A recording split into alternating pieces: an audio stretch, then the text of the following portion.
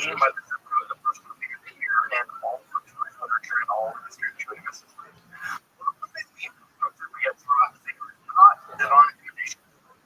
Now I know that folks are familiar with Kabbalah, right? You've seen the truth, right? Right? With the dot, and God will there to hope.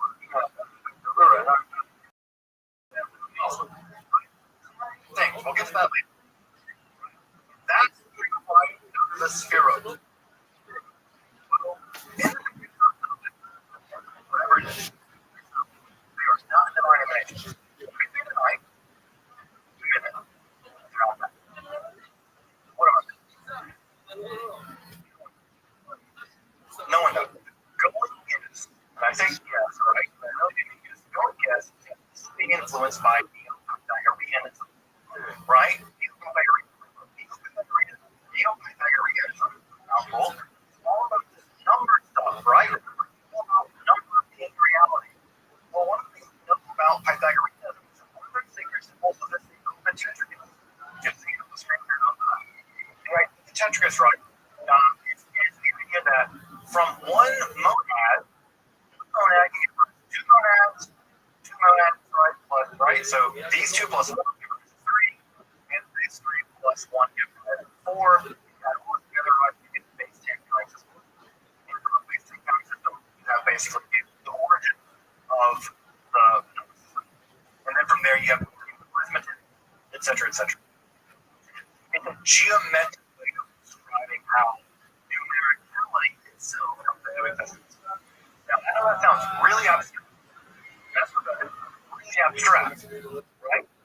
But we know this from the Pythagorean law, they all things, right? Well, guess what? About the December of Belma. And the text is really clear. It's weird to us. Not 9, and not 11. Exactly 10. That what these separate beings are the things that the structure of a decimal series. What we have here is y, right? The symbol of 10 completeness in the Pythagorean system, and 2, the Sephiroth are also always described in relationship to the 22 letters. So for the perfect Ezra, the whole is created by 2 things, 3 things. God, right? Using 10 zeros, and the 22 letters that Hebrew alphabet, we put them together and create everything else. So you have, well, you imagine, right? What do you have? You have all the numbers, all the letters, not all numbers put together, and you get numbers. One can imagine that the 10 Sephiroth are the 10 countable things in your base 10 system of counting, plus the 22 letters of the Hebrew alphabet. They are the palette by which God created the world into existence. So, it's a message. They are emanations of God. They are numerical structures which, when combined with beyond that, are the substructure of reality.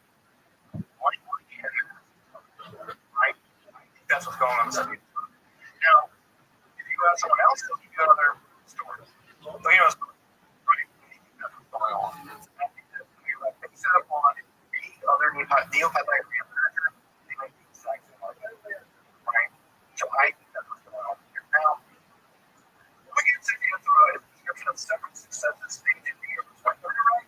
So we tell us right now, right? Here's the inflation, right? And then we have it now. And eventually we'll have the black hole period, or not there, whatever. Right? There are successive stages of the universe.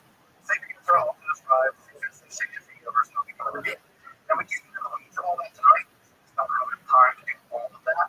We can spend an entire something for etc. But what is really important is the material part of the universe, right? The material part of the world is governed by what things the Free-Israel calls over limits, right? Limits, they're extremities. Again, that, by the way, limits, extremities, is Pythagorean language. They're translating this Pythagorean language, I think, to Hebrew, and gives it on these kinds of limits. Now, what does this look like, right? Well, I say 3 dimensions, you guys are like 6 dimensions, but so they are, right? We have 2 dimensions of time, we have 2 dimensions of space, right? Or dimensions of, so 2 dimensions of time, 2 dimensions of space, above and below, and those include the full corridor. So above and below, right? The corridor direction, and in those, they split off into the other direction. And then along with the 2 dimensions of time, beginning and ending, and the 2 dimensions of space, they're all right underneath it. This is a pretty interesting way of thinking about reality for this time period. I think I think that someone in background physics, like how I appreciate, right? We're already imagining reality as having dimensionality. There are these mathematical ways of understanding the nature of reality that are abstractly manifold, I call dimensions, what they call cases of limits or extremities. This is followed by a very intense, very strange analysis of still familiar to the Hebrew alphabet itself, in which the writer of this text groups the Hebrew letters into 3 groups based on the articulation of the parts of the mouth. So when you make a M sound, you're using your lips, labials. When you make a vowel sound, when you make an out sound, right, a sound, right, those are gutturals, articulated up different words. And so it's a kind of quantitative method where it's going to be ancient form of linguistic analysis, right? So analyzing language in terms of where the things articulated in the mouth. And then finally, what happens is letters are all sent into a course of context. The way that the writers imagine the cosmos, right, or reality, is it really has 3 layers. There's the above, right, the whole thing. There's time.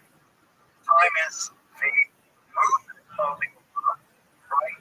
And there's the human being. And the human being is a figure, right? Because they are something that exists. And they are moving through time. And so the human being, the manifest soul, right, is the nexus of the cosmos and time. Right? And so they understand this. So what you do is I think that's a very very system in which letters are assigned members of the zodiac, right? Shana, time, right? And then also letters are combined to describe the cosmos, right? The cosmos, and they also describe various parts of your body. So your liver, your heart, and your eyes are receptive responses with various letters speaking about that. Because again, God's being, and what God said, I am, right? Folks have this really Lord, I am. I am is a Hebrew letter, and this one I am means I, right? God put Jewish around your folks. When God said I am, I am. And what is sight seeing like? Right? So we get this as the Lord. So the Sefer Torah is a very rigorous scientific, philosophical, metaphysical analysis of how we live. There's different periods of time. I was talking a little bit about those periods of time got worked out, worked themselves out, right? So we have a few different periods of time in the development of the Sefer Torah, right? The earliest period of time is when it's studied. And the truth of the matter is we don't know anything about that time. We don't know exactly when it was developed. We think it was probably in heaven, Gnostic, theological, medical, Greek, Syriac, or Syrian, let's guess. The first time we see this answer emerge is in philosophical scientific commentaries in the 10th century, right? So the 10th through the 5th century. What's up, Tony? I am preparing for a podcast. And they did it to try to show how this accurately describes the fundamental. Hope you're doing well. Hope you have a good birthday. Again, when the study got on, right? The study got on, gives the first commentary on this. If the study got on, the authority in the time, else any commentary on this. Right? If you take it seriously, you bet you have to take it seriously. Right? And it's not just that. It's the number of small titles. So we have these scientific commentaries from the 10th and 12th century.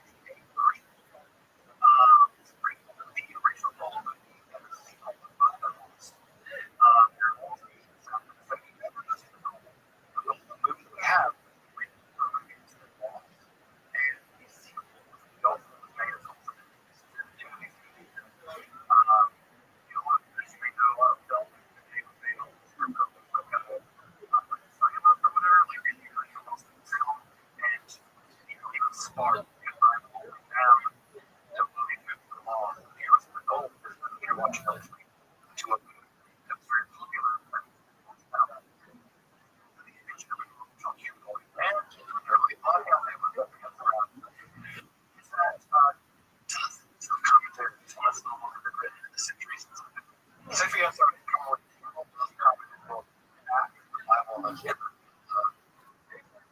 Careful what I say about that. Standard issue has these 12 attached. And so the second answer is a traditional Jewish world, highly, highly, highly common book. And of Jewish scripture. Europe, right? As we get into Europe, and I'll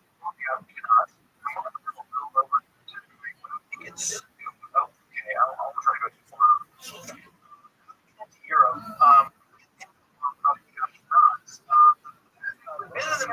well, right? We've been in ancient Israel, Egypt, in ancient Mesopotamia. The focus begins to shift beginning in the period of the 10th and 11th centuries. That has a lot to do with what's going on in the Middle East with things like the Mongol invasions and some kind of crackdowns, at least at some level, in terms of things get a little stricter in the Islamic world. And so the intellectual centers begin to shift to traditional Jewish parts of the world in Europe. Now, people have these bizarre ideas are descendants of Khazar, the converted or something. Jews have been here for thousands of years, right? Have been traveling entire time. Places Jews went, like Natalia, Versailles, very Greek colony, trade in the populations that belong to the Roman world. People forget that the Roman Empire was Germany. That belongs to Constantine the Great, or Trier, in what is now Germany, this birthplace of the world. Jews have been here for centuries. Now, what goes on, right, this period, right, Jews become to the form of a kind of not Jews trying. And around the turn of the millennium, maybe a couple of years, we have a very weird esoteric theology development. And the crazy idea that God can't be directly connected. Why? It's because if God is infinite, between the infinite and the finite, it's always going to be infinite. That's a theological. You need something to link with. You need a bridge. Something that's not finite. Something that's kind of defined. And what the idea of right? Hatala. God flows out. God self somehow flowing out of himself and bridges the gap between the infinite God and the finite world. The thing that bridges the gap for this group of people was a thing called the cherub, right? The cherub is kind of and this unique cherub all of your God. God's glory had a hidden inner glory, right? Right? It's like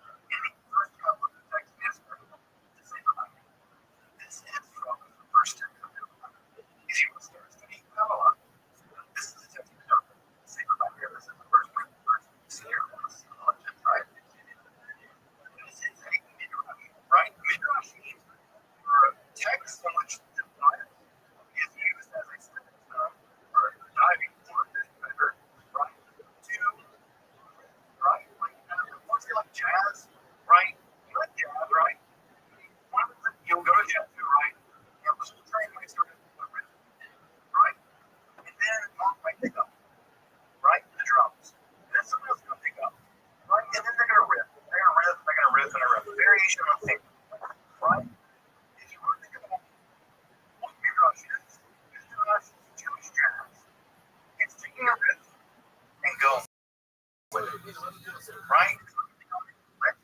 Weird stuff, strange ideas, right? The way Disney that, trying to live through in that way, right? It's crazy, right? It's improvisation on these ideas. Improv is Jewish terms, right?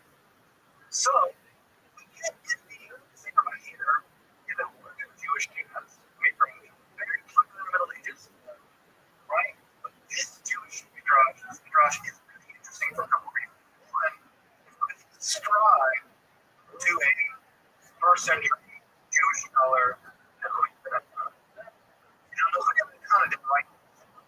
When it's described to him, you kind of get a little break. Further, also example about this is it's very clear whoever wrote this is doing some really, really interesting theological, philosophical. They're written material from the Bible that I've never seen before. Now, did they make it up? With tradition? Was there a communicating plans? This is that survived? We don't know. Right? What we do know is this text introduces the core concepts that become the foundation for the Kabbalah as we know it. These midrashim inside of there are 200 pages inside of the symbol here. They are not united in communication.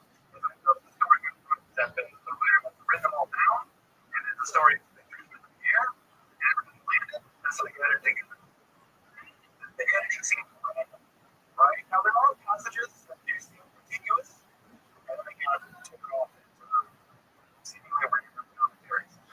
But there are a couple things that are very crucially important about Sefer Bahir. The first thing that's really crucially important is Sefer Bahir combines Sefer Yetzirah and the Yetzirah.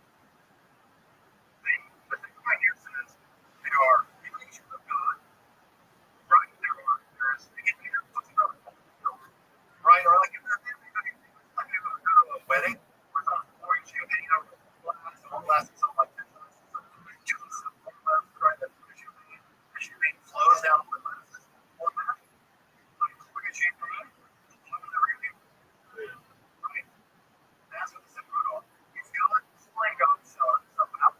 But because God is infinite, God never becomes empty. Right? That's what divination is about. So there's two really important things. It combines the tense of the Yetzirah with the idea of divination. Yes, God emanated in 10 distinct forms. There are 10 distinct divinations. I can discuss this on my mind. And Kabbalah, as you probably know, because everyone knows it, there's nothing else that makes Kabbalah except there are 10 divinations. You relate to each other. You're married, make something up. God's mercy, God's judgment, God's glory, God's victory, God's unity. Right? That's the core of it. We'll get into that stuff the next time. Right? So there's one thing, very important thing that's ever been here. But implements those two ideas, one system for the first time. Secondly, second one here does introduce the idea that God has a done form.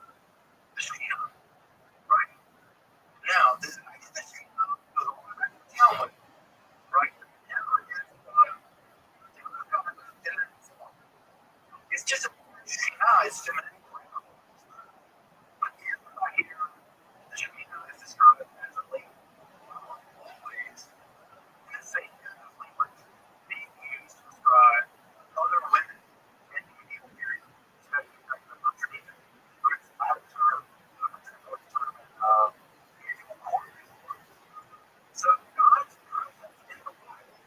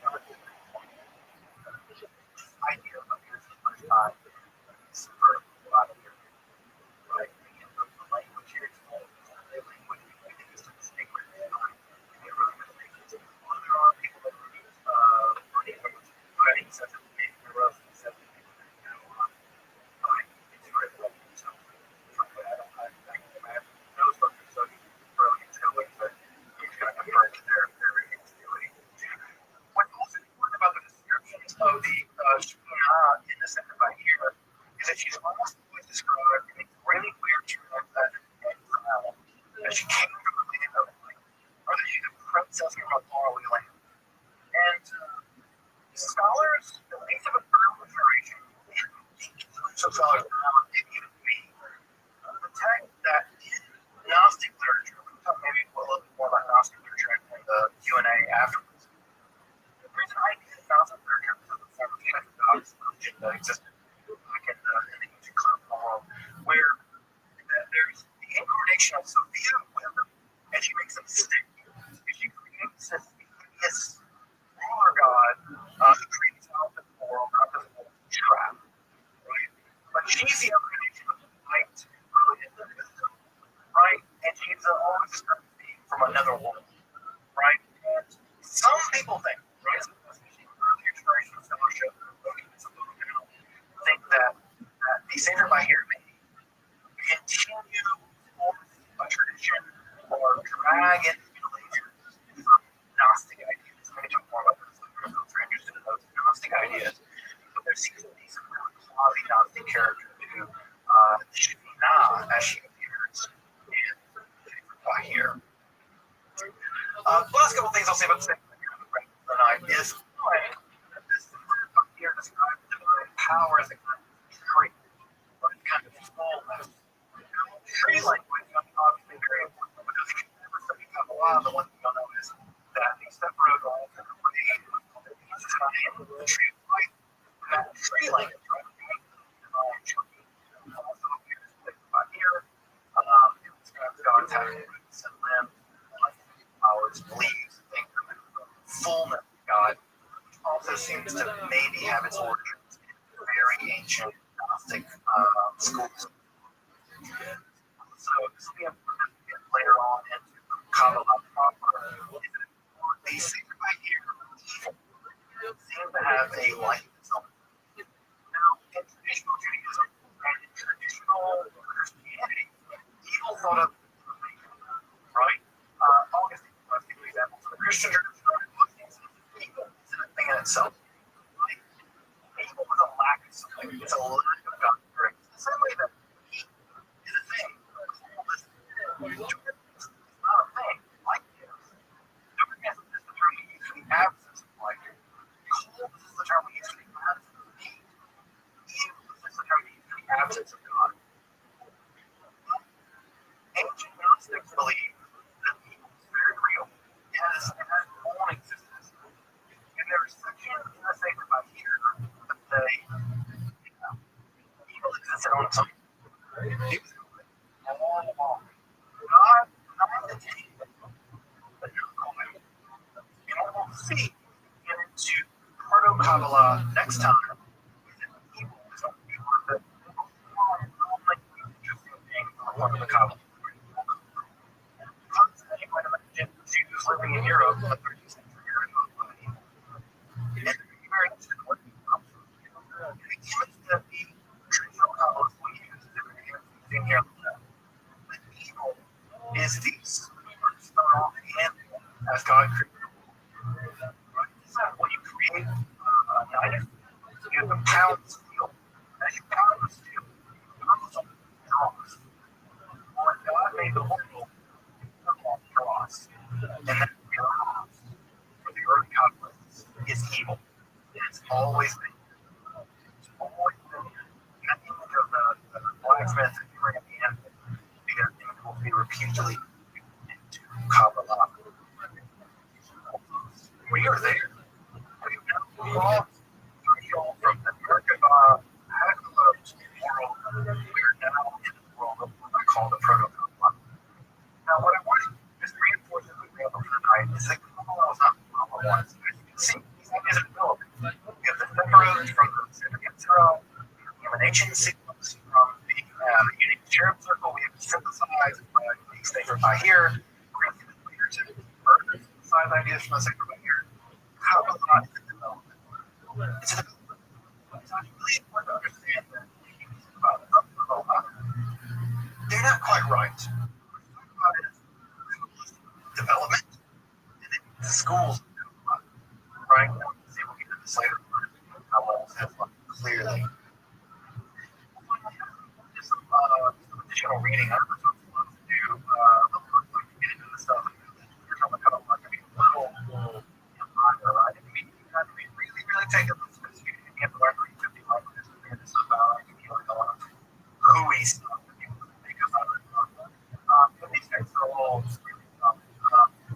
I mentioned earlier, right, that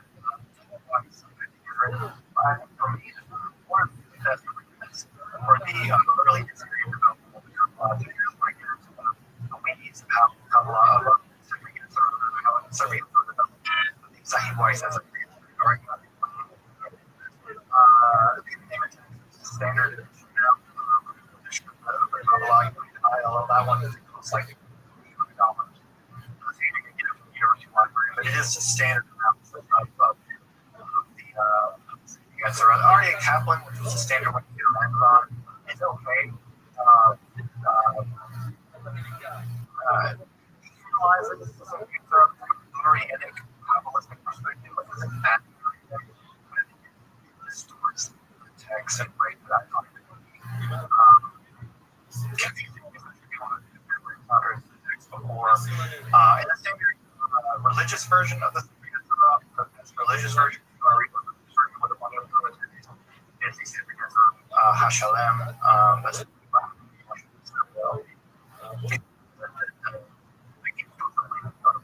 you'll need to under that one. So you want to talk about like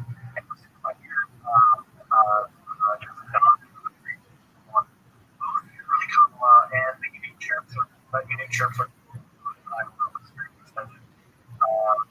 get to some conversation here next week. And also already over here, that again comes to the same concept, right? Kabbalist, they produce a specific interpretation of the text that I'm not opposed to Kabbalah. Kabbalah to do Kabbalah, that's their bad. But I think it's like, oh, this is what it means. Yeah, that's not quite that. It's more complicated. So again, I don't want to fault the Kabbalists to take a Kabbalist, but it's not like right? It's not like pretext. But I think these things are what is available. So next week, we'll turn to the early Kabbalah. We're going to be looking at some fragments of this thing. We're going to be looking at how the strata of Kabbalah developed. And after that, we turn to the most money text and all the Jewish that's Zohar, right? The book of illumination. My child is named Zohar. You get an idea about how important this book is to me and mine. I got a kid named Zohar. So I take it pretty seriously. And so we'll get to the same Zohar after the time after next time we'll be dealing with full mystical developments in the earliest of Kabbalah in Europe, the early stages of Kabbalah at all. So we'll turn to the early Kabbalah next time. Welcome back. Thank you for joining me as I explore the North and its Jewish mysticism and Kabbalah. Again, if you would support my work, this is a more free, secretly copy of objects like Kabbalah. I'm going to add the cool magic hermetic book. Consider supporting my work on Patreon or by with a one-time donation. You can find those below. Until next time, I'm Dr. Justin Sludge, and thank you for Esoterica, where we explore the arcane in history, philosophy, and religion.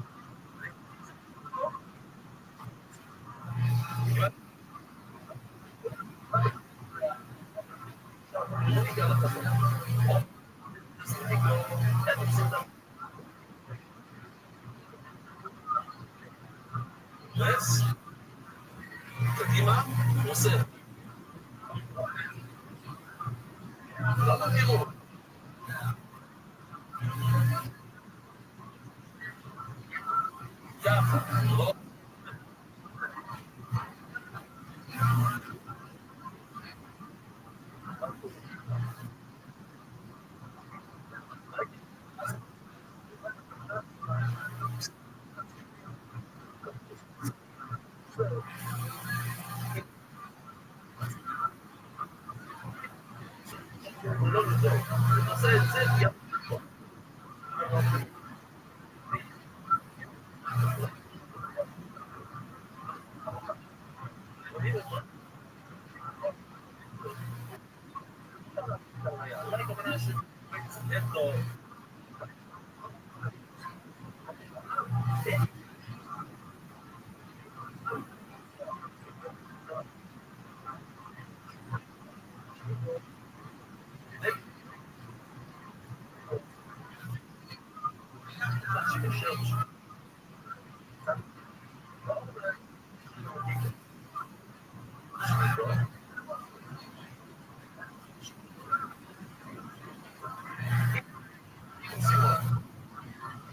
אנחנו יודעים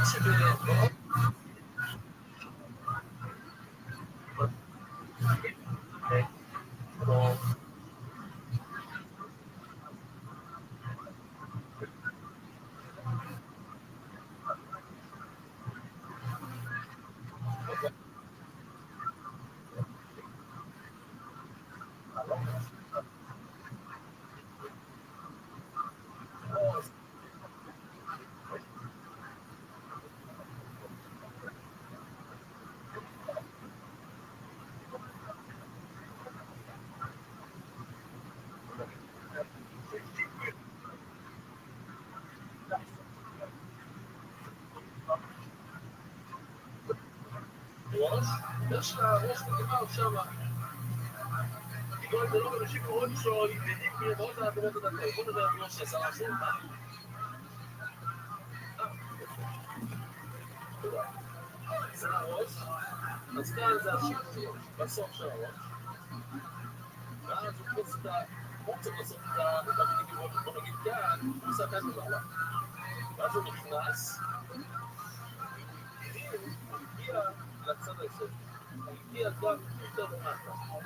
איפה שהוא נכנס לראש, הוא נכנס למקום טוב, אבל הוא הגיע למקום טוב. בוא נראה, הוא עושה משהו, גייסנו, שלא מעץ. הנה, כן, הוא כן עשה את זה. תסתכלו. גם הוא נכנס למקום לא טוב, נראה גם מקום טוב. אבל אתה גם אומר, ששיבו, igual de nota possível bem lá no toque. Eu vou lá se eu vou lá se solo. Exactly okay. שמותחיל אותו, בשחיטה, מתחיל אותו צעדו, ואחר כך הוא עושה פנייה ימינה, ולקח את המחת הגדול, שזה פה, עושה שליש שם, הוא אומר, בסוף, אז גם כאן, אם הוא עושה כמו זבון מעניין צורת העילה התמונה, הוא התחיל ממקום לא טוב, מדי למעלה בראש, אפילו שהוא הגיע יותר למטה, זה פסוק, אומר לגמור ולרבח ותריד ולרבח השני, או שפה מרוב ובאו, תזכרים, סימון גורל, מה שאמרת, שאין עיבוד, אין כזה דבר שהכל כן סימנים, ועבור ולמה אתה אומר, יש כתוב לכם לעשות.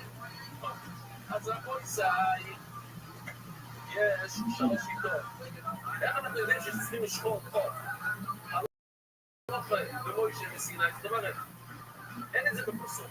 אבל יש בו כלומר זה ישיר למוישה רבינו, זה כאילו פסוק. יש הקש, שזה יותר כאילו פסוק. מה? תראו פה את הראש. תדמי אותו, תראו אותה, בדיוק אותה. בדיוק. מה בדיוק שאומר אתה צריך לשחור? מה שצריך לשחור? מה יש הקש? שאני אראה לכם את ההקש עוד שנייה, שאתה דמים, עוד לבמה, ביחד בתוך פסוק. כתוב, או יתבו בהימו, אז טוב. אז כמו שבהימו יש את השקיט, אז גם לא. יש אחד שאומר שזה רבו. אתם מבינים? יש שיטה שאומרת ששיטה טוב, כל מה שאנחנו מבינים על שקיט וזה וזה, זה הכל רבו. כן. ויאמרו לנו את זה לא יבנתו, ותהפכות ומדבייס. אבל יש שיטה לא יבנתו, אם זה עלות רבו של סיני, יש מיבוד. אז זאת אומרת, אין שום סיבה לחלק בין השחיטה והבדיקה, בין שחיטה לא. אם בבהמה יש עיכוב, אז גם בבום יש עיכוב. אבל היה, הבדיקה נכנסה, אני יכול להגיד את זה. כולנו יש עיכוב לבנתו, אפילו מה לא רואה דברים, זאת אומרת,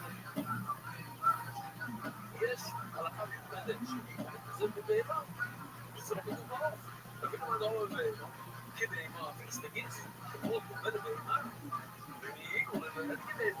אולי לא דומה לבהמה. אלו לא אומרים שזה לא יבנה כל דבר אחר, וזה תקשיב מה שקורה כאן. למה? זה לא אומר שאומר שזה רק ברבון, או כאן השתתפות בזה. למה? אם אתה אומר ששתתה זה ברבון, אז יש כאילו בעיה רצינית של גמלאות ובהן. איך אנחנו יודעים שיש בכלל שליטה בפסוק הזה, זו מסתיר אז הבאים ועוד. אז אנחנו נאמין לדרוב לבהמה. או, לא, סליחה, זה, לא, זה, כן? גיבינו לו בבית, הוא באמת סגידי הזרום, כן, הלכתי לדבר. זה מה שכתוב כאן, כשמדברים הקש, זה ההקש. אבל כאן, אנחנו בדבר ולא ברור כזה. אז נכון אומרים שיש שליטה, איפה המושג הזה שליטה? במה יש למושג? אז תקח את כל המושגים שיש במבנה, תביא אותם לא. אבל אתה אומר שזה בתורה, אתה תורה לדיבוריקו. ובמה הדיבוריקו, שאחד הסימנים מתפרק שם. אומרים, אני לא מבקש סיעות, כמו לא מבקש להסכם, כמו סימון הבוהרים, לא יעמוד, אלא בדיבוריקו. זה רק בדיבוריקה. למה? כי בדיבוריקה אין בליסו בחלום. מה זה בליסו? אי אפשר לבדוק בליסו. זה כל המילים פה זה בליסו. גם בחלום.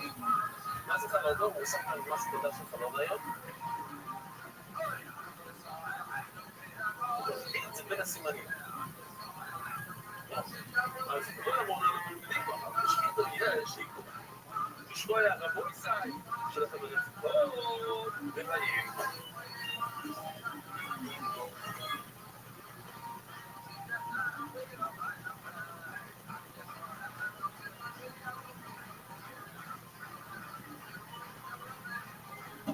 ערב טוב רבו ישראל.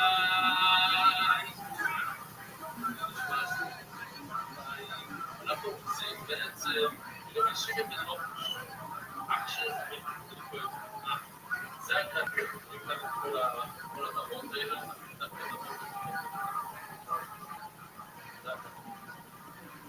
זה כאן, כאן יש שפיץ, כאן זה שפיץ, כאן יש שיפור, כאן זה החור. אנחנו מספקים היום בבדיקה, בבאס הקטורי ראינו שיש שיטה שצריכים לשלוט בבאס הקטורי. יש שיטה עד השפיץ כאן, ולפת השפיץ,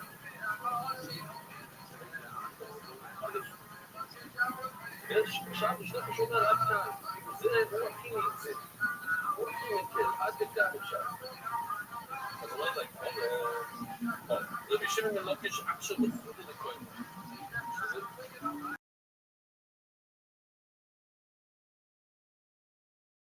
אפילו יותר כמובן, קוראים אותה כאן הסלול, זה שנייה, זה הסוף. לשמות משקפים יותר, אומר שאפשר לשמות עד שם, עד דקה וסיפור. ויותר גיסו זה מלשון גס. הגזמת, די גס מה שאתה אומר, די נמצא מצד שמאל. הריבו אומר שגם זה מלשון של גיס, הרי יש לנו שפות שאין גיסו. אז הוא אומר לו גיסו, גס, גיס. הגיס שלי גיסו. והיום בהלאה נקרא לגיסו שלו גיס גס. אבל החלקים משמעים ורואים כל התפקידי אפשר חייב איזשהו למצוא אותו. גם אם אתם רואים משקל, לא עבר. וזה אפשר לעבור את הכל אותם. לפעמים יש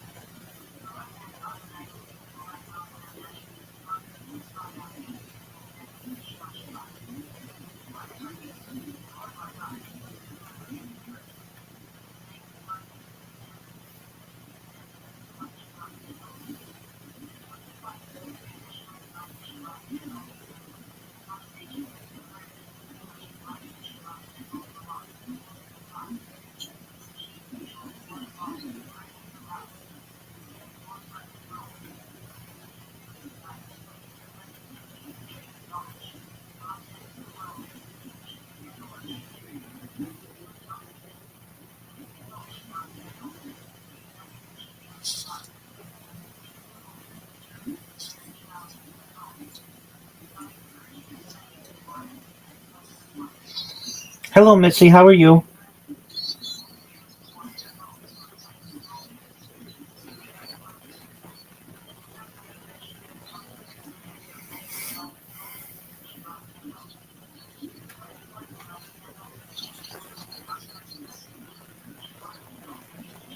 Okay. If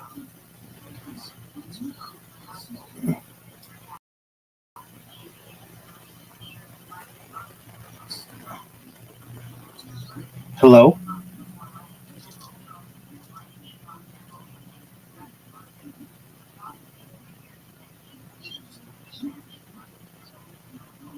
Oh, that's a good question. I'm not sure about that.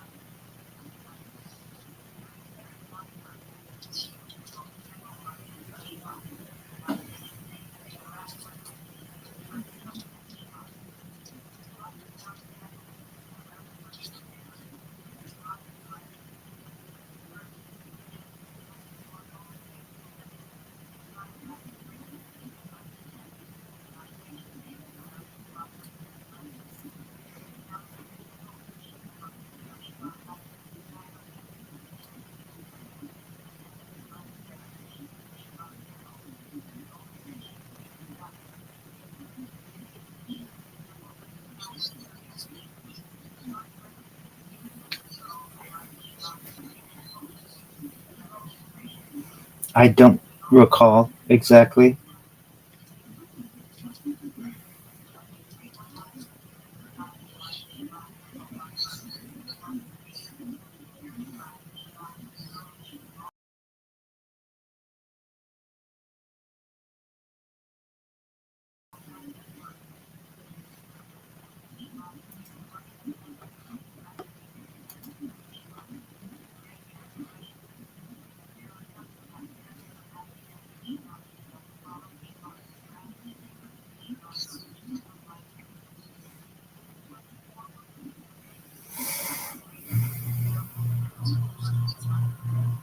That's okay. If possible, take your time.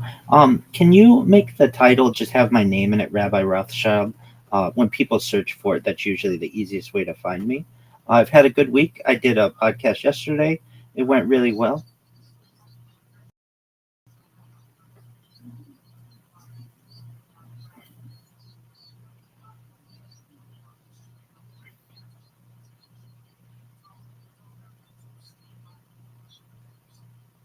Most certainly, that's fine. Did a podcast yesterday. It was really great. And today, since it is approaching the 79th anniversary of Roswell, I'd like to do a deep dive if that works for you and your audience.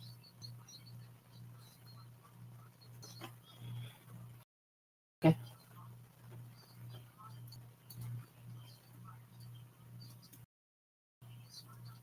absolutely.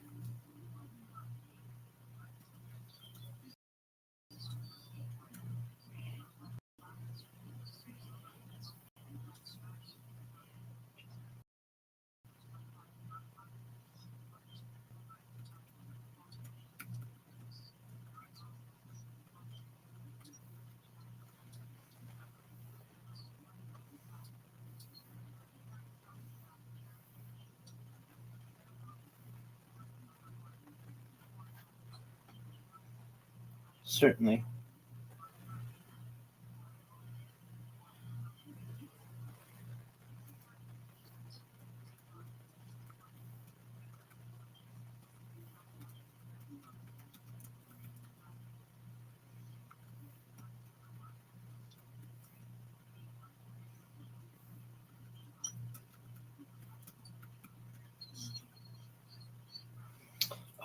It was called the Paranautica podcast, and I had a really nice time with the person.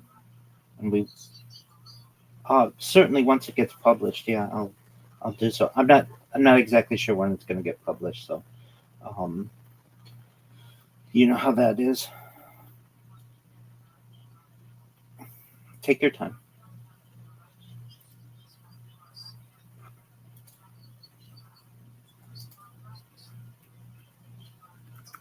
Certainly.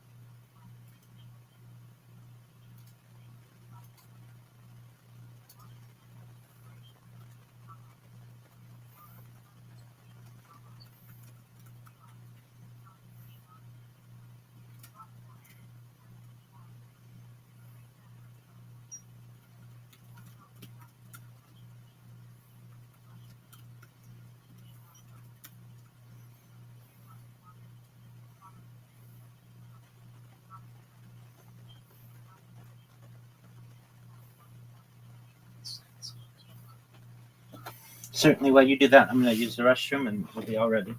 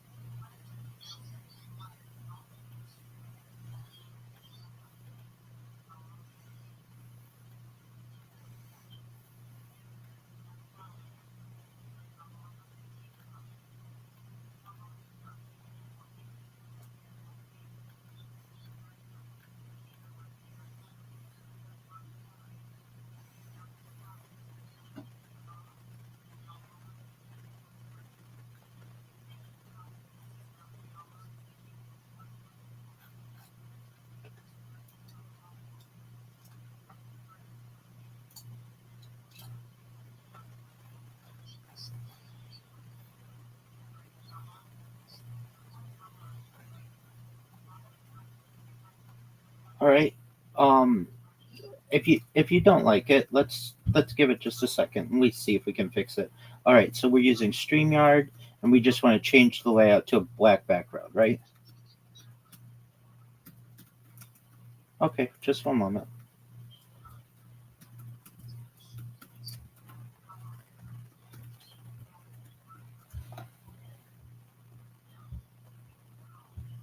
All right. Um, so You have Stream Studio open. On the right panel, do you see brand?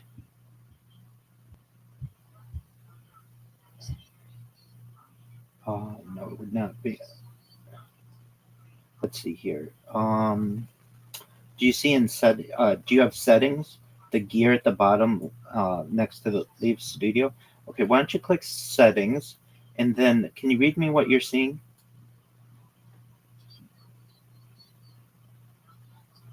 Layout. Let's go to layout. And now what do you see?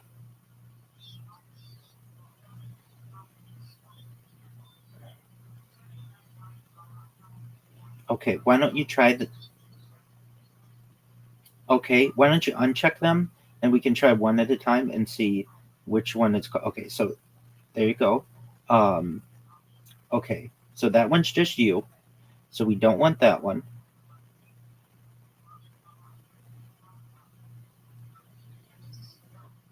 Okay, that's what you had before. And then when it, yep, absolutely, absolutely. So in layout, do you see anything to change the background?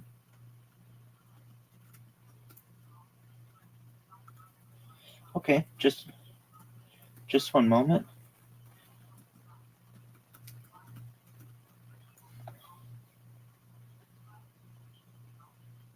All right. So uh, in layout right panel, what layout are we in right now? Um, do you see anything that has to do with brand, BRAND, or background?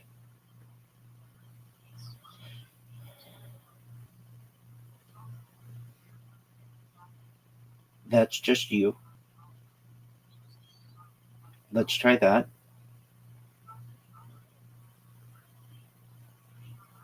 Okay. Um,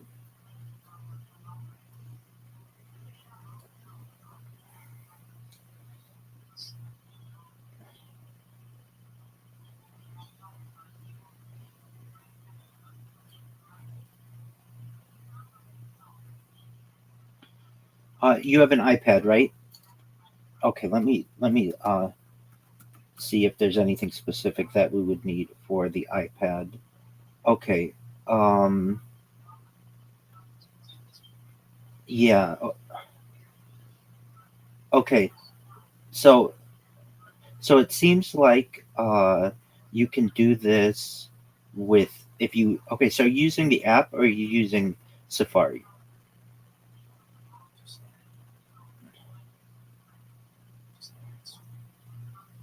Oh yes. Is it StreamYard's app or StreamYard Safari? Very well could be.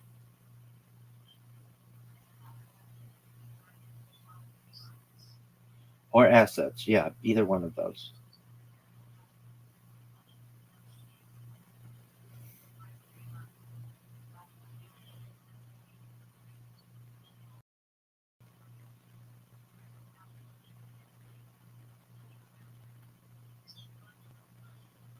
Um, well, I think you have to change the go back to the group layout so that we can see. It's under the settings and then under layout.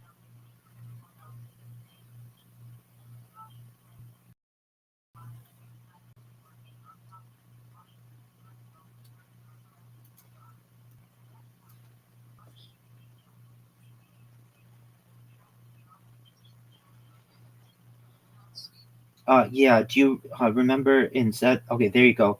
But it is still that background. Um, okay, so uh, let me see where the word brand is.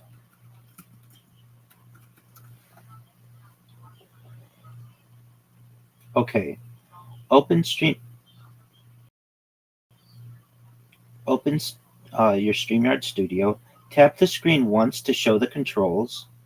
Look for the right side panel. You may need to tap an arrow or more, and you should see brand, paintbrush/palette icon. Do you see anything like a paintbrush or a palette icon?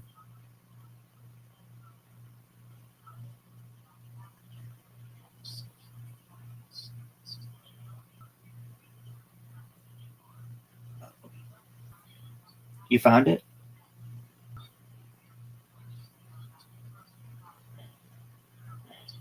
Yeah, that's okay. So under brand, tag brand, and then backgrounds.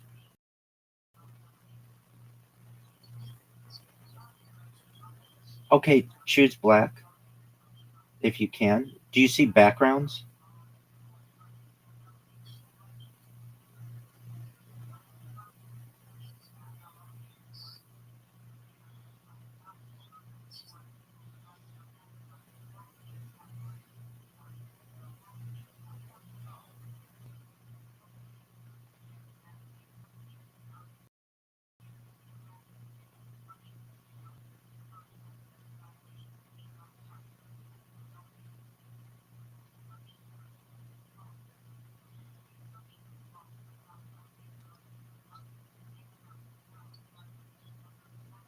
So you're in brand, right?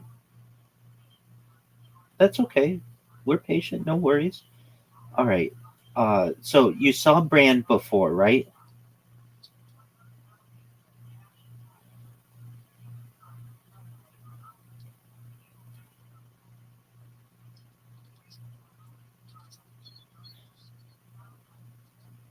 Okay, that's all right.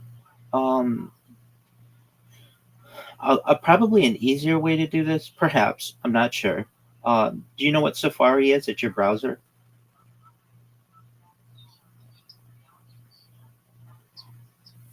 Okay, okay. Have you ever used Safari for StreamYard? Okay, that's good to know. Okay, so then this is definitely in the StreamYard studio. Uh, okay, so let's just try these steps. You've got StreamYard Studio open, correct? Which is where we are.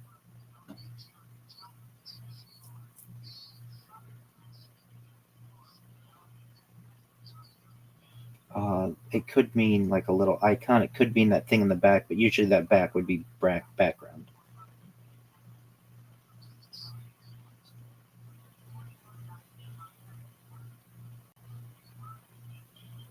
Okay, so you've got StreamYard Studio open. Tap the screen once to show the controls. When you tap the screen once, do you see controls?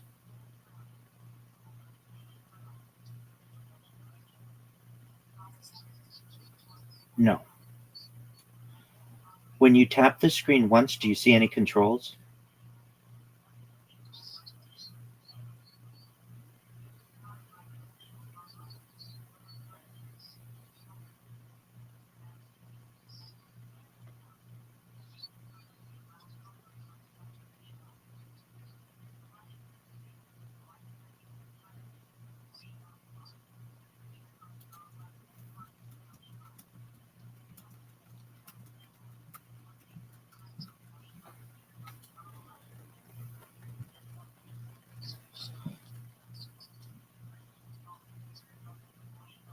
Okay,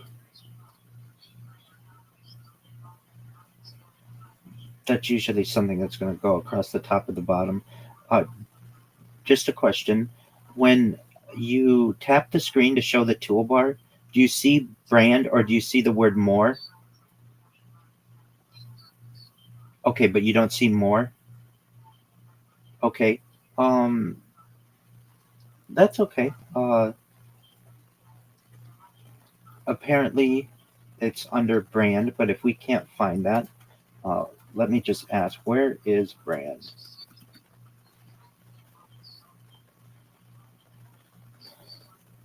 Okay. Um,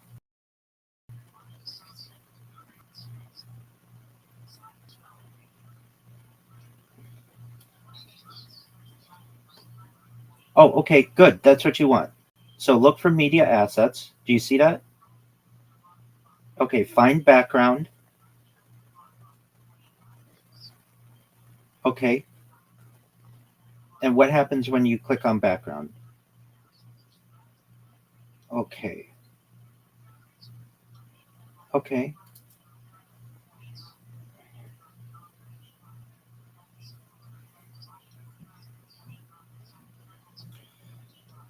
That's the spot where it is, though. So we do know that.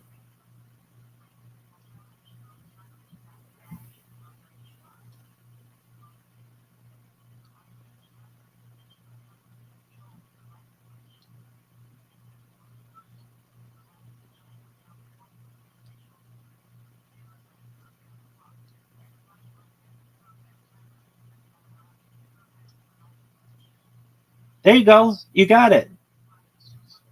Good job, Missy. Yay. Wow, it's black to me. You did it.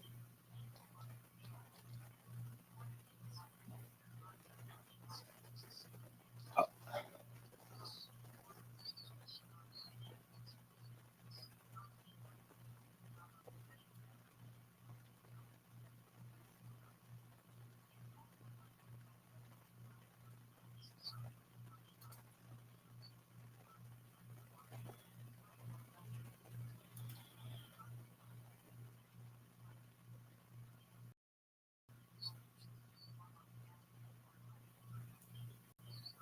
no, group layout is what I wanted.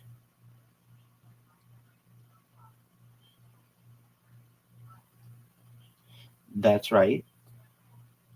And now turn your camera on, and it has a black background, just what like you wanted.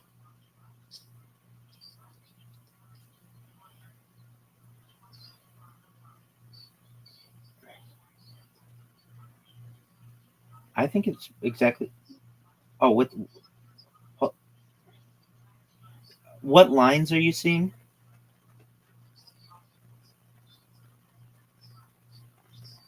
No, I'm not seeing that. I'm gonna go full screen right now. Oh yeah, now I do see it. Okay, I get it now. It is better. Okay, so let's just go back. I was gonna say if you want, you can go back and just choose the black background. Okay. Um, the lines don't bother me if they don't bother you.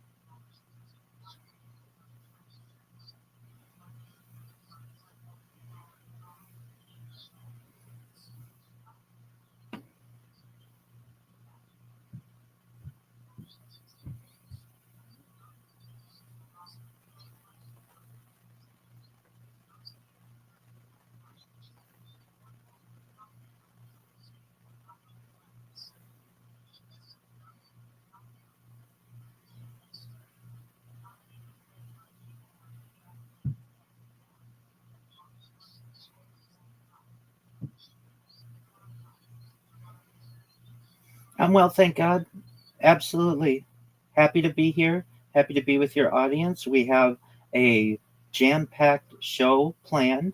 We're going to discuss the CERN shutdown, the recent heat waves, perhaps some on space weather, perhaps some other topics, and then we're going to have a deep dive on Roswell because, as you may know, and the audience may know, we are celebrating the 79th anniversary of the Roswell incident this week.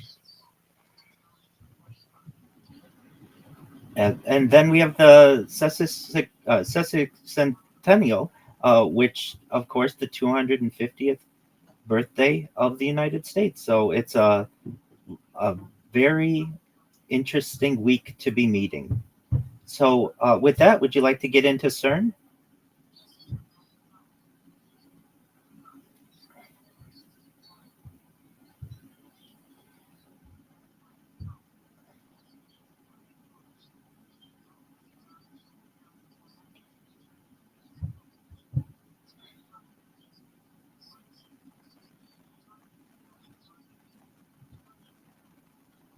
Well, there are other particle accelerators certainly that are still conducting experiments throughout the world. Certainly, Fermilab, Stanford Research Institute in the United States. But for CERN, this is one of the regular things that they do. They do shut down every once in a while, and the planned shutdown is going to be for 3 years. For those who don't know, CERN is the particle accelerator located in Europe in Geneva, Switzerland, along the France-Switzerland border, and it operates major research facilities, including the Large Hadron Collider. And from this summer 2026, until approximately 2029, it will be shut down. And there are questions as to why it needs to be shut down. Has it discovered something dangerous?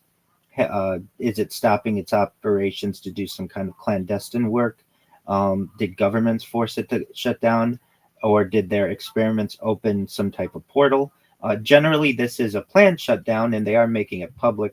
So I don't know if there's anything necessarily nefarious to it. Uh, what they're saying is that they are doing future upgrades that are connected to high luminosity LHC, so the high luminosity Large Hadron Collider. Uh, and for those who don't know, the Large Hadron Collider began operations in 2008. It initially had some failure. A faulty electrical connection did cause some damage, and the machine was stopped at that time for repairs as well. So we have had periods where the Large Hadron Collider has had times of shutdown, and as previously stated, this is a planned one. The Many people have some fears of CERN, and maybe there are some things that are nefarious. Maybe it's a portal, or it could create a portal to an alternate dimension.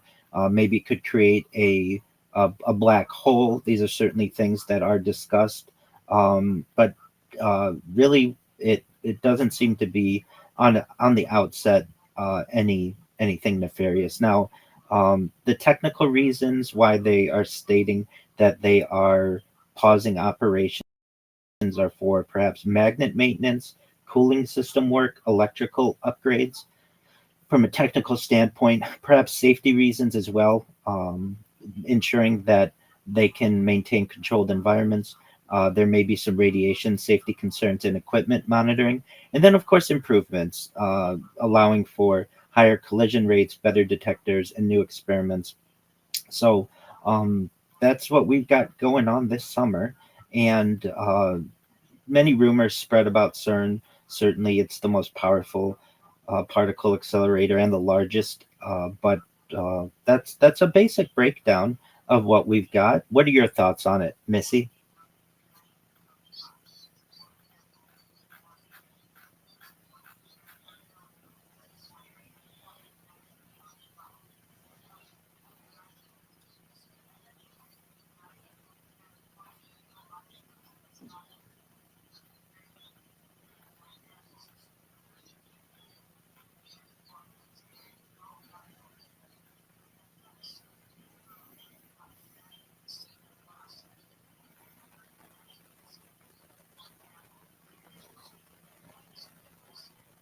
It very well could be.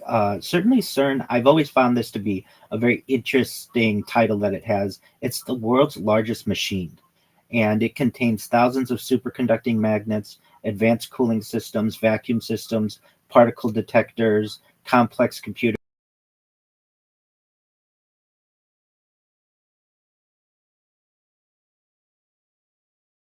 networks, and with operation in 2008. was really that's an early technical failure. They did another one for later improvements for accelerator upgrades, detector improvements, electrical system upgrades, and preparation for increased performance. And then this one allegedly is connected with high luminosity LHC, that project, the Large Hadron Collider. And scientists want more particle collisions, more data, and better measurements. And all of this gives them an opportunity at discovering new physics. And really, this 3 year shutdown does not mean every activity at CERN stops. During the during the major shutdowns, the accelerator may stop working or operating, but engineers are still working on the equipment. Scientists are still analyzing the existing data. Experiments are continuing to be planned for future research, and other CERN facilities may continue operating. So the shutdown does not mean that the machine is necessarily offline, and it's not that a shutdown means the machine is offline, pardon me, but the organization's not obviously disappearing. And really, they don't give a lot of information regarding it on their website. They're just basically saying that 2029 will be back. Certainly, there are controversies regarding CERN and many of its symbiology and really the exact reasons they're giving during this upgrade period are to improve magnets, the superconducting magnets that guide particle beams around the tunnel, to upgrade their detectors. The detectors record the results of the collisions. Better detectors mean better measurements. To improve the computing systems, particle experiments create enormous amounts of data, and the computing upgrades help analyze discoveries faster and increase the future performance. The goal is higher luminosity, meaning more collisions and more opportunities to observe rare events. So that's what we've got going, and certainly we've got the other particle accelerators around the world that will continue to go and be able to develop data, and we'll be able to analyze that. But for the time being, CERN is going to be offline. And then another, I think, good question we don't necessarily know is, when's the next shutdown that they're going to have to do after this one? For how long is this shutdown good for, so to speak? Is it going to be good for a decade, 2 decades, another couple years? What is it? And I think the question still exists, and maybe perhaps they don't even know. But this is a scheduled shutdown. The Large Hadron Collider regularly undergoes upgrades. The machine does require maintenance, and this is all going to help them to be able to perhaps detect dark matter or experiment with unknown particles and just new physics in general. So with that, is there anything else you'd like to?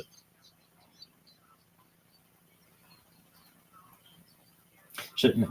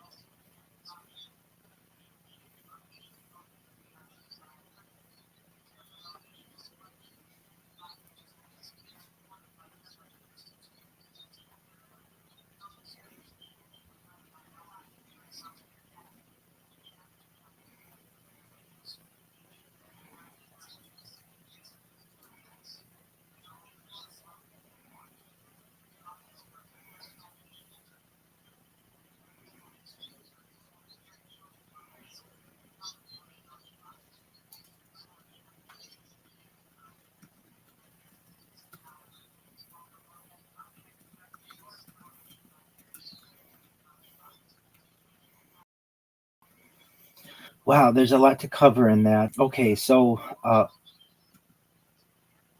right. Yeah, I mean, I think again, these are tools that can be used perhaps for anything. Depends on whose hands they're in. The data centers, we could talk about those first. Generally, those are projects that are being created around the world, specifically to be able to store more data, to be able to analyze data faster.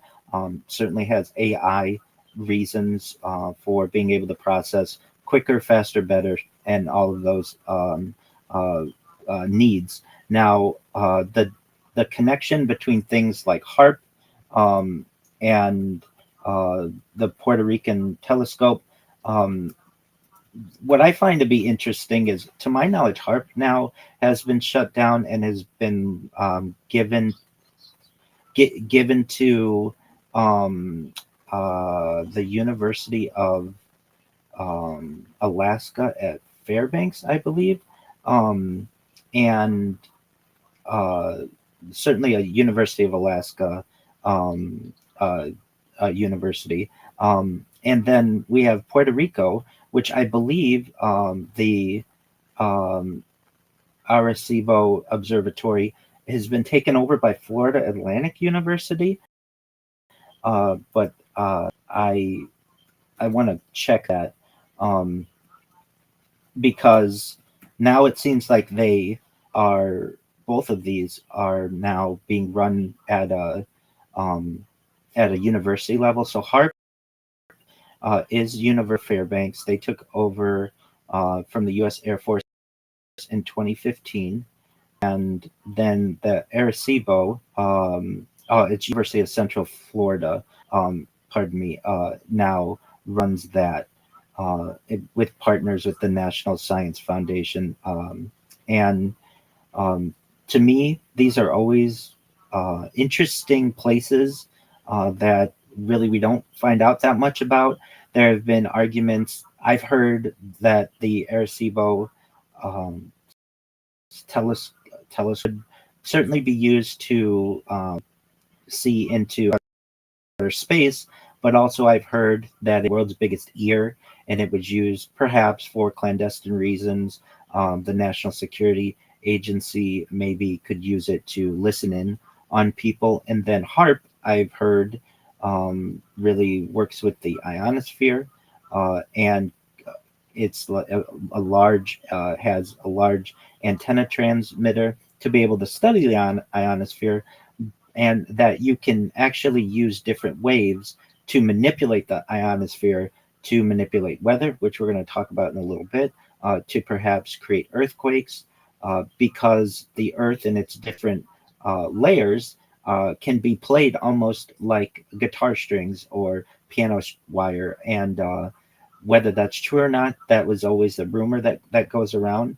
And another question that arises is, now that HARP is being maintained by the University of Alaska Fairbanks and the Arecibo uh, telescope is being maintained by the University of Central Florida, where are these other perhaps clandestine places that we don't really know about because they haven't been made public?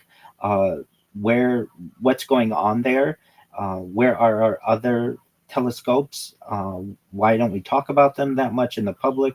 These are all, I feel, excellent questions that we don't really know the answers to at this point. And if we no longer use the Arecibo Observatory for being able to look into to observe space and planets in the atmosphere.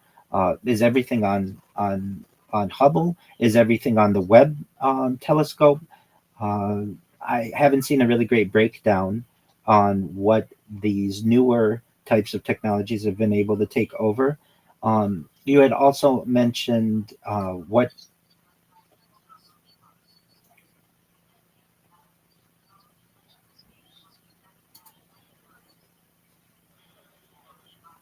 just from a geography standpoint, or what are we talking about?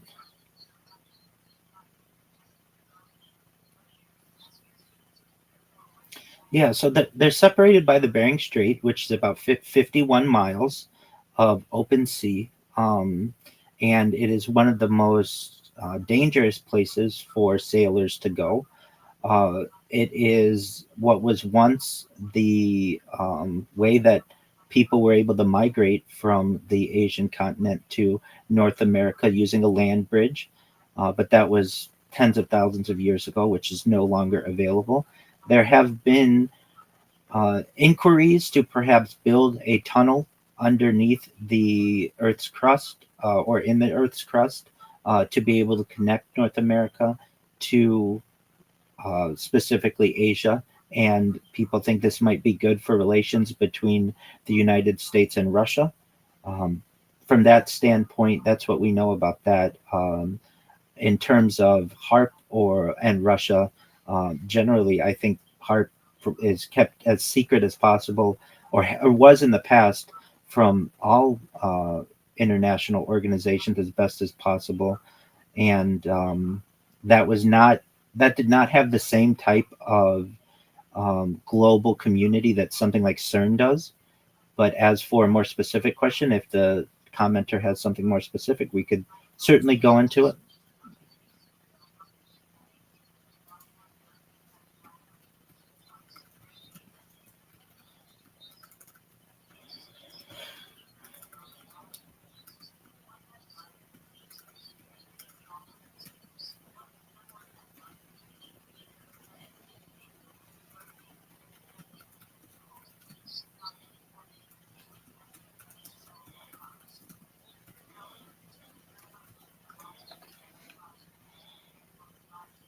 I do. I do. I was on a podcast where that was mentioned as well.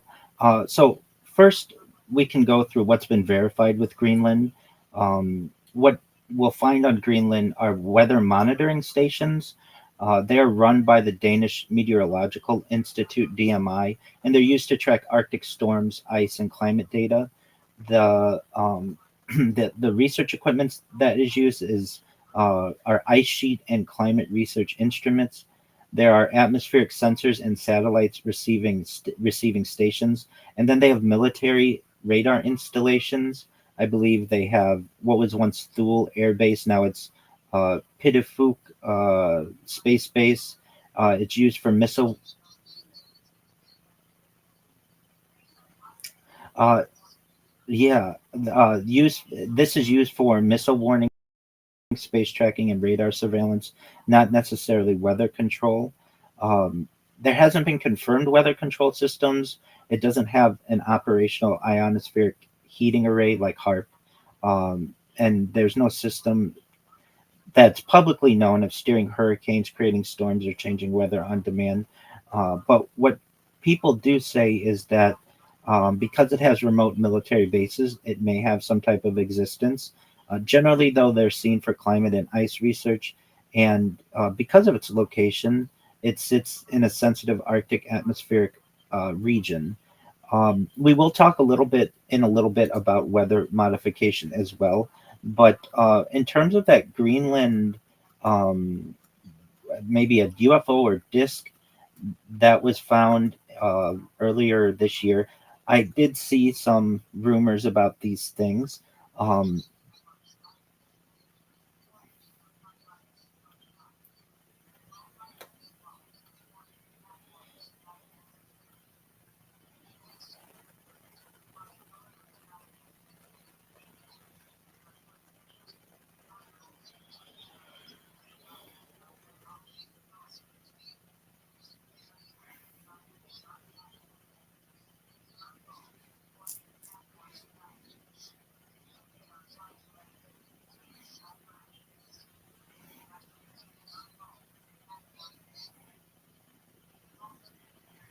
Hi, Arthur.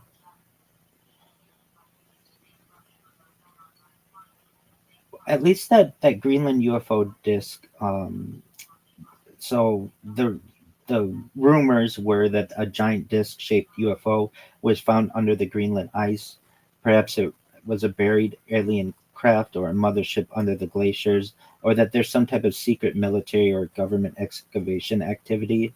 um, we see this on social media, and it does get a lot of clicks. From a at least what's been verified, none of that information. um, what the credible sources do say, and I'm not saying that this is necessarily not credible, but it just hasn't been verified.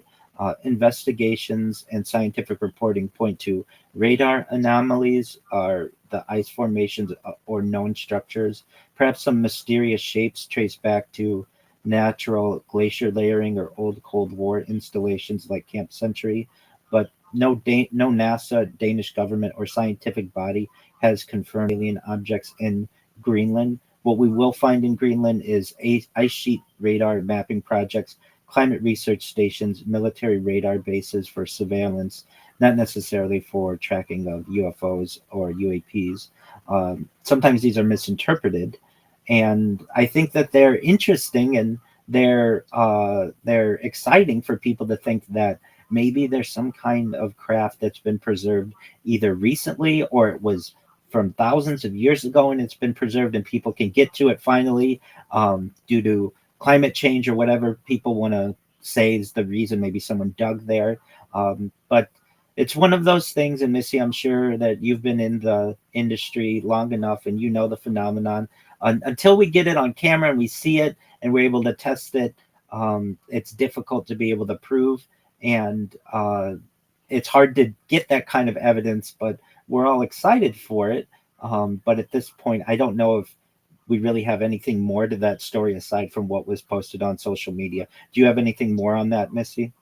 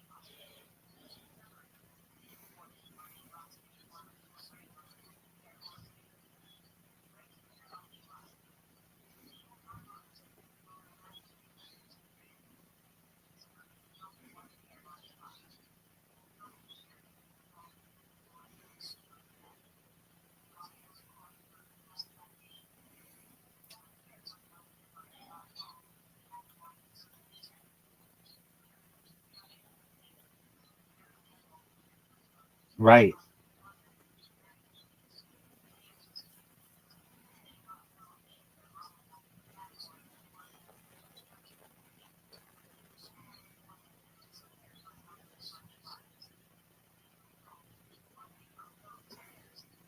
Are you talking about the hurricane that had such a significant impact on places like Asheville? Yes, absolutely. And that was bizarre. Normally, the hurricane effects don't go as far inland as they did, and it was quite interesting. Okay, so we've talked a little bit about El Nino, and for those who don't know, heat waves, whether they are naturally occurring or whether they're being manipulated. They are certainly a dangerous form of extreme weather. Unlike sudden disasters, heat waves can slowly develop and certainly affect millions of people over large ranges. The El Nino effect is a natural climate pattern connected to the warming ocean temperatures, specifically in the Pacific Ocean. It is part of the larger El Nino Southern Oscillation cycle. El Nino influences global weather patterns by changing atmospheric circulation. The main argument is that El Nino can contribute to heat waves by shifting weather patterns and releasing stored ocean heat into the atmosphere. However, modern heat extremes are often intensified, perhaps by some other elements of climate change, which raises the background temperature of the planet. Now, there's the idea of human caused temperature or caused climate change. But then there's just the idea that we're on a planet that has always had climate change and it's just part of living on a planet. And so I do want to say there's a difference between what we may be saying. We may perhaps just be in a period of global warming naturally with very little human effect. The understanding of the connection, though, between El Nino and heat waves helps scientists predict and prepare for future extreme weather. So generally, we think we know what a heat wave is, but a heat wave generally just unusually high temperatures that last several days or longer. There's nothing necessarily nefarious to that, and the definition depends on the normal climate of each region. And temperatures are considered extreme in one location. Uh, Temperatures that are considered extreme in one location may be certainly normal in another. Generally, how these heat waves form, there's our high pressure systems that often create heat waves. Air sinks under the high pressure, reducing clouds and rainfall. more sunlight reaches the surface, increasing the temperature, and dry soil and vegetation reduce cooling through evaporation. Now we've heard this term heat dome in recent years. This is a strong area of high pressure that traps hot air. Hot air remains over the same region for extended periods, and the temperatures can become dangerous when heat remains trapped. Generally, the effects of these, as we know, on human health: heat exhaustion, heat stroke, increased deaths during extreme events, certainly can cause issues with agriculture, crop damage, reduced food production, the environment, wildfires, as you mentioned earlier, Missy, wildlife stress, drought expansion, and certainly on infrastructure, increased electricity demand, and damage to roads and power systems. Now, the Pacific Ocean, its role, it's of course the largest ocean, and the Pacific Ocean stores large amounts of heat, and changes in the ocean temperatures influence the atmosphere. And of course, with the Pacific Ocean being the largest body of water on Earth, it's going to have a major impact on global weather. Normally, within the Pacific, the trade winds move warm surface water toward the western Pacific. Cooler deep water rises in the eastern Pacific through upwelling, and atmospheric circulation remains in a normal pattern. When El Nino develops is when the trade winds weaken, warm weather moves eastward, sea surface temperatures become unusually warm in the central and eastern Pacific, and the warmer ocean releases heat and moisture into the atmosphere.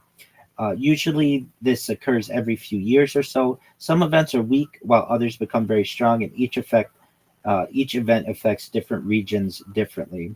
Now, what's the difference between El Nino and heat waves? El Nino has an effect on global temperatures. The warm Pacific waters transfer heat into the atmosphere. Strong El Nino events can contribute warm years, and global average temperatures can increase during El Nino. Also, it has changes in atmospheric circulation. El Nino alters wind patterns, jet streams can shift, storm tracks and rainfall patterns change, and some areas become hotter and drier. And then, of course, we have regional heat impacts. Some regions experience less rainfall, more sunshine, persistent high pressure systems. These conditions increase the chance of heat waves. What El Nino doesn't necessarily affect everywhere in the same way. Some regions may become hotter, some may receive more rain, some areas may experience cooler conditions. The impact depends on geography and seasonal timing. In terms of El Nino and major heat events that we've seen in the past, in 1997 and 1998, there was a very strong El Nino. And this is really probably the first time people started, outside of those very interested in weather and meteorologists and such, started hearing about El Nino. So the 97-98 strong El Nino was one of the strongest El Nino events recorded. It caused major global weather disruptions, and it contributed to unusual temperature patterns. There was another very powerful El Nino 2015 to 2016, and this occurred during a period of temperatures, and it was associated with record global heat. And then some of the recent extreme heat events that we've seen may be related to these. And so from that seems to be naturally occurring to some extent. And then we're going to get into weather modification. And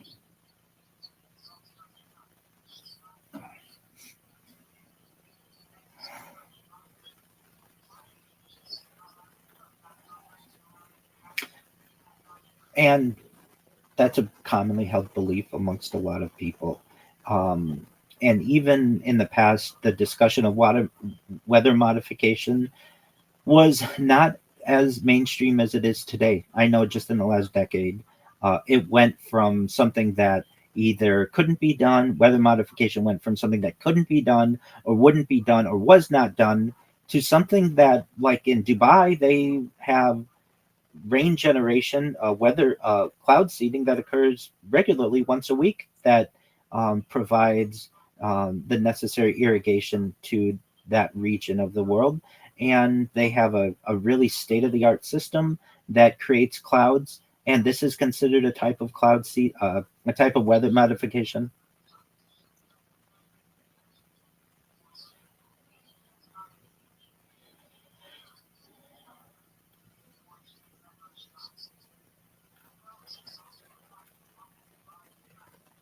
And this is something that isn't necessarily brand new. This is for some time.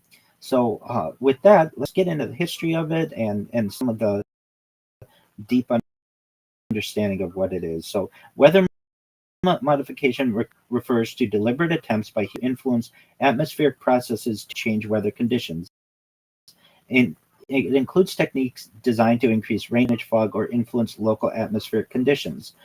This is different from controlling weather completely. Modern science can only influence certain processes, specific conditions, or so we're told. But as we know that with any kind of science, there are perhaps groundbreaking or state of the art uh, developments that may be able to alter certain effects much better than others. So there is importance of weather modification research. There's growing interest due to droughts and water shortages, agricultural challenges, climate variability, extreme weather events, aviation and transportation safety. Governments and research organizations investigate whether modifying weather can reduce risks and improve resource management. Actual questions that exist: how much control do humans realistically have over weather? Which technologies are scientifically supported? And what are the environmental? So there are early attempts of humans to attempt to influence the weather. Certainly, ancient societies performed rituals intended to bring rain or prevent disasters. Early practices reflected humanity's desire to influence natural systems. Beginning in the 20th century, the development of meteorology and atmospheric science created opportunities for experimentation. Scientists discovered that clouds contain microscopic water droplets and ice particles that sometimes can be influenced. In the 1940s, we see the beginning of the cloud seeding uh, development and research. Researchers discovered that introducing certain particles into clouds could encourage ice formation. The discovery of materials such as silver iodide and dry ice led to modern cloud seeding experiments. And we've seen government programs. Several countries developed weather modification programs. Examples include agricultural rain enhancement projects, hail suppression research, and military investigations into atmospheric effects. The scientific principles behind weather modification, basically how weather forms, are it's due to temperature differences, atmospheric pressure, moisture, wind patterns, ocean and land interactions. Clouds form when water vapor condenses around tiny particles called condensation nuclei. Human influence on atmospheric processes occurs when with weather modification by changing small scale physical processes. Humans generally can create major storms or major weather systems, though this has been hypothesized as something that either might be possible or something that needs more research. There are some limits of weather control. Weather systems are extremely complex. Results are often uncertain because of the natural variability is high. Atmospheric conditions change rapidly, and effects may be difficult to measure. So we discussed this a little bit ago, but the cloud seeding technology. So for those who don't know, cloud seeding is the most widely used weather modification technique. It involves adding particles to clouds to encourage precipitation. Generally, the materials used are silver iodide. It mimics the structure of ice crystals. It's used mainly in cold clouds where ice formation is possible. Dry ice is also used. This is frozen carbon dioxide. It can rapidly cool cloud areas and encourage ice formation. There are salt particles that are used. Used in some warm cloud experiments, it helps water droplets combine and grow. The method of delivery is usually through aircraft releasing seeding materials into clouds, and ground based generators release particles into rising air currents. The potential benefits are the increased snowfall in mountain ranges, increased snowfall in mountain regions, improved water supplies, reduced drought impacts, and support for agriculture. Some challenges are it requires suitable cloud conditions. This is difficult to prove the exact results, and the benefits vary by location and climate. Then we have fog and visibility modification. So there is technology available for airport fog reduction. Generally, fog can disrupt aviation and transportation, and scientists have explored methods to reduce fog in specific areas. The techniques are heating surfaces, dispersing particles, and encouraging encouraging fog droplets to evaporate. The limitation is it works only under certain conditions and it's expensive for large scale use. There's also hail suppression technology. The purpose of this is because hail can destroy crops, vehicles, buildings. Some regions use weather modification programs to reduce hail damage. The method is by cloud seeding attempts to increase the number of smaller ice particles. The theory is more ice particles may reduce the size of hailstones. There's scientific debate that exists. Some studies suggest the benefits, others argue the results are difficult to verify, and measuring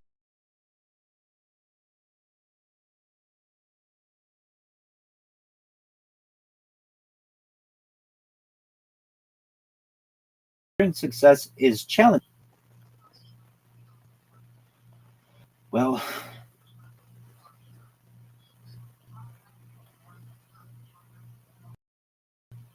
yeah, this is certainly perhaps a different discussion as well in the chemtrail versus contrail debate. And generally, the accepted science is that many of the things that are quote unquote called chemtrails are actually contrails. But for people who remember what the sky used to look like, many times there were not these hazes that we see. Many times when we see these purported contrails that are most certainly. For anyone who is interested in this subject, uh, a resource that you may find of benefit is a documentary called What in the World Are They Spraying? It came out a while ago, but it's still perhaps relevant to this topic. And and yes, so the things that I've mentioned are the things that are accepted from a weather modification standpoint, but some of those programs that we're referencing may be classified. I know that there have been whistleblowers, pilots, and such who say what you're being told isn't necessarily what's going on. I don't know for sure, but it's an excellent point to make, and it's an excellent set of questions. We're just researchers. We're scientists here, all of us. The chat, you, Missy, I'm a researcher. We're just trying to get to the bottom of what's going on in our world, and so to ask these types of questions, I feel is very prudent. And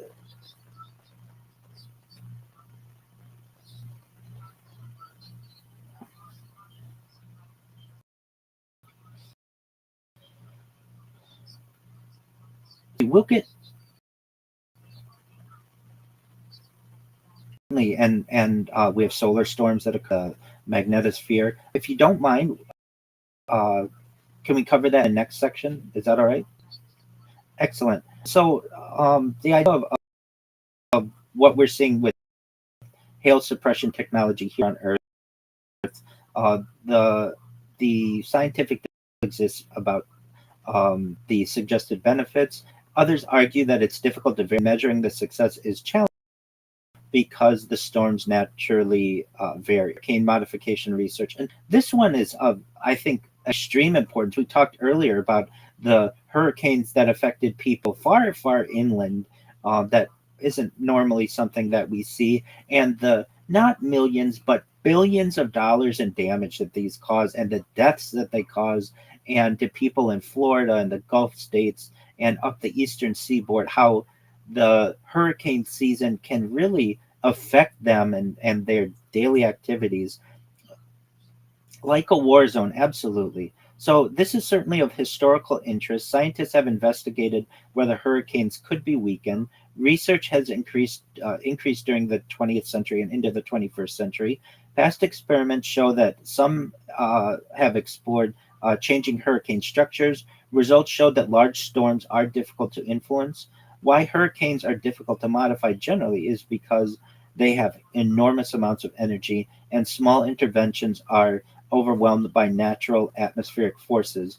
The current understanding is that there isn't a proven technology that can necessarily stop or control hurricanes, but it is being researched. Certainly, we have climate engineering and weather modification. The difference between weather modification and climate engineering, we should state, is that weather modification targets local or regional weather events. Examples are rain enhancement, fog reduction. climate engineering attempts to influence global climate systems. Examples are solar radiation modification and carbon dioxide removal. The connection between the fields is that both involve human attempts to influence Earth systems and both raise questions about unintended consequences. And then military and government interests. Uh, some governments have studied weather as a strategic factor. Interest included battlefield conditions, communication challenges, agricultural impacts. There's certainly public concern. Secrecy around some historical programs contributed to speculation. Weather modification has sometimes been linked to claims of weather control. The scientific reality is what's stated. Current evidence supports limited modification. There's no demonstrated uh, technology capable of controlling global weather patterns. That's what we're told. But if we can do it in some areas, the idea is that hypothetically, perhaps larger areas of the Earth could be affected. Now, there are certainly environmental and ethical concerns with weather modification. The possible concerns are the effects of added particles, changes to the ecosystem, unintended precipitation changes, resource conflicts. If one region increases rainfall, questions may arise about the impacts on neighboring areas, and responsibility and regulation. Weather affects multiple communities. International cooperation may be needed for large scale activities. There's public debate and certainly misconceptions on this.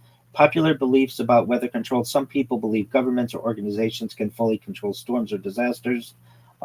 This is These ideas are they often mix real research with some speculation. There are misunderstandings that occur regarding weather modification programs actually existing, atmospheric science being as complex as it is, and a limited public understanding can create some of this confusion. And really, scientific literacy in anything that we do is very important. Understanding what technology can and cannot do helps evaluate claims. Modern applications around the world, we have water management, regions facing drought investigate cloud seeding. It's used as a possible supplement to water strategies. Certainly with agriculture, farmers benefit from improved precipitation reliability, especially important in dry regions. Snowpack enhancement, snow contributes to water supplies. Some programs target increased snowfall and disaster risk reduction. Hail suppression and fog reduction aim to reduce economic losses. Now, the future of weather modification here on Earth, and then we're going to get into space, is improved weather models. Better forecasting may improve timing and effectiveness. Artificial intelligence and atmospheric research, AI may help predict cloud behavior, analyze weather patterns, improve experiments. Advanced delivery systems, future research may explore better aircraft systems, more precise particle release, improved monitoring, and continued limitations. Whether it remains a chaotic system, technology may improve influence but not create complete control. Now, one thing that I've found interesting from a practical standpoint, when I was a kid, I think they would give the 3 day weather. And back in the day, it might be just tomorrow's weather. Then it moved to 3 days. Then it was a week. Then it became 2 weeks. And now, in some models, you can see a month. But especially with AI, I would think that that would lend some type of improvement to meteorology and being able to predict the weather. I haven't necessarily heard any systems on local news or regional news or certainly national or international news that are saying we have this new AI system that's going to be able to predict the weather much better than our meteorologists can. We would hear this though with the adaptation of Doppler radar, that we're going to be able to know down to your local area exactly what's going on. We'll be able to zoom in on the map and all of those things. But really, with the advent of AI in our regular activities, I haven't heard of that. And I would think that AI would be of extreme benefit. We hear all the negatives about AI, but I think AI perhaps could predict the weather better than your average meteorologist. And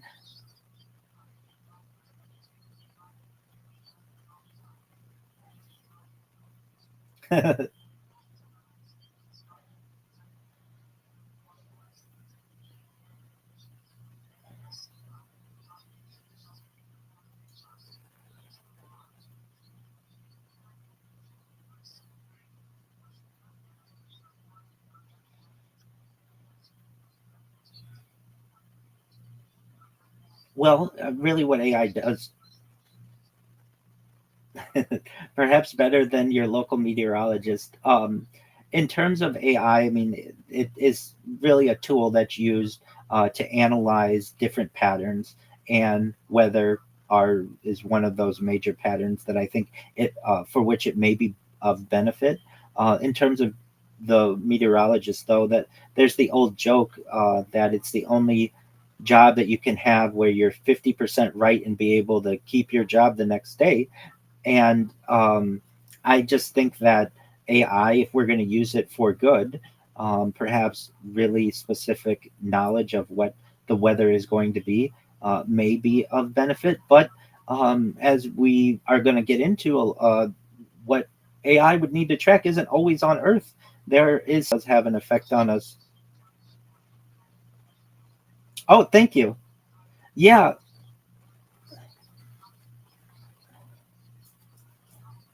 Oh, one of these days, Missy, we're gonna get you exactly what you needed and what you need, and we'll get you set up with it. So thank you. I appreciate the high praise.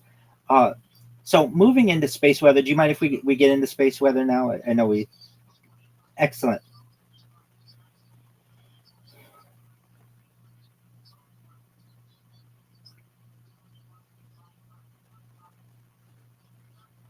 That's absolutely correct. Excellent. All right. So, space weather, the sun's hidden influence on Earth and modern technology.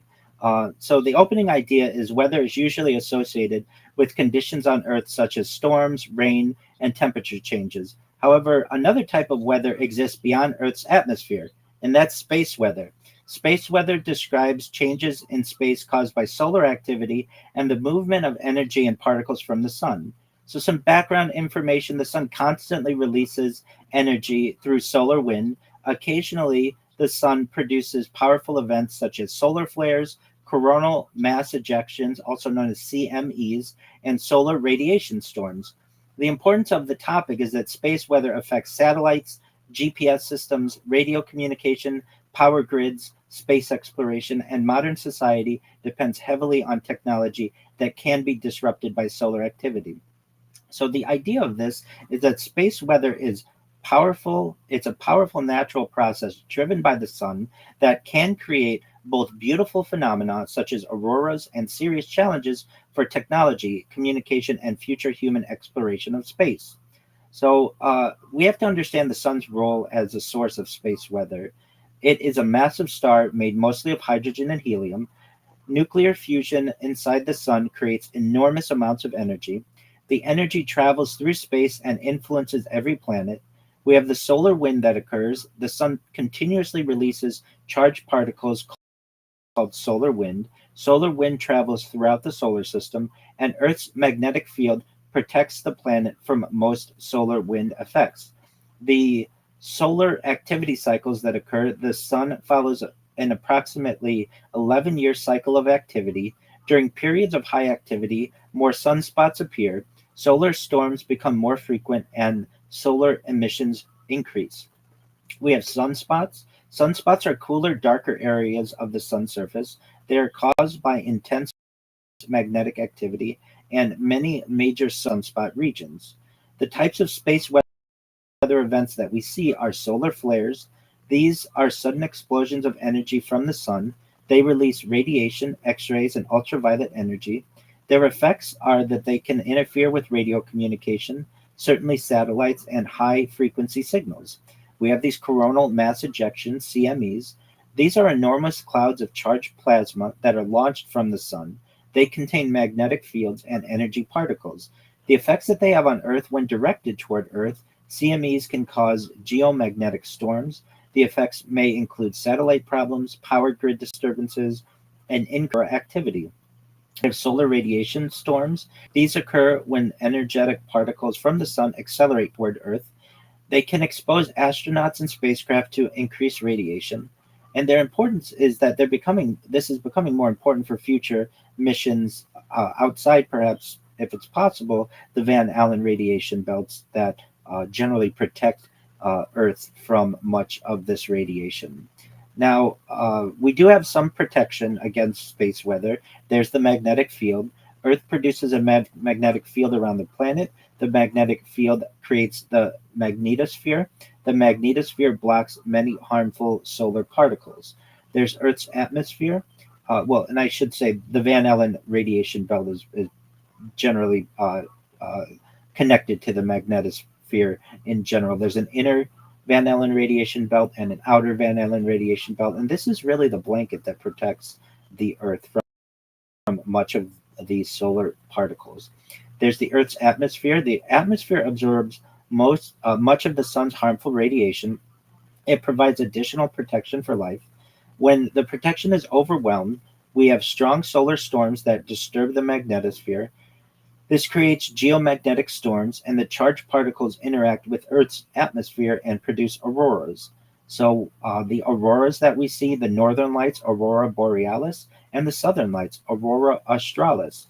These are created when solar particles excite gases in the atmosphere, and they usually occur near polar regions, but they can spread farther during strong storms. So, the further south that you see them in the northern hemisphere, generally you are where the Earth is experiencing a stronger storm, and the further north that you see them in the southern hemisphere gives credence to the Earth experiencing a stronger storm. The effects of space weather on modern technology. We have satellites, of course, that support communication, weather forecasting, scientific research, and navigation. And there are problems that are caused by space weather. Radiation can damage the electronics, solar storms can shorten satellite lifespans, and increased atmospheric drag can affect satellite orbits. GPS and navigation systems. GPS depends on signals from satellites. These signals travel through Earth's ionosphere, and solar storms disturb the ionosphere, which means GPS accuracy can decrease, and this affects many different industries, including aviation, agriculture, shipping, surveying, and others. It certainly affects radio communication. Solar flares can interrupt high frequency radio signals. Communication problems may affect aircraft, ships, emergency services, certainly can affect electrical power systems. Geomagnetic currents, strong solar storms can create electrical currents in power lines. These currents may damage transformers. An example, in 1989, there was a Quebec power outage, and it showed that solar storms can affect large electrical systems. Historical space weather events. There was the Carrington event of 1859, one of the strongest recorded solar storms in history. This was observed by astronomer Richard Carrington. The effects were bright auroras appeared worldwide, telegraph systems experienced failures, and some equipment produced electrical shocks. Modern terms, a similar event today could affect satellites, internet systems, electrical networks, and global communication. In 2003, there was the October 31st storm. This was a series of powerful solar events. Satellite disruptions occurred, communication systems were affected, and this demonstrated modern technology's vulnerability. Space weather and human space exploration. Space weather causes major risks to astronauts. Space lacks Earth's atmospheric protection. Solar radiation can damage human cells. Strong solar storms increase radiation exposure. Certainly for people in the International Space System, the International Space Station, astronauts monitor solar activity there, and protective shielding reduces radiation. And of course, we have future missions. If we're ever to go to the moon, perhaps longer stays would require better radiation protection, or go to Mars, perhaps. Mars missions, the travel time creates greater risks, and space weather forecasting will be essential. So we need technological development. Scientists they're currently researching and creating better spacecraft shielding, improved warning systems, and safer mission planning methods. We need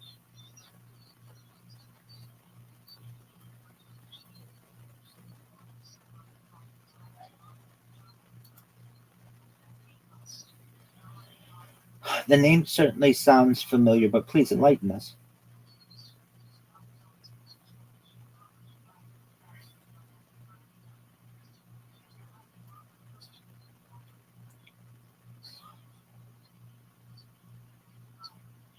Well, that now that you say that, yeah, and I think I remember on Coast to Coast that book being discussed and certainly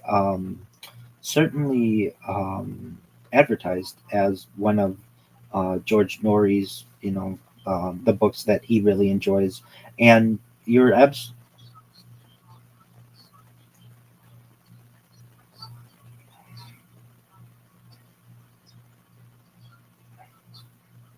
Well, you're raising an interesting point. We need to be able to predict and monitor space weather. And currently, space weather is observed with satellites, solar telescopes, and space observatories. We certainly have organizations that study space weather, the National Weather and Space Agencies, research institutions, and international solar monitoring programs. But the challenge is that the sun is complex and unpredictable. So scientists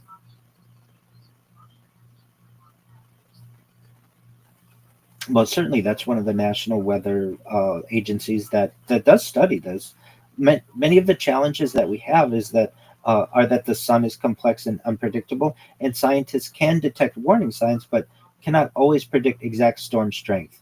And the importance of forecasting arises to have accurate predictions that allow satellite operators to prepare, power companies to protect equipment, and astronauts to avoid danger. So the idea of the future of space weather research comes to mind that we have an increased dependence on technology. Society relies more on satellites, digital communication, electrical systems, and there's growing space activity. More spacecraft are being launched. Commercial space travel is expanding. Space weather planning will become more important, which gives scientific importance. Studying space weather helps scientists understand the sun, learn about other stars, and understand planetary environments. So, as technology and space continue to expand, understanding space weather will become increasingly important. The sun is not only the source of Earth's light and energy, but it's also a powerful force capable of shaping the future of human civilization. Preparing for space weather allows humanity to protect technology, explore space safely, and better understand our connection to the universe.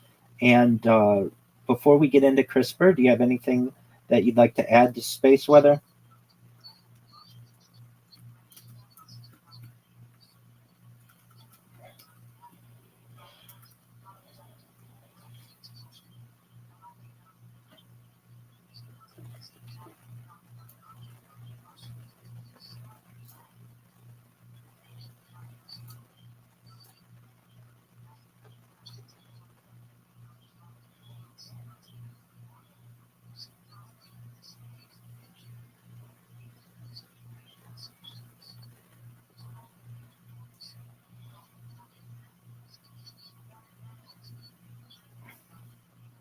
I'm familiar with the movie. I'm familiar with the video game. I believe in the movie is Dwayne the Rock Johnson in it. Yeah, I haven't had an opportunity to see it, but it's certainly something that is interesting. For those who are unaware, what we're talking about with CRISPR is gene editing. So CRISPR stands for regularly interspaced short palindromic repeats. I'm going to say that again. Clustered, regularly interspaced short palindromic repeats. What is this? We're talking about gene editing. It is a naturally occurring immune system found in bacteria and archaea. It allows organisms to remember viruses and defend against them in future attacks. CRISPR as a gene editing technology, it's been adapted into a powerful genetic engineering tool. It works like molecular scissors to cut DNA at precise locations. The most widely used system is the CRISPR Cas9 system, CRISPR Cas9 system. Why CRISPR matters? It's a faster, cheaper, and more accurate than previous gene editing tools. These include zinc finger nucleases and talons. It has the potential to transform medicine, agriculture, and biology. Its key historical breakthrough, it was developed into as a gene editing tool through work by scientists including Jennifer Doudna and Emmanuel Charpentier, and they were awarded the Nobel Prize in Chemistry for this type of technology in 2020. The natural origins of CRISPR: bacterial immune system. Bacteria are constantly attacked by viruses, and CRISPR acts as a genetic memory system. How it works in nature: when a virus infects a bacterium captures small pieces of viral DNA. It stores them in CRISPR sequences. If the virus returns, bacteria produce RNA guides. Cas proteins cut viral DNA and destroy it. These Cas proteins, they're CRISPR associated proteins, they're enzymes. Cas9 is the most famous. It cuts DNA like scissors. The evolutionary advantage is it provides adaptive immunity without a nervous system or antibodies. This is found in many microbial species. How CRISPR Cas9 gene editing works: the core components, you have guide RNA, also known as gRNA, the Cas9 enzyme, and the target DNA sequence. The step-by-step process: scientists design a guide RNA matching a target gene.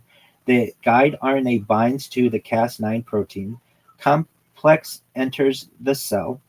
The complex enters the cell. The guide RNA locates matching DNA sequence. Cas9 cuts both the DNA strands at their location. Cell repairs the DNA. There's NHEJ, non-homologous, and joining. This is a gene disruption. And then there's homology-directed repair, HDR, which is gene correction or insertion. There is precision and limitations. It's highly targeted but not perfect, and there is a risk of off-target edits in unintended DNA cuts. Why it's revolutionary: it can directly modify genes inside living organisms. This enables editing of embryos, plants, animals, and humans. There are applications in medicine, genetic disease treatment, potential cures for sickle cell anemia, cystic fibrosis, Huntington's disease, editing defective genes in blood cells or stem cells. Perhaps cancer therapy, to be able to modify immune cells, T cells, to attack tumors, improve CAR T cell therapies, CAR T cell therapies. There's infectious diseases, research into HIV gene editing strategies, and targeting viral DNA inside infected cells. There's regenerative medicine, tissue repair and organ regeneration research, editing stem cells for transplantation, and certainly limitations in medicine. Delivery into correct cells remains difficult, and ethical concerns about germline editing or heritable occurs as well. The application in agriculture, certainly for crop improvement, to be able to create disease-resistant crops, drought and heat tolerance, and higher yield varieties.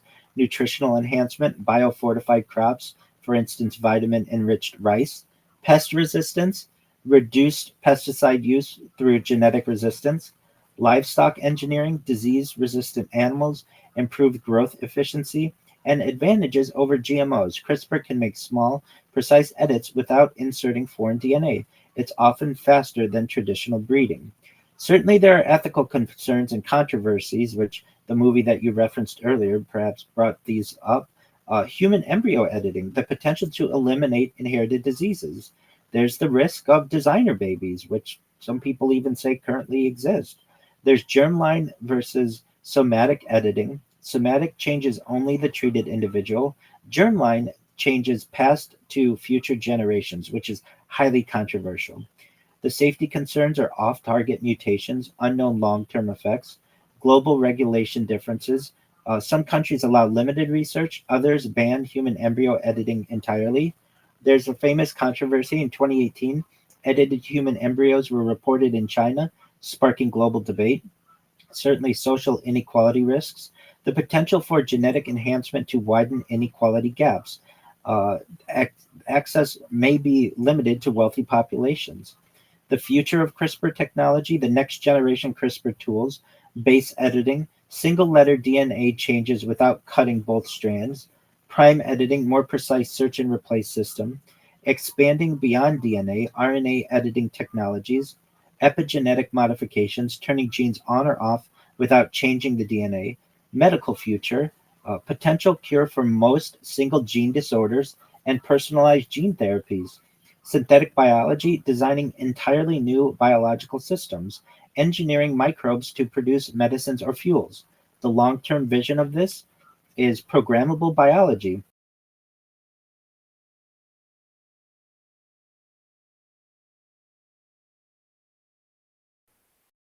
diseases at the genetic root level.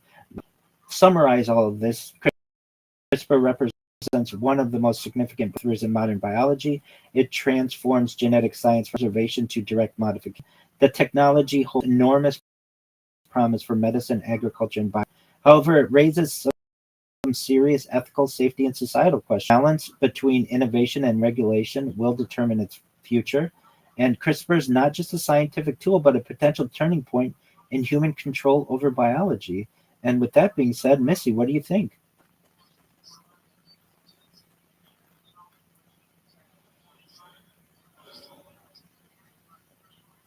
Okay, I understand.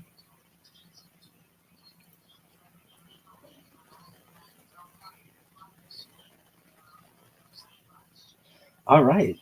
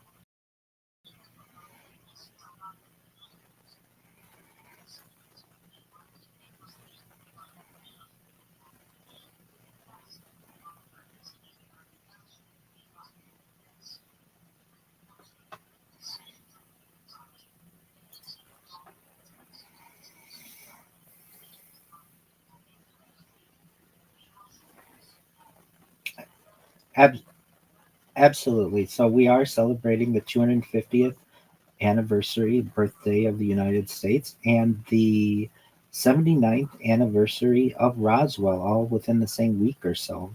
So this is going to be a deep dive, much deeper than really any topic we've gone into, perhaps. So if you have the opportunity to really want to learn about Roswell, now's your chance. So we're going to go through the world before Roswell from 1945 to 1947. We're going to discuss the nuclear age, early UFO reports, certainly Cold War secrecy, and why New Mexico became strategically important. Then, of course, we're going to go into the July 1947 incident. We are going to go through a timeline day by day. We're going to introduce you all, if you're not familiar, with Mac Brazel and Jesse Marcel, the famous press release that was publicized, the weather balloon announcement, and the physical debris.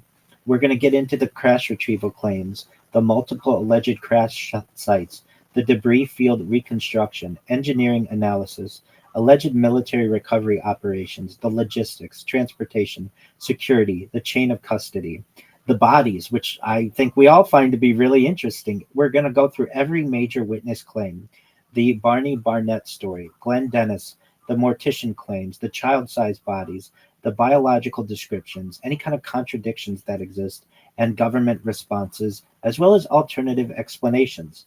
We're going to get into Project Mogul, declassified documents, balloon technology, radar reflectors, secrecy mattered, arguments supporting Mogul, criticisms of the explanation. We're going to get into the witnesses, the military officers, the civilians, the deathbed confessions, the memory decades later, reliability analysis, and psychological considerations. We're going to get into the reverse engineering, which is really fascinating to me.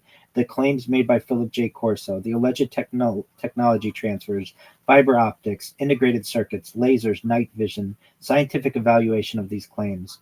Government investigations, we're going to talk about United States Air Force reports, Government Accountability Office inquiries, missing records, FOIA releases, modern congressional interest, recent UAP investigations. We're going to review competing theories, the extraterrestrial craft, secret military aircraft, Soviet experiments, psychological operations, misidentification, the development of the folklore, perhaps hoaxes, and the historical assessment, what is well established, what remains disputed, standards of evidence, lessons about secrecy, intelligence operations, and why Roswell remains culturally influential.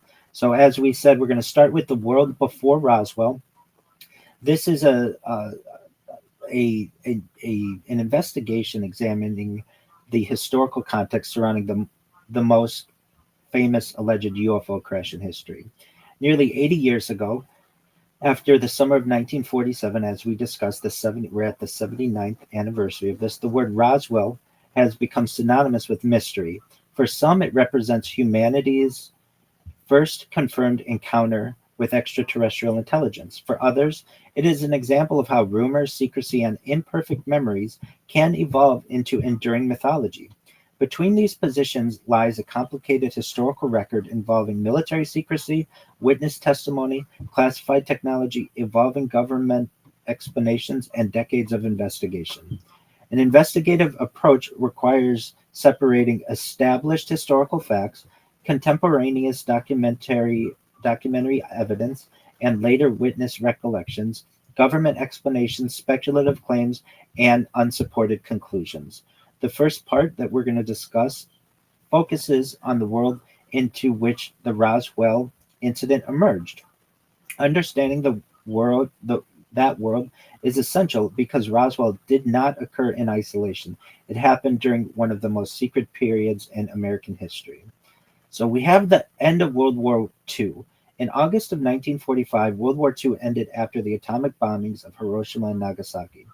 The United States suddenly possessed nuclear weapons, the world's largest military, enormous intelligence organizations, secret research laboratories, advanced aviation programs, and more. Millions of Americans returned home expecting peace. Instead, another conflict was already beginning, and this is the Cold War. Relations between the United States and Soviet Union deteriorated almost immediately. Military planners feared surprise attacks, long range bombers, espionage, stolen nuclear secrets. The entire military programs became classified. The American Southwest became one of the most secretive regions on Earth. A question arises, why New Mexico? New Mexico has several advantages: large deserts, sparse population, excellent flying weather, restricted military areas. Nearby were facilities including Army Airfield, White Sands Proving Ground, Los Alamos Laboratory, and Alamogordo Army Airfield. These installations supported nuclear weapons development, missile testing, radar research, high altitude experiments. No civilian knew exactly what occurred there. So we have Roswell Army Airfield. Among these installations, Roswell Army Airfield was unusually important. It housed the 509th Bomb Group. This was not an ordinary bomber unit. It had flown the missions that dropped the first atomic bombs. Because of this mission, personnel received high security clearances, intelligence officers handled classified material, and unusual recoveries were routine. If unknown military hardware landed nearby, investigators expected the 509th to respond. America began looking toward the sky. During 1946, newspapers increasingly covered strange aerial phenomena. Many reports involved meteors, experimental aircraft, weather balloons, astronomical objects. Most were eventually explained, but some were not. We have Operation Paperclip. This is one of the often overlooked elements of Roswell's historical background. After Germany surrendered, the United States recruited hundreds of German scientists and engineers. These specialists had worked on rockets, guided missiles, aerodynamics, advanced propulsion. Some arrived with highly classified knowledge. Their projects expanded rapidly in New Mexico and elsewhere.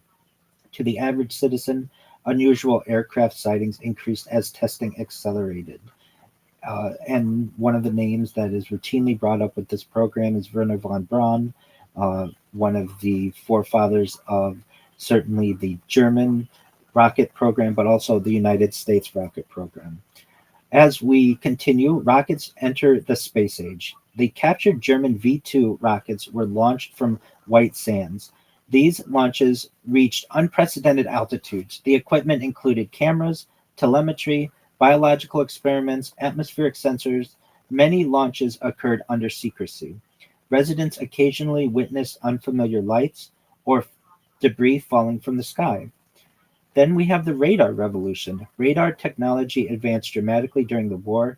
New radar systems required unusual targets for calibration.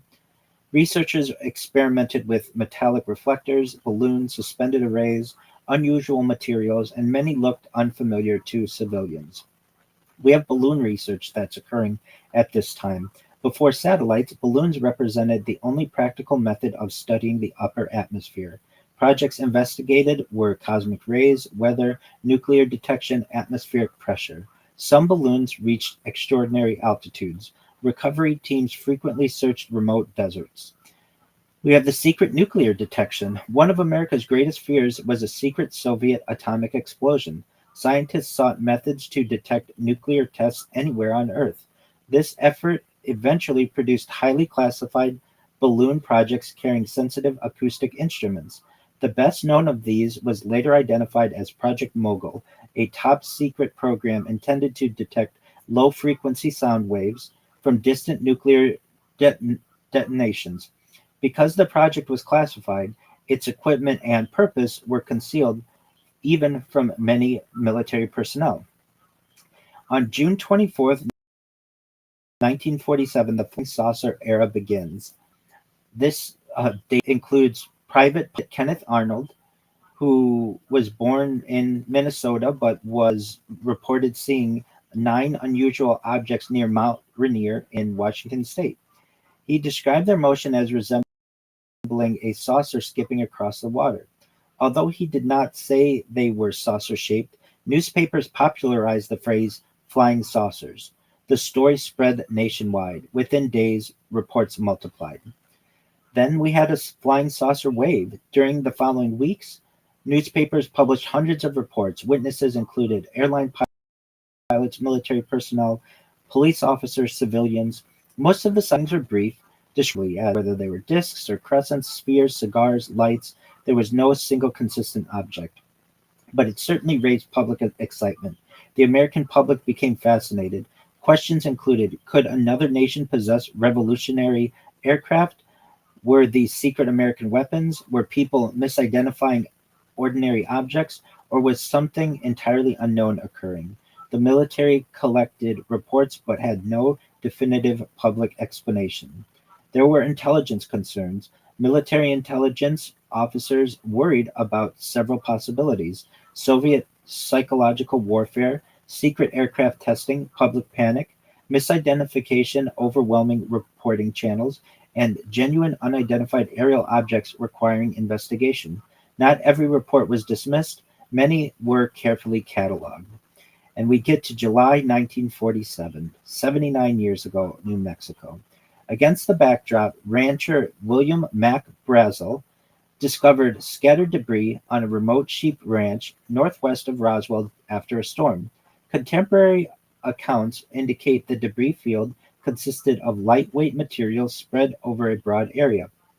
What those materials actually were, and whether they came from an ordinary military device, a classified balloon train, or something else, became the central question that would define the Roswell story for decades. And I was watching a documentary on this last night, and I had heard an interview with a witness who said that during that storm, there was one thunderclap that was louder than all of the others that still stuck out in the witness's mind.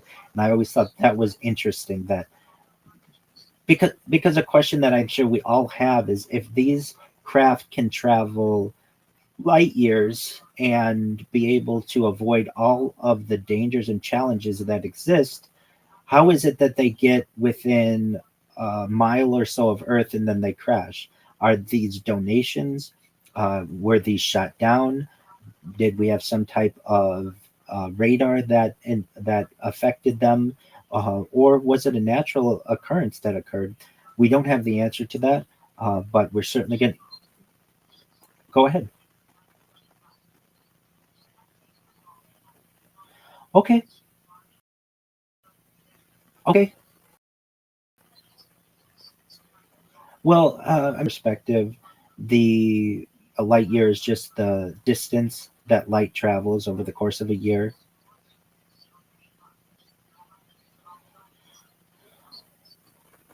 And that's another way that they could be doing it. So there are definitely portals that may be involved, wormholes that may be involved, bending space time. So what you're saying is consistent with much of what has been disclosed by whistleblowers as well, that they aren't sitting waiting 5 years to get to Earth, that they're able to manipulate physics to be able to, within an instantaneous amount of time, travel from one place to another. And I don't deny that. That's definitely a possibility.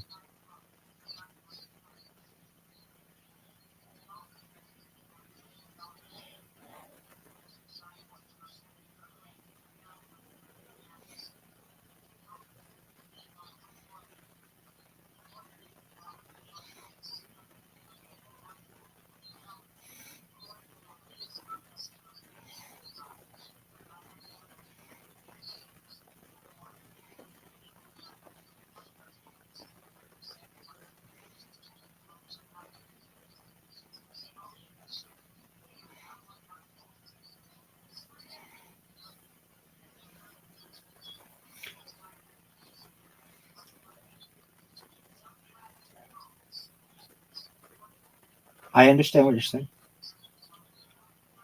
Well, we've got to do a little bit of a dive on that. So, did it feel metallic? Okay. Could you bend?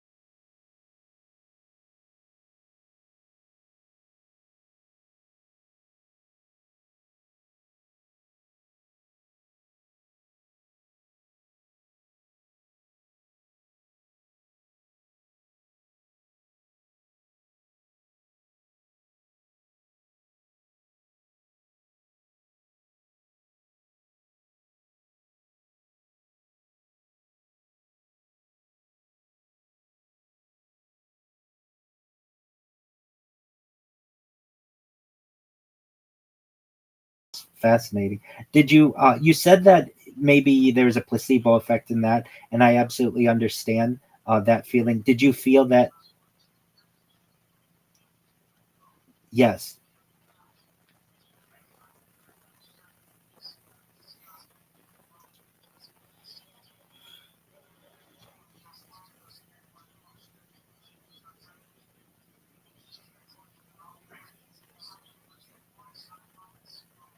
Excellent. And was it sharp, the piece that you had?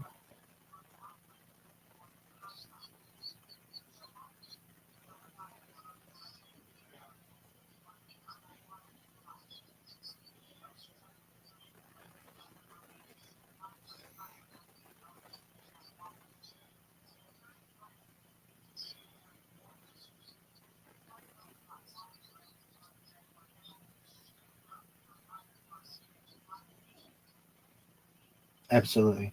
And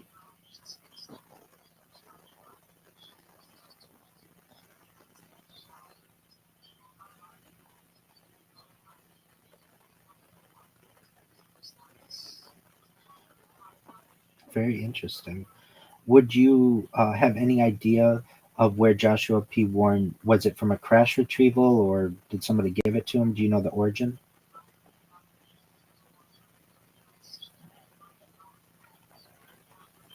Okay.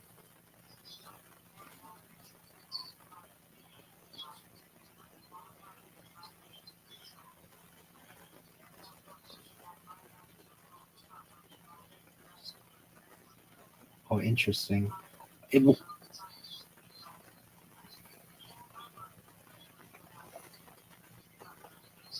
sure, absolutely. I'm familiar with that. Yeah.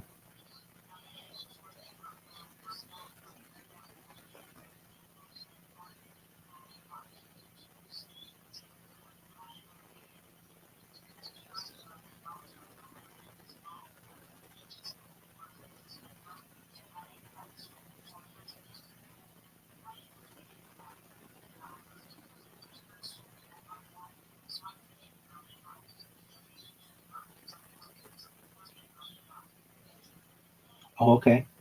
So very close to Area 51 then.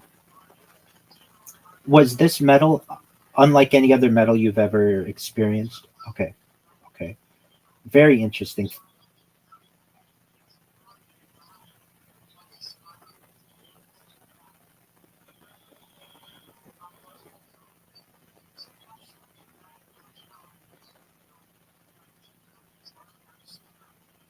Um, um, unless we had, okay, so we can try. Um, all right. So this is around 2009. Joshua P. Warren and uh, there was another person who had crashed UFO debris allegedly. Okay, and if you heard the name, would you know it?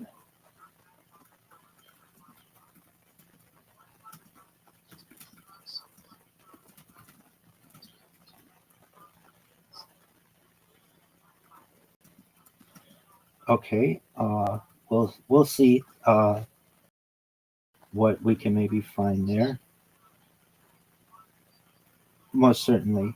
Um, yeah, uh, we may have to do some more research on this one.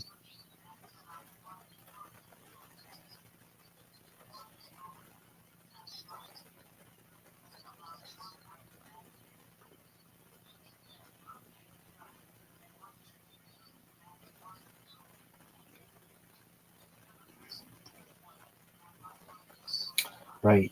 Um, familiar with much of what you're saying. Okay, so uh, if the chat can find out who that person is, that'd be great if we had a little more information on them. But back to our story, if you don't mind, is that okay? Excellent. So what we know is that in early July,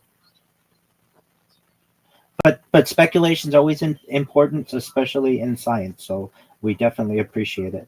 So by early July 1947, America was entering the Cold War. Nuclear secrecy was at an unprecedented level. Classified aerospace research was expanding rapidly. Public interest in flying saucers had surged only weeks earlier. New Mexico was home to some of the nation's most secret military installations. A rancher had found unusual debris in a remote pasture, setting in motion events that would become one of the most debated mysteries of the 20th century. So now we have the ranch discovery, which happens in early July 1947. Our story continues with this remote sheep ranch northwest of Roswell in New Mexico. Many people say that it's near Corona, New Mexico. For anyone who wants an exact location or closer to it, Roswell is further away. It's not did not happen in Roswell. This property, this remote sheep ranch, was owned by a family operating under arid, sparsely populated conditions typical of southern New Mexico ranch land. The foreman, his name is William Mac Brazel. He was originally from Texas, but moved to New Mexico, reportedly discovered unusual debris scattered across his property after a storm. The key reported characteristics of the debris and later interviews and military summaries. It was a lightweight metallic foil-like material, very similar to what you just mentioned, Missy. There were also wooden or fibrous rods, rubber-like fragments, reflective tape-like strips scattered across a wide area. There was no crater or visible impact site. Importantly, no contemporaneous evidence confirms exotic material properties, only descriptions from witnesses and military summaries. Brazel's initial reaction, he reportedly gathered some of the debris, stored it in a shed or barn area. He delayed reporting it for days or weeks, and later brought it to local authorities. The delay is often interpreted in two competing ways. Interpretation A, which is a mundane explanation, he did not initially recognize it as important. Or interpretation B, which involves more mystery, he may have been cautious due to the unusual appearance or possible secrecy concerns. The historical record supports only that he delayed reporting; his motive remains uncertain. He contacted local authorities. Eventually, Brazel contacted local law enforcement and then military personnel at Roswell Army Airfield. The base was home to the elite 509th Bomb Group, the same unit responsible for nuclear operations during World War II. Because of this, the personnel was treated this unusual recovered material seriously. The military response, Major Jesse Marcel became central to the incident. Jesse Marcel served as an intelligence officer at Roswell Army Airfield. He was assigned to examine the debris. His reported impressions were that it was unfamiliar construction materials. It was extremely lightweight. It had unusual strength and resilience, which he claimed later, and he had an inability to identify the origin. He collected the materials and transported them to the base. The press release, the flying disc recovered. On July 8th, 1947, the Roswell Army Airfield Public Information Office issued a statement. A flying disc had been recovered. The statement was released to the press. The immediate consequences were a national media attention erupted. Headlines across the United States spread rapidly. Roswell became the center of global curiosity. For a brief period, official military language appeared to confirm the recovery of a non terrestrial object. Then there's this rapid reversal that occurs, the weather balloon explanation. Within roughly 24 hours, the narrative changed. Military officials stated the recovered object was a weather balloon. Debris had been misidentified. The earlier press release was an error. Photographs were taken at Roger Ramey's office in Fort Worth, Texas. These images show debris being displayed alongside a weather balloon explanation. The Ramsey office photographs, or pardon me, the Ramey office photographs.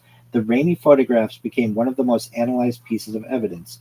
They show a balloon-like material, radar reflectors, crumpled debris, military personnel presenting materials. The competing interpretations, the official interpretation, the debris is consistent with a weather balloon system. Alternative interpretation, the photographs may show substituted or staged debris different from the original Roswell field materials. No definitive forensic resolution exists from the photographs alone. What was actually recovered? We have competing evidence sets. At this stage, three categories of evidence emerge: the contemporary 1947 documentation, a press release, the flying disc statement, retraction, the weather balloon explanation, newspaper reports, military internal memos, limited surviving material. The witness testimony, later decades, Jesse Marcel Jr.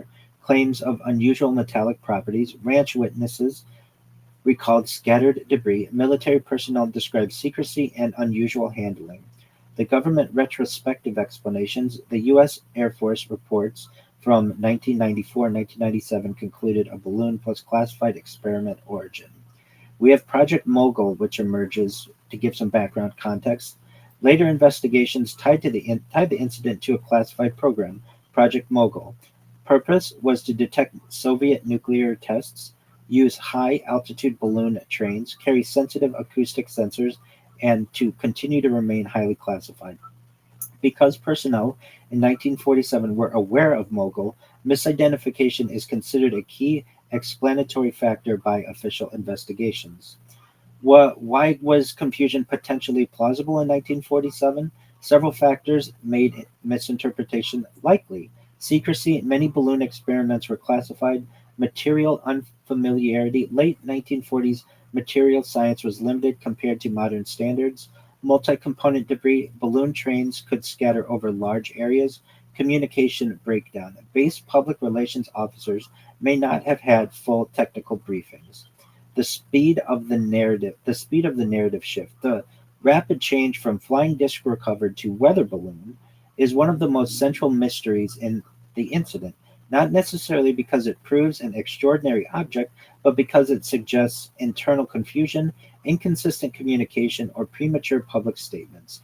Historically, military organizations often corrected press errors quickly, especially during sensitive periods. The first layer of myth formation. Within days, Roswell began transforming initial report of the disk to the correction of the balloon to public skepticism and then rumor amplification. The cycle is crucial. Even if the underlying object was mundane, the communication pattern itself created long term ambiguity. So, what is confirmed at this stage? The strict historical analysis. Debris was recovered from a ranch. Military personnel examined it. A press release initially described as a flying disc. The statement was quickly retracted. A balloon explanation was issued. Photographs were taken in military custody. What isn't confirmed by contemporary evidence is extraterrestrial craft, non human bodies at the crash site, and advanced propulsion technology. Claims about bodies and retrieval operations appear later in the historical timeline and will be addressed. I'll talk about them in a little bit. Why Roswell did not end in 1947. Most military incidents disappear from public memory after clarification. Roswell did not because the initial press release was dramatic, contradiction occurred quickly, Cold War secrecy created suspicion, UFO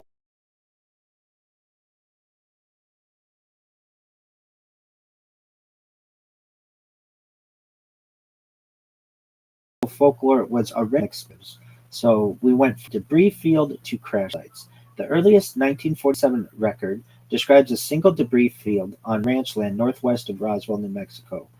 There is no contemporaneous documentation of multiple crash locations, no military record from 1947 confirming additional retrieval zones, no engineering report indicating separate impact sites. However, beginning in the late 1970s to the 1990s, accounts begin to shift.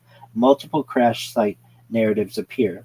The expansion of the story over time. The Roswell narrative did not remain static. It evolved through stages. Stage 1 in 1947, the debris covered, weather balloon explanation issued. Stage 2, 1950s to 1960s, minimal public attention, UFO lore expands independently. Stage 3, 1970s to 1980s, first inside military claims appear. Stage 4, 1990s to present, full crash plus bodies plus retrieval operation narratives emerge.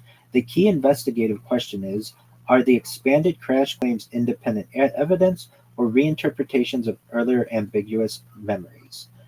The multiple site hypothesis. Some later accounts describe a primary crash site, a debris field, a second impact site with larger wreckage, a third location involving biological entities. These claims typically include rapid military cordon operations, aerial reconnaissance, nighttime recovery missions, specialized containment procedures. The critical issue, none of these elements appear in 1947 documentation.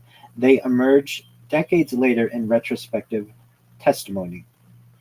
The logistics of a hypothetical retrieval operation. To evaluate crash retrieval claims, investigators model operational feasibility. If a non terrestrial craft had crashed, a retrieval would require rapid secure perimeter establishment, military cordons, communication blackout, restricted airspace enforcement, transport infrastructure, heavy lift vehicles, aircraft capable of hauling debris or bodies, secure staging areas. Chain of custody protocols, documentation, classified handling, compartmentalization teams, medical and biological containment. If bodies exist, biohazard procedures, autopsy facilities, quarantine protocols. If in 1947, the United States military did have some of these capabilities, but not in a standardized extraterrestrial recovery doctrine.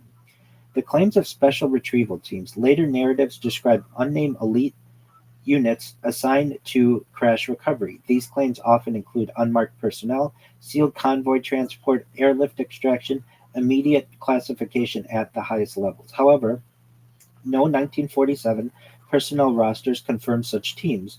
No procurement records indicate specialized recovery units for unknown craft. No logistical orders have been declassified supporting such deployments. Thus, these accounts rest entirely on later testimony. The problem of memory drift, which does occur, a key investigative issue is time gap distortion. Most retrieval stories originate 30 to 50 years after the event. During that period, memory reconstruction occurs, cultural UFO narratives expand, interviews reinforce each other, media exposure shapes recollection. This does not mean witnesses are intentionally misleading, but it introduces reliability challenges. The chain of custody analysis. In forensic investigation, chain of custody refers to who collected evidence, how it was transported, where it was stored, who had access. For Roswell, the confirmed chain is that there was a ranch discovery, local law enforcement, then Roswell Army Airfield, then the Fort Worth Air Command review. The proposed expanded chain later claims state that there was secret air transport to multiple bases, scientific reverse engineering facilities, and long term classified storage programs. A critical issue arises. The expanded chain is not supported by contemporaneous documentation. The transportation claims. Some narratives describe debris was flown under guard to distant facilities, covert airlift operations occurred, and nighttime relocation of materials. To assess the plausibility, the known 1947 capability, the C-54 Skymaster transport aircraft uh, had some capability, secure military airfields were available, and classified cargo handling was possible. The missing evidence is flight logs indicating unusual classified cargo labeled unidentified craft, documentation of crash derived material shipments. No such records have been released. The role of the strategic command culture. The 1940s and the late 1940s U.S. military structure emphasized secrecy, compartmentalization, rapid technological development, and nuclear deterrence. This environment makes it plausible that unusual materials could be rapidly classified. Information could be restricted from lower personnel. However, it does not automatically imply exotic origin, only restricted access. We have a recovery narratives. The idea of a structured crash retrieval program largely emerges from oral histories, UFO conferences, and books and interviews decades later. The key pattern is that UFO belief system expanded. As UFO belief systems expanded, Roswell was retrofitted into an origin event. This is a common phenomenon in historical myth formation. A later framework recognizes earlier ambiguous events. We have competing explanatory models. Model A is the balloon debris is misinterpreted. It aligns with the 1994 U.S. Air Force report, consistent with known classified balloon projects, and explains light materials and scattering. There's Model B. The experimental aircraft recovery suggests secret U.S. technology testing, partially plausible given Cold War secrecy, and lacks supporting documentation for 1947 Roswell specificity. 1947 Roswell specifically. Model C is the extraterrestrial crash retrieval. It explains later witness claims of secrecy and bodies, lacks contemporaneous evidence, and depends heavily on retrospective testimony. Why the bodies enter the narrative later. Although full analysis we'll go into in a little bit, the 1947 reports focus on the debris. No press or military statement mentions biological entities, and body stories emerge decades later. The temporal gap is one of the strongest analytical dividing lines in the Roswell dataset. We have a psychological layer. Human cognition plays a role in narrative formation. Memory reconstruction fills gaps. Ambiguous events become structured stories. Cultural expectations shape recall. Repeated storytelling increases confidence without increasing accuracy. This is especially relevant in high interest cases like Roswell. What can be stated with high confidence? From a strict evidentiary standpoint, What's well supported is that a debris field existed, military recovery occurred, materials were transported to Roswell Army Airfield, explanation shifted rapidly to a balloon system. No confirmed multi site crash documentation exists from 1947. What isn't supported by early records, at least, was a structured crash retrieval team, multiple crash site, uh, multiple crash sites, biological recovery operations, or advanced propulsion recovery programs. As we get even deeper, we're going to get into the bodies, witness claims, the origins, and contradictions. So, the key turning point in the Roswell lore uh, from July 1947, the earliest Roswell records from July of 1947, they describe only debris recovery, military examination of materials, press announcements, and retraction. There is no mention of biological entities in press releases, military memos, newspaper accounts, official statements from that time. The idea of bodies appears later and becomes central only decades afterward. This creates a major investigative divide. The 1947 evidence is debris incident, later narratives are crash with occupants. We have the Barnett claim, which is a retrospective story. One of the earliest body related narratives comes from claims attributed to Grady Barnett. Their claim was, and this was reported decades later, they alleged that allegedly they encountered a second crash site. They described a circular craft. They reportedly saw small humanoid bodies nearby. Military personnel allegedly arrived and secured the area. The critical issues, there's no contemporaneous 1947 documentation that supports this. The story surfaces later in UFO literature, and details vary between retellings. The investigative conclusion, Barnett's account is influential in UFO culture, but perhaps lacks early evidential support. Then there's the Mortician account, another major narrative involving funeral home director Glenn Dennis. His claims include he received unusual calls from Roswell Army Airfield, inquiries about child-sized coffins or preservation methods, alleged transfer of unidentified bodies to base medical facilities, and encountering distressed military personnel. The supporting details often cited, he mentions the mention of military presence at his workplace and the recollection of a nurse warning him to stay silent.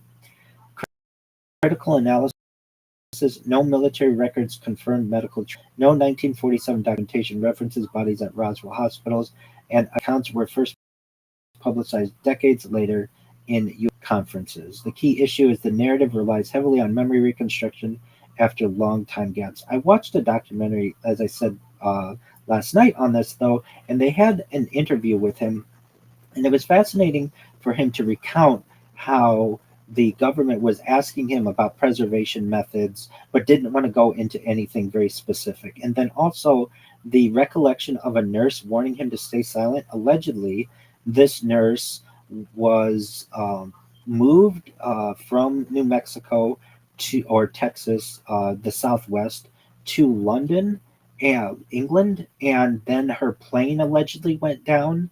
That's the rumor that he was told, along with some other people. The only way that he found this out was he was sending her letters, and one of the letters was returned to sender that the addressee was deceased. And so I've always found that to be quite interesting as well. We have the Marcel family interpretations. Jesse Marcel was central to the debris recovery. Later, his son Jesse Marcel Jr. contributed to the evolving narrative.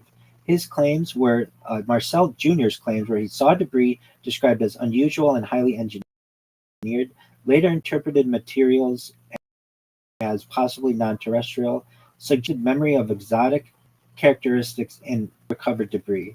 Important distinction, Marcel Sr. was the debris handling officer. Marcel Jr., he's the one whose testimony that we have, and there was retrospective interpretation, not direct 1947 crash site witness.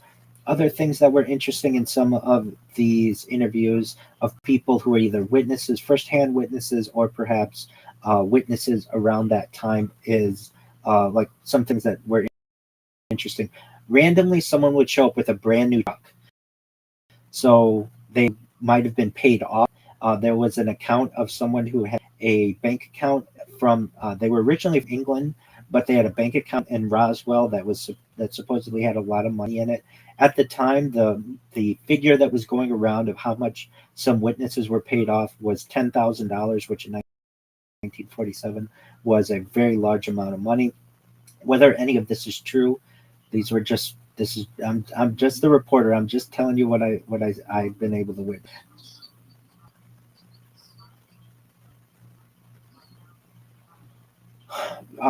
You mean what was interpreted on the crashed debris? Yeah. So as it's been described, I believe Mac Brazel said it resembled Egyptian hieroglyphs.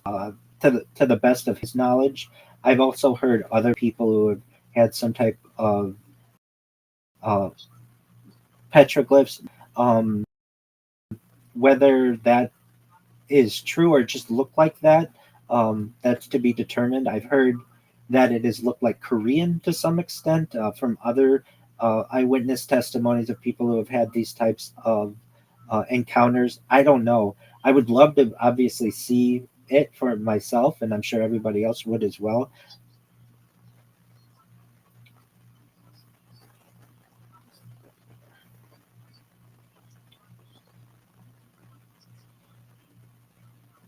Okay.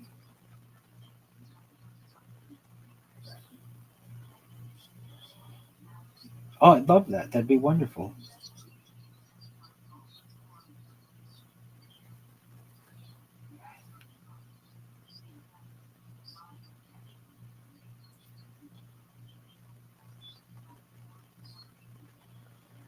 Okay. Um, this happened recently. Okay. All right. Well, um,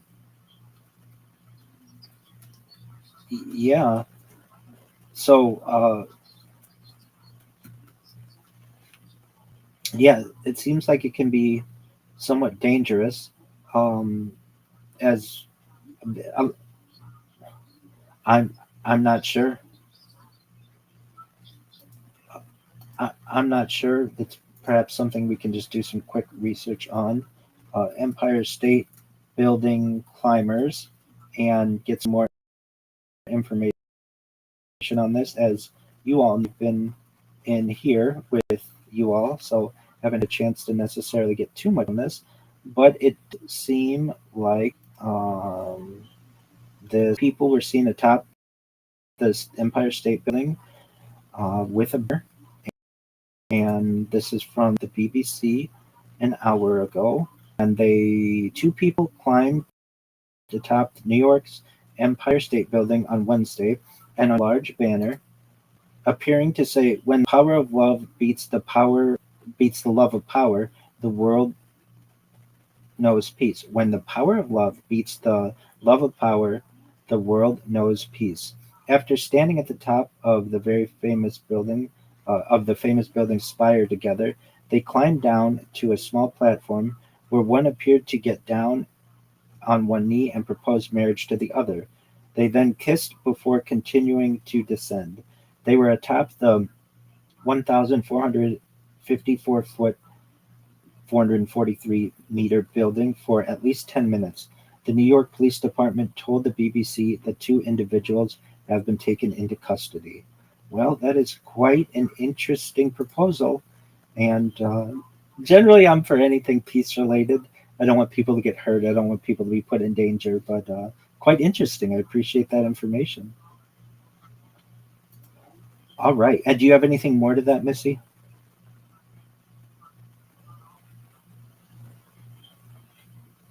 Um, Did you hear me, Missy?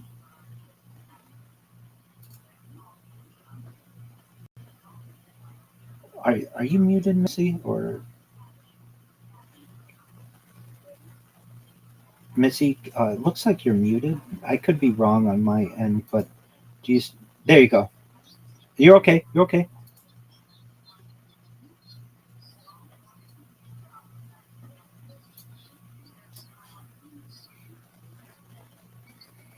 That's a tough one.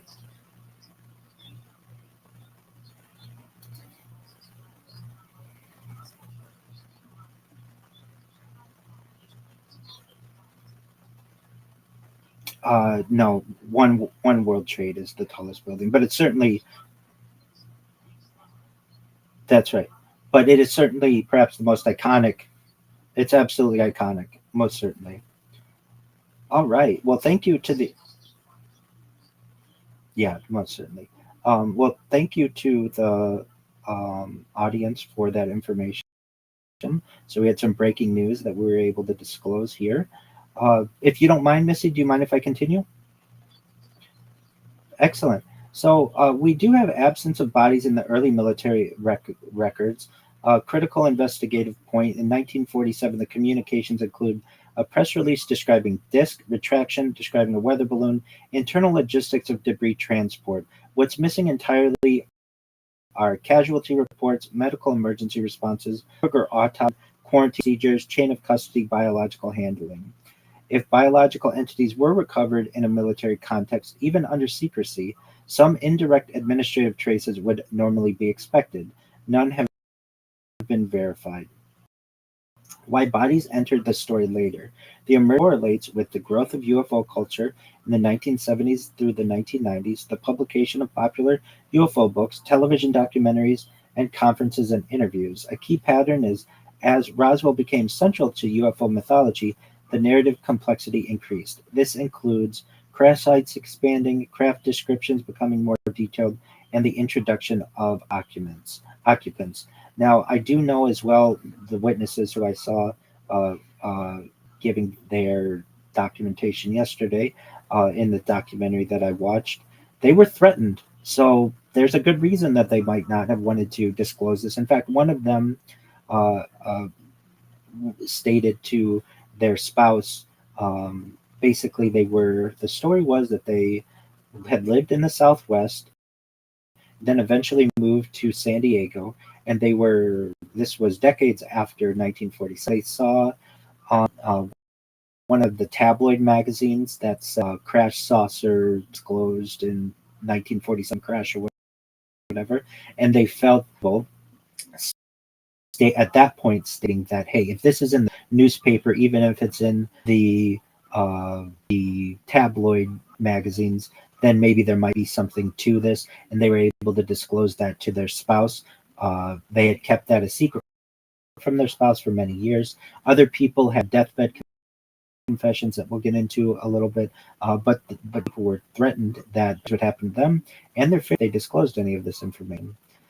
Now, the descriptions of the alleged biological entities across accounts, common descriptions include small stature, humanoid forms, large heads relative to body size, thin limbs, grayish or pale skin tones, and lack of visible clothing. However, these descriptions do vary significantly between witnesses. We have no photographs or physical evidence that exists in the public record, and accounts are not consistent across independent sources. There are some psychological and sociological factors. Several mechanisms can explain the development of body narratives. There's memory reconstruction, narrative convergence, cultural reinforcement, and certainly interview effect, where reported questioning can reshape recollections. We have the institutional secrecy versus the myth expansion. A key analytical tension exists. The known fact of the U.S. military in 1947 operating under extreme secrecy in nuclear and aerospace programs. And then there's an interpretive leap. Some later narratives assume secrecy, suppression of extraterrestrial evidence. However, secrecy alone does not indicate extraordinary material origin. It only indicates restricted information flow. There are alternative explanations for body reports. Some people have confused this or alleged that this is confused with anthropomorphic test dummies or misinterpretation of wreckage. Perhaps it's fictionalization or media amplification effect. Um, I can say that from the witnesses that I've seen, they describe these beings as being small, child sized, that they had four fingers, that the fingers on the tips had like suction cups. They were the standard gray aliens that you're thinking, large bulbous head, thin body, with the four fingers on the hands. Some with Yeah, it's similar. Yeah, and that's absolutely right. So if you want to think of something, yeah, like the hands of a gecko, but with four fingers, long fingers, large eyes, small mouth, perhaps either no nose or small nose, no traditional ear. You would think of something extruding from the body. If anything, there were just maybe a hole or on each side of the head. That is generally what has been recounted from this. And really, again, this story of the beings doesn't come out for some time afterward, that there was not referenced in the original crash. The next section we'll review is Project Mogul, the official explanation under a microscope. By the end of the 1990s, nearly 50 years after the Roswell incident, public interest had grown to the point that the United States Air Force undertook a formal historical review. Its 1994 report concluded that the debris recovered near Roswell was likely from Project Mogul, a then classified research program designed to detect distant Soviet nuclear explosions. For many researchers, the explanation resolved the mystery. For others, it raised additional questions. So we're going to go through just briefly what Project Mogul, why it was created. After World War II, the United States had a pressing strategic concern. How could it detect the Soviet Union secretly? How could the United States detect if the Soviet Union secretly tested an atomic bomb? In 1947, there were no reconnaissance satellites, no global seismic monitoring network, and no worldwide electronic surveillance. Scientists therefore explored an unconventional approach. Instead of looking down from space, they would listen through the atmosphere. So we have the science of infrasound. Large explosions generate infrasound, low frequency sound waves below the range of normal human hearing. These waves can travel enormous distances through the upper atmosphere. Researchers believe that an atomic explosion in Asia might produce detectable atmospheric waves that could reach North America. This concept became the foundation of Project Mogul. The team behind the project, it was developed by scientists and military personnel working on advanced atmospheric acoustics and balloon engineering. The program combined expertise in meteorology, acoustic construction, electronics, radar tracking. Although the project's purpose remained secret, many of its scientific principles were sound and later contributed to global nuclear monitoring technologies. What a Mogul balloon train looked like. A Project Mogul launch was not a single weather balloon. Instead, it consisted of a long balloon train including multiple neoprene balloons, radar reflectors, suspension cables, instrument packages, acoustic sensors, batteries, radio transmitters. When fully assembled, the train could stretch hundreds of feet in length. If it broke apart, debris could scatter across a large area, consistent with reports of a wide debris field. The radar reflectors, one of the most recognizable components, was a Raman radar reflector. These devices consisted of metallic foil or foil backs of tape, geometric reflective panels. Witnesses later described thin wooden strips, shiny foil, unusual tape. The descriptions broadly resembled the construction of radar reflectors used at the time. However, some witnesses later insisted the recovered material behaved differently than ordinary foil. Memory metals described debris that allegedly returned to its original shape after being bent, resisted cutting, could not be burned, was extremely light, if not matched known Mogul materials. However, several considerations are important. These descriptions were recorded decades after the event. No authenticated sample has ever been produced. No laboratory analysis has verified such material. Thus, the claims remain unverified. There is decorative tape controversy. A recurring point in the Roswell discussions involves a tape used on some radar reflectors. According to some accounts, the tape bore colorful symbols resembling flowers, geometric designs, or hieroglyphics. Later retellings transformed these into claims of alien writing. Historical records indicate that a toy manufacturer supplied decorative tape with printed patterns for some reflector assemblies. Witnesses unfamiliar with the material may have remembered the designs as unusual. The mundane explanation is plausible, though not universally accepted.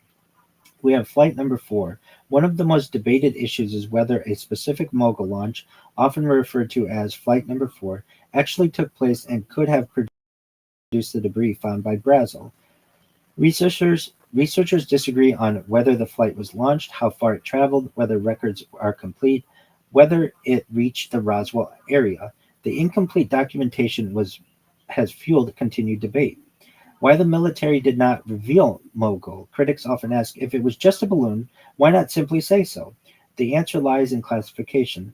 Revealing the true purpose of Project Mogul would have informed the Soviet Union that the United States was developing long-range nuclear detection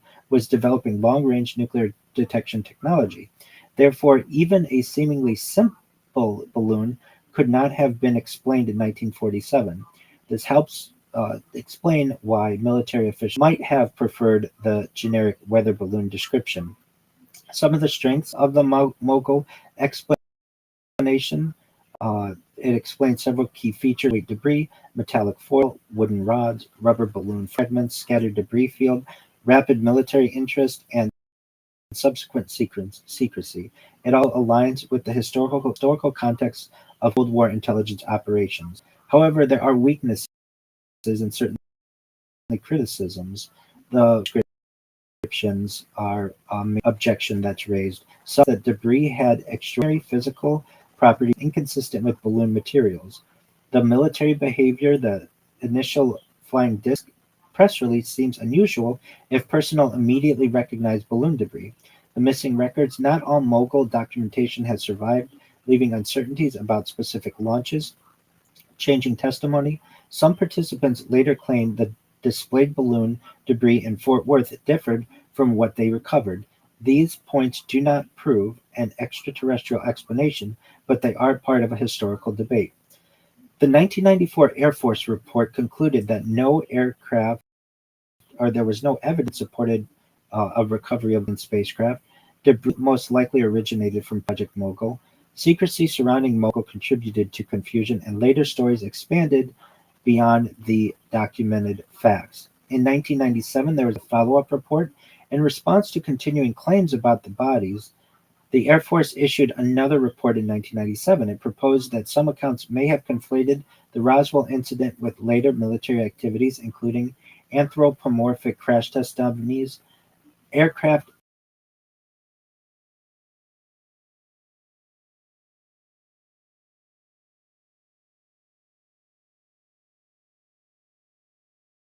accident recoveries, not 9/11. The Air Force argued that memories from different periods may have merged over time. From an investigative standpoint, Project Mogul is the strongest documented conventional explanation currently available. It accounts for many features of debris and secrecy surrounding the recovery. However, some aspects of the Roswell story remain disputed because the documentation is incomplete, witness testimony is inconsistent, and not every detail can be reconstructed with certainty. The uncertainty has allowed alternative theories to persist. The next part we're going to discuss is directly with the witnesses, their testimony, their memory, and their credibility. The Roswell incident is unusual because its importance today rests far more on witness testimony than on surviving physical evidence. The debris was taken into military custody in 1947 and is no longer available for independent examination. As a result, historians must weigh contemporary documents, later interviews, consistency across accounts, and the well-established strengths and limitations of human memory. The goal is not to decide whether every witness was right or wrong, but to understand what each person claimed when they made those claims and how those claims fit into the broader historical record. So the first person we're going to go into is William Mac Brazel. He's the first civilian witness. A little bit of his background. He was born in 1899 and 1963 in New Mexico. He was the ranch foreman who discovered the debris. What he said in 1947, according to newspaper interviews, Brazel described finding rubber fragments, foil-like material, sticks, paper-like material, scattered debris over a wide area. He stated he had found weather balloon debris before, but thought this material looked unusual enough to report. Later controversy, some researchers argue Brazel appeared reluctant in subsequent interviews and may have been pressured by military authorities. Others note there is no documentary evidence proving he was threatened. An assessment is that his testimony is important because it is among the closest in time to the event. However, his public statements are limited, and later interpretations often go beyond what he actually said in 1947. The next person we'll go into is Jesse Marcel. He's the central military figure. He was born in 1913 in Helena, Montana, and he died in 1986 in Louisiana. He was an intelligence officer assigned to recover and evaluate the debris. In 1947, his role was to visit the ranch, collect the debris, transport it to the Roswell Army Airfield, and he accompanied the material to higher headquarters. In later interviews, beginning in the late 1970s, he stated that he believed the debris was not from a weather balloon. It had unusual properties. The material displayed in Fort Worth was not what he originally recovered. These statements became foundational to the extraterrestrial interpretation. The strengths of his argument are that he was a direct participant. He was a professional military intelligence officer, and he was clearly involved in recovery operations. Some limitations he detailed his detailed public recollections were made roughly 30 years after the event, introducing the possibility of memory changes over time. Then we have Jesse Marcel Jr., the child of Jesse Marcel Sr. He was born in 1943 and he died in 2013, both in Louisiana. So he was about 4 years old when this occurred. As a child, Marcel Jr. recalled his father bringing debris home for the family to see. His description included thin metallic sheets, lightweight structural pieces, unusual markings on some fragments. He later maintained that the material did not resemble anything he encountered during his military and medical careers. His evaluation within his recollections, they seem sincere, but derived from childhood memories, and they were recalled decades later. They are valuable, but must be interpreted with appropriate caution. Then we have Glenn Dennis. Dennis's account became one of the most widely discussed because it introduced the possibility of recovered bodies. His principal claims were that military personnel asked him about small caskets. He received questions about preservation methods. He encountered a nurse who allegedly described unusual bodies. He was warned not to discuss what he had learned. The issues that occur, researchers have noted that this documentary corroboration is lacking. Some details changed over successive interviews, and the alleged nurse has not been independently verified. His account remains controversial. The military personnel, numerous former service members later claimed their involvement in security, transportation, communications, perimeter. Common themes include unusual secrecy, restricted access, armed guards, instructions not to discuss the event. These themes are plausible within the culture of Cold War military operations, but they do not by themselves establish the nature of the recovered material. There's a problem with secondhand testimony. Of course, many Roswell accounts are not firsthand. Instead, they involve statements such as someone told me, a friend who served on the base said, or my father later admitted. Historians classify such evidence as generally as hearsay. It can suggest avenues for investigation, but generally carries less evidentiary weight than direct contemporaneous records. Then we have deathbed confessions, which are quite interesting. Some books and documentaries describe individuals who allegedly confessed near the end of their lives. Deathbed statements can be emotionally compelling, but they are not automatically more reliable. They still require independent corroboration, consistency with known facts, and supporting evidence. Without such support, they remain anecdotal. One that I recently saw was there was a nurse in Florida who was working with a patient, and the patient one day was very aware when normally they were not. I believe the patient was suffering from cancer, and the patient asked the nurse if anybody was in the room with them, basically on the other side of the curtain. The nurse replied no, that they were the only two there.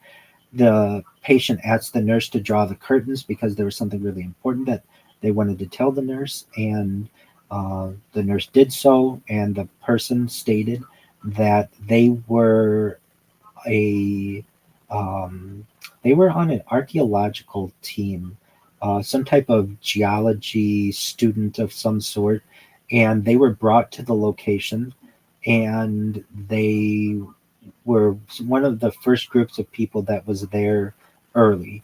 And when they saw bodies, these small little childlike sized bodies, they were instructed to turn away and to never tell anybody what they saw. And if they did, they would be harmed. And they were threatened. And the person said they never, the person who was recounting this said that the patient had never the patient stated that they'd never told anybody about this, but it was really important, and said to the nurse, "Don't ever, please don't ever tell anybody this because you could be in danger." And this witness, their testimony was from maybe the early 1990s or late 1980s or so. And there are other people who have similar discussions. Perhaps there were more than just teams of Mac Brazel as a and military. Maybe was some type of scientific group that was brought there. Other people do corroborate this, but whether that's true,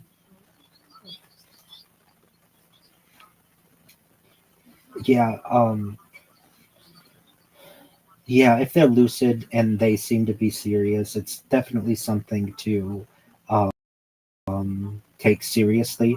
Whether you can believe all of them, absolutely not. But like you're saying, what does the person have to lose? Uh, and yeah, so definitely important that we and even some of the witnesses who witnessed who was allegedly a witness, the secondhand people, to get as much information from them as possible. Again, we're scientists. Science is important. It's what we do, and at the heart of being a scientist and science in general are asking questions: who, what, when, why, how, everything.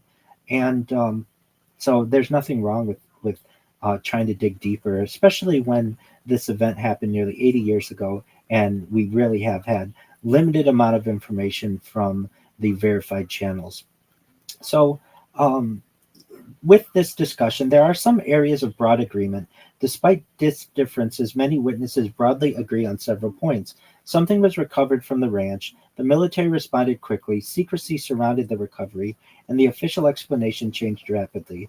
Participants were instructed to limit discussion. These points are generally consistent with the historical record. The areas of significant disagreement, witnesses diverge on critical questions of the nature of the debris. Was it ordinary balloon materials or advanced military equipment, some type of unknown technology? The presence of the bodies. Some later witnesses claimed they existed. Others involved in the recovery never mentioned them. The number of crash sites. Accounts range from one debris field to multiple recovery locations. And hand of the evidence. In terms of the crash sites, some of the documentaries that I've seen in the testimonies, that crash site may or the,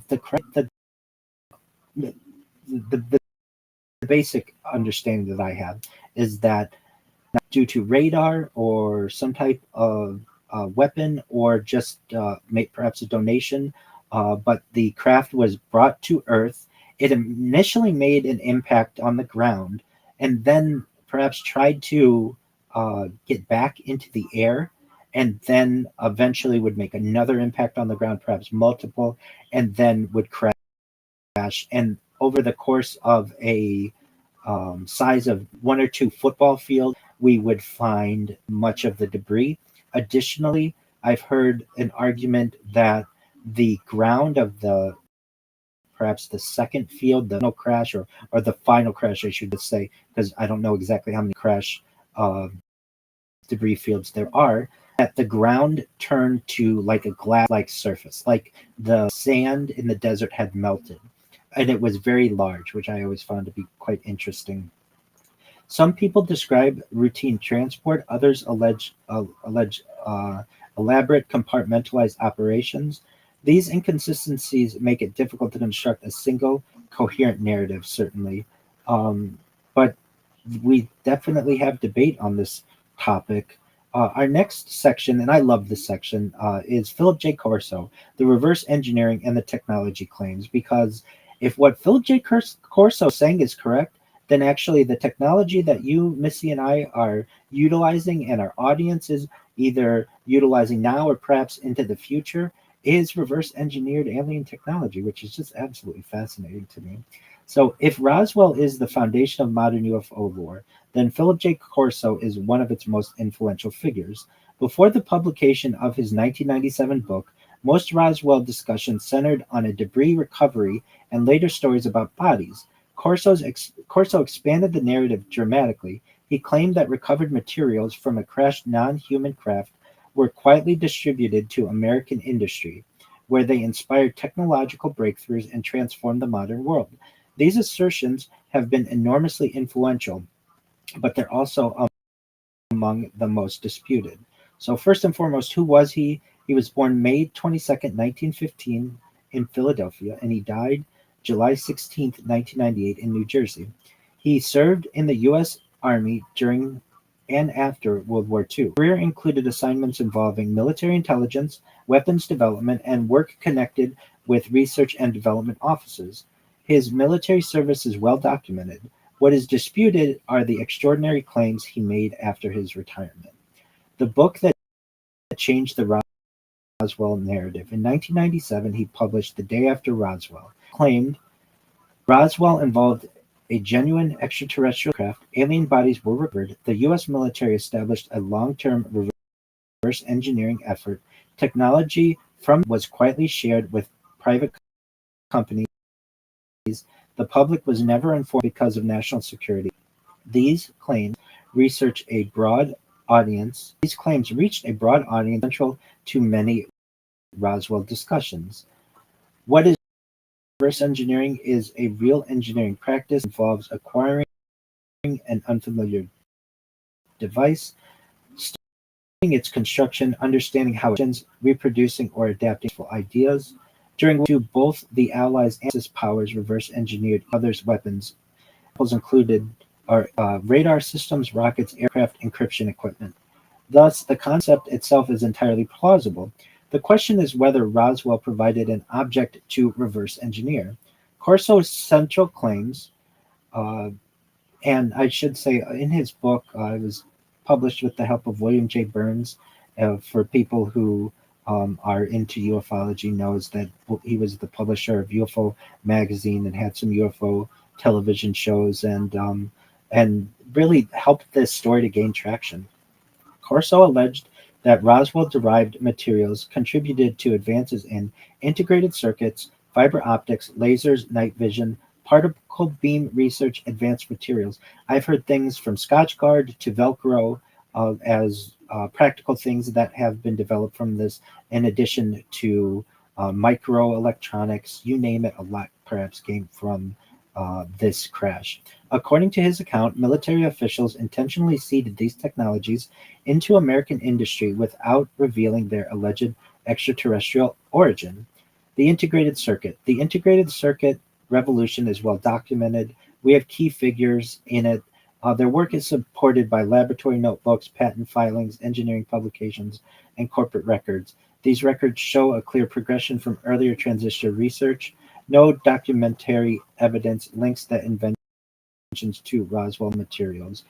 Fiber optics evolved through decades of research in glass purity, light transmission, radiations. We have important contributors to this. Same with lasers, and on both sides of the story. Philip Corso says that these were reverse engineered, and the mainstream, you're going to hear people talk about uh, inventions like lasers with their documented development following decades of theoretical work in quantum mechanics, stimulated emission, microwave amplification. The scientific lineage is continuous and extensively documented. Things like night vision. Corso stated that night vision was reverse engineered, perhaps utilizing the eye of one of the beings, the extraterrestrial bodies. Night vision devices were already underway, under development during German and Allied forces experimented with infrared illumination, image control, ap- amplification. Some of the advanced materials, one area where debate sometimes persists is in advanced materials. Witnesses described exceptionally light substances, strong metallic fragile resilience. Modern materials include titanium alloys, nickel superalloys, shape memory alloys such as nickel titanium, also nitinol, and composites. Some of these can appear extraordinary familiar with them. However, shape memory alloys like nitinol were developed through documented metallurgical research beginning in the 1950s and early 1960s, and there's no verified evidence that necessarily connects them to Roswell. We do have a patent problem. If revolutionary extraterrestrial technology had been distributed to private industry, investigators would expect to find anomalies such as unexplained design leaps, missing development histories, abrupt technological discontinuities. Instead, historians generally find incremental improvements, documented prototypes, laboratory testing, engineering notebooks, and peer reviewed publications. The continuity Corso's broad technological claims. Could the government hide such a program? The question has generated intense debate. Arguments that it could. Cold War compartmentalization was extensive. The Manhattan Project demonstrated the very large classified programs demonstrated that very large classified programs could remain secret during wartime, and access to information was tightly controlled. The arguments against are reverse engineering across multiple industries would likely involve thousands of scientists and engineers. Maintaining perfect secrecy over decades would be increasingly difficult, and independent invention by researchers around the world would still occur.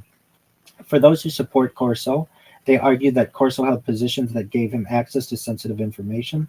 His military record lends credibility to his familiarity with classified programs, and some technologies advanced rapidly in the decades after Roswell. However, rapid technological progress alone does not establish the source of those advances. His critics, many say that he had limited documentary corroboration. There's a lack of physical evidence, discrepancies between the editions of his book, disagreements among collaborators, and conflict with well established histories of technological development. The broader question of reverse engineering, it's important to distinguish between two separate questions. Does the US government reverse engineer foreign technology? Yes. This is well documented and has occurred throughout modern military history. Has it reverse engineered recovered extraterrestrial technology from Roswell? At least not publicly available, has been able to conclusively demonstrate this, but that doesn't mean that there's not a clandestine world that where this does occur. So the next section that we'll review some is the government investigations, declassified records, and the modern UAP era. For nearly 50 years after the events of July 1947, the U.S. government conducted no public comprehensive investigation of Roswell. That changed in the 1980s after persistent public interest, congressional inquiries, and requests under the Freedom of Information Act. This part examines what will review what official investigations found, where records are incomplete, and how Roswell fits into the broader modern discussion of unidentified anomalous phenomena.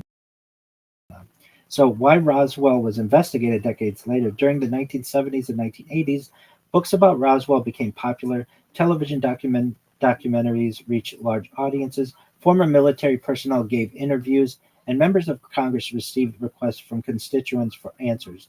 These developments prompted renewed attention to the historical record. We had congressional interest. In the 1990s, questions raised by members of Congress led to requests for reviews of governmental records related to Roswell. The purpose was not to determine if extraterrestrials had visited Earth, but rather to determine what happened in July of 1947, whether records existed, and whether previous explanations were accurate. The 1994 U.S. Air Force report that was published, the Roswell Report Fact versus Fiction in the New Mexico Desert, its principal conclusions were the recovered debris was most likely from Project Mogul. Mogul was classified in 1947. Personnel unfamiliar with the program could have misunderstood the debris. The weather balloon explanation protected national security. Of course, there's a 1997 follow-up report. A second report addressed continuing claims about alien bodies. It concluded that some witnesses may have unintentionally combined memories from different periods, including anthropomorphic test dummies used in the 1950s, aircraft accident investigations, routine military recovery operations, and medical training exercises. Critics noted an important issue. The dummy tests occurred several years after Roswell. The Air Force acknowledged this chronology but suggested long-term memory can merge separate events. The declassified documents. Over time, numerous Cold War records have been declassified. These include documents including balloon research, atmospheric experiments, nuclear detection programs, intelligence operations. These records confirm that highly classified balloon projects, including Project Mogul, were real. However, no declassified document has been authenticated as describing the recovery of an extraterrestrial spacecraft or non human biological remains at Roswell. We have missing records. One aspect that continues to attract attention is the absence of some historical records. Researchers have identified gaps involving routine administrative files, certain outgoing messages, destruction of some personnel records under standard records retention practices. Missing records are not unusual for mid 20th century government archives, particularly for documents considered temporary. However, their absence makes it more difficult to reconstruct events in detail and leaves room for speculation. We have the FBI in Roswell. The Bureau of Investigation has released historical files mentioning flying discs. These files show that reports of unusual aerial objects were forwarded between agencies. The Bureau monitored public reports when relevant to national security. Many cases remained unexplained because of limited evidence. Importantly, the released files do not establish that the FBI confirmed an extraterrestrial crash at Roswell. Intelligence agencies and secrecy. Many discussions of Roswell include agencies such as the Central Intelligence Agency, the National Security Agency. It's worth noting that the CIA was created in September 1947. After the Roswell incident, the NSA was established in 1952. Therefore, neither agency directed the initial July 1947 response. Later involvement in classified aerospace or intelligence matters is a separate question, but many people have brought up the idea that, hey, if we had a crash in 1947, in July of 1947, and the government didn't know how to manage it, a great idea for the CIA to be created in September of 1947 to be able to perhaps lend a disinformation campaign and also to be able to address in the future. The modern UAP era, beginning in the late 2010s, official interest shifted from UFOs to unidentified anomalous phenomena. Several developments contributed: the release of military cockpit videos, increased congressional oversight, establishment of formal reporting processes, creation of dedicated analytical offices within the U.S. Department of Defense. This renewed attention does not validate Roswell necessarily, but it demonstrates that governments continue to investigate unexplained aerial reports. We've had congressional hearings on UAP. Recent congressional hearings have explored topics such as military pilot observations, sensor data, reporting procedures, classification practices, allegations from current and former officials. Some witnesses have claimed knowledge of alleged crash retrieval programs. Others have stated that they have not personally seen evidence confirming extraterrestrial technology. To date, no publicly released evidence from these hearings has conclusively established that Roswell involved a recovered non-human craft. The standard of evidence: historians and investigators generally distinguish among official reports, contemporaneous memoranda, photographs, technical records, physical evidence, meaning recovered materials, and laboratory analyses and authenticated artifacts, testimonial evidence, witness recollections, interviews, oral histories. Roswell relies heavily on testimonial evidence because no authenticated physical artifact has been publicly available for independent science testing. What official investigations agree on? Almost across official reviews, several points are consistent. Something was recovered from a ranch near Roswell. The military responded quickly. The initial public statement was inaccurate. Classified programs operating in New Mexico contributed to secrecy, and no official investigation has been concluded that the recovered object was extraterrestrial. What remains unresolved, despite decades of study, several questions remain open from a historical perspective. Why was the initial flying disc press release issued? Exactly which materials were ranch? Are all relevant records still extant? Some witnesses maintain that the displayed debris differed from what they recovered. The next section are the competing theories of the extraterrestrial craft, the secret technology, and other types of formation. So this this case has survived for nearly 80 years because it sits at the intersection of several powerful themes: military secrecy, technological anxiety, memory, Earth. Different researchers interpret the same evidence differently. So evaluated or are evaluated face different problems here with the available historical. One, which is an extraterrestrial spacecraft crashed. The most famous explanation is a non-human spacecraft crashed near Roswell in 19. U.S. military recovered the crash and occupants. This theory became dominant after the 1970s to 1990s expansion of Roswell literature. We have evidence that supporters cite. Advocates of this extraterrestrial hypothesis point to the original flying disc announcement. The July 1947 press release stated that a flying disc had been recovered. Supporters argue the military briefly revealed the truth, then reversed the story. We have witness accounts. Supporters emphasize later testimony describing unusual debris, secrecy, alleged bodies, restricted areas. They argue multiple witnesses independently reported extraordinary events. We have an alleged technology transfer. Some researchers connect Roswell to integrated circuits, fiber optics, lasers, advanced materials. They interpret rapid technological progress after 1947 as potentially connected. Now, there are problems with the extraterrestrial theory from a historical evidence standpoint. There's a lack of physical evidence. We have some timeline issues. Many body claims appear decades after 1947. We have technological development records. Major technologies attributed to alien origins have documented human development histories. We have a second theory, which is presented, the Project Mogul balloon explanation. This is the official explanation. According to this theory, a classified high-altitude balloon system was designed to monitor Soviet nuclear tests that crashed near Roswell. We also have the idea of a secret U.S. experimental aircraft. Another possibility is that the object was a classified American project. The late 1940s saw rapid development of jet aircraft, rockets, advanced propulsion concepts, and high altitude systems.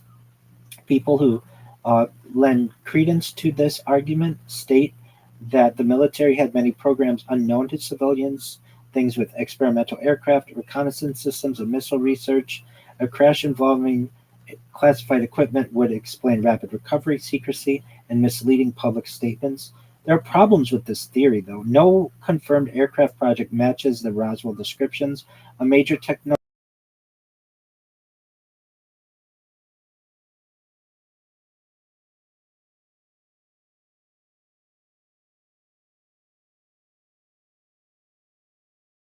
technological breakthrough. The theory, Soviet technology. Some researchers have proposed that the object could have been connected to Soviet espionage, captured German technology, foreign experimentation. This reflects genuine Cold War fears. Really, these different discussions historically happen for multiple reasons. We have incomplete information, rumors, later reinterpretation. Major role of the media. Media does not merely report mysteries. It shapes how they are remembered. Roswell gained important television documentaries, interviews, each retelling added details. We have the cultural Roswell versus the historical Roswell. There really are two Roswells. The historical Roswell, a 1947 military recovery involving unusual debris, and then the cultural Roswell, a story involving alien bodies, government secrecy, in technology. And then there are hybrid theories of this. Some researchers combine explanations. For instance, there was ordinary debris, but exaggerated later, secret military technology plus confusion, genuine unknown object, but no confirmed aliens. These approaches acknowledge uncertainty. Um, Whatever people may think that it is, we go into it with open minds and open hearts, and we're just trying to get to the truth. The central go ahead.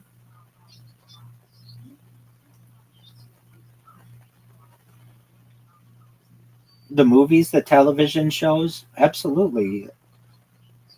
The entire city itself is a tourist destination now, and with the festivals and such, absolutely. There's a central historical question. The deepest question is not simply was it aliens? The deeper question is how do humans construct explanations when governments, witnesses, and evidence do not align? Roswell became famous because it represents a conflict between official secrecy, public curiosity, and uncertainty. And the final assessment that we'll do is what Roswell reveals about secrecy, evidence, and the human search for answers. Roswell, this incident endures because it is not merely a question about a strange object in the desert, it is a case study in military and secrecy, intelligence culture, technological change, witness memory, government communication, and the human desire to understand the unknown. Whether viewed as a crashed spacecraft, a classified balloon accident, or a legend built around an ambiguous event, Roswell remains one of the most influential mysteries of the modern era. The timeline that we've reviewed 1947, the rancher discovers, Mac Brazel discovers debris near Roswell, the military personnel recover the materials, the Roswell Army Airfield announces a flying disc recovery. The statement is quickly replaced with a weather balloon explanation. In the 1950s and 1960s, Roswell largely disappears from public attention. The Cold War continues. U.S. military aerospace programs expand. In the late 1970s, researchers begin interviewing former participants. The Roswell story returns to public attention. In the 80s and 90s, books and documentaries expand the narrative.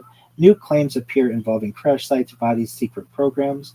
From 1994 to 1997, the Air Force publishes investigations explaining the event through classified balloon programs and addressing body claims. Of course, in 1997, have Philip J. Corso and by William J. Burns in his book The Day After Roswell, which lends a lot of credence or information that people more interested in this topic. And in the 2000s to the present time, Roswell becomes a UFO and UAP discussion. It was definitely a historically strong event. It was a real recovery that occurred. There was genuine debris discovery, and the military became involved. The event is involved in secrecy. This is not controversial. The late 1940s were filled with classified programs. The first explanation changed. This is not denied either. The public statement changed quickly. The contribution This contributed greatly to the suspicion. What remains uncertain? Some questions cannot be fully resolved from available records. For instance, the exact composition of every recovered fragment, the precise communication chain inside the military, whether every relevant document survived, why some later witnesses described events differently. We have missing artifacts. The strongest possible evidence would be physical debris, laboratory testing, independent verification. A verified artifact could answer many questions, but publicly available Roswell material has never reached that standard. This remains the central limitation. I will say this, there are theories that the crashed debris taken to Wright Patterson Air Force Base near Dayton, Ohio, and was observed there, and then eventually made its home at Area S4, and that's more into the Bob Lazar story in the Nevada desert near the Nevada test site, near Area 51, about 15 miles south of Area 51. There are witnesses, whistleblowers, who have discussed that that's perhaps the more permanent home of the craft, if it does have one. Now, the question that exists: what happened to the bodies? The alleged bodies are the most extraordinary part of the Roswell narrative. They appear primarily in later testimony. They lack contemporary documentation. They lack publicly available physical evidence. The difference between someone later said bodies existed and bodies were documented and examined is enormous. We have the importance of the Cold War throughout all of this. Roswell occurred during one of the most secret periods in American history. The United States was developing nuclear weapon systems, missile technology, reconnaissance methods, and atmospheric monitoring. A strange object falling near military facilities would naturally receive intense attention. We have the questionary explanation changed. Your question remains: why announce a flying disc? Possible explanations include misunderstanding, incomplete information, rushed public relations, confused between confusion between large organizations offering inconsistent messages during rapidly. For all of the large organizations that I know, I've never heard one of them initially say that it's a flying disc and then eventually say that it is a weather balloon. That is quite a distant connection to be able to be made. But to lend credence to the mainstream, that's what people want you to believe. Why people continue to believe absolutely. Why people continue to believe Roswell? Roswell appeals because it combines several powerful ideas: mystery, something unusual happened; authority, the military was involved; technology, the event occurred during a technological revolution; existential questions: are we alone?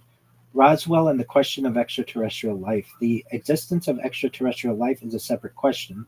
The universe contains billions of galaxies, enormous numbers of planets, environments where life might theoretically develop.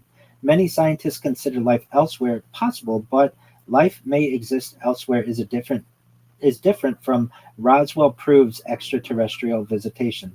The evidence standards are different.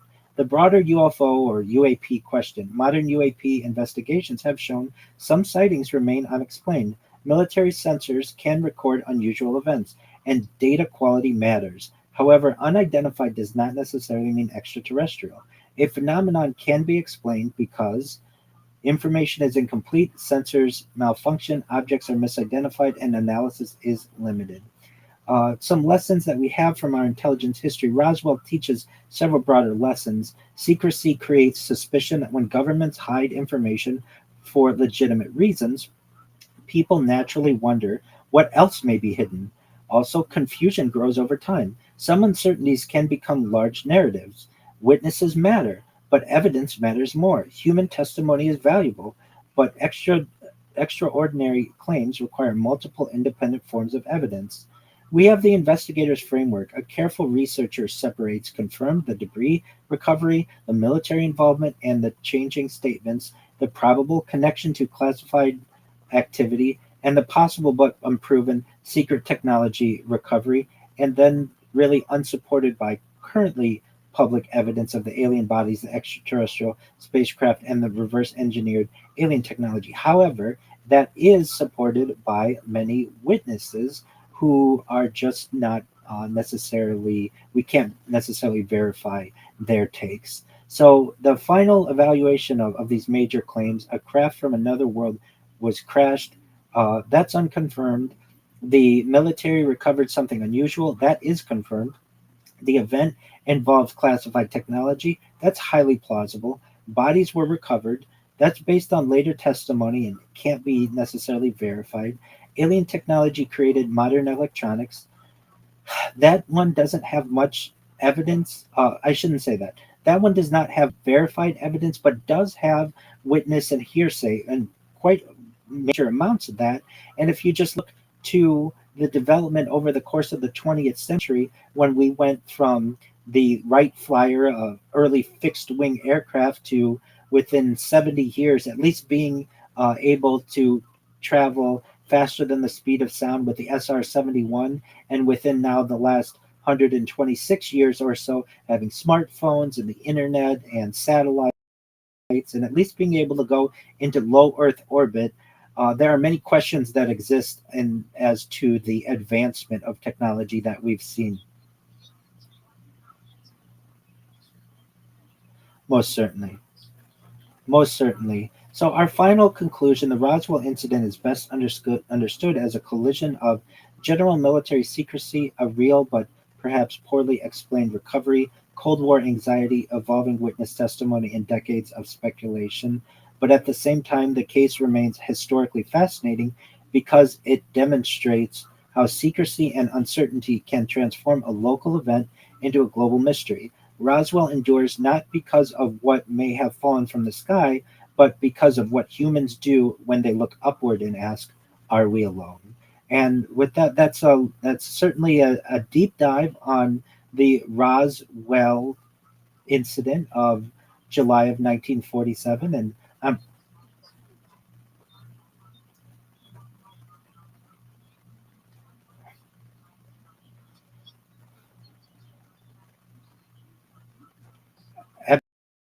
absolutely in seven,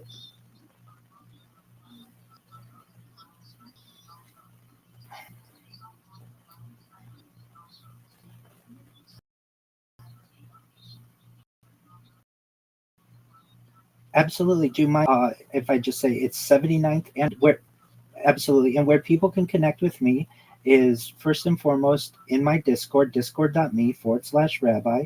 I'm available 24 hours a day, 7 days a week, 365 days a year for any kind of pastoral support, any type of issues you're going through. I'm here to be a positive in your life. If you want to view all of my social media, it's available at /Rabbi Rothschild.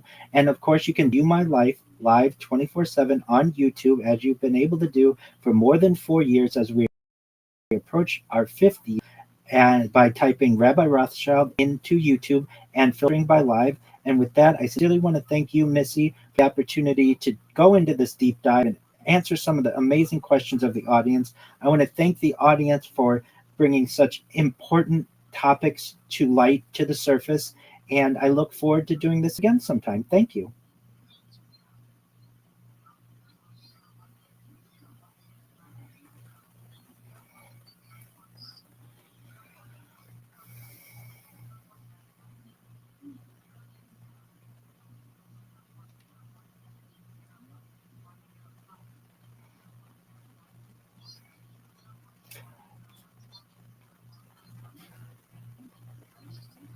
No, you're good.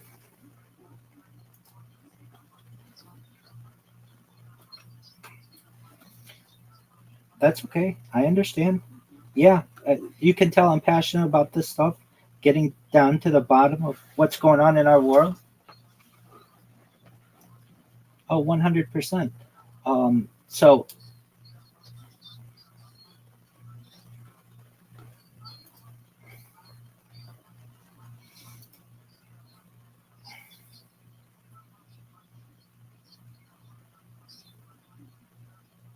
excellent. Wonderful. I'll look it over. And if there's anything to change, I'm sure there won't be, but I'll let you know. And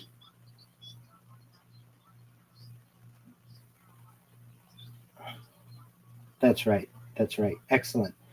And we won't put anything on paper now, but we'll be in touch via email and such. And when you'd like to have another guest, feel free to send me an email, or if I have something that occurs and I think it's prudent for the audience, I'll send you an email. And if you need anything from me in the meantime, I'm always here for you.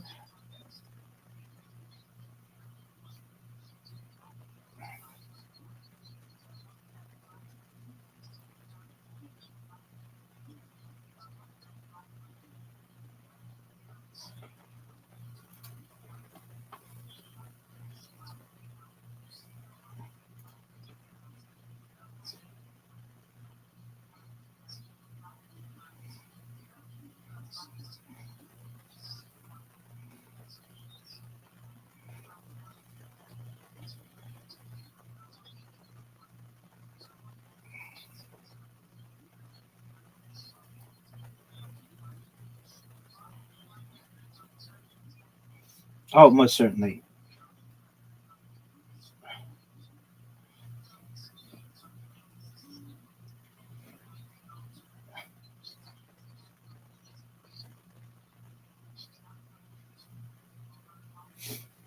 That I don't know, but I was researching this. I know you've got another. Yeah, but there was one. No, but I found one that's free for you. So it is known as Restream, and you can live stream on two different platforms. So you could restream on YouTube and you could restream on Rumble. Absolutely. Absolutely. And then you should know that you can, just like you've got now, where video and you can have someone join but not have everybody join. And I think it may be something that may be of interest to you. And you should know as many hours are in a month, it's free. So if you want that, yeah, absolutely. That's why I thought of you. And I use it every day. I use it on multiple of my accounts. And I just didn't think, hey, that's what she should think, because I don't normally do interviews on it. I do interviews, but I do them in different ways. I usually do them on Discord. But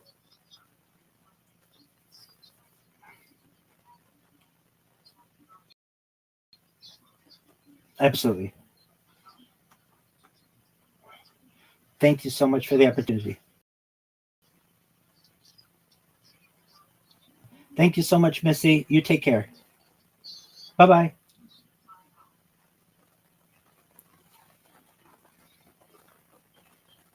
Oh, I did it though. I did it, folks. Folks, if you're watching this and you're like, yeah, gonna be able to go 3 hours with 2 cups of coffee in that bladder. Oh yeah. Are you happy? Yeah, dog, that went really well. Did it? Yeah. Would you have changed anything?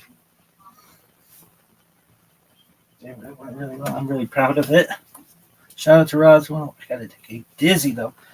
Big time. Some ribbon sun's gonna be freaking. Really? No. West side.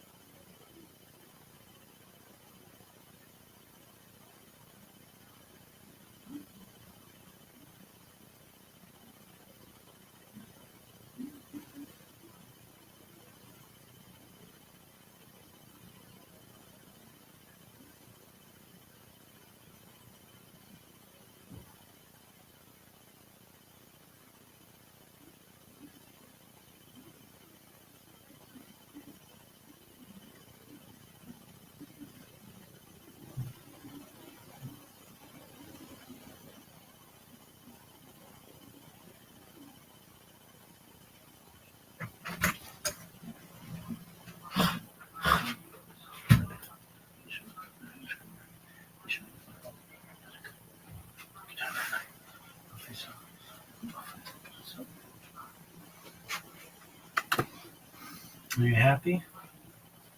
Is you happy? Yeah.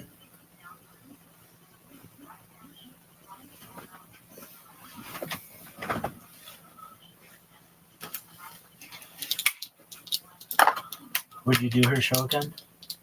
Yeah.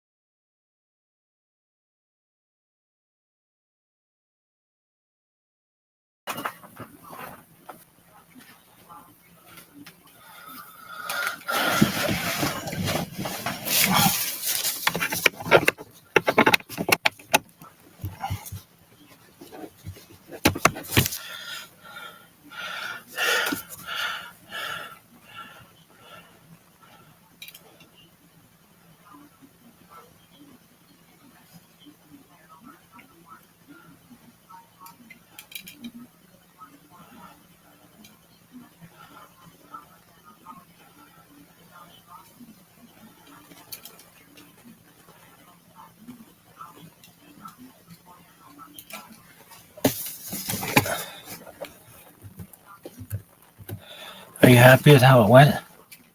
Yeah. Would you change anything? No, I'm baller as fuck.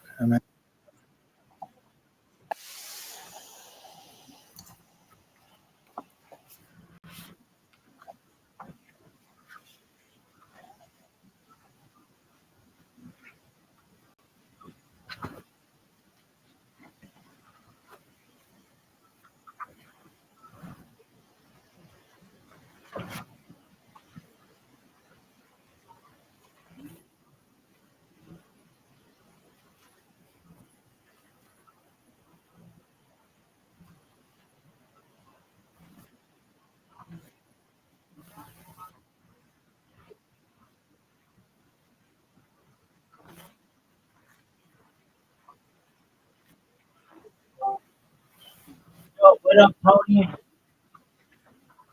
Tony, Tony, what up, Pam? Hey, dog. How am I? I'm amazing, right there. I just did a 3 hour podcast, and I got a response from the guy who has 250,000 people on it. And I didn't do that one just now, though. I just did a different podcast. But let me get a response to that because I didn't know he was going to respond to me.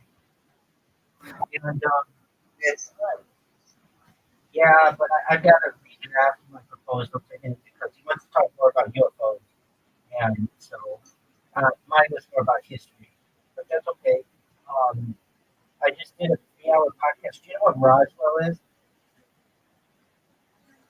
Okay, so 1927, allegedly, there was a UFO that crashed in New Mexico. And that's allegedly we've gotten a lot of technology from that.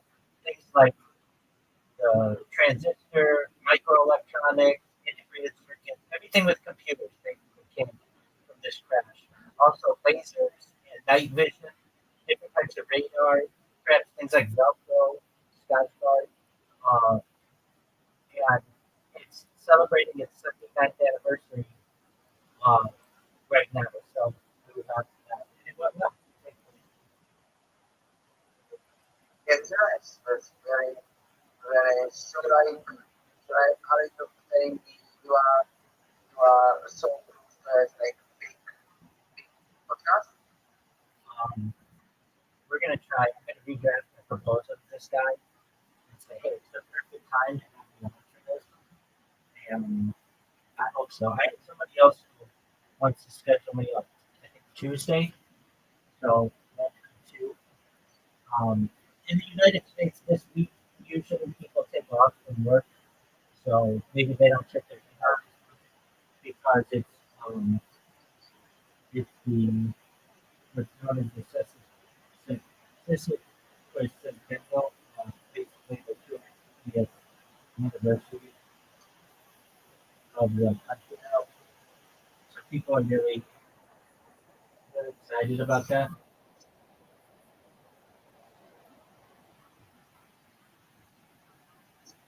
I am really happy for you. Like, how do you make this the best? I'm doing my best. Um, I ran into an issue though that um, I was sending out too many emails to people, and I lost some of my email accounts. Nothing too major though, but it just can't respond to these people yet. I think I do it 24 hours or something. Like, that's okay. I created. Do you know what Proton Mail is? No, Okay, it's just um, another platform that allows you to send emails. So I created eight of those. I created eight of those accounts for the last day, and I'm gonna do my best to uh, do my best to review that information with but try, but try. I am honestly the interrupt. Sorry, but try. You are very hot right now. I mean, That's good. yeah, hopefully we get the continues and you never know what happens. Um, I really need to land this big one. That's the one I really need to land. So, people reconsider my proposal and that and they'll do the documents. Um,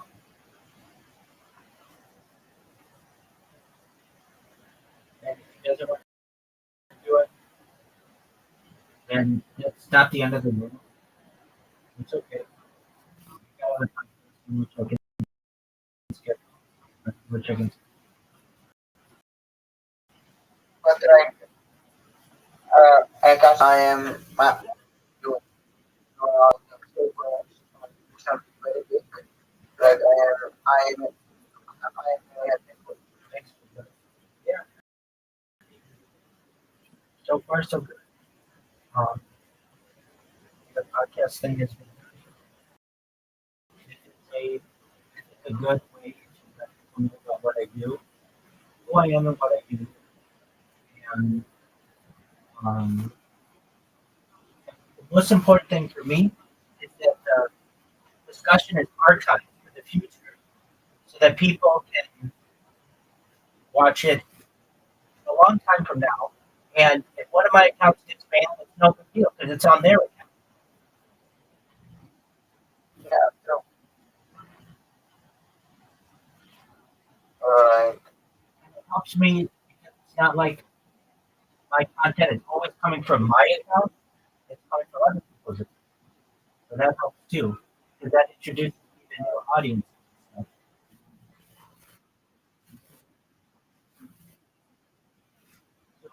So, how was your birthday? Good. I think it will be How did that go? I think what I sound very soon. I Okay, what technical issues did you have?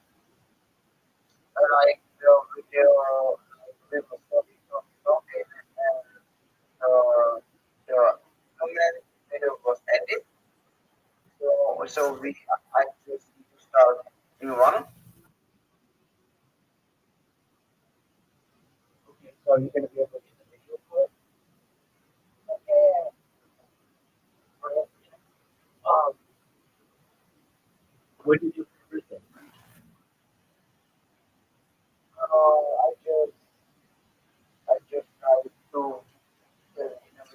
that I restaurant. Oh, cool. You went out to dinner? What did you eat? Oh my God, I don't know.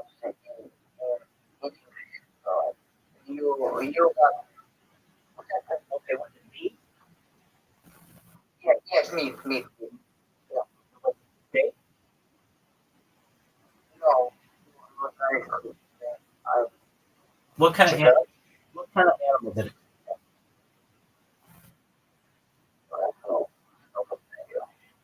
Like, I'm gonna- and I put new episode on my YouTube channel. Oh, that's great. You had a very productive day. I I also You, you had another revolution of like the sun. That's important. um, I think um, I think I think the way that I'm wrong on and yeah, You think your train was slowed down? um, What does that right I thought I know everything. mean? You're in perfect position. You're young. You're one of the youngest podcasters in the world. And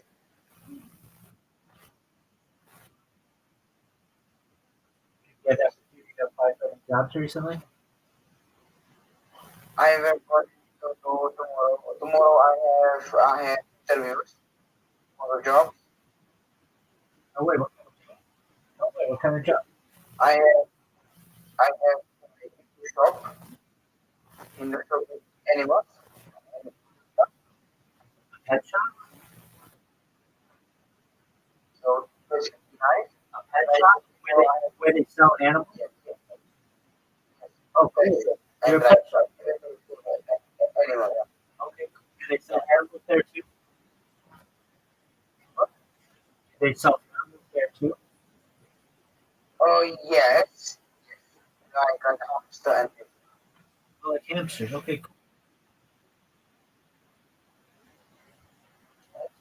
I have Are you good? I have Are you good with animals? yeah I Excellent. have hamsters. Two hamsters. So you're really good with animals. What are your Oh no, what are your hamsters named? and stand up. What does that mean? The Peppa. and this one. Okay, what does that mean? What are those names? So that is like hamsters. Yeah. Peppa is like And then Peppa's like the leading hamster you have? we have already two hamsters named Peppa. So we have three. Two hamsters. Peppa. Is it all named Peppa? And other one is Stenda. Okay. And What does that mean in Czech? you just a name. Okay, how did you get on Venza? Stenda. Stenda. Zeinda. Oh, just like it's spelled. Okay, just like it's spelled. All right, so Venza. How did you decide on that name? Because after somebody died in my mom today, so we decided to name Oh, it's named after somebody. it. Yeah. Okay. And what about Peppa? Peppa is like We want to support the name Peppa because last two hamsters was Peppa. Yeah. All right. Well, that's great. That you are a pet owner. Do you take good care of them? And they are yes, so I think so. That's true. Do you give them bedding and water and stuff to chew on? No, no. Our hamsters and I think hamsters is not good to I think go into the water. So but I don't give them food.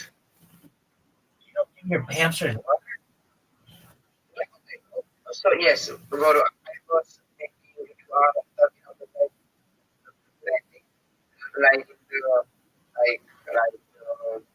the cleaning stuff. But yes, I look yeah. Okay, cool. Excellent. So, are you excited, Ryu? Yeah, yeah. You think I just yesterday. hamsters you get over them dressed up? Yes,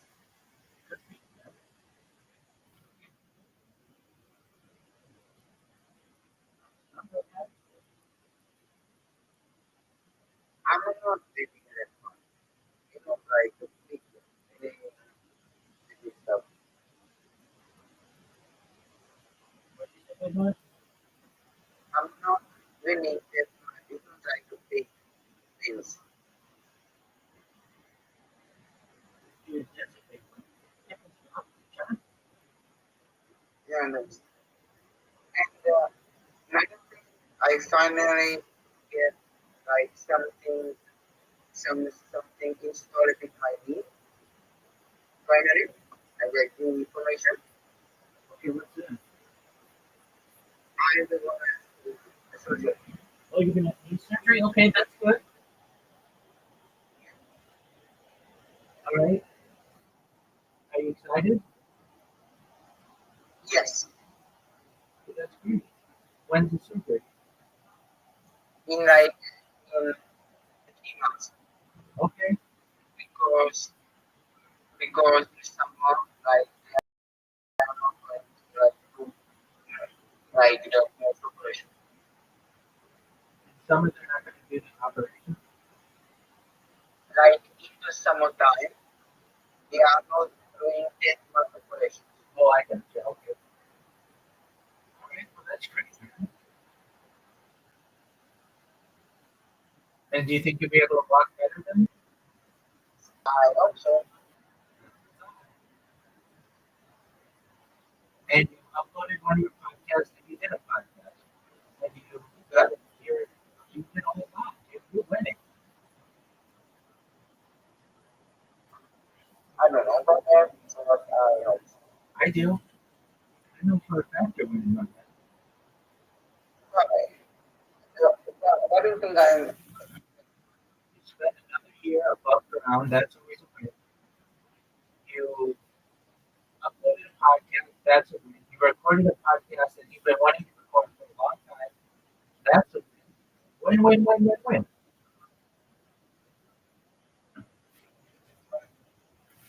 And you got a job interview. Another win. And Saturday I am going to see that girl. And I was just going to ask that. Saturday, you're going to look at you. Remember you before you're like, oh, I can't do it. Blah, blah, blah, blah. Now you have your shit together.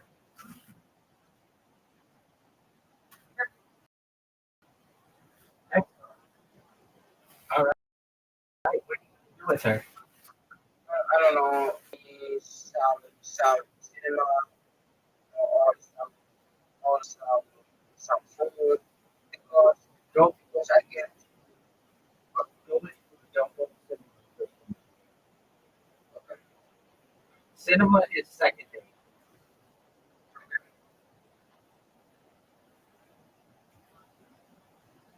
So yeah, I get this from my people to my I get some money. I'm still growing, but I'm not yet. Well, that's good. Well, excellent, my man. You got a little cash. You're gonna go take a girl out this weekend.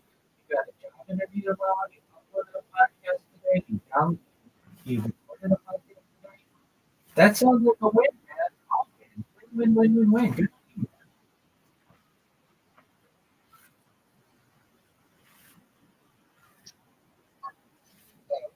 Oh, big man. That's phenomenal.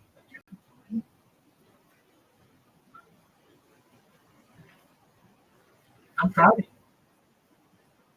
Yeah, thank you so you. So, are you thrilled? a little bit. Just a little bit. Okay, well, that's something. Because I will, okay? Tell me, Further right. Because, yes, we have, this is good.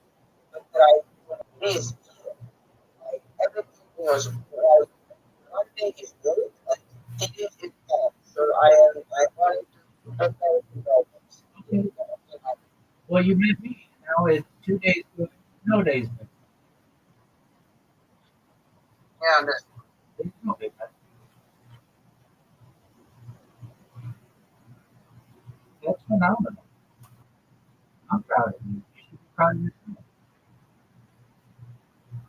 how many people you say you have downloaded. In the last show,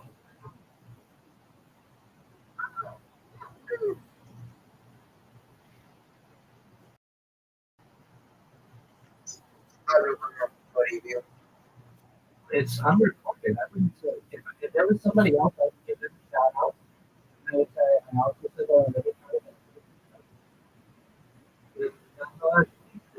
I don't tell that many people that I'm proud of because I'm not that proud of these people. Uh, but I'm proud of you. You did it well big time. Mm-hmm.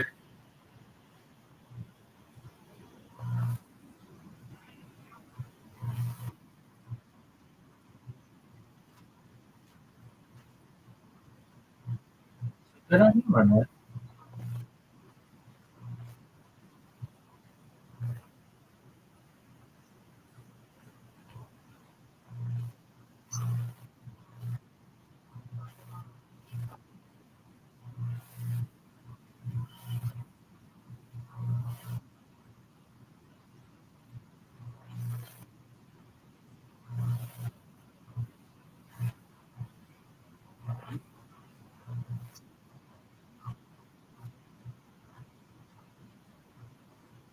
And do you think Argentina and the couple of the water will win? Uh, Argentina. Probably. Yeah.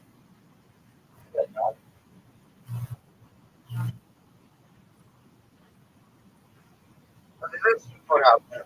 Because couple of a group stage has like 0-0 with Spain. They're like 0-0 with Spain Yeah. right now. With European champion. It's the European champion. Yeah, Spain. Okay.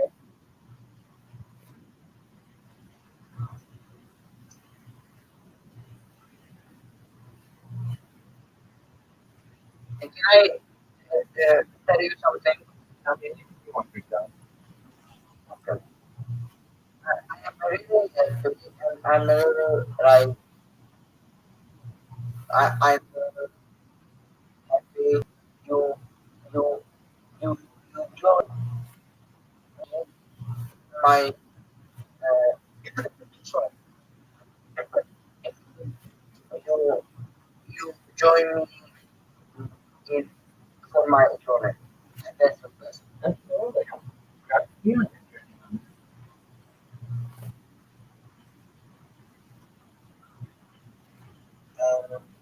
Yeah, this is so good. Good. It's good. And maybe one day we are gonna see each other. The real time in life.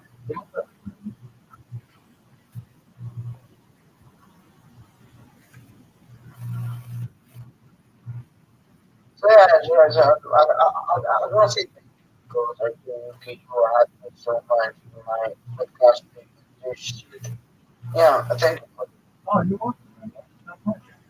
Let's see you do well. Rising tide lifts all ships, right?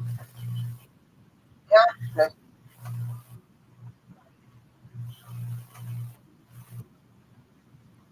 So what are you doing now? right now I am sitting at one meeting in 5 minutes. I have all the summer. After that call, I will going to upload the episode on Spotify and Apple Podcasts. Yeah, I will do some work All right, good man. because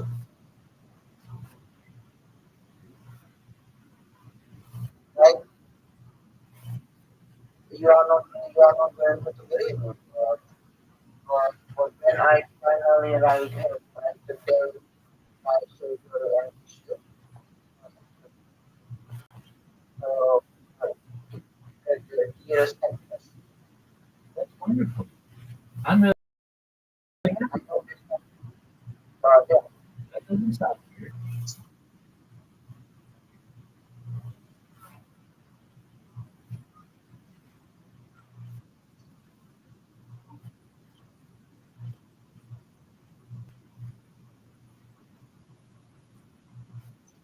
I will never have another two in my life. But, You never know. There could be time travel. There could be the birthday thing. You never know. so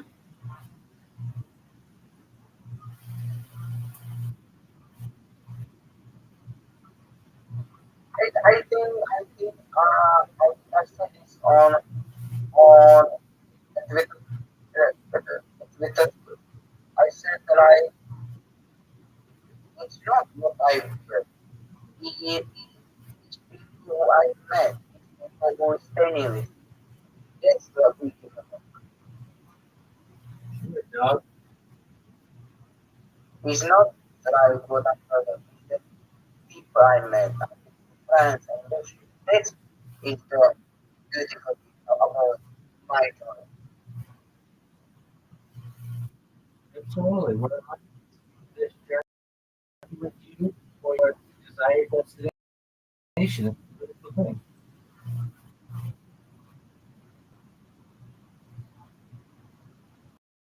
And I am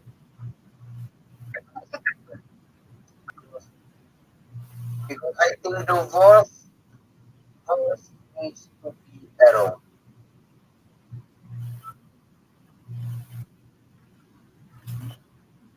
The worst yeah, people have to be alone. Yeah, it works out. Have Yeah, people around it's you up to them. to be the important. And basically, in this world, in this other universe where everything is so fast, where the mental problem and this shit, so you have somebody who is love you, who is like you, even if they are in America or other countries, he give you so much energy to give. And then, much love and recognize that it's just a matter of time. I mean, you've got to keep grinding. And that's the beautiful thing about it because I believe that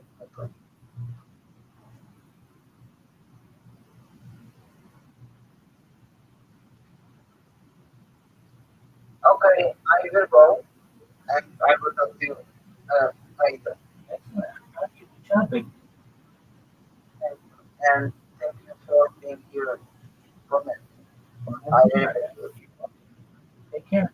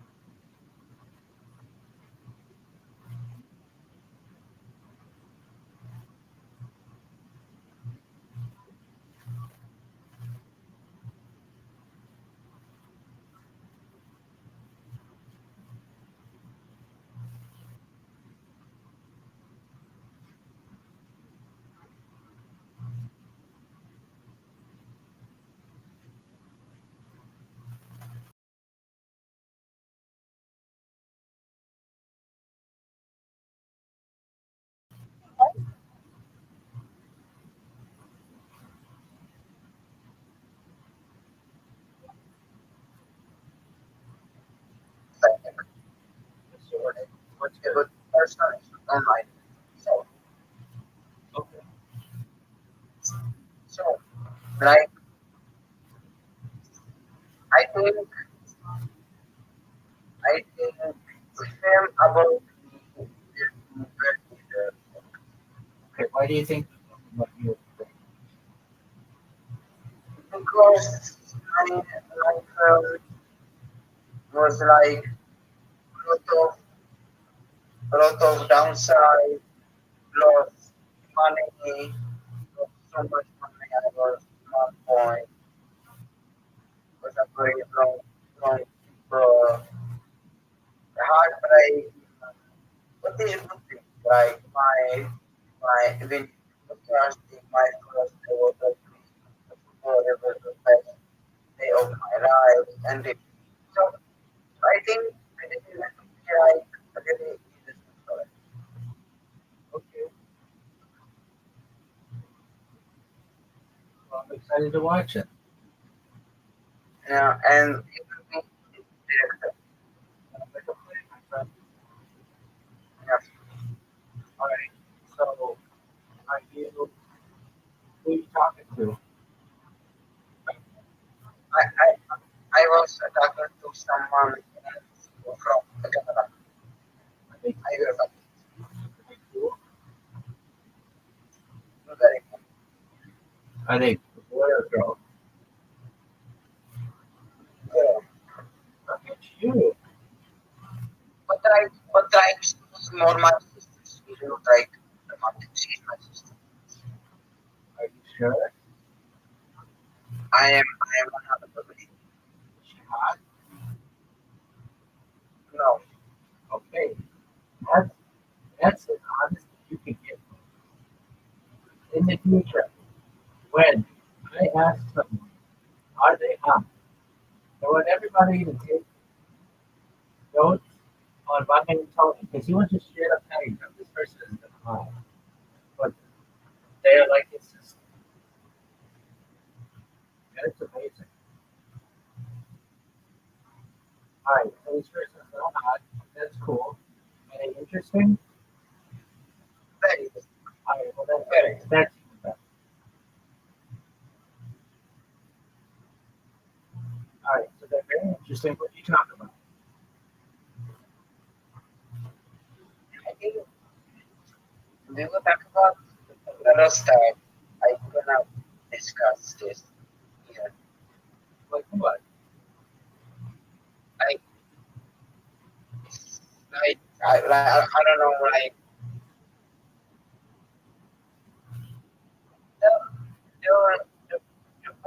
is not here. I don't know if I can like if we was talking about my life, you was having with, with mental health. Yeah, she All right, that's nice. uh, Is she your age? no, no, she's 35. Oh, okay. Is she single? Yes, yes.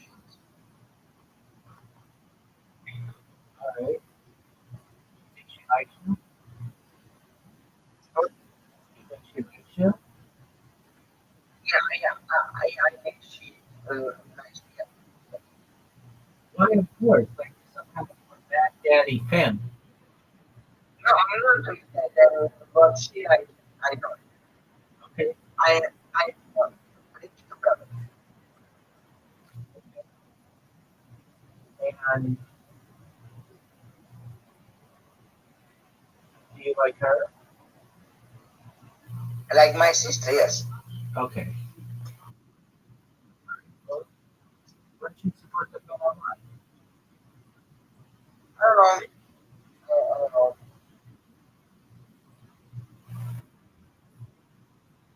She's very, very, very hard to be sometimes. Why is she I hard? don't know Why is she hard how to to deal with? love Why is she hard to deal with? because because because she's very she's not open. She doesn't trust people. So I don't think again. So yeah, Okay. not kind of. All right.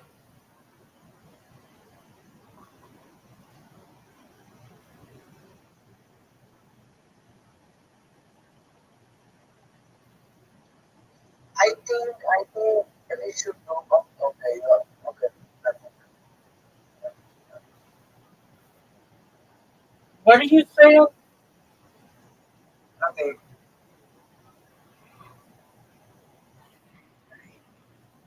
It's mental. I can like mental mental breakdown sometimes. You're good. You don't worry. I'll talk about something.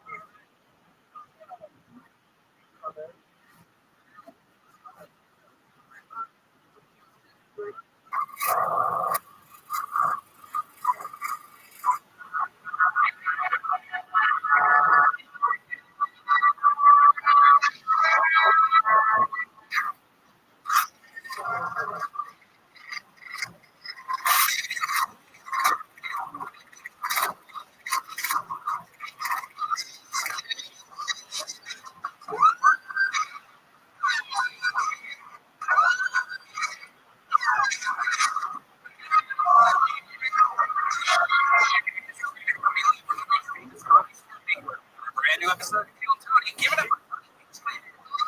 Everybody, we're here. Another episode of Kill Tony.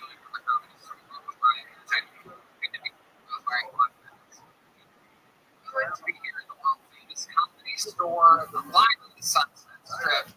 Speaking of strip, the great Ryan J. Abel is here.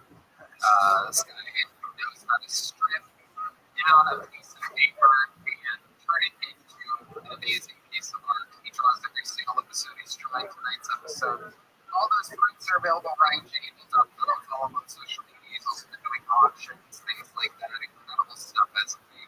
Every door poster, every episode of the show, every guest that's ever been on, he's drawn it. RyanJAbel.com, including the Kill Tony books, a couple Kill Tony shirts, some really cool stuff over there. RyanJAbel.com. We're at the Comedy Store. Things are happening here. They're doing shows out the window, on the patio. Things are happening here. The momentum is once again rebuilding at the store. I'm excited for a big up-and-coming return here and other big things happening.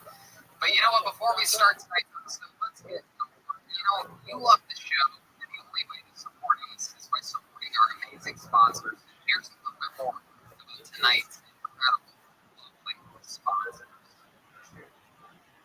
And we're back live on Kill Tony. This is very, very exciting. I'm especially excited about tonight's show because we do have a guest. This young man's been on the show many times. This is truly, just like me, one of the top young rising comedians in the world. Multiple specials, multiple albums. He's a freak of nature. Another comedian that I started with and I can't wait to hang out with. Here tonight on the show, once again, it's the return of the great Jamar Neighbors, everybody. Yeah, absolutely. One of my favorites on the planet, Jamar Neighbors.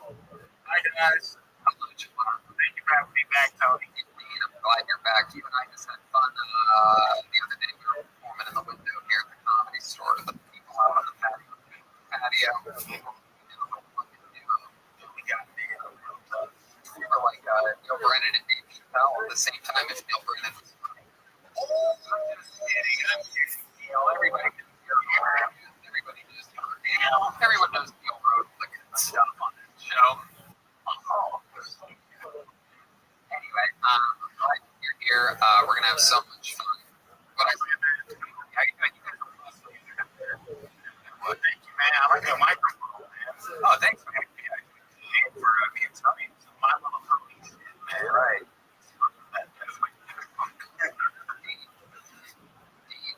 We're going to have fun tonight, Jamar. I'm sure you remember. It's been a while, but you remember there was a band up there? Right. Every single episode they commit to being different characters. We never know what they're going to do for the show. We never know what songs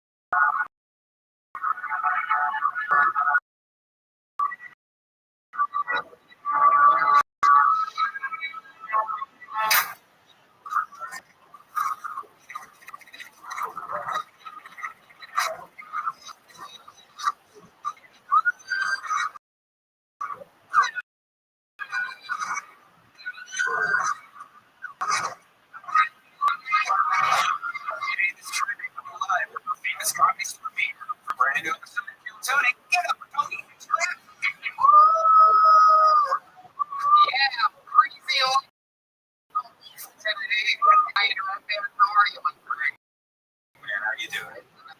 Can you believe it? 7 years. 3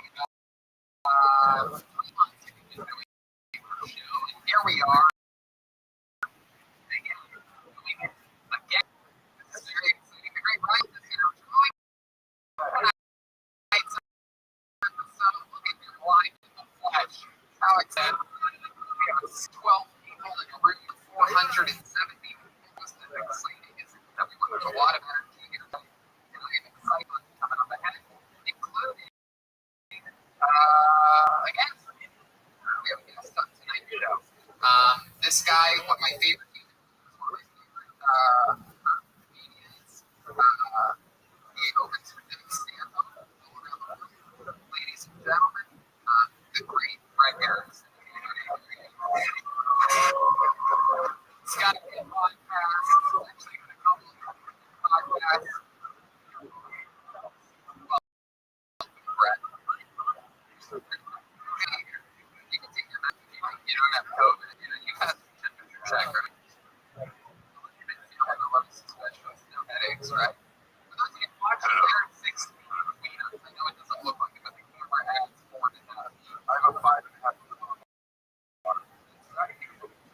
People know that about me. And I know that normally you have a packed house. You thought yourself, you know what? People in a room that are familiar, who would be comfortable? That's right. What's doing? It would be comfortable in a really empty room. That's right. That's true. I don't choose to do that. You are my personal friend. Thank you. I'm so glad to hear you. Tell us about the shows that you do and things like that. So you mentioned over the scandals. I did that for a long time. I'm now hosting a podcast called Issues with Andy. And I do with my friend Andy Andrews because force of nature. He's in the stand-up world. He's our Joey to get. I love that. So he needed a podcast. He did kind of one, and I thought, okay, let's do a podcast. So I do a podcast with him, and it's me and him and a couple of the guys from those podcasts, Greg Shaley and the four of us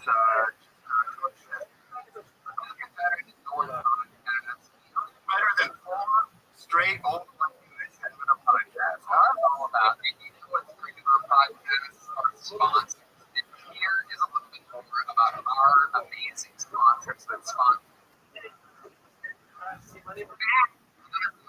with the great Brett Erickson. I know it's been a while.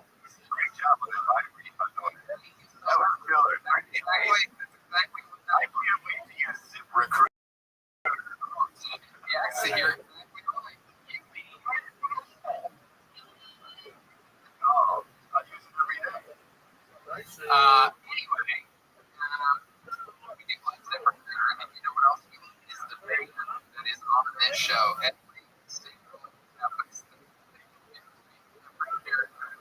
We never know what they're going to be or how they're going to behave. And this week is no different. We're all going to find out what they are tonight together as I present to you the best stand band in the land. It's the Tony Band, Jeremiah Watkins, Stolbert Coleman, Spensky Johnson, and Chroma Chris. Here we go. Whoa! Oh, shit! Whoa! Oh my goodness. Is this? Holy shit. Green days.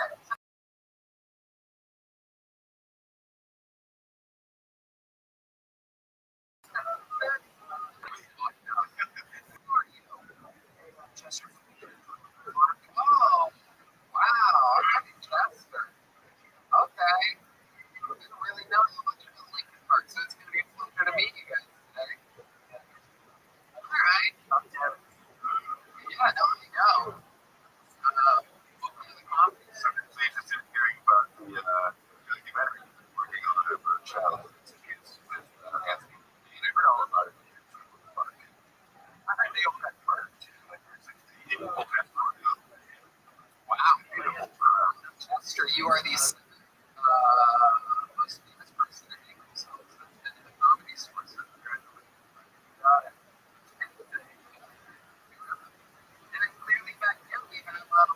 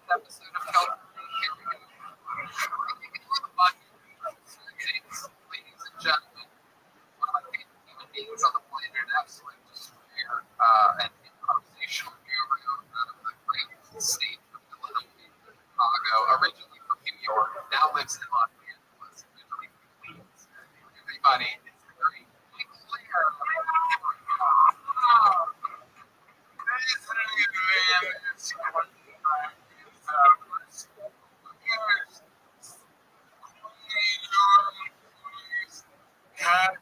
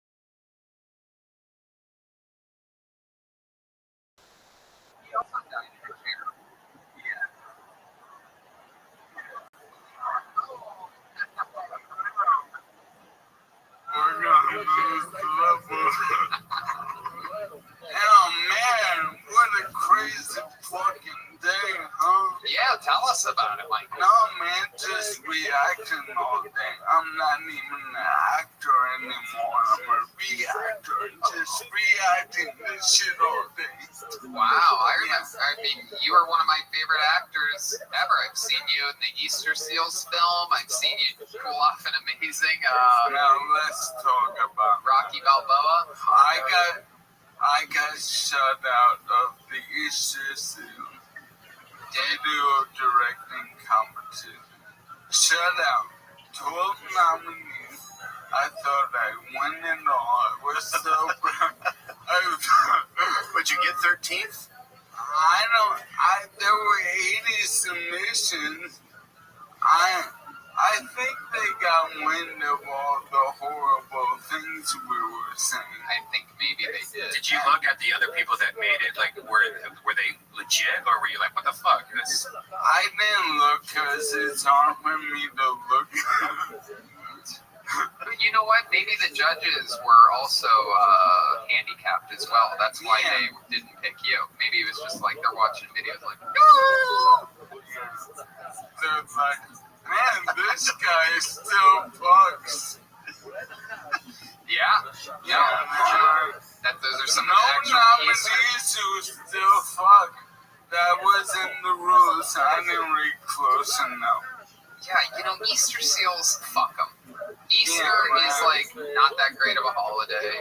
Seals aren't that great of animals. Not as good as penguins. No. It should be the Easter jungle birds, if you ask me. That's what yeah, there it is. That's what I think it should be. Yeah, like a parakeet or a iguana. Yeah. Michael, all you got to do with this whole thing is just spin it. You know, banned from the Easter Seals Film Festival. Right. No, I think Too fucking much. Yeah, I think they made that clear when They banned you from it. any prizes. You would think they would give everybody a prize at that fucking Yeah, Yeah. spend time doing it. At least a dime. Yeah, exactly. Where does the name even come from? It's weird. Easter seals. Yeah, Yeah, it's very bizarre. very bizarre. I think it's because the seals make the same noises as a lot of the people that are in that organization. Yeah. Yes, exactly.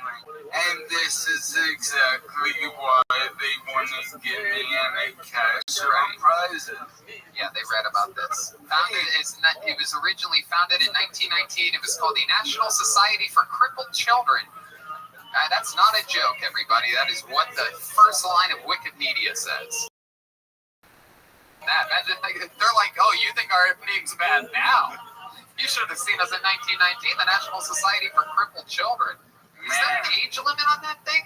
Maybe that's what it was. They're like, look at this fucking guy. I told them I was 13. That's why I've been tanning so much. I don't know I'm a Puerto Rican baseball player. Is a 13-year-old Puerto Rican baseball player? Oh, you got a little kendama there? Yeah. Oh, yeah. Well, you know, if you can't win a film festival, do what you know. That's what they say. Come on, get it, Michael. I have a theory. Do you know the name of this? If you can, yes, it's a kendama. Right? Am I saying that correctly?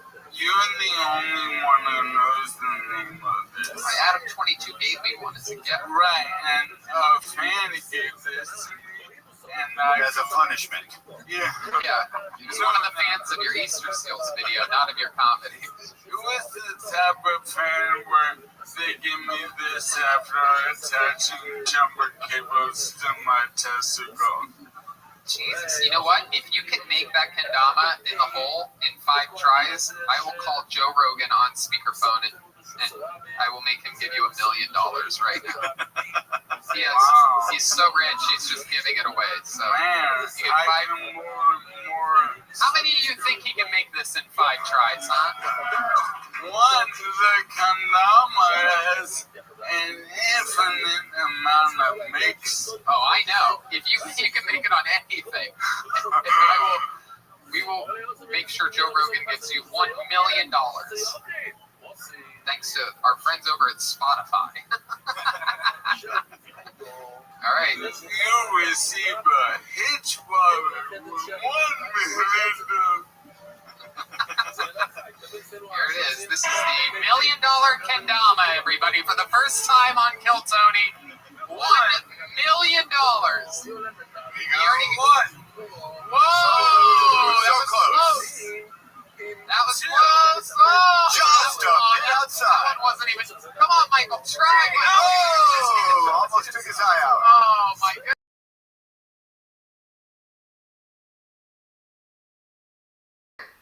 It was shockingly close. Joe Rogan In the moment where we found out you've been playing possum this whole time, he gets it on the first try. Oh my goodness gracious. The first ever segment, the $1 million that is the first and the last in Kill Tony history right there. Yeah, well, I will also, most contestants won't have more than neuron disease. Right, and I would offer $1 million if they didn't have motor neuron disease. What the fuck? Yeah, it's only funny if they have it debilitating. What the fuck? If normal, it'd just be like Chris Kattan and like an Applebee's gift card or something like that. Yeah, exactly. Yeah. You get $35 Applebee's gift card. Welcome to $1 Million Kendama. What else has been going on, Michael? Well, you know, I just tan and do physical therapy on IG Live and I listen to Bad Baby. It gets me motivated. Yeah. Bad Baby's the shit. Yeah, man, she's got bars. Like to I actually watched you do physical therapy on IG Live today. I don't know if you know that I was there. yeah, I do. I was making jokes. You were pretty far away from the screen, so I don't know if you saw any of that. No, why don't you share them? No, I mean, it's one of those you sort of had to be there. Oh, maybe could I repeat the one to me? I'm gonna shove up your ass right now. Oh, shit. Yeah, what is this? You should see us dance competition. I did ask if it was the Easter Seals dance competition. I'll do anything for laughs, even in an IG Live with 17 people. It's alright. It was a great competition, and it taught me humility. And I don't need all that shit they were gonna give. Let them give it to another half person.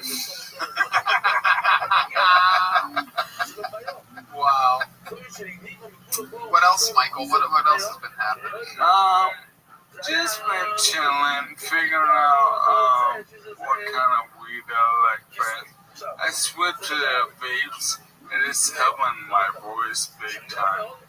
But when I start my set, there's always that beginning anxiety or breath thing that I'm like trying to catch up, and I gotta find a way for it to be like this right now. I think a lot of people have that though when they like a lot of comics when they first get on stage.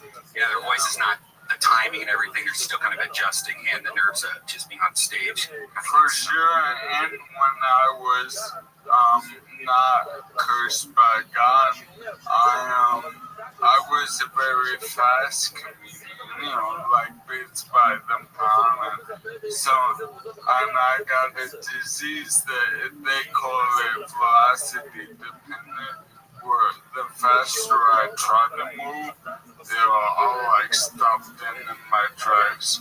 So, yeah, it's real challenge. But how you like me now? So it turns out that's like the ultimate review, right? Like you were a fast-talking comedian, and God was like,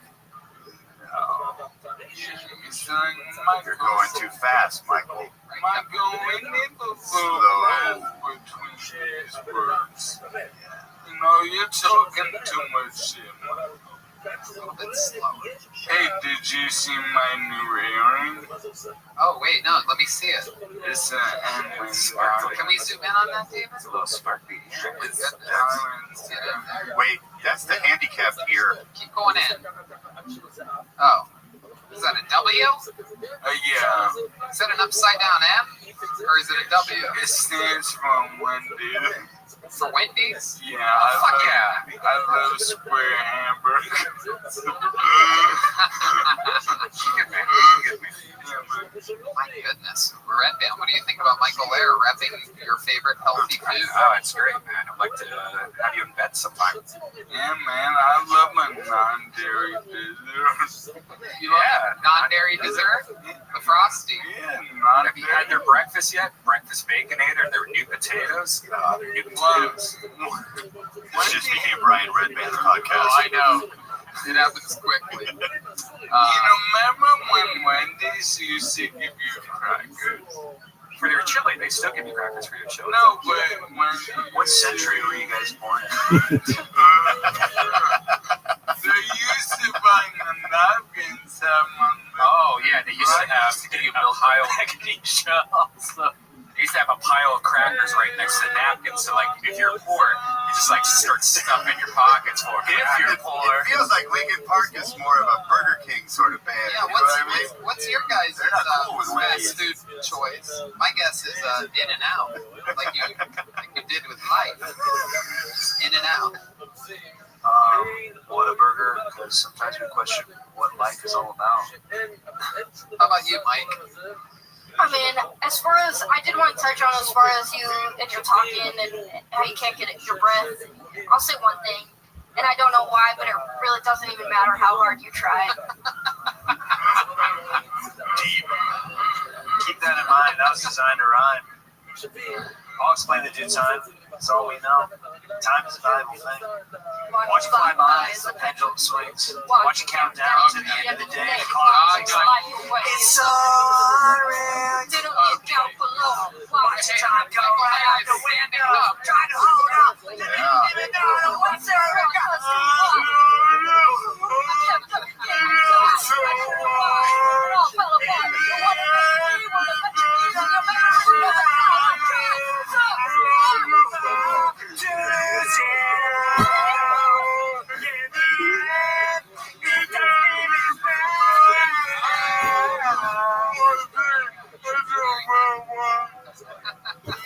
It's a Linkin Park miracle. Jesus, all the bands we could have had on today. It's incredible. This will eventually be a memory. Really? You Black like Linkin Park? bands. I love ambient pop music. You love ambient and pop music? Yeah, I like ambient for fucking moment though. Hey, One more joke before we go related to Wendy's. I used to have an old joke. Let me see if it works. It's about Taco Bell. It's about what? Taco Bell. Oh, okay. You can. Are you done? Okay, here we go. The Taco Bell joke. You can always tell how good of a neighborhood you're in by the access that Taco Bell gives you to their hot sauce. Oh, really? $5? What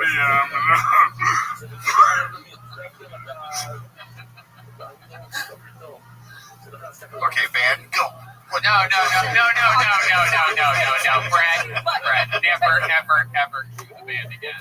Ever in a million fucking years. Do you want to join our band, Brett?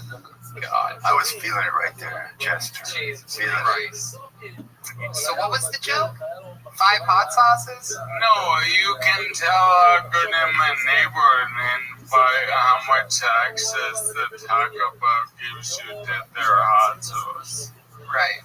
That's an extremely specific Yeah. premise. That is a suburban Taco Bell joke. I didn't say, hey guys, I got the best show ever. It's definitely not hack. Yeah, thank you. That's true. It is an original take on a Taco Bell Thank joke. you. It didn't end in south of the border or anything like that. Yeah. The punchline was a little mild. Hey, look at that. Fuck yeah. All right. This was fun. You have any more Taco Bell jokes? Yeah, give me a menu on them. Gordita. Man, gordita, what is it? A pancake? All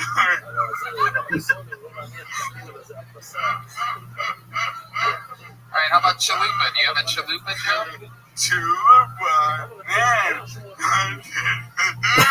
I did that bitch in high school. I actually knew her, Chalupa Jenkins. Yeah, man, half Mexican, half black, she was dope. Hell yeah. Absolutely. All right, Michael. Well, fun times as always.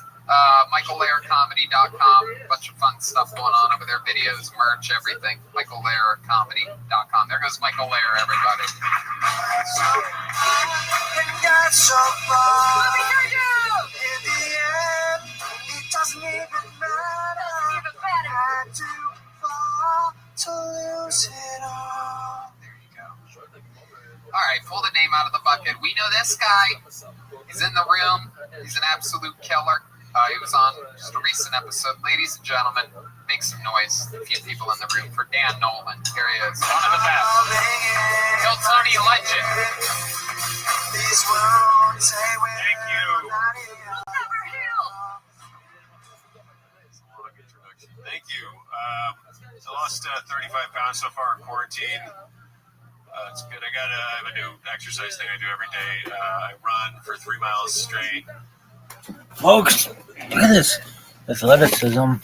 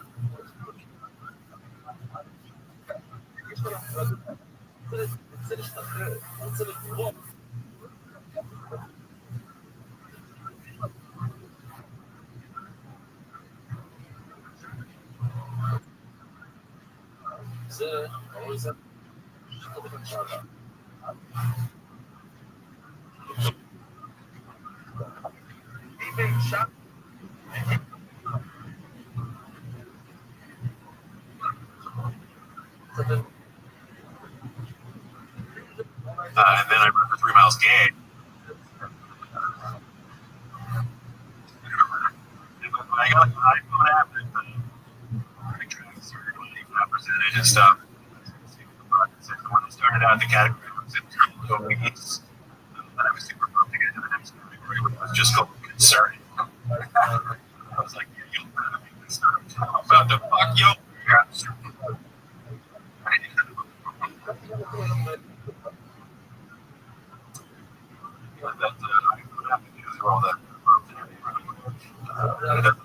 My right,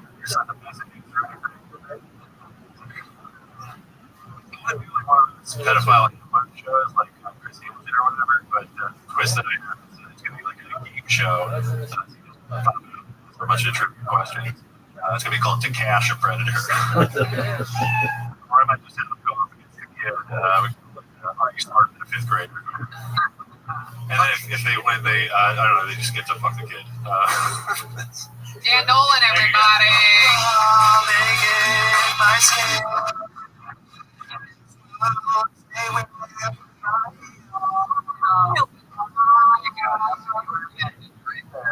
£35, not true? Yeah, but trainer or like do it. HGH, not HGH, which is like encourages your body to release cortisol and GDH, like testosterone. What happened? That's like helping you get that. I don't know, just like that. It's feeling like like really what happened when I was like 30, was thinking about like comedy and stuff. I was like, confidence on stage or whatever. No confidence in real life. Like the whole thing is like it's So you're working out, you're really running 3 miles a day. I'm actually so I can eat my good shit. I do like 2 or 3 training sessions. You're really ending up making chemical.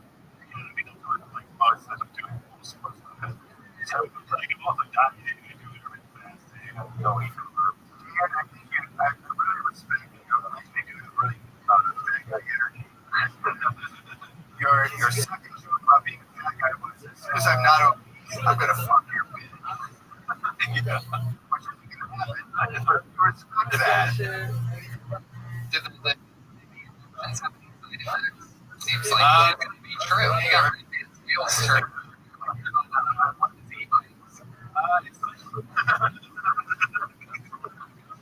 Right now, when Sanofi comes in, might be true. Just hook it up to yourself before you go to sleep tonight. It's just expensive. Like, this was for that's after $600 a month. It's $600. But it's like paying rent to live inside of a nicer body. Yeah, get rent is $600 a month. She's still jalapeno peppers.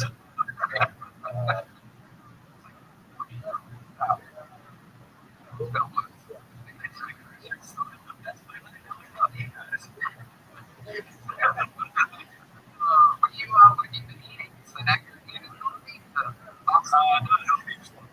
Like what?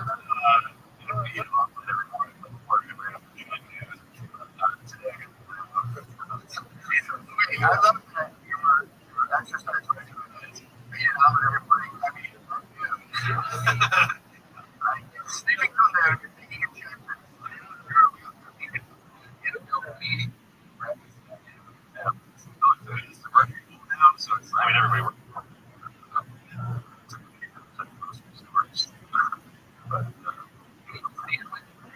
It's sandwich.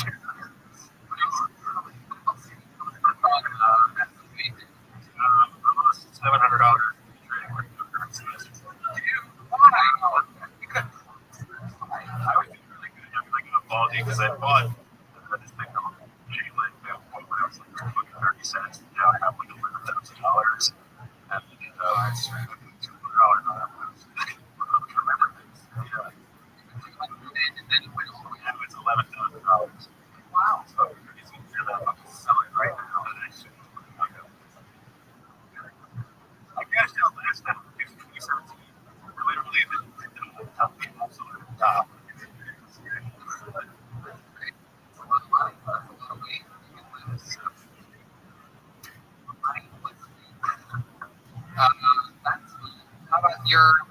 relationship. We found out recently, right? Yeah, that's good. Yeah. What is she?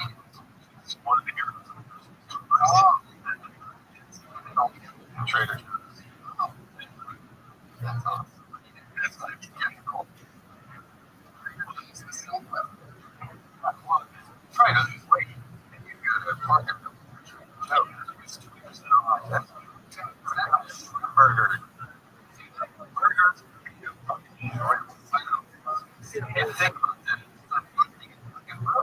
I would just get it the way that it would make my house.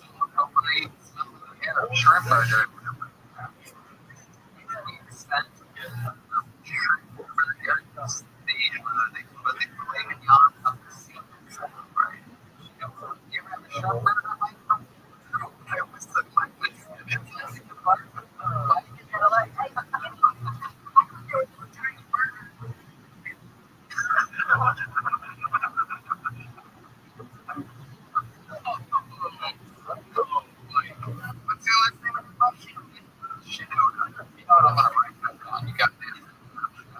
Shinoda.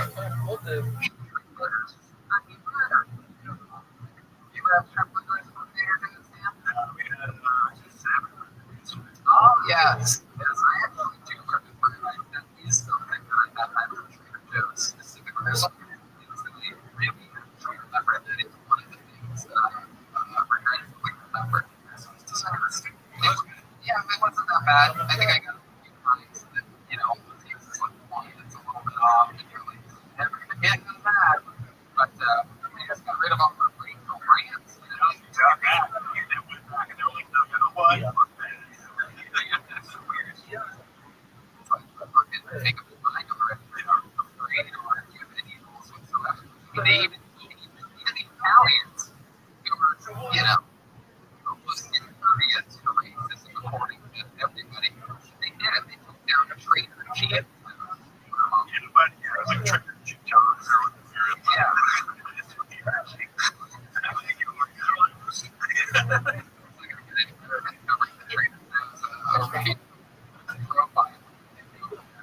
Is your girlfriend at the least favorite race?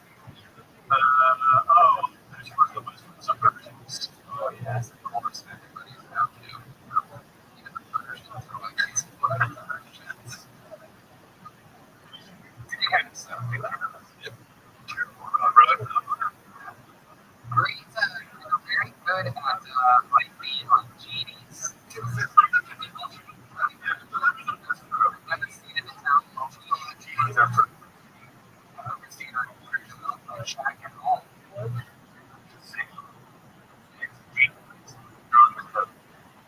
I'm gonna give up my family right on the family. One of editing in this episode, it seems like it was probably looking to people at home. Choppy is actually the new Choppy.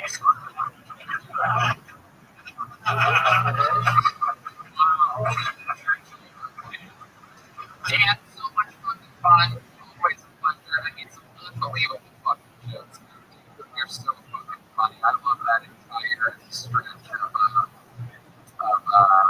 fucking Predator alien thought. You know, being able to swipe on the pedophile is such a funny original take on that. So, you have a great brain. It's amazing to watch you over all these years go from being fledgling antsy hair.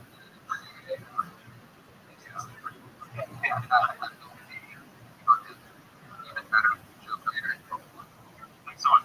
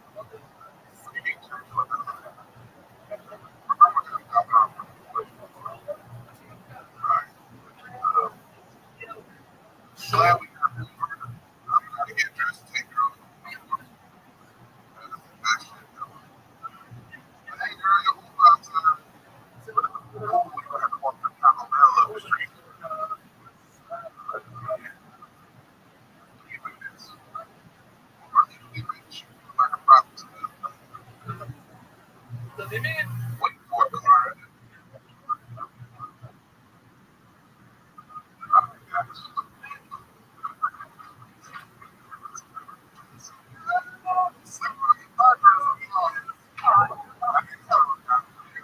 Coming out this weekend.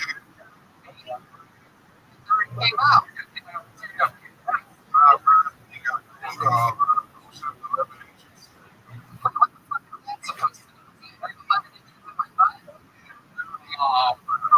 I thought was that Tony had a big.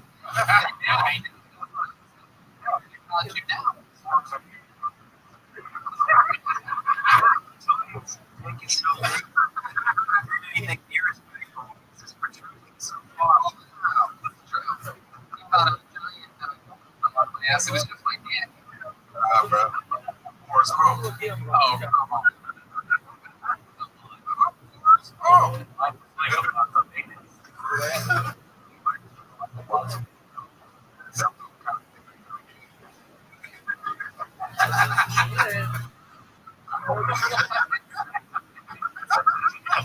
Shit.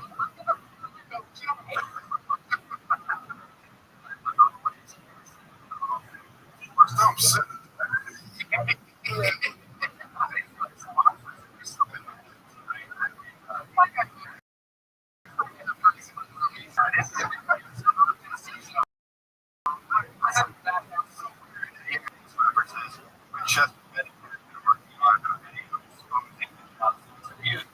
In Hollywood, I'm just saying. It's gonna be pretty fucking.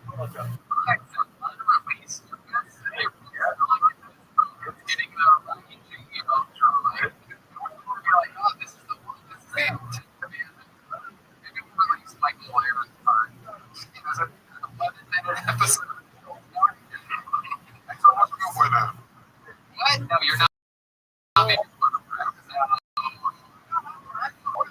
He opened the duck's tail. I know, right? It's the reigning defending battle champion.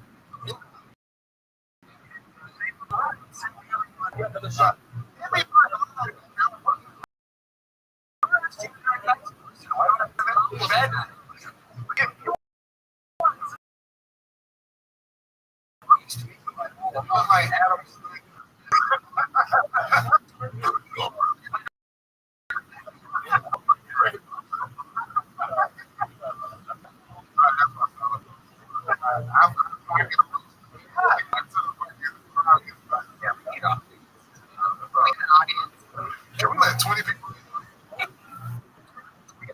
Something soon. What to do, Tom? It's nice. Come on. You look like a daddy. Alcohol. I got a house.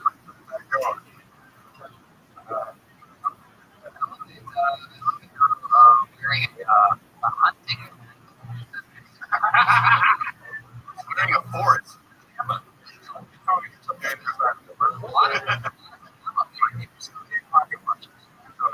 They actually do some for sale. If anybody's interested, they make pocket watches. They only have sex with other pocket watches of the same status. So when they go in like that, they just end up with a magnet clink. They hook up another pocket watch. Excuse me, sir. Do you know what time it is?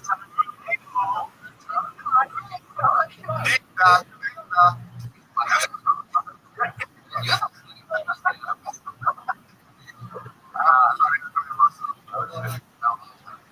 Do you have a pocket watch? Watch? I got a rolling mark. You have a calorie watch? Maybe a bit like mini street burgers for you.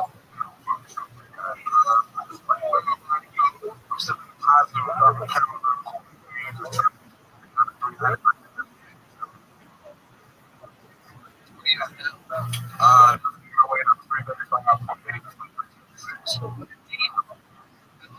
$335 doesn't sound that bad when you pay $376.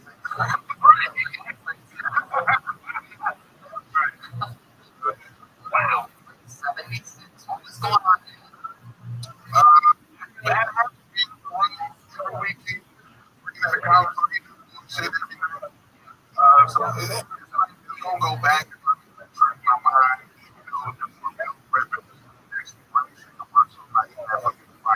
flour, French fries. Yeah. Horrible diet. We are mild. I just lost 10 pounds the other day with a dildo. A lot of my ass. Sounds about right. It was a very heavy dildo. 1:30 every time I get off. God, it's a very tight. Yeah.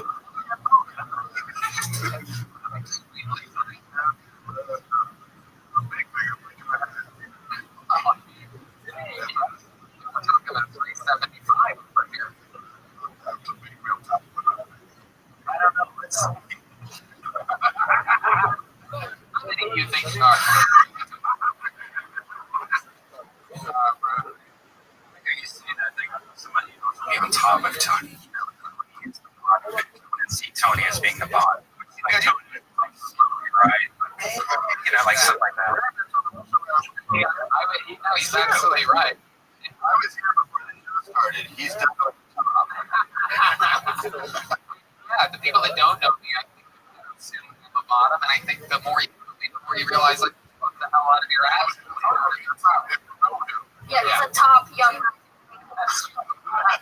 Not a bottom, I'm a comedian. It's also the Chinese product.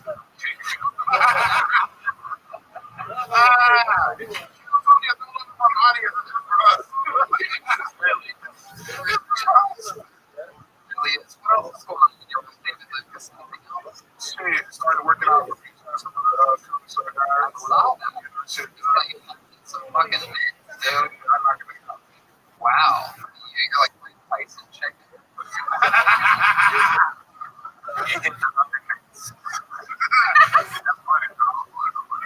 Evander, What the? Commander Mooney. Holy shit.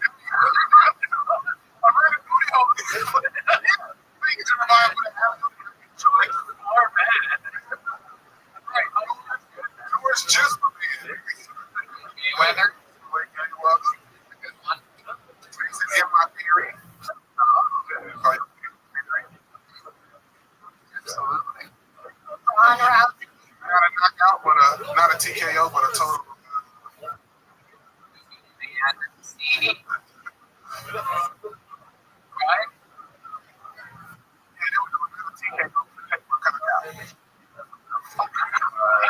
I gotta know what my. It must be so good. Michael's yelling at my.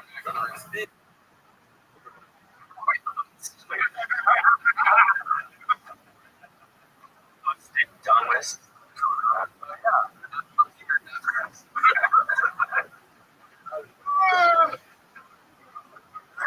Oscar De La Hoya. Oh my god. Come on, why would I do that?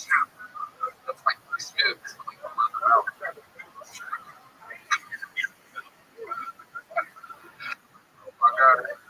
I started smoking Really? Candy bars and donuts?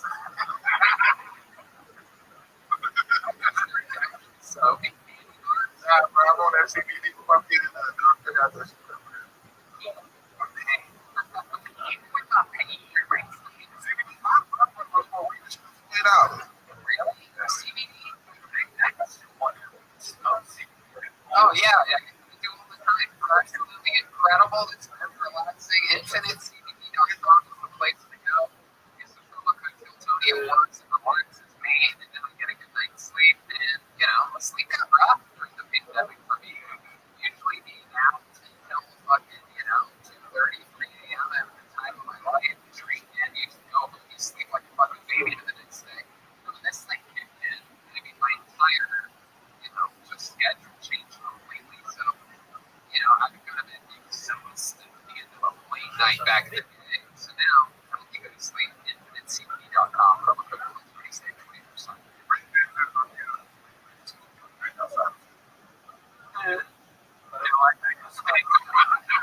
I just think that I always wondered if there's any science to like if you can smoke CBD or you can smoke some certain things. Like, You're saying you prefer to eat CBD and use it in the green form.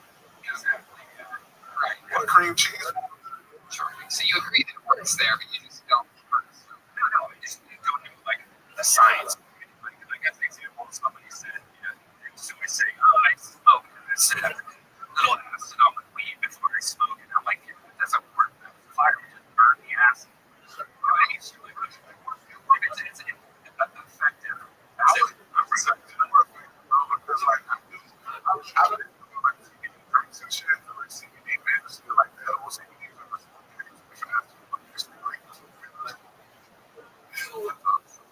You have a sleep apnea issue yet?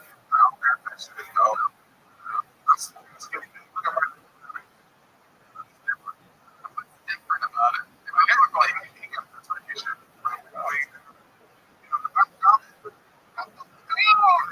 I don't know. I think it's a turkey. It's the chicken.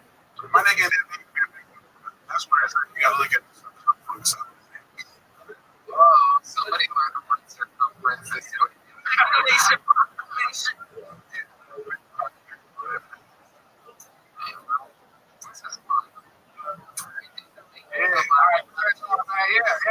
It's funny on all social media.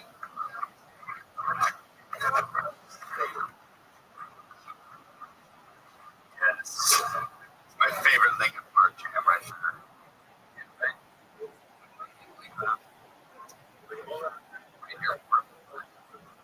All right, this is a new name. Urube Mental. Come find us, Urube.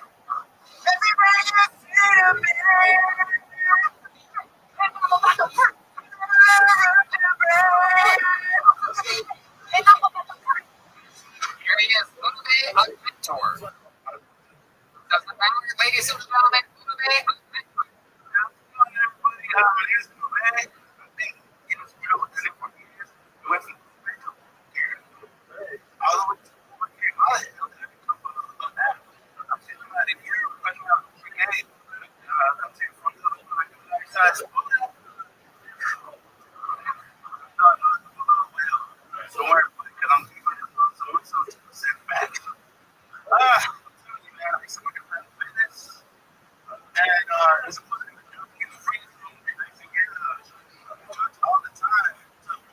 Came up to me, how the hell are you fighting with that gym? How the hell are you? We're not at a gym.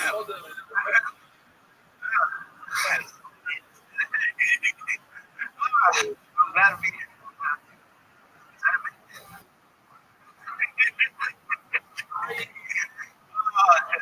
Okay. No more jokes. I'm telling you, I'm not doing that. I'm doing this. I'm good. Urube Mental. Mental.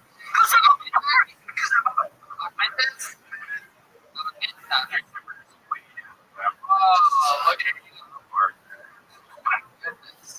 You're gonna say it's organizing a fitness. Oh, How was that? God. Oreo? Yeah. What does that mean?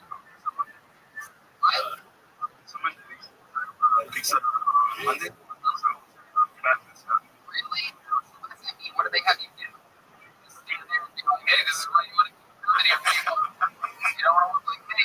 Wait, they would give out pizza at your gym. First time I did it. I work out once a week. What is the exact? I only work out on Mondays now. What would they do?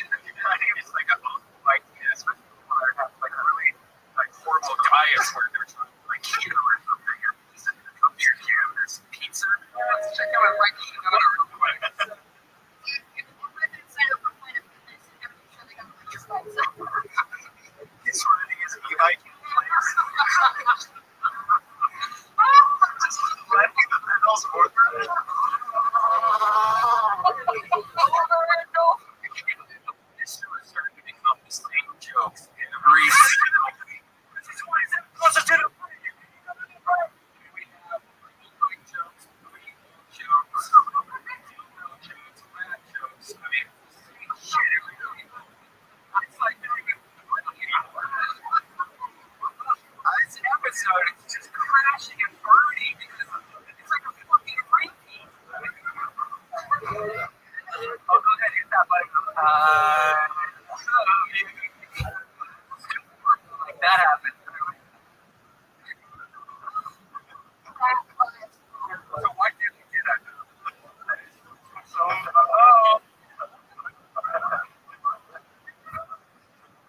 just turn down. Oh my God.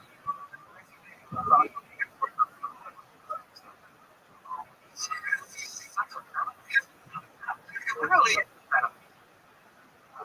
But I mean, like, not selling cigarettes. It should be 100% on there, not the one either. No, but it also it should maybe smell peace. You're like, oh my God.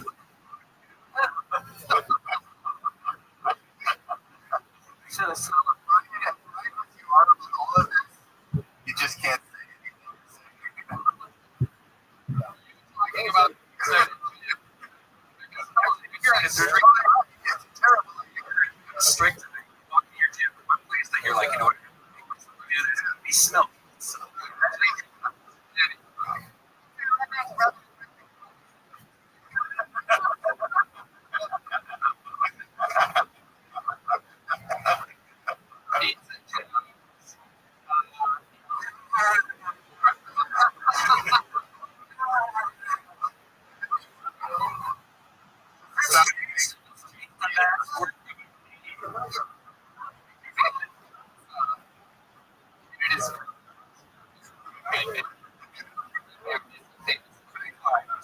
it's my own turn to wear.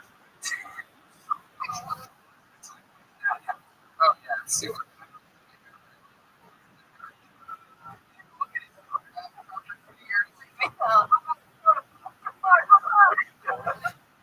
Eddie's crazy. He's addicted. It's like having, you know, an open bar outside of an AA meeting for a bunch of people that are trying to be strong, but they look at you and be like, "Thank you so much for pizza." Hell yeah. All the time, right?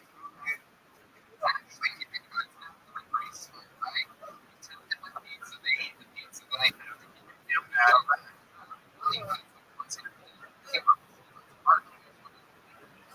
Did they go out of business? Did they to be the best? Is that like a free pizza? Oh my goodness.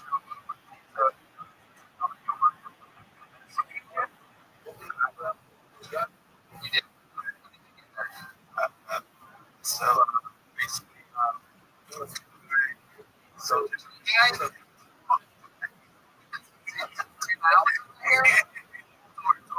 oh, tour guide.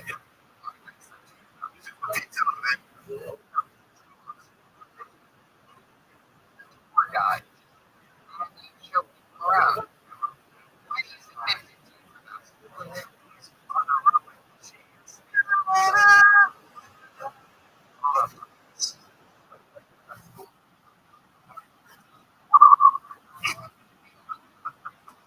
What does that mean?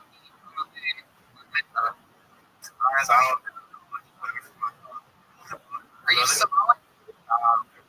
I'm actually Mexican. Find that offensive. Yeah, like a Somali.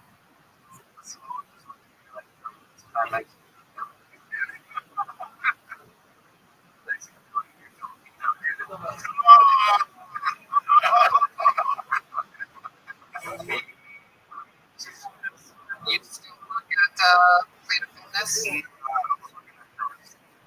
Universal Studios?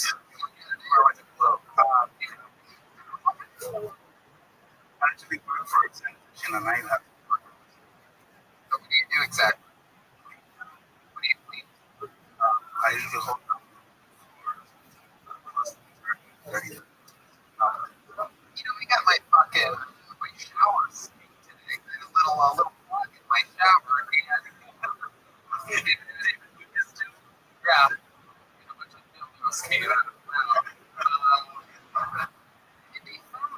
deep down there, I'm like, what was it? And the guy's like, you Bruce. I'm like, what? You know about this? I actually think I'm gonna have a broken head. He's like, yeah. He's like, yeah, you know, it's like, what? It's like, okay, guys, fucking, you know, it's like this work trade. I'm like, how did that? I was asking him, like,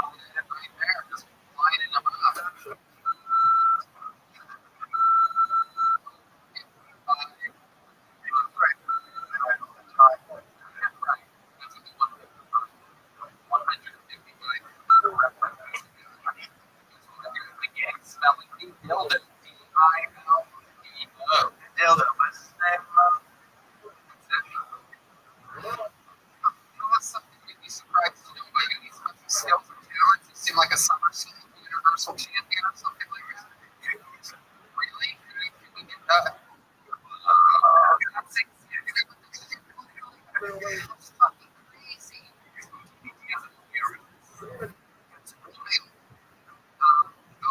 We need some kickboxing music, Brian, because we are about to see this man.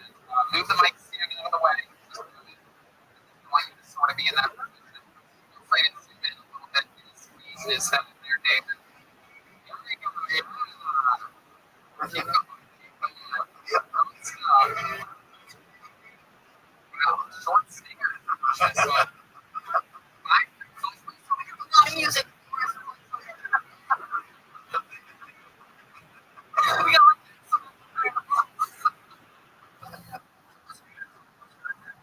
awesome, man.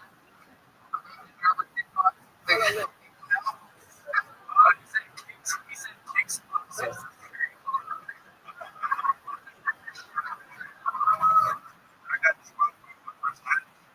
Why? Too low.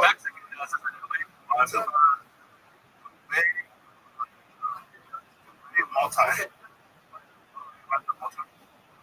What? You're gonna look it up? No, just show us. Just show us.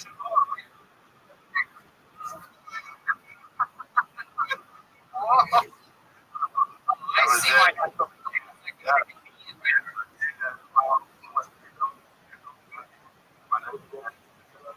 Jesus Christ.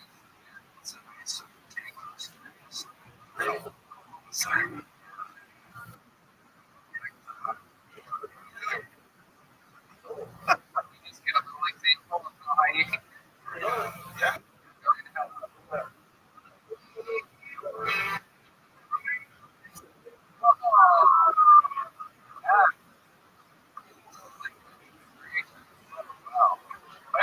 Brandon could probably tell us that.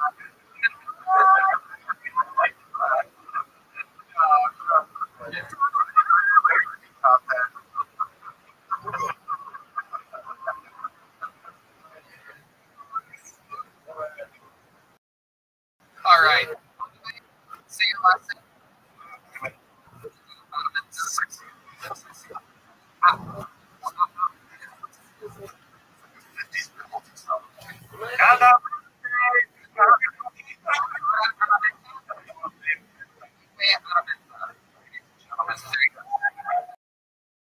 There he is.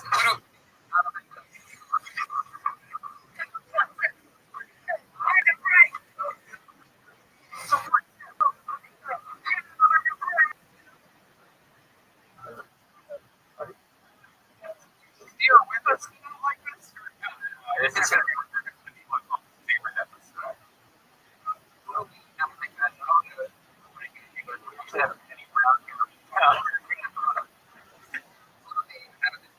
There used to be a guy on my local news. Maybe he was maybe you had him too. You remember a guy named the newscaster named Bodie and maybe just that local news. He was something. But we wrote this with food, right? We talked about this. Sunday. You got a good one? It's crazy. You got him in Georgia? Really? Yeah, I think it was this syndication. It's yeah, the shit said the clown. There was also the clown. Clown. We had a local guy in Youngstown, Bodie, Juma, and at the end of all of his things, he would go, hi.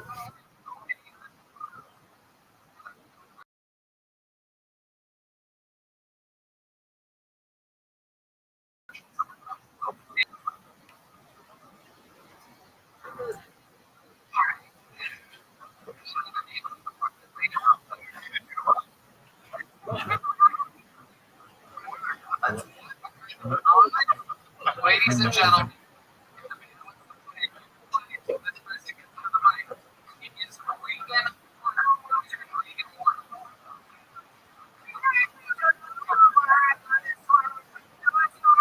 one more time.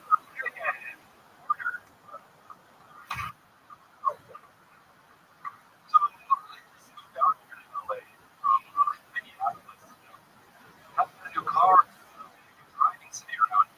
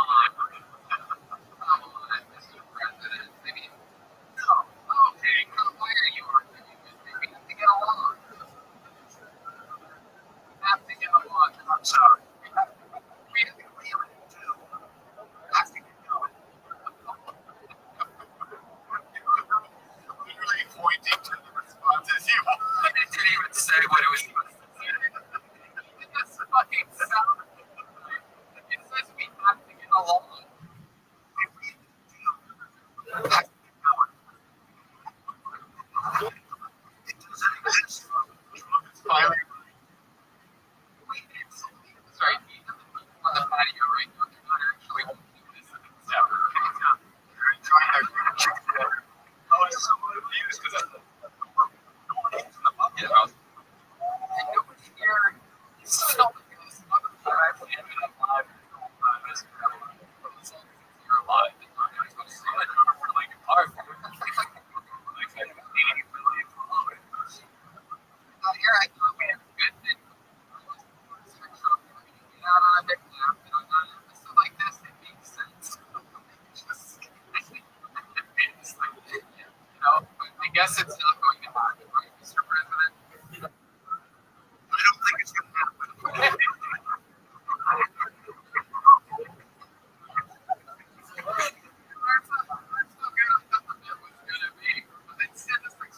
Goddamn Mexican government.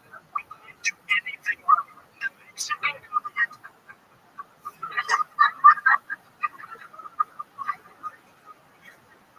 Oh, we just can't win today, Mr. President.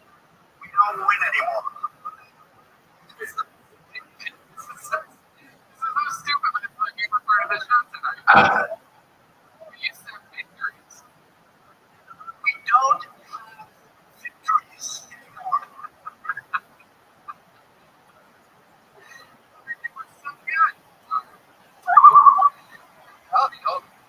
They're up like you can drop it. Okay. Read it. Ronald Reagan. First name, last name. What is it? Warner with a T. That's like, they're like three basic three letters away. A. Reagan and Martin. So you're Reagan and Martin.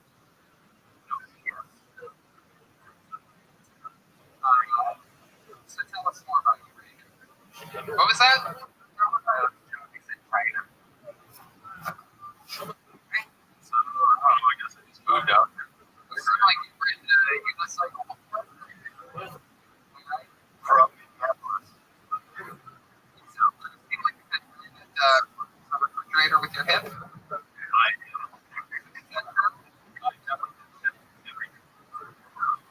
Oh, Great. 5% what I used to be. When am I going to play all the grocery trade? That's so. My goodness.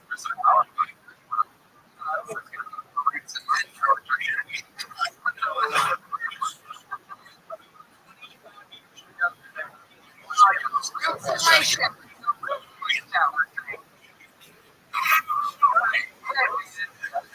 That was actually.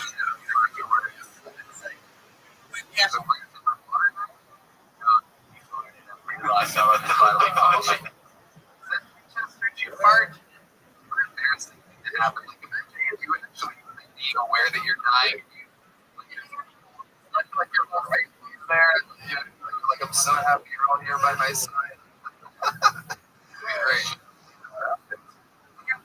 You're so not to say that.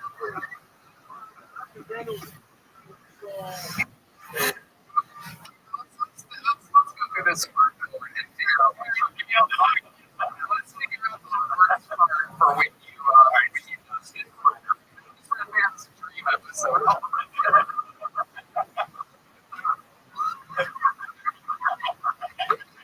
We have some good. We have to hit it after I say some last words.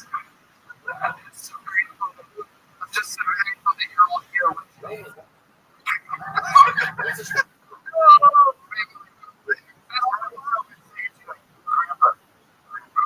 Couple families here.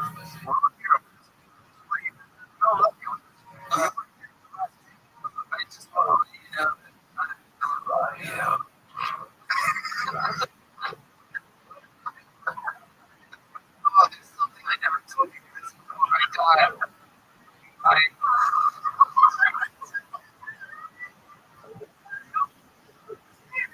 I'll tell you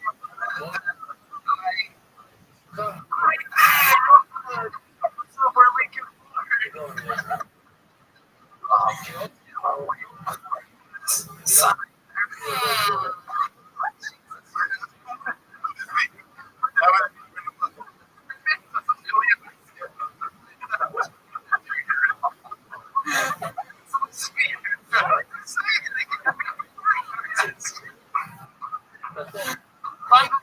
at Sparkboard is that we record them some of the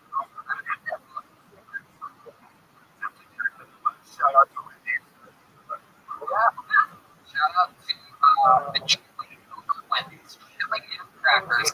Brandon, what's the weirdest thing you've ever had in your mouth? Or in your time? Right? Wow. Do you like it? I think it's pretty good. The texture of it's like a We're doing chicken right now. China. Really? China? very Oh my goodness. China. Oh, the president's here again. Oh my goodness. Welcome back, Mr. President. Anything else that you'd like to say?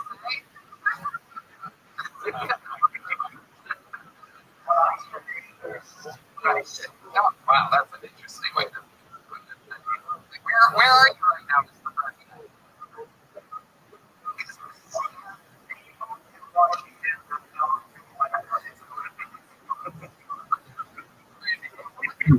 What's your favorite episode of Still 30, Mr. President?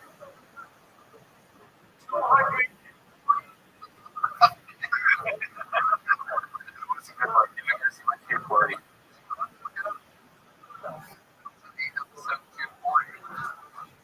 This is fun. This is fun. Peter. Russell Peters. Oh, look at that. Rising since Russell Peters. We never knew 6 3 times. An Arab. What do you think? What do you think his ethnicity is, President Trump? China.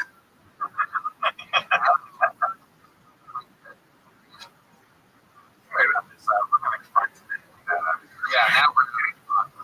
We made a conscious decision to have fun. 1 hour and 40 minutes into making it. What else about you, Reagan? You seem like you definitely have special skills. I mean, you are a man of the trades. I know it for a fact. Magic tricks in your past. I'm a skydiver though. Really? Oh my goodness, being a professional bowler. Yeah. What else? What else? I'm not a sky guy. I order what else? That's fascinating. So weird. 47 jump. Wow, that's a lot of jumping. Calls. The chicken breast.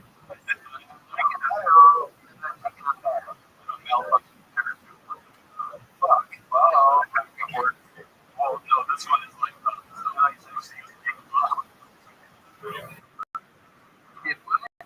something going on the circle with the swing. Got a pull. That's pretty happy. First one didn't work for the and then all right, yeah.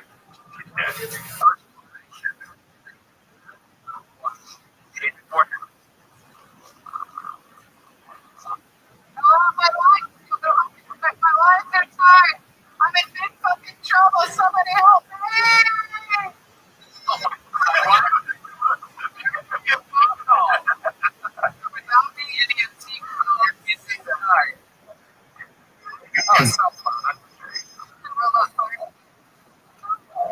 Crazy sexual experience in your life right before that. Something happened. You do with your bud. And if you're only doing it, The weirdest experience is I had this chick that I have a thing with, but she's a boyfriend the whole time. Or a boyfriend with drop her off at my house. He would come and hang out with us, but then he found out instead of like no drop her off, just hanging out with us. So it was pretty wow.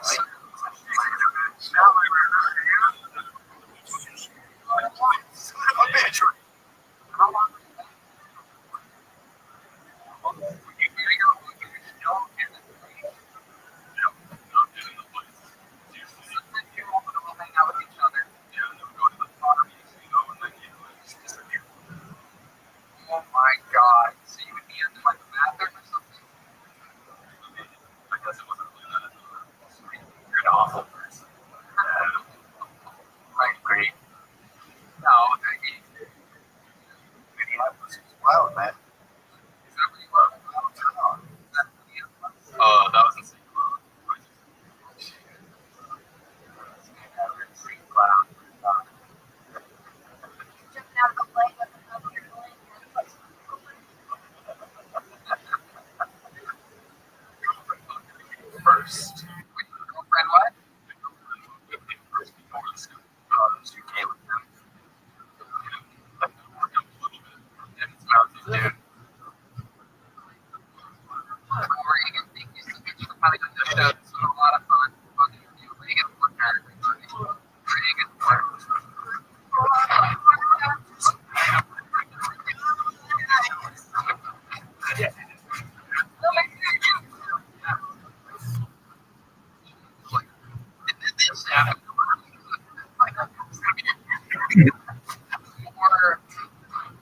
You know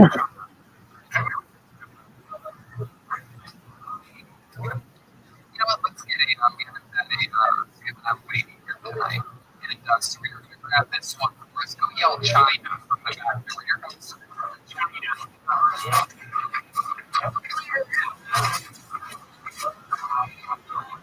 It's China, ladies and gentlemen. So when I was little, I didn't really like these kids. And so my dad plugged my nose.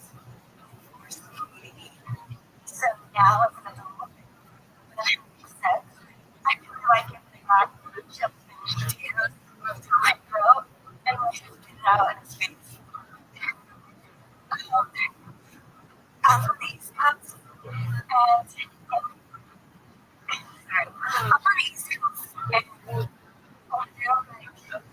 you said,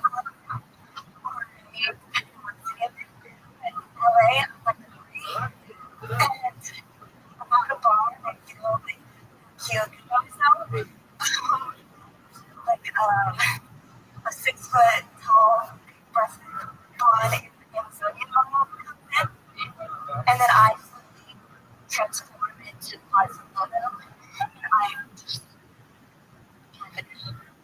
just going to the closest guy next to me, and I'm like, come with me to the downtown.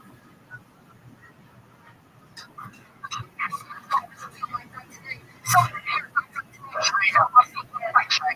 That is China. Absolutely. Hi, China. Welcome to the show. How long have you been on stand-up comedy for? Okay, where at? Okay, so you've been in LA the whole time? Yeah, just a day. Is this where you're from? No, I'm from Connecticut. How long have you been in LA? I've been 9 years on a place. What made you move here 9 years ago? I went to school up here, and then Here's you are. I went to You didn't want to go to one in New York? no,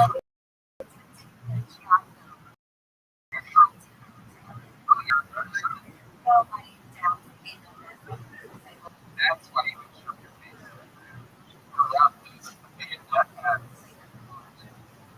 You crawl into those dreams. Wow. It's still flying? actually, 2 years ago. For what? Right when you started doing stand-up comedy. Yeah. There you go. That's a good way to escape from these sadness of your father passed.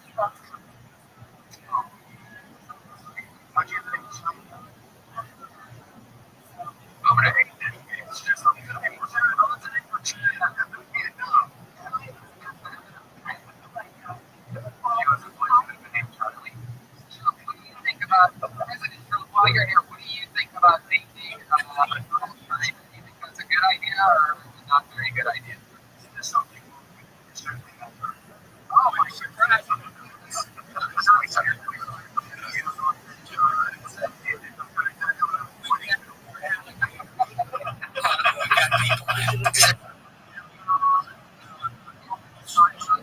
China, what? I was actually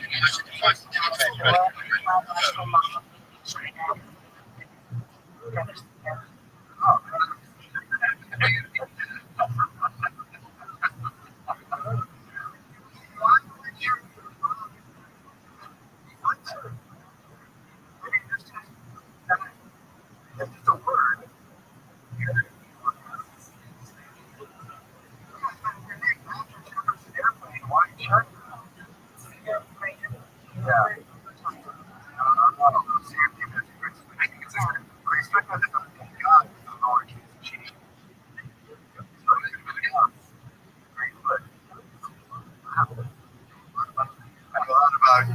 Airplane. That's what China said this year. They got a lot going on.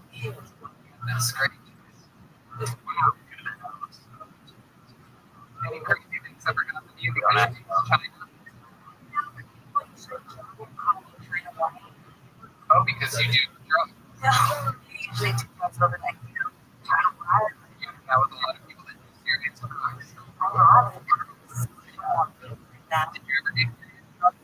But How did that happen? girl's house, and she just started like this lifestyle family routine, and I thought I hadn't done coke before, never in the past, and I thought it was coke, and so she handed it to me, I started it, and then like a week or two goes by after that time, and I was like, what was that? I was like, is that crap? Did I do crack? And she was like, I don't do crack, that was meth. And I was like, what? Like, I do that? Like, I was freaked out. Stuff like that in my What do you do now? What do you do now for fun? I just smoke weed and like I eat mushrooms. I smoke allergy. Nice. What do you do for a job? I work at Firehouse Subs. Oh, I love Firehouse Subs. I was here with that guy who quit and wanted a job, and we were like, Sure. Have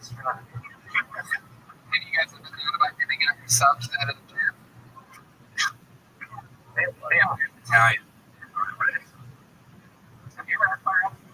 No, I'm very loyal to Tito's. I had their eggplant parmesan this week and a baked ziti. Nice. It was absolutely crazy. Frank Charlie brings me this pizza for these episodes. He's completely changed my dietary habits back to like I'm living with my mother again. It's very exciting. A lot of pasta going on right now.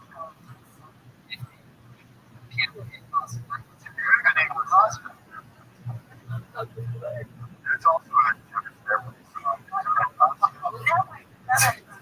President Trump, what's your favorite kind of pasta? While we have you. What's your favorite kind of pasta? What's the most pasta you've ever eaten?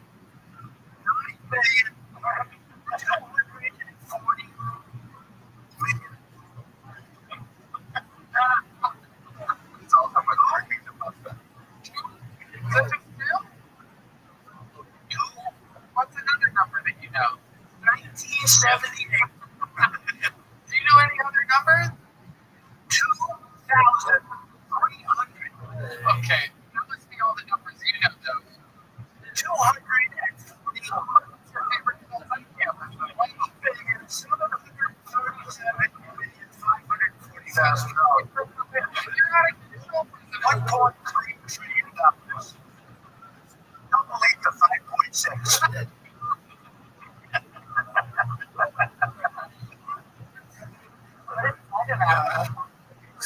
He's talking about all the percentage that Firehouse Subs donates to firemen across the United States, first responders, and stuff. It's great. Hold on, I'm sorry to cut you off. Let's go back to that question. I got to check out the inflation. she kind of looks like a small Chester, like on the outside, but it's like kind of like China. That is true. Are you a Lincoln Park fan? Yes. I love it. I hear my friends. You can say anything to the late train just presenting to the community. Jesus, were you the one that sold them?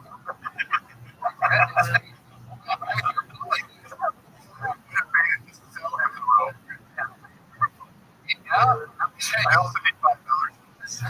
You'll kill yourself in this room. Sir, when you think about this, sounds like you apologizing for your suicide. It's cool. All right. What's something shocking about you? We would be surprised to know about you. Kind of something cool about your life's history, or maybe says some of the talent that you have.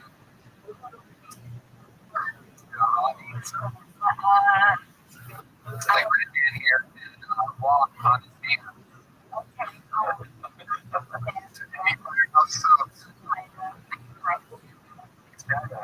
Really? Is it true? Would you be willing to there's some sort of things like a hazard over there? Would you be willing to try?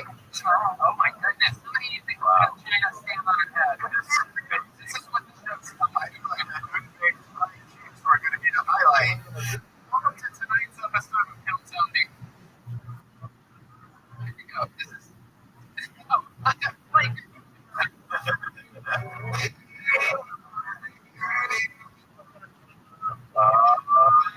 Yeah.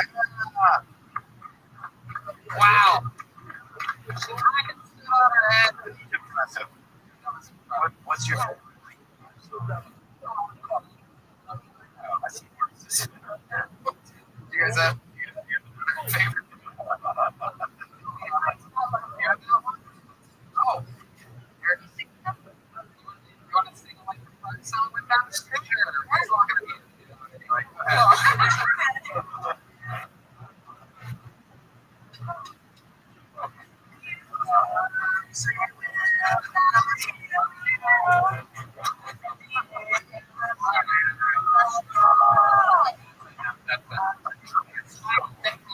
China, thank you so much.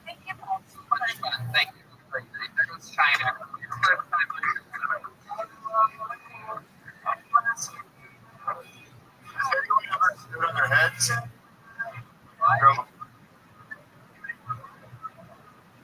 anyone ever stood on their heads? No, that's a first. It's a pretty grim. It really is. Long first tonight. I think that your name was Tanner, but I don't know what it is. From the White House to the Ice House. Welcome to China. China, that's this thing. There's only one way to end an episode like this, ladies and gentlemen. All the chaos, all the insanity. There's only one guy who can put the cherry on top of a cupcake like this, ladies and gentlemen. He is Big Red, the one, the only, the great William Montgomery.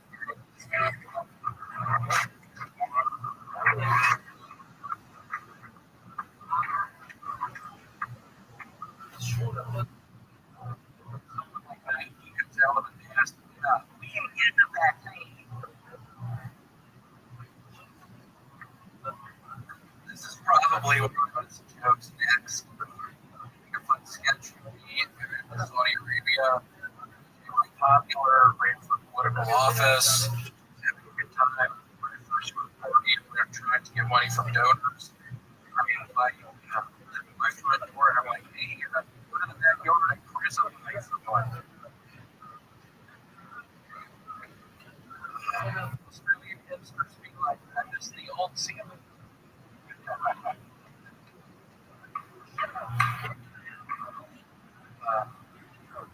Hey, Red Man, if you're going to be the best man at your wedding, you're going to have to start believing in Jesus.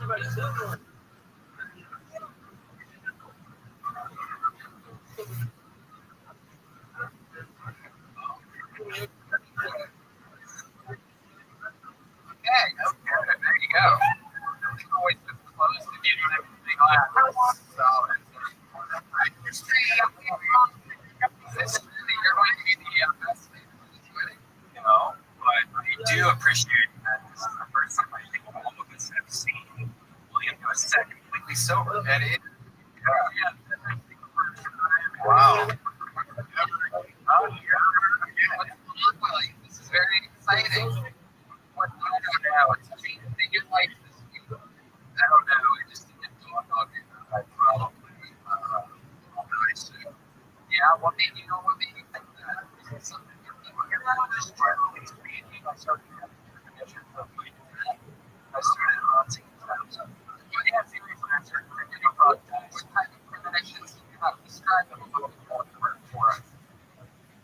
I don't know. I just pictured myself because we didn't have premonitions about your death. I have a dragon here. Yeah, no, I just sort of did these stuff. And we'll see. Hopefully, they still how long has it been? I want to give it sober for one day. I got a little class night. How about on the street? I don't know. Every day, maybe that went to see if I can get these on drinking at the end of last week. It's, I don't know, there were 3 months a week. That's the week.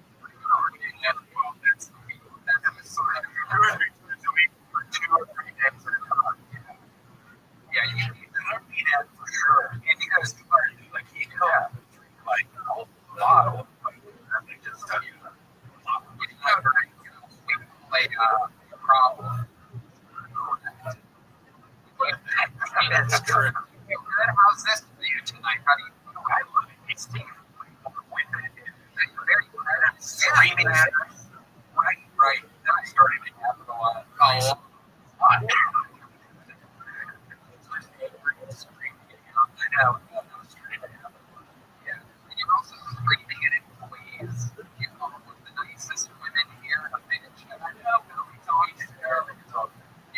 The sound guy, Mitch, I believe, last week, he is called TikTok. I like that. Fucking yes. David Gary, you were called David Ford last week. What do you think about that? It's why I don't like giving the help. Just to know what he really needs now. Oh, now we're zooming in on that garage. Can you lift up the shirt for us? I'm worried my little thing's going to spot out. You are wearing the same shorts. You know what? You have to fix the shorts. We have guys, let's have it at a time. We just have to fix it.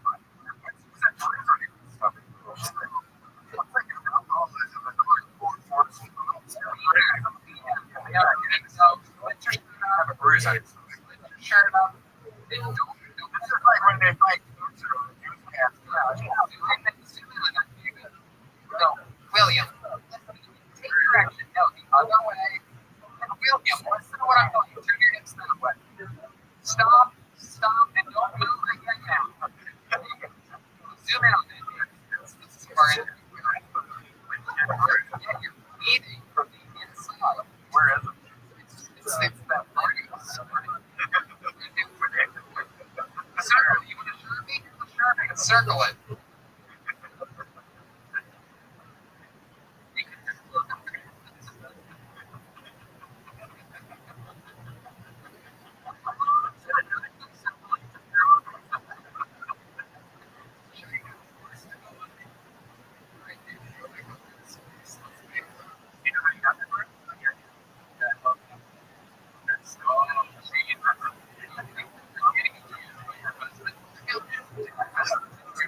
Do you call your girl?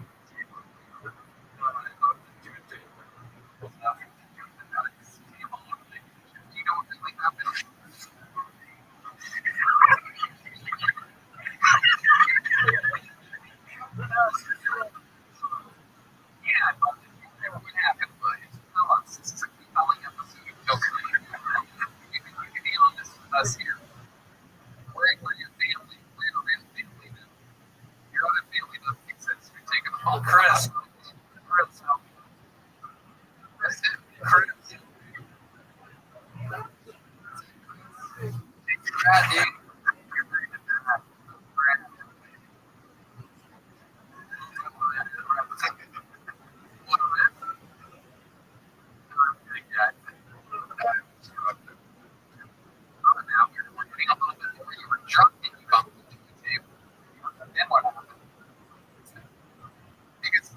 William, I'm just going to be honest with you. I don't know.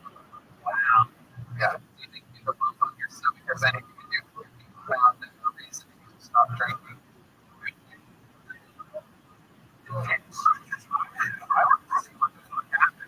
It's weird. Wearing your is the same look on his forehead from last episode.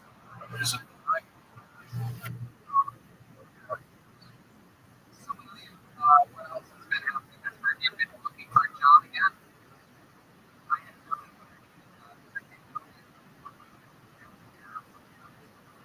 Well, did you reach out to them? Like, you think they're just going to contact you?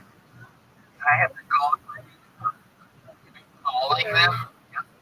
Yeah. Are you? That's someone like you didn't know one and I've already applied for it and everything. I just when did you apply? A month ago. Really? I got $1,700. Okay, so I'm worried. You're weak.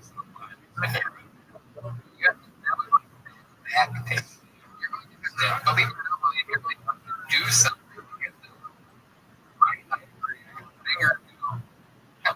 how exactly are you going to figure it out?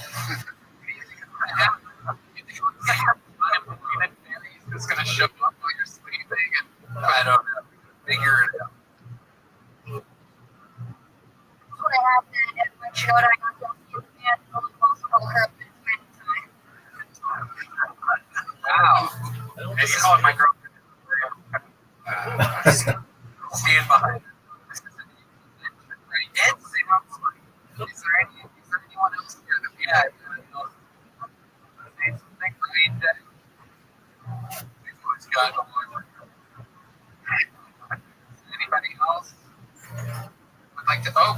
has his hand up. Keel, go ahead. First time.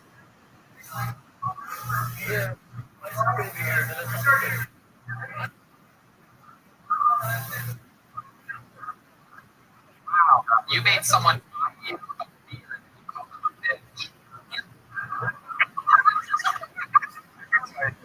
I can tell you this. I've had 10 to 12 conversations with William. I promise you, he does not know my name. It is not.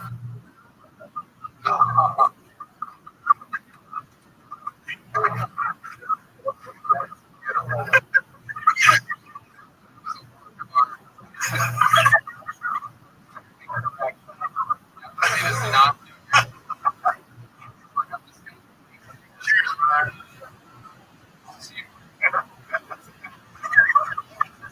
It's so familiar. Like, I like the greatest fucking most like it's incredible how good of a human being is underneath that fucking. You have like one of the widest ranges of good guy, bad guy. In terms of not drinking and drinking, like it's hard for me to interview this guy because like I'm not used to it. Right. Like I don't even know what to do here yet.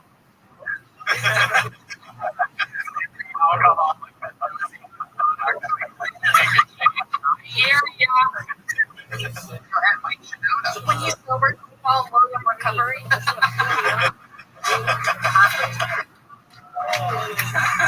that's somebody's episode, everybody! William Montgomery, root him on social media, cheer him on for his recovery. William Recovery. Hopefully it'll pile into what's the William Montgomery. We like William Recovery. Let's check out that drawing from the great Ryan G. You all sat there and he drew that. Look at that. Look at that. Wow. That is so fucking cool. That, the middle finger, the cat, the animals. William's bruise. William's bruise made it in there. Little block. Blue spot. That is awesome, Ryan G. All those prints are available at RyanGmail.com. He auctions things off. Everything's for sale. Every episode has a print. Every road show has a print. The great Brian Erickson was with us. Thank you, Tony. Thank you for having me on the split.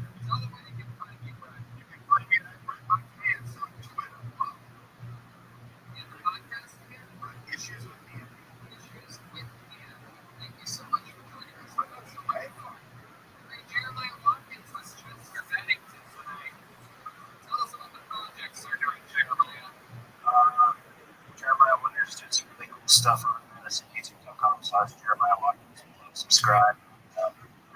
Jeremiah Nashville. There it is. Everybody, believe it or not, I'm just figuring it out right now, but I do think it was actually the jet ski Jesse Johnson. Very impressive performance, Mike Shinoda. I'm going to be honest with you, I didn't know who you were until tonight, and my mind is blown at your incredible sense of humor. I really hope this episode airs because I practice for hours.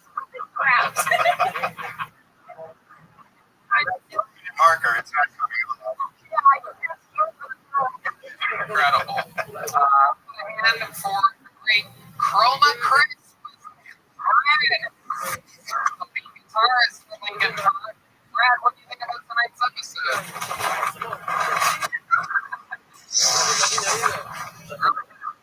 We're going to get a home run, so.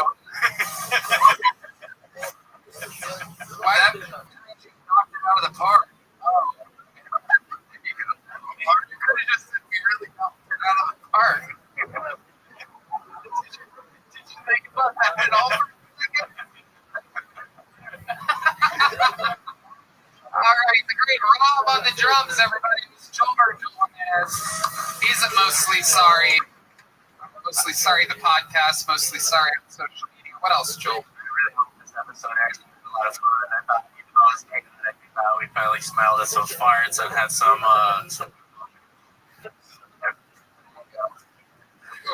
Edits. It's gonna be some more edits there. We're gonna edit out some of you guys saying we really hope this episode. Not a ton of thought going into this sign off. either. Come on. I kept doing stuff that like impossible to do. Well, I trust me, I'm sure we'll figure out a way. I want to be real. I want to feel. So much fun, everybody. Thank you so much. We'll see you again soon. Bye.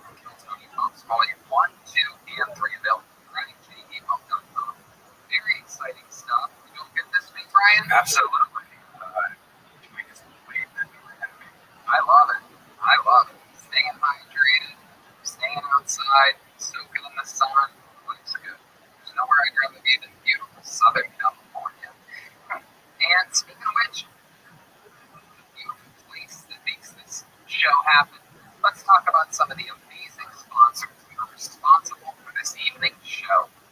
Hiring is super challenging for business owners, especially with everything else they have to think about these days. Social distancing, supplying masks for their employees, driving traffic to the business. Monica starts early. She needed to hire marketing on board her construction company, GS Group, who was having a hard time finding the right person, especially with so many candidates out there. So she switched to ZipRecruiter.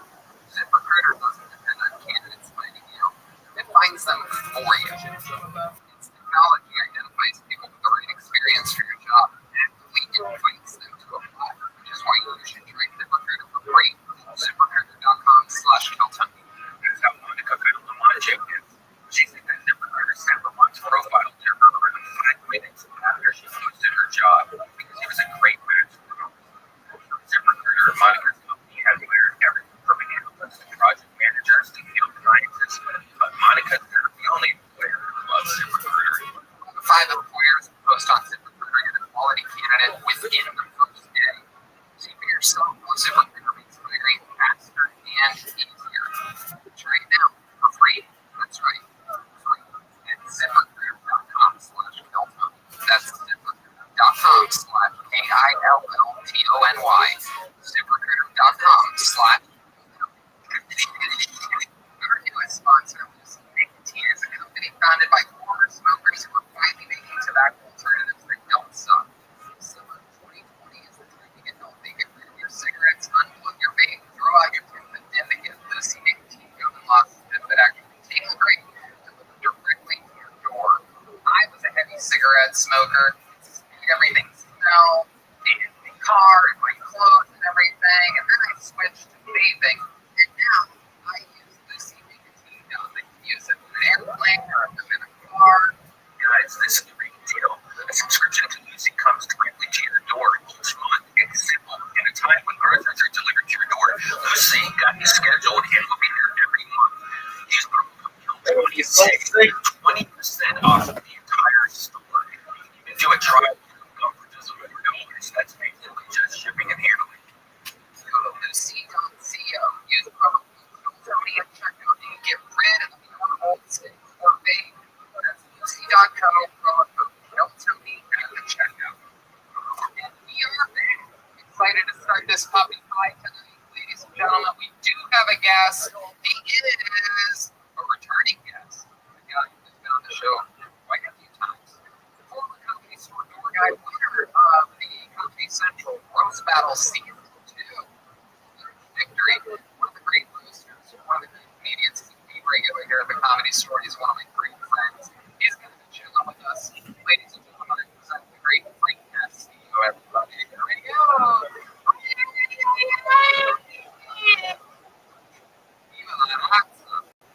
Hello, Frank. Feels good to be here. I bet it does. When you hear that music, it reminds you of your father, your grandmother, your Mija, and your favorite podcast. He was one of those like, I think I've ever met dad, drink with your dad, smoke with your dad. He is a party animal. I've gone to the doctor's team. Well, actually, there, I met 20 pounds in your dad. Great doctors there. It's a true dad. And a true Los Angeles, what they call that name? Angelina. That would be a funny chola. Perhaps could be another word. Would you call him a chola? Yeah, he definitely has. For sure. Well, I'm glad to hear you're free. We're going to have some fun this evening. I don't know if you remember this, Frank, but on this show, we have a band. Do you remember that? They were the best damn band in the land. Every single episode they come into these different characters. We never know what they're going to be. Sometimes it's some recurring of famous characters we've seen before. Sometimes it's the debut of brand new characters like Lincoln Park or, it could be. Let's find out what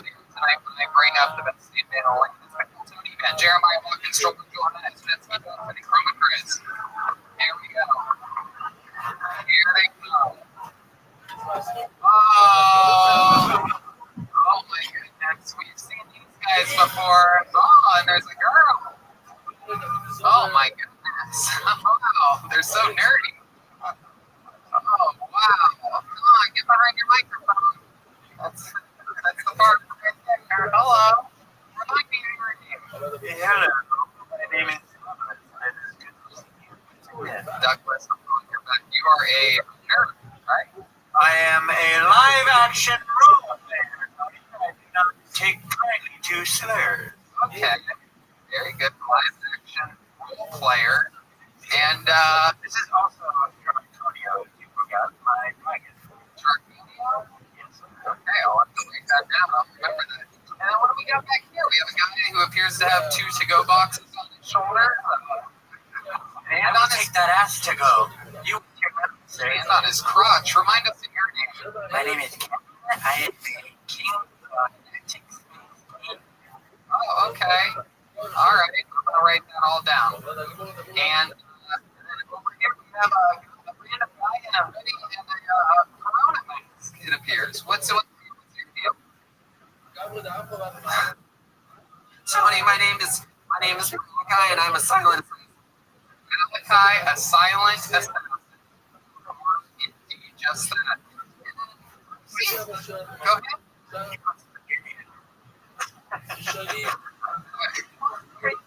There you go. You get that one.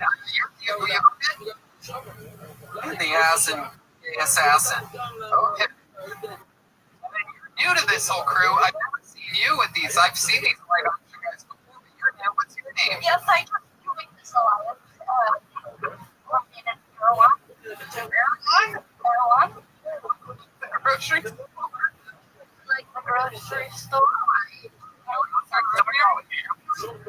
There is a store. To get rid of that. Wow. My goodness. Well, welcome, everyone. I'm glad you're joining the band tonight. We're going to have some fun. So we have some live action role players. We have Bruce Battle, Frank Castillo, Red Band, Ryan. We had some delicious pizza before the show. A great pizza, which I truly and honestly completely tuned out. It used to be, I eat it every Monday, and I would eat pizza anywhere else. I would just save it for Monday. Pizza day, and now I order from there. Vito's Pizza in La Cienega. Check them out, especially when things get bumping and get the whole Tony routine of going there and then coming here. It's a great deal on a Monday. But I order from there all the time. You can come on Postmates. Check out Vito's Pizza. Yeah. Keep Big Coffee. Use the code Tony. 20% off. And other amazing things. I feel like I'm forgetting one, but let's just start the show. You guys ready to start this thing or what? Come on, there's 8 people in here. 8 people in a room built for 470. Let's get the show started. We're going to start with a regular. Ladies and gentlemen, this guy, I mean, storyline after storyline. I mean, this reminds me of Hulk mid to late 90s. We don't know whether we're going to like the guy, the bad guy, but he's great at both roles. Sometimes you love him, sometimes you hate him. He's the big red machine. He's the one, the only William Lights Out Montgomery. He's approaching the microphone, which really what we get this week here is William Montgomery. You think being a blimp disorder drives being a blimp salesman?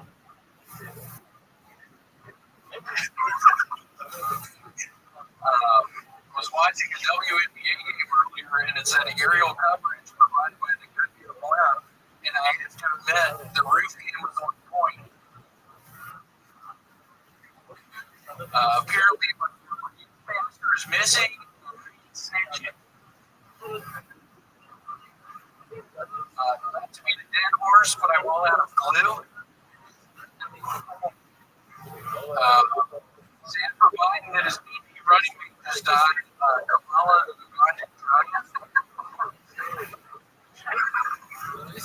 All right, that's pretty good. There you go. 49 seconds of commentators from William Montgomery. Yeah. Hi, William. Hey, That was so much fun. Welcome. Are you sober again this week? Yeah, pretty much. We're going to have a little Coca-Cola and vodka, but just a tiny amount. Coca-Cola. I only had Coca-Cola in the fridge. Did you have it on ice? Nope, it's just in a water bottle over there. It's just Coke. You put it. You put a lid on it. Yes. Hello. That is a great whiskey to see. It was better this week. I did get I got drunk last night, but other than that, What happened last night? What do you think made you want to drink last night? What do you think happened? I don't know. I was grilling. I just been really out. I got grilled at some salmon last night. How long? It was really good.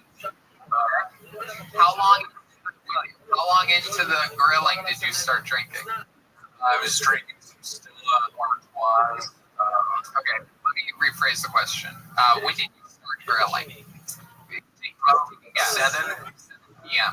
What time did you start drinking yesterday? Probably 6. Okay. So you cracked open a Stella at 6. Correct. Probably went through 2 of those before you started grilling at 7, right? Correct. And then what happened? What happened at 7 when you started grilling? Straight Stellas all night? I had 2 deep vodka Coke and probably 3 of those. It's absolutely disgusting. And then I woke up at maybe 1 p.m. today. I mean, drink like a freshman and just found out about alcohol. That is a drink of desperation. Yeah. My stepdad had in the cabinet. Right. I had a vodka and Coke. Oh, it wasn't actually. Wait till you try peach schnapps and You know, I don't want to wake up and drink water. I was very thirsty when I woke up. How much water do you think you drank? 64 ounces. That's a good gap. Yeah, 2 ounce water bottle. Oh my goodness, and you filled it up twice. Yep. That's interesting. Is it true that your youth pastor is missing? Yes. Oh, tell us more about it. You don't know what it is. How did you find out what is missing? Who told you that? Today. Really? The news here? The local news here? Yes. And you watched the local news and you found out your youth pastor, even though you're from Tennessee, your youth pastor here on the local news, they covered that a Tennessee youth pastor was missing. Correct. Are you lying to me right now? No.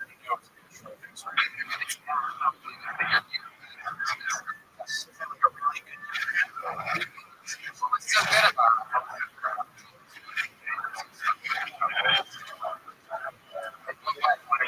Nice.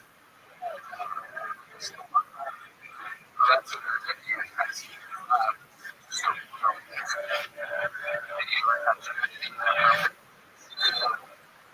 What did he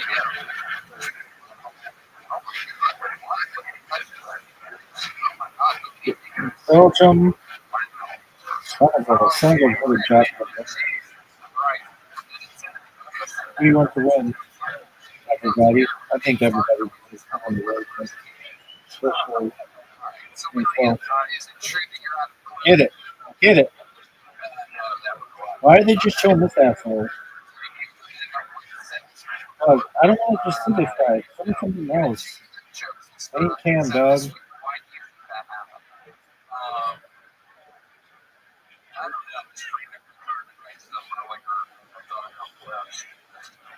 What is this?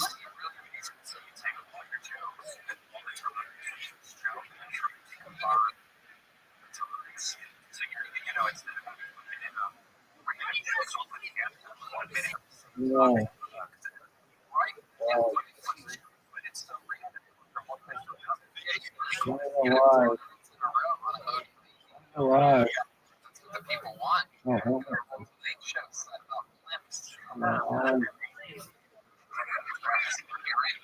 What about this guy?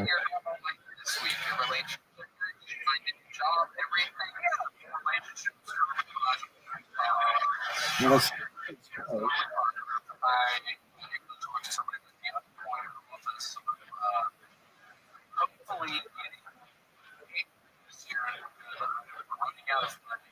Oh, you are? Yeah, I did.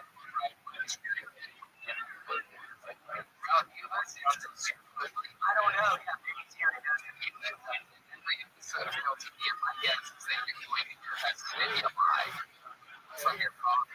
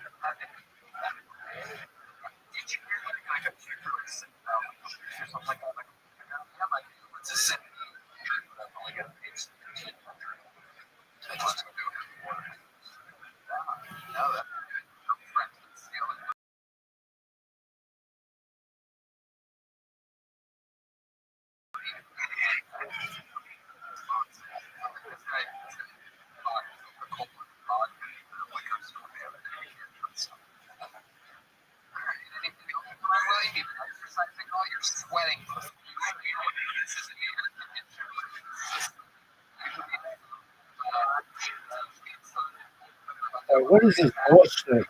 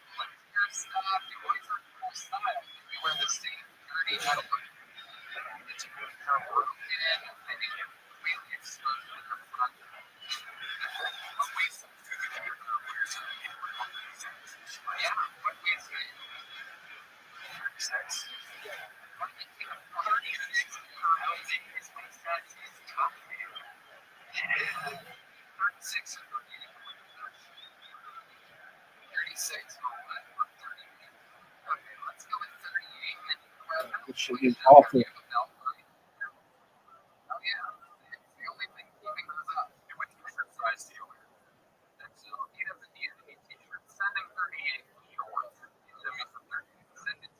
Just William Montgomery and send it to the Comedy Spree, 33 West Sunset Boulevard, West Hollywood, California. Is this some bullshit? Yes. It's a new project. It's the San William Equals project.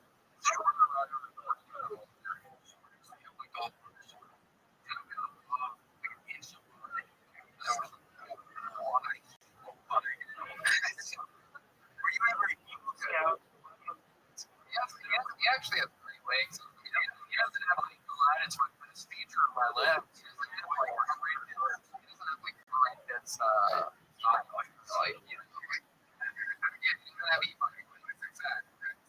regular former bicyclist legs. But the gut, is absolutely volatile. It's really like it's putrid. It's like a cyst or something. It really does. Really makes it look like an ass. It does. Wow, it really does. It's like you have a giant butt. If you're used to customers, you probably put 2 fingers in your belly. There you go.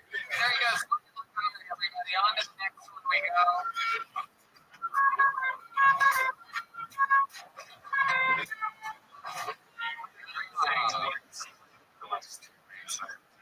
What is this?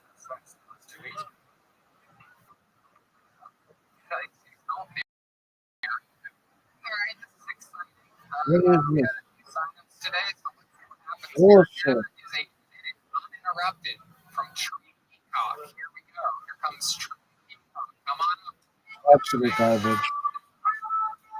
Dude, biggest bullshit. Just fucking. I watch that.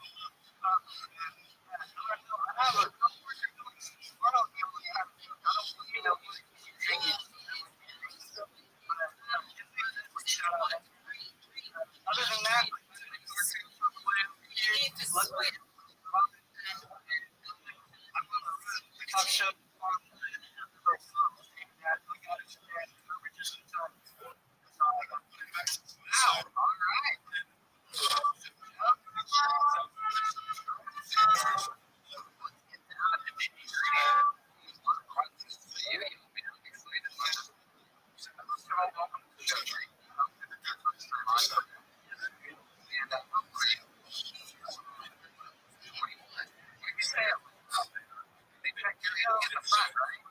Yes.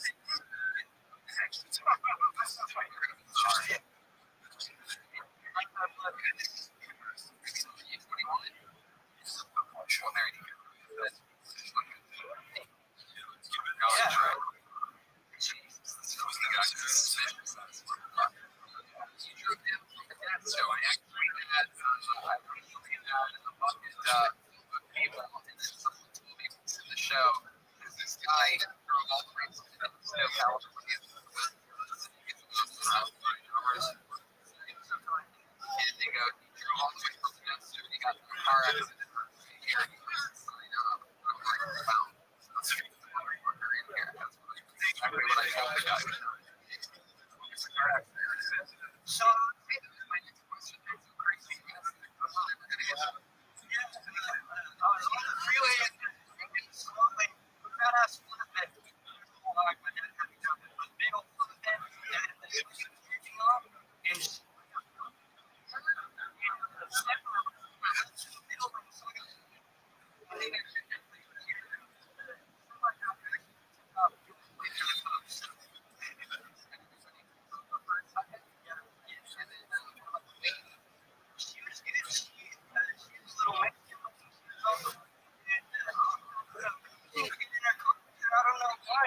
wasn't hurt. Him tied up? He was doing schoolwork. I guess he was falling behind his stereotypical Asian kid was just doing schoolwork, and that's how you I mean, how does that sound about Well, I mean, he also, speaking of stereotypes, was giving the Mexican lady instructions on how to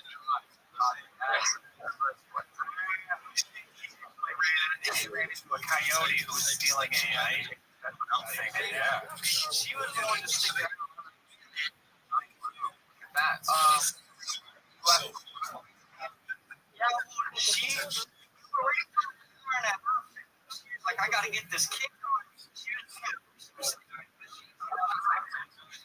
was Spoiler alert. that was in.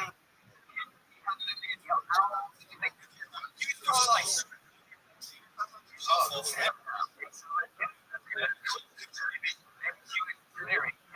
Maybe the Mexican lady is going out to enjoy some rice. Like rice. Kinds of things. Rice. You know, intelligent kids, you know what I mean? People Everybody wants an Asian. So let's talk about you, Trey Peacock. A lot went on there. You said something about staying in a hotel here? Yeah, well, like I said, because I'm here for work. Did he make it? I had to go up in a hotel. Always have businesses. I trade. Close with your father? Yeah, I'm listening to you guys on the job all the time. That's great. We are very popular among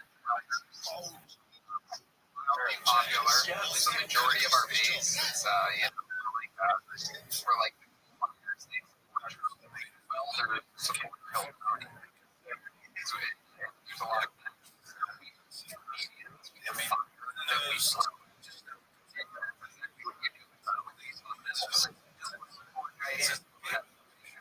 Speaking of, how about checks? You ever been arrested? What have you been arrested? No, I've just been in trouble. What did you get? Both at the same time. You had any responsibility at all in that car accident that happened? Wow, look at that. Very good. My goodness. by the way, when he said speeding, they started clapping. Yeah. Speed weed. Go ahead. He kept putting me in that predicament. I got an uncle with The uncle, her father? 10. She's a 10 or that was okay. Trey, so did you really hook up with your cousin? No, I'm not. I didn't. I know you're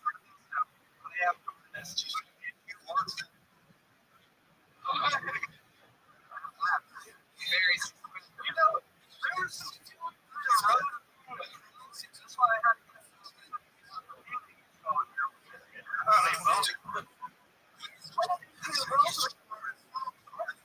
Some feel. What you guys? What do you?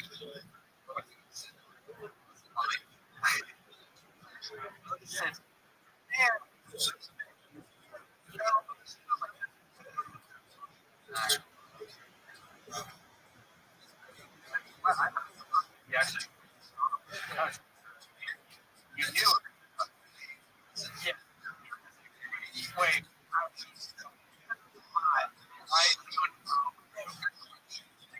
That is a good. Do you have a learning disability?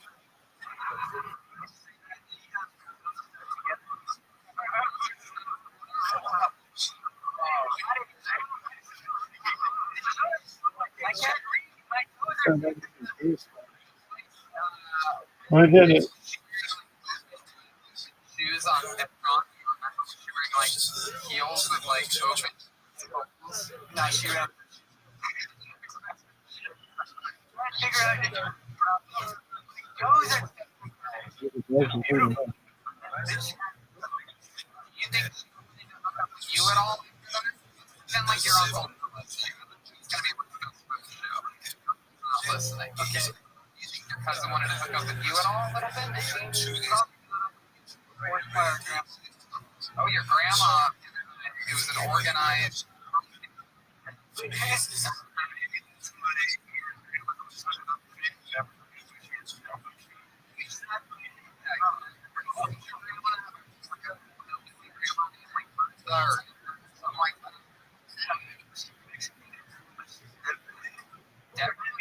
My aunt's Deborah. Oh yeah, Grandma Debbie is a hillbilly name. You just don't know that because you're surrounded by still. Grandma Debbie. Ella Hills had a Debbie.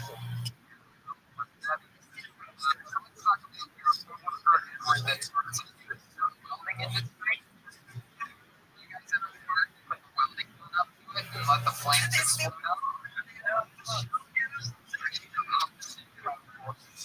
It might just spread the smell around.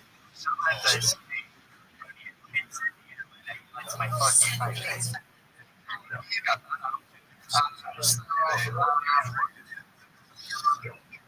friend Edward, does he part like in your direction, or does he put his cheek right up against you? What's the first reason? And if I do something to piss him, you know how he got.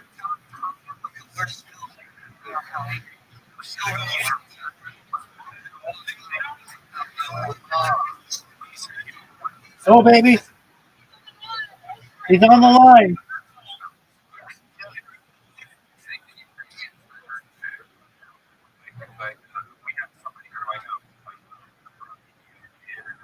Senegal.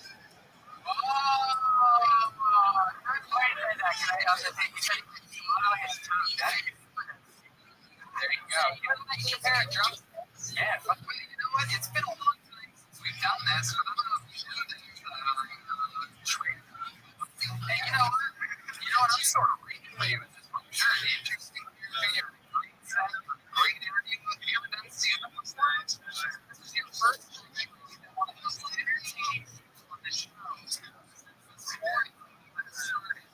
Like, we have a competition on this show. Are you aware of what a Mexican drama is? It's a huge opportunity for you to know from your first time performing having a great set by the end of this night. There's a chance that you can become a fantastic brand new drummer from the show. Come on up here, get behind the drum set. This is very exciting. It's been about since we played 5, maybe 6 months since our last Mexican drummer. Right here is the tree. You know how it works. You get to do a little drum solo, you know, making your own thing. If you want to do anything funny or silly or anything during it or accurate or whatever, you can do that. Anything you want to do, ladies and gentlemen, before you start, let me just say, this is a Mexican drum off. This is your chance right now, Trey. You can be the first ever victor of this. I must warn you, Joel's never but there is a chance, perhaps it's the longest game since those whole things started, so maybe you'll catch from Rusty.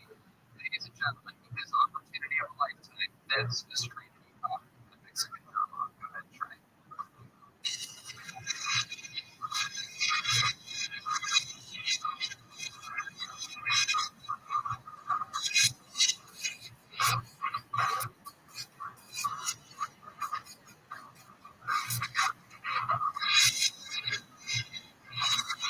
All right. Okay, Trey. Go back to that microphone over there. All right. There you go. That's a good approach. Sorry. It's been a while. It's been a while for Joelberg as well. Let's see what happens here. Undefeated all time.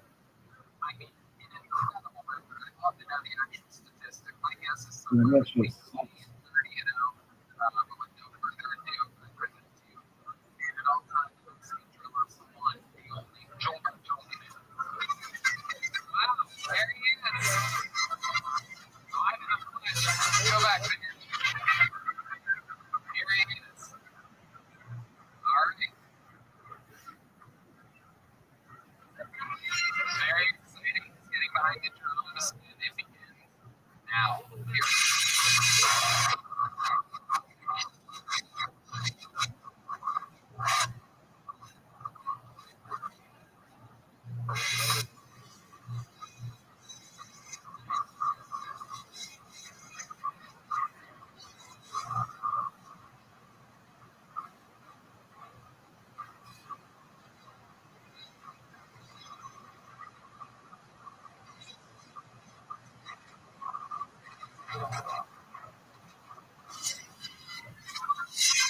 Yeah.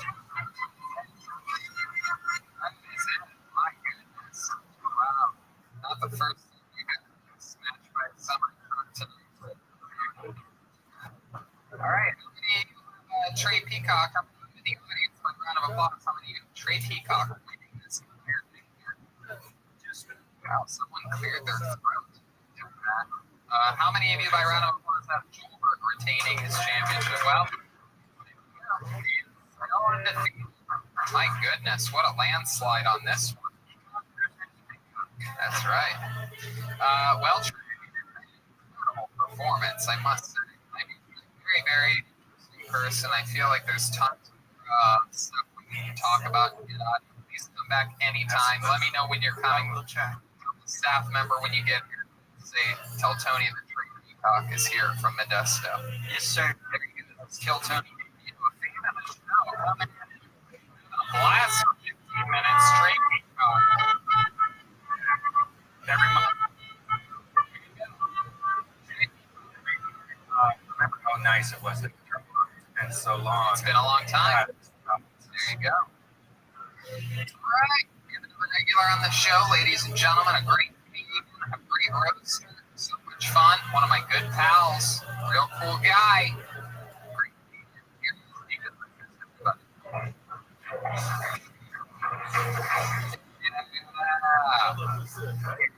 David Lucas. White people treat their dogs and put leashes on their kids. And you wonder why this motherfucker wants to eat his food on all fours.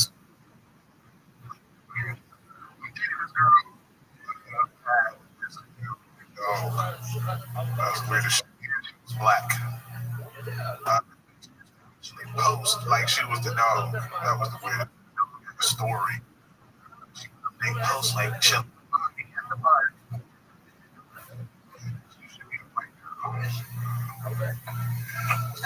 I feel like it's time for me. I think I'm successful enough to date, but I want to date like a. I don't want to date a white girl with an ankle tattoo that says TSA. You know what I'm saying? I want like a Taylor Swift. Like I want a girl so. She got a high relationship. So she wants right. So like. Absolutely.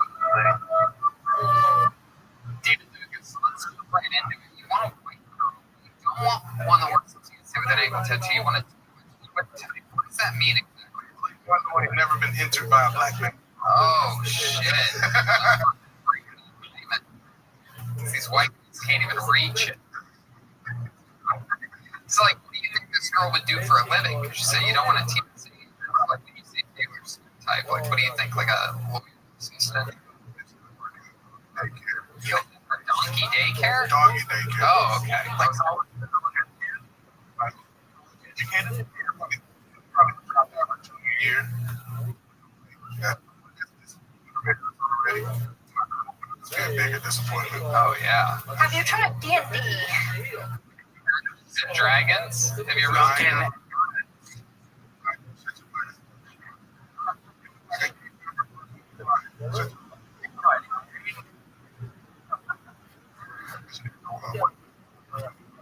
Earthwind. Dungeons and Dragons was Dirty. Oh, Magic Johnson. They called it black magic. I will not say that. I have seen a lot of dogs being pushed in strollers lately. There's no doubt about it. I There's been, screamed at a lady. yeah, when you say to her, Do you really have a dog? yeah, You have kids? I have to get a Something like friend cat window in the back. He just goes around with the cat in his backpack. He came here at the comedy store. Not really. I got white lady breast.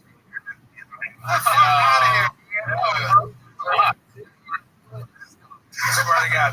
are you serious? Yeah. Are you serious? Now what's the dark magic? I was laughing. Good. I'm gonna add that to my thing. God damn. I want to have a baby. Start lactating. Fucking hormones kick. Wow. Have you ever been on a river before? You been with the goat? Yes, sir. What'd you do to the goat? I went down on it. You did? Yes, I did. Was it a boy or a girl? It was not a girl at first. I had a dick in my mouth. And had I do not appreciate you being coy with me. It's not nice. How long did you spend on the goat before you For 6 years. Elliot. and you didn't realize Elliot was a boy? For 6 years. He was tucking his dick. Oh my goodness gracious, Douglas, I'm so glad I asked these questions. Well, That is very interesting to find out you were in a long-term relationship 6 years it was. with the goat. Yes. 6 years? With a sheep that I thought was a man, but it was actually what?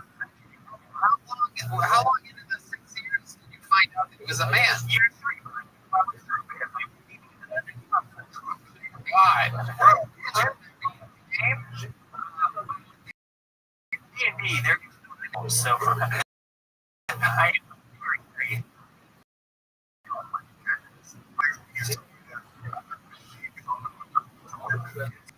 What's the first question? Oh, that's right. I think I've heard you mention that once.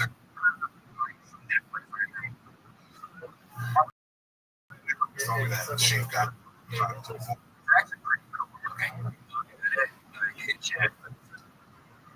Yeah. You know what's this thing?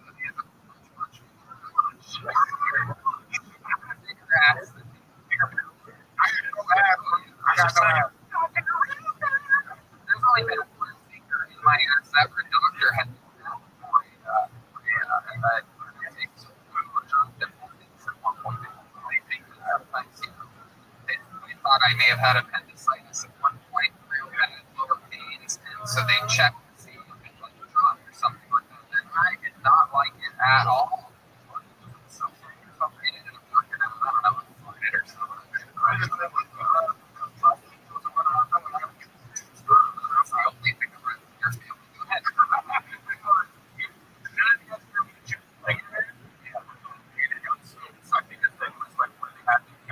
College.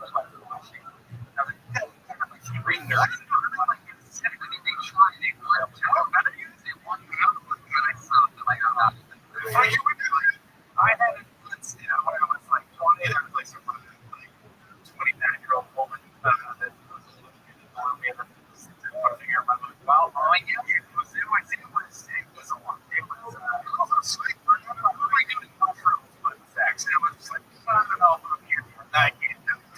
Everything I get by,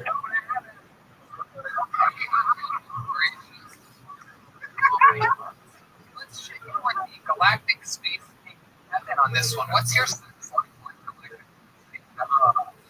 space? I thought she was smart, but it's not very close. We stuck together. Oh. Not too much. But she put them stuff together. Tell us the ass. Oh my God! All right, there you go. It's the galactic space method. We're so pretty there. They are indeed. So tonight, I love this. It's like a pumpkin spice latte. It's very jack-o'-lantern in December. Great. I can help you about this thing. I'm trying to I'm actually I do this for time now in quarantine society. What would be a chef? That's it. That's it. Booty holes and dildos and sure. That's right. That's right. Hemorrhoids? What are you talking about? You can get hemorrhoids if you're 20 years old. I'm talking about what? Yeah, it's just a horse about it. It's all crap.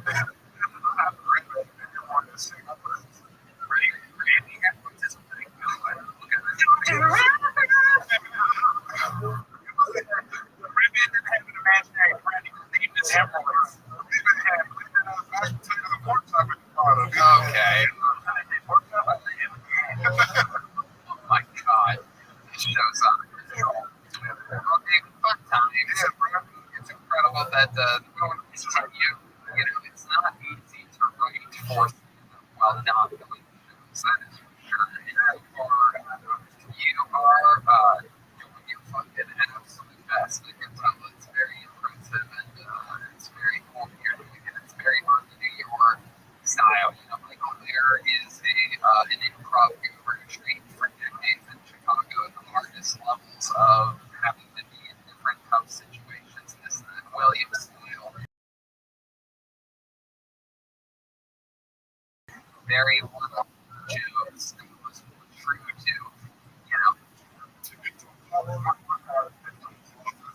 right, exactly. Real stand-up comedy, not stand-up isn't real stand-up.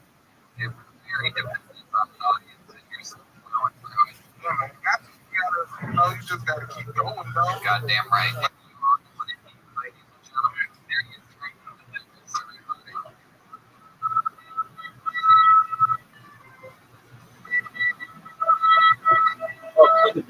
Ain't throwing up gang sign.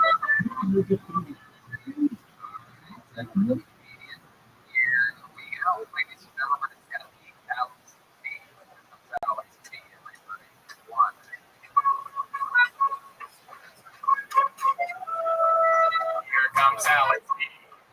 Here comes Alex B. Here's Alex B.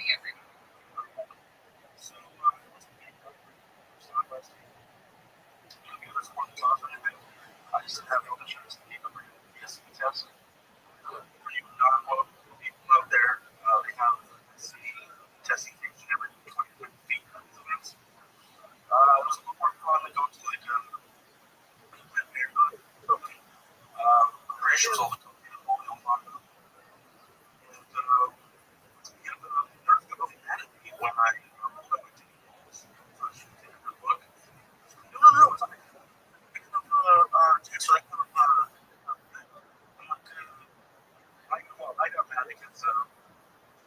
I see that all the time. So it's kind of creating and upgrading my goals. I don't know if you can hold shit show.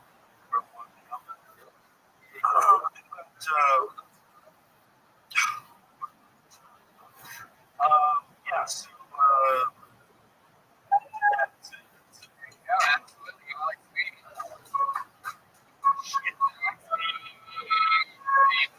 Alex B. His name's Alex B. Yeah. The first time we had a junkie on the show before. It's exciting. So, Pokemon. I enjoy that. Like, you look like you could die of a high dive and not make a splash. yes. Yes. I actually get real Pikachu. Yeah. I do this myself. It actually reminds me of the King Silly. There you go. We don't have this guy's not from this. Where are you from, Alex? Long Beach. Long Beach. Yeah. Absolutely. And is that where you live now? It is. And that's where you were born and raised? No, unfortunately. Okay. Absolutely. They always get those things. You know, I worked here for closer to basically 2 decades than one. I still get all this shit confused. The OC's one slightly east of Long Beach. Everything south of here doesn't matter to me until we get to San Diego. Yeah. Right. Okay, what do you do? I'm a tech guy. Tech support. Okay. So what are you complete on? No, earbuds. Oh, okay. All right. What was that?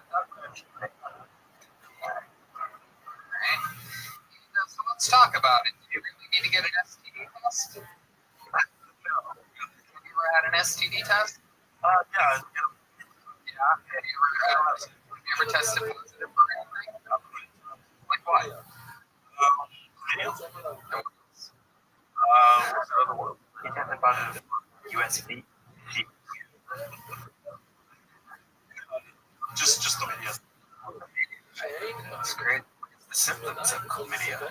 First starts and then take a piss. You notice it's like just dripping. Like Yeah, something like that, like a like release. Had this by him. but anything else? Any other The STDs? lowest form of humans are It's the dark ones. It's cockroaches. Art. Douglas. Any other STDs that you had? so forth, but especially You have a lot of sex. How do you get chlamydia from masturbating? yeah, that was my younger days. You think you're the lead singer of the Deftones? Did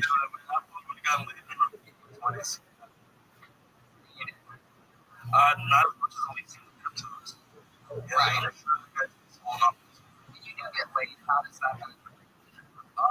It's usually my personality shines through. Where do you meet these girls at? Give it to me. I need it. Baby. I need it. Don't even start me. I watch this one guy run around for 4 hours.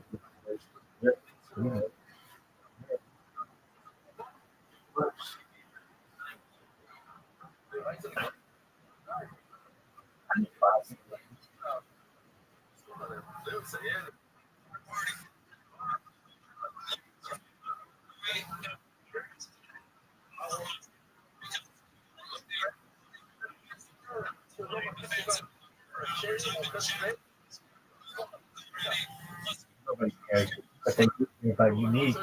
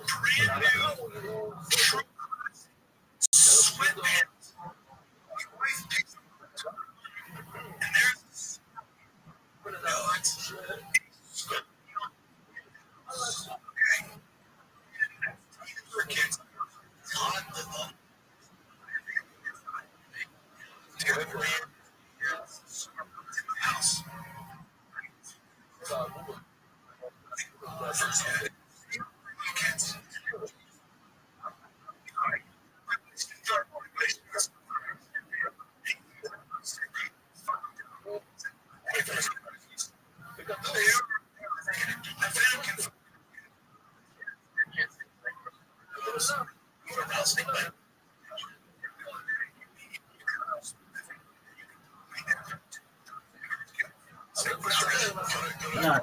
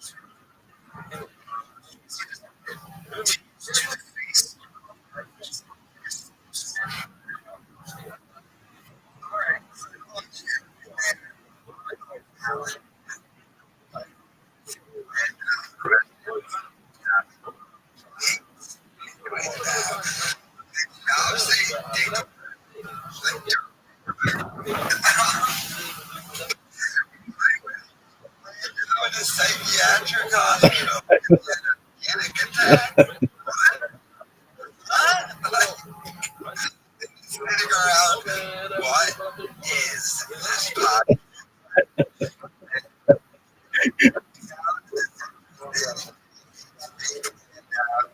Shot in the head with a man.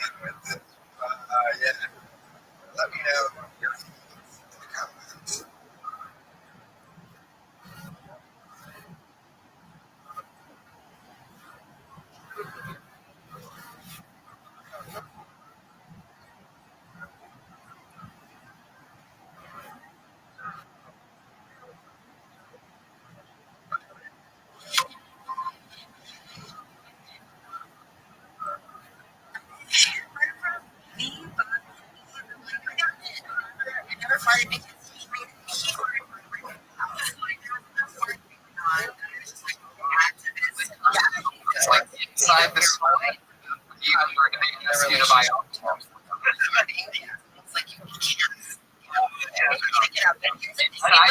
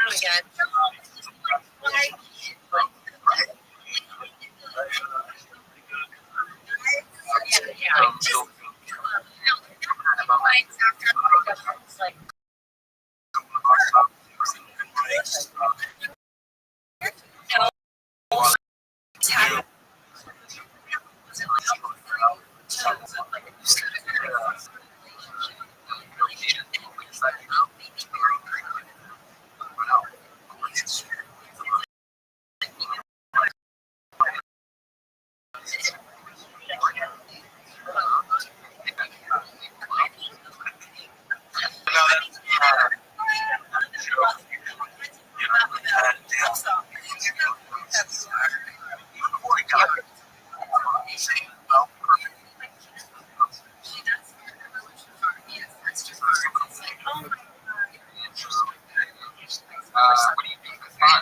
of the things that you can do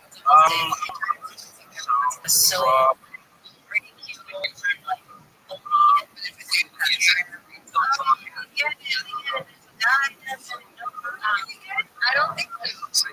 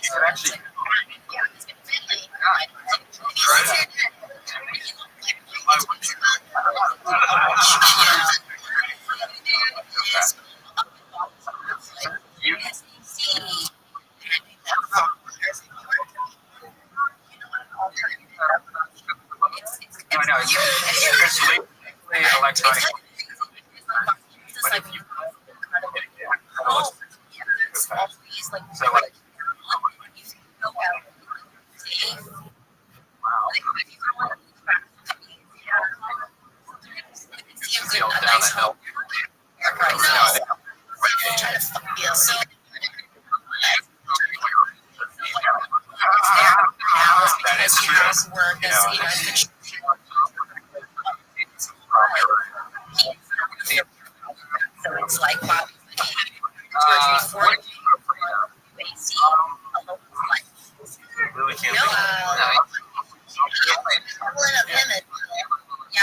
now.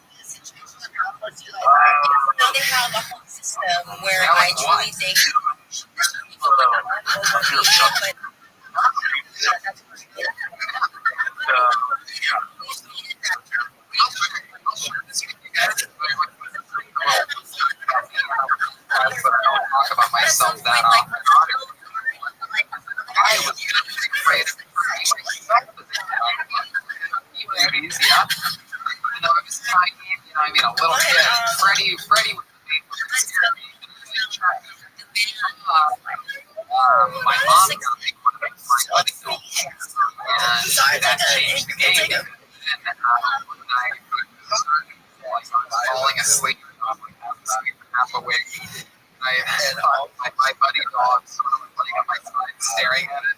I saw its head do its right thing. I feel like that, like real slow. And then I became completely afraid of it. So I ended up breaking it. So I was pro wrestling with it one day. I was like doing moves on it, and its head was off. It was like 10 or maybe 9 or whatever. And its head was off, and we landed on the ground. It was staring straight at me like that's awesome. It was mad. Now, what's really interesting with this is my mom has an incredible sense of humor. And I was excited that this my buddy doll was like dead, right? We were putting it in the trash and making sure that trash went out and making sure that trash got picked up. Like I just freaked out with this fucking thing. And then next time it just rolls along and my mom gives me another doll. Hilarious. Got you consistent. My buddies. I wasn't alive. I was on my early 60s. Came out. So when they first read me, you're like, how do you know he went out there? I got I'm scared of Marvel. The monkey with the dimples.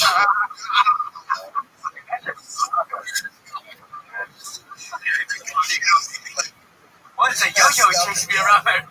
What kind of yo-yo? Oh, you're making me hungry right now. Jack in the Box.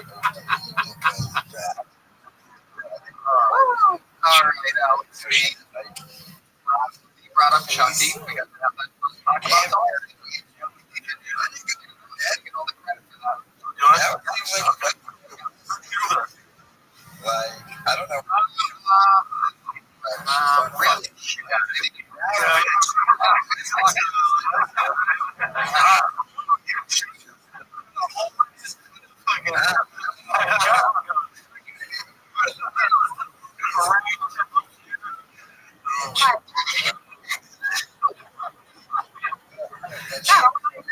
Got over it. My buddy that she got me that was supposed to be hilarious for Christmas had blonde hair instead of that. And it really didn't make it quite as scary. Sister didn't make it as scary as the original Chucky. It was like this fucking pussy ass little blonde doll. Anyway, Chucky was blonde. Scary at all. No one's afraid of a fucking blonde. No, it's not my buddy. Look up. Oh my goodness. Buddy and sister doll. Oh, there it is. Oh my god. Actually, that's freaked me out. That's so funny. Why do we call her kid sister? I swear to God, I loved my buddy doll like the first 2 months that I had it. Sister's blonde. No, it wasn't a kid sister. They made blonde my buddies after the original My Buddy. And it's crazy because I loved the My Buddy doll the first month or two. I mean, look, they made it. I'm pretty sure they made Chucky after My Buddy. Because this was, right, Ryan? Yes. They did. Because what was the Chucky doll's brand? Good Guy or something? Something like that. Good Guy. It's My Buddy. It's all a parody of that. He basically wore the overalls and the fucking little shirt and everything. But I loved My Buddy first, I remember like a couple months that I had it. But once I saw what I thought was a 360-minute spin while I was falling asleep, that was it. You can use promo code. Tony, man, 50% off. You're My Buddy. Actually, listen to this thing. Like, we got to buy Tony and my dog. I literally, yeah. I knew the second. I said, here's a little something about me and my childhood. I'm like, so many fucking funny pictures sent to me. If David Lucas was in here, he would have been like, I'm sure you liked My Buddy. Oh, yeah. You're saying me wrong. My booty. Well, there he is. Alex B. Thank you very much. I'm going to get you out of here before you swing to that. Hey, there goes Alex B.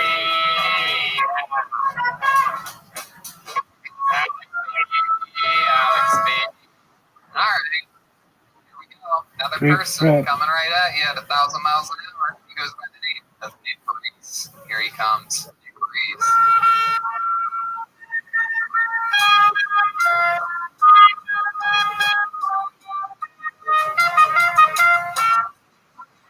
There he is. Nick Reese, everybody. So, my week for Fortnite skins. I'm financially recovered from this one. I recently started kind of just assessing my lady has face tattoos. And I realized that face tattoos on a person are kind of like expired tags on a car. I wonder if it's always like who's the school shooter? How the school shooter isn't that good of a problem in the first place? I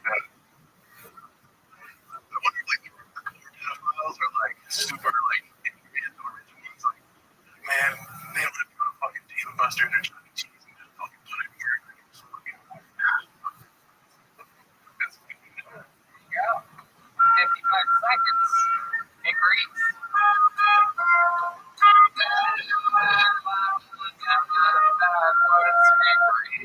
Hi, Nick. How are you? That's right. Where'd you come from? Be here tonight. In California. Damn it. That is the instant screen because to kill it. Yep. 45 minutes east to kill it. Everything's Big Scientology base. I've lived in different places in my entire life, and both of them are like Scientology. Where else? Englewood. Oh, you think your parents are like Scientologists, like his parents?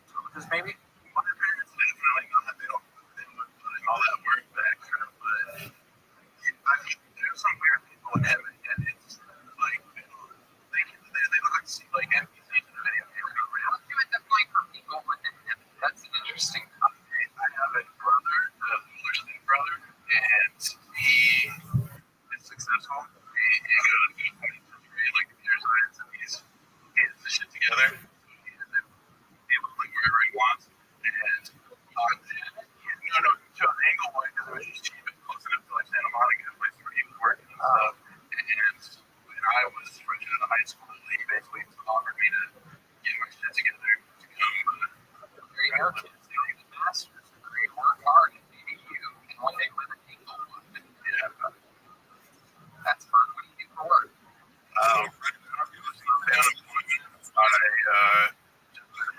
I'm just trying to like organize shows that I need. Before the pandemic, I sold solar for like 7 years, and then software like for solar panels. like door to door, just like selling the panels. Solar panels? Door to door?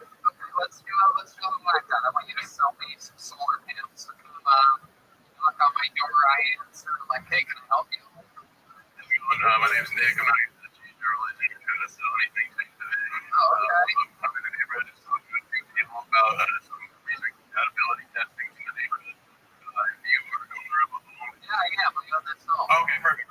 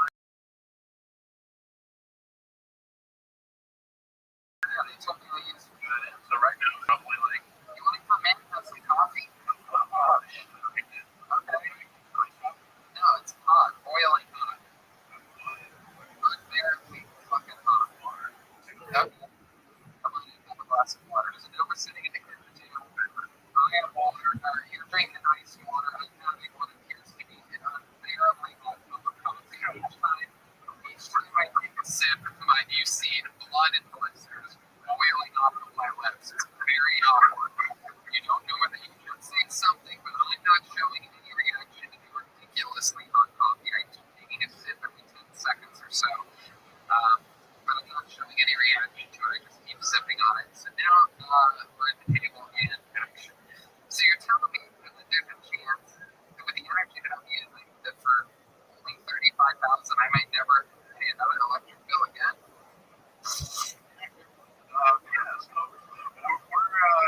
So basically with what you're spending right now, as long as we're breaking even or lower than that, you're saving money. So if my system here says how much you're using is your average bill currently being $250.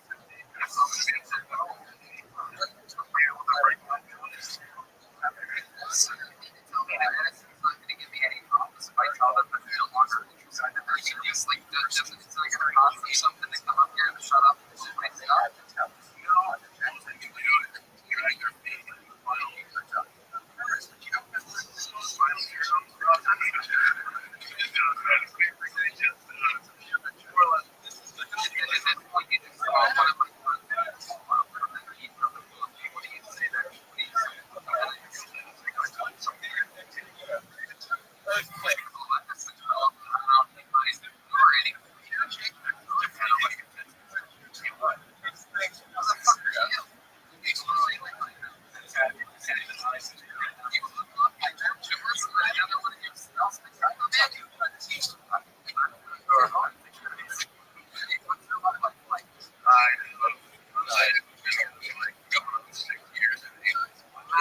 Beyonce, you're not going to get married.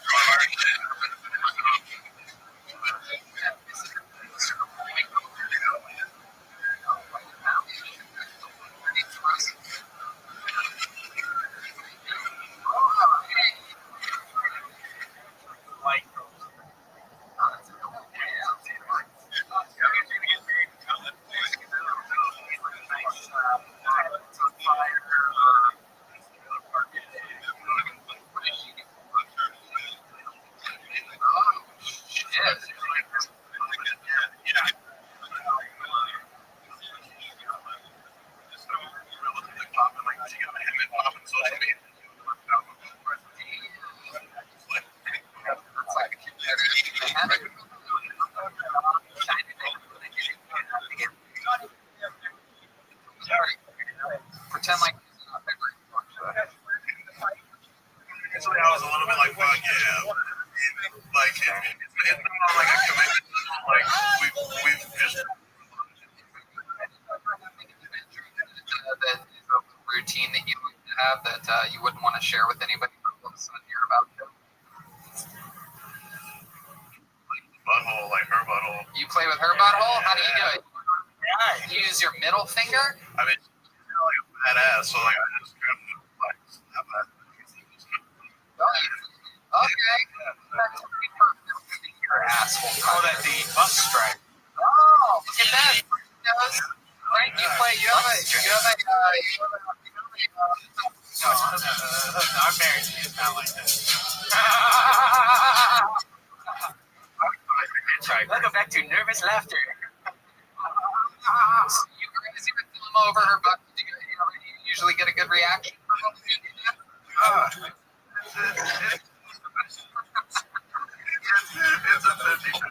It's a 50. It's gonna risk every time I go there. But let me finish the question. Does she do it to you? Oh no. You're from heaven.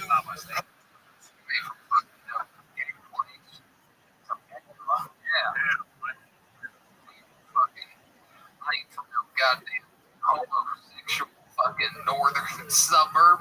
Right? You ever see me? message. Do I have like?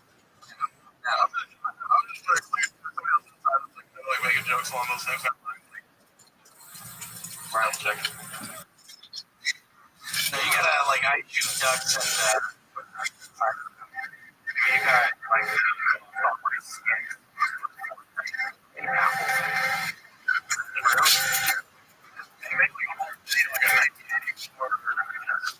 Thing that was kind of like,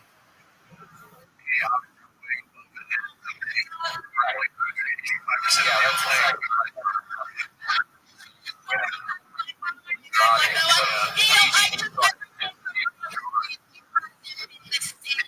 that was so cool.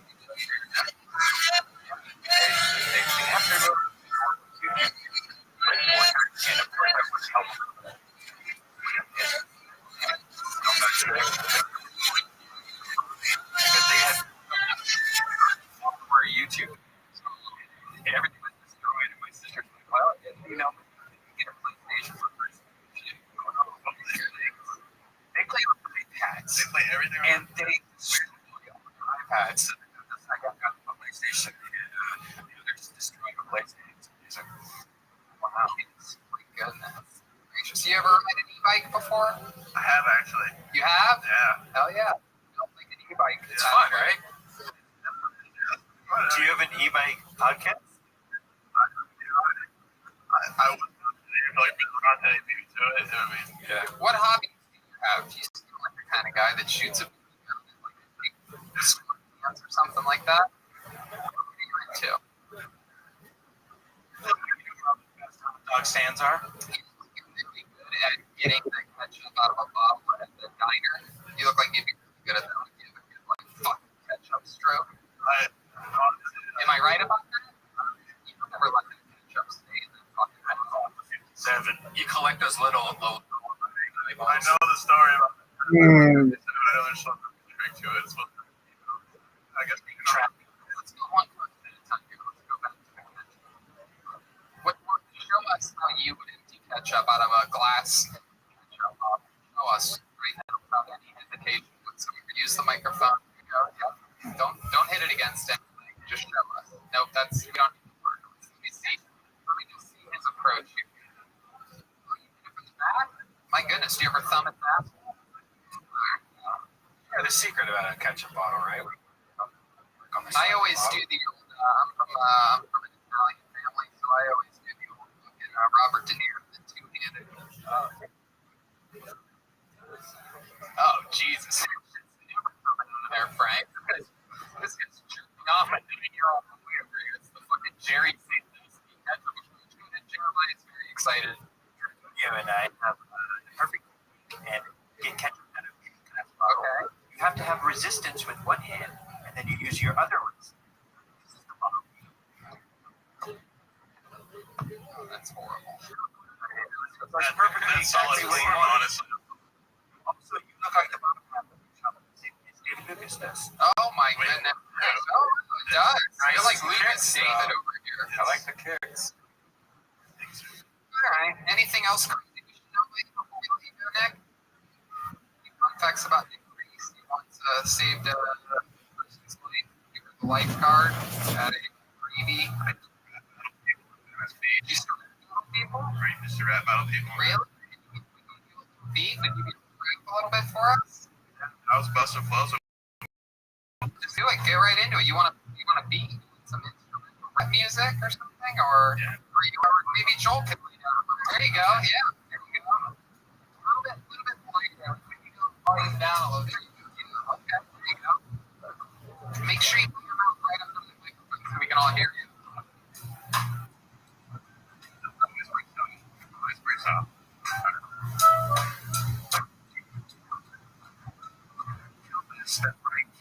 Tony heard the way that I'm spinning. Killing you. Heard the way that I've been doing this, the way that these flowings happen out of me. That's right, a lyrical oddity. That's right, honestly, that's right. Me, I be bombing, be gotta spit these philosophies. What the fuck that I gotta spit. We're rapping it, fucking up. So if you would just not bother everyone mom was like, man, he's drunk. Very impressive. Very impressive. Most definitely. Very, very awesome. Nick, another great stuff here this year. Very interesting stuff. Great interview. Fun stuff. Thank you so fucking much for coming by. There he goes. Nick Reeds, everybody. Yeah. Yeah. Step back from that. Hey, y'all. Today's episode is brought to you by Sheep Underwear. Sheep Underwear. Technology to create underwear that keeps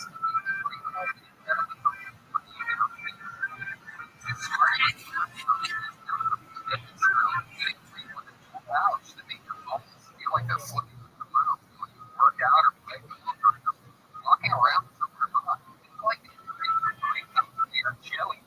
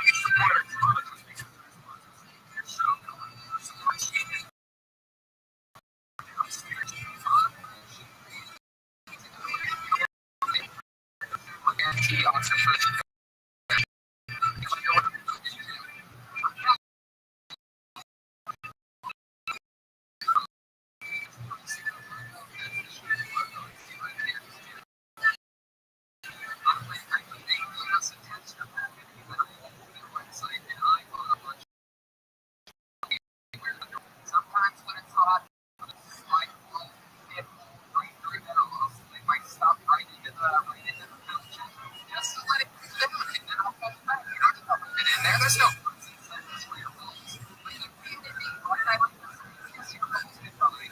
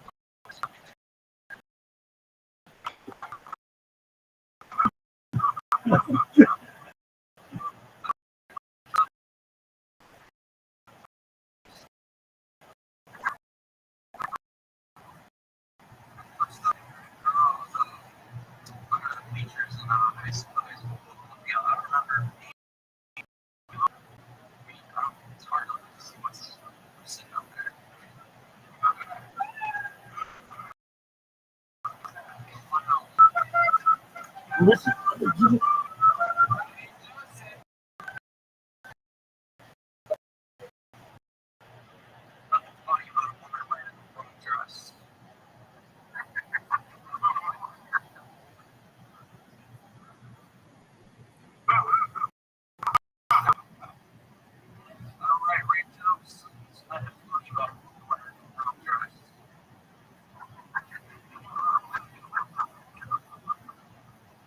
First up,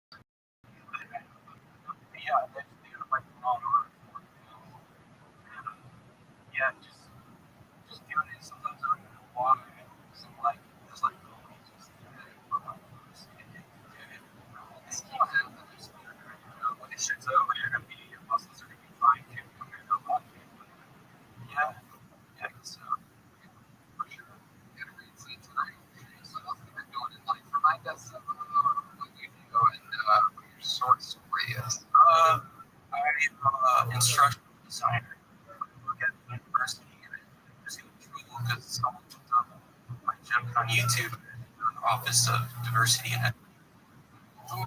Diversity and equity. Yeah. You're the stage name, maybe? No, I told him.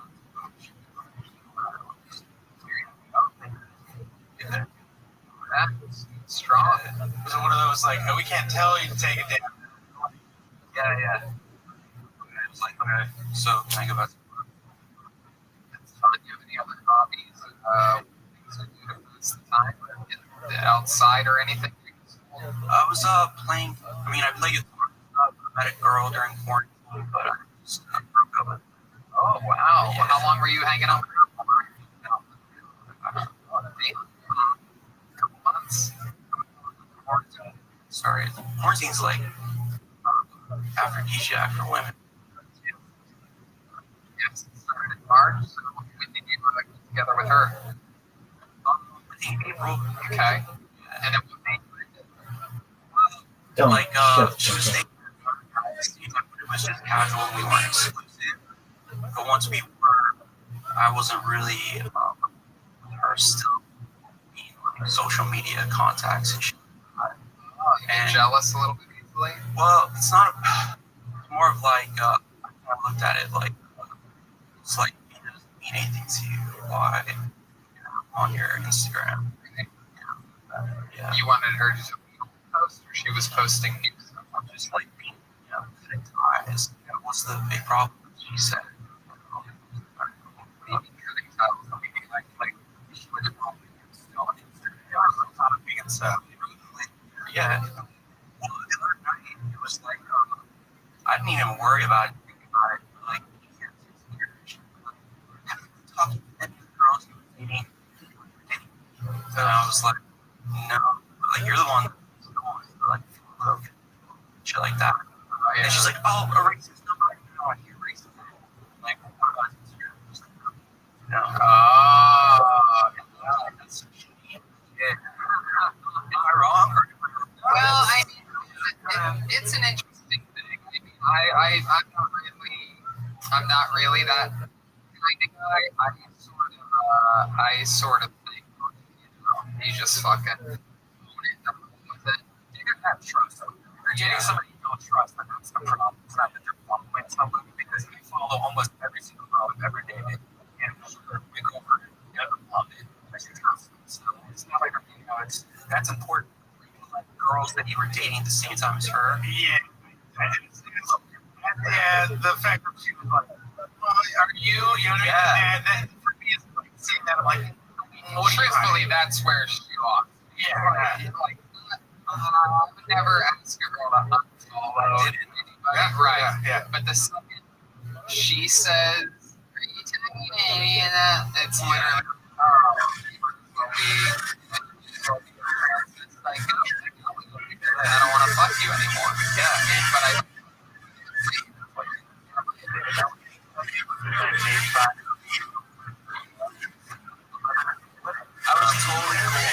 was totally cool with it until I did that.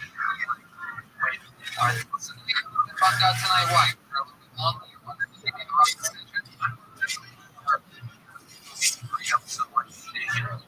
You're gonna be alone, and then you find it, and you're like, what was it? You were not wanting to unfollow the other guy.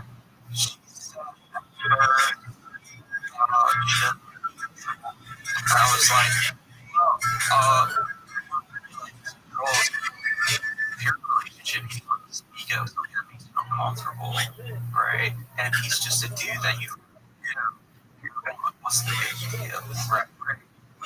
Just run it up first off, so kind of makes she's feeling guilty too now. Yeah. So, like, cut it off yourself. I usually like first, and then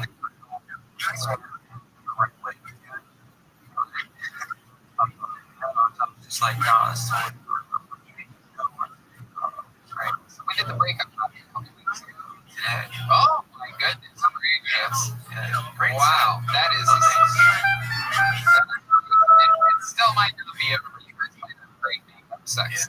What's where let's say you want something done, you know, I mean, don't. Damn, that's a good line. Would you be down for a Oh, Frank wants to join.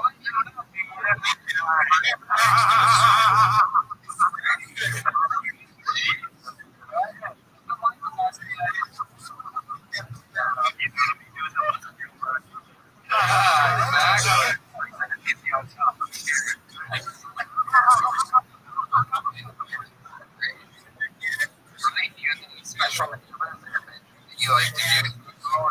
Something that you do. No, I quit. It's been like years. Well, no, like I met this guy that was a sex addict, and he told me like, and What was his reason? and I was but What did he say? well, I mean, like sex is weird. Shit, it's not like they're addicted to sex. It's just a drive great.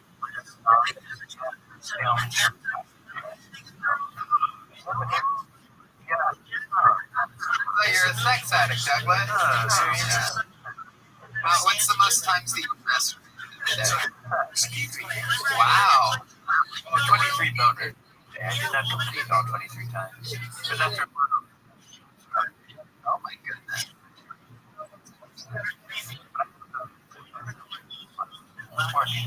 So you stopped watching porn, and were you watching a lot of porn before you stopped watching it, or it comes like,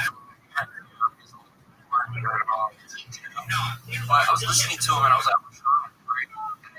that like, you're excited when you're actually with it. You're like, wow. yeah, no, you're the one that's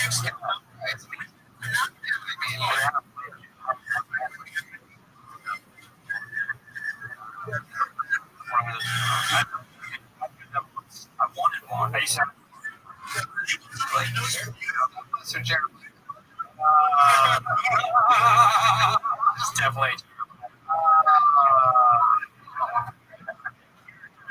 get it out of this portion to go. My friend used to have them because his shirt off the show life and I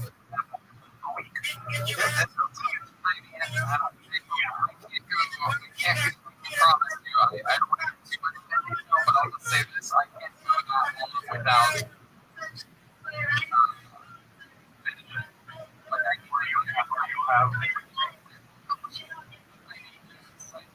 I literally can't go.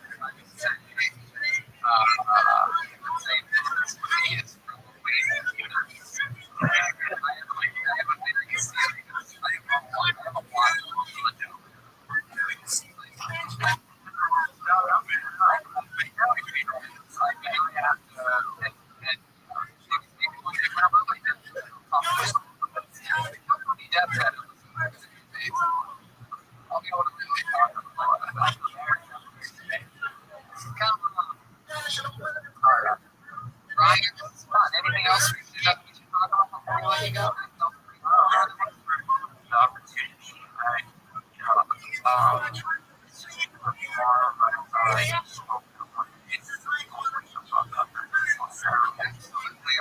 Let me know the next time you have another minute that you want to do.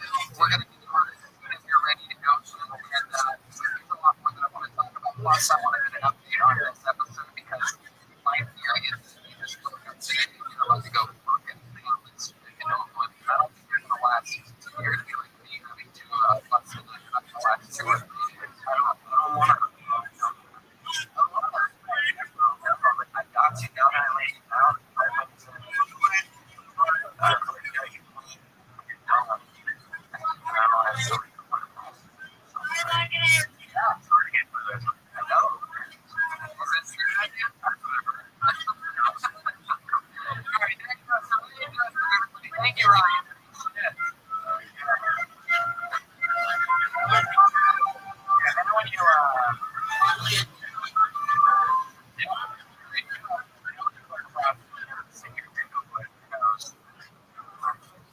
Oh,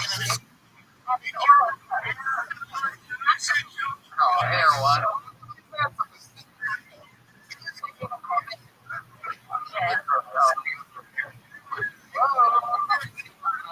Ladies and gentlemen, it is that time of the day where I go to a couple of my favorite cities.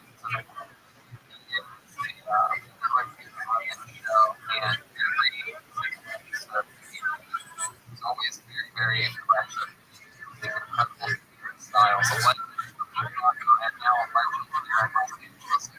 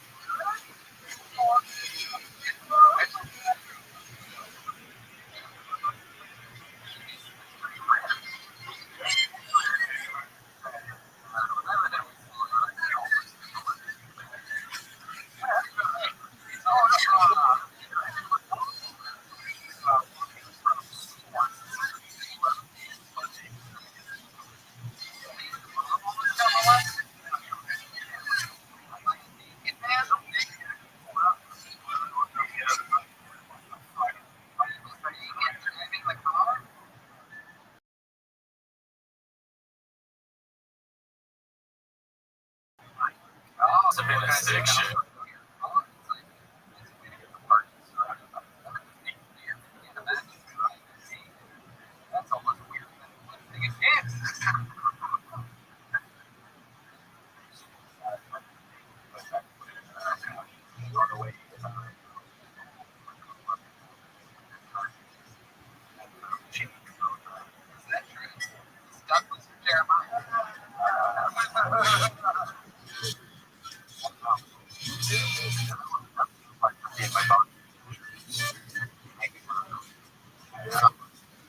I want to steer a dog while driving.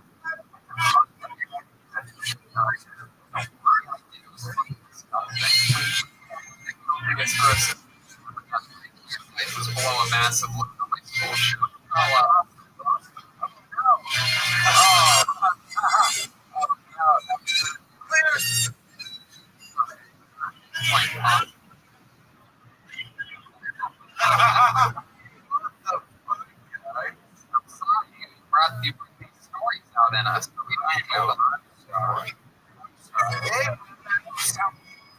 Go ahead. What saying fun facts? Bunch of fun. Can you zoom in on that, David?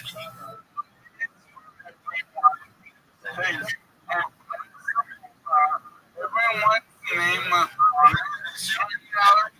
fun fact about me. When we sing the fun fact, we'll go fun fact. Okay. Do you want to do this in order?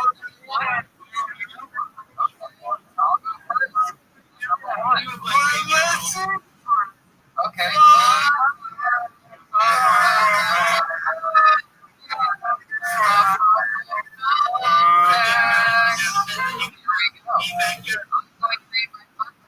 My envelope, it says fun fact. And here we go. Michael was up. Michael has 10 family members in the Los Angeles area, and none of them have contacted him. That's an interesting fun fact.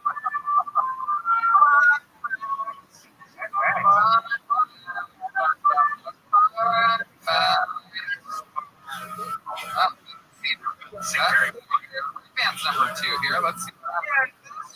Here we go. Let's sing a little bit.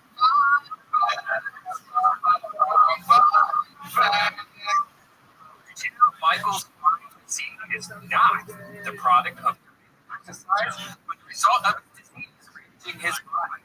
Someone with AIDS.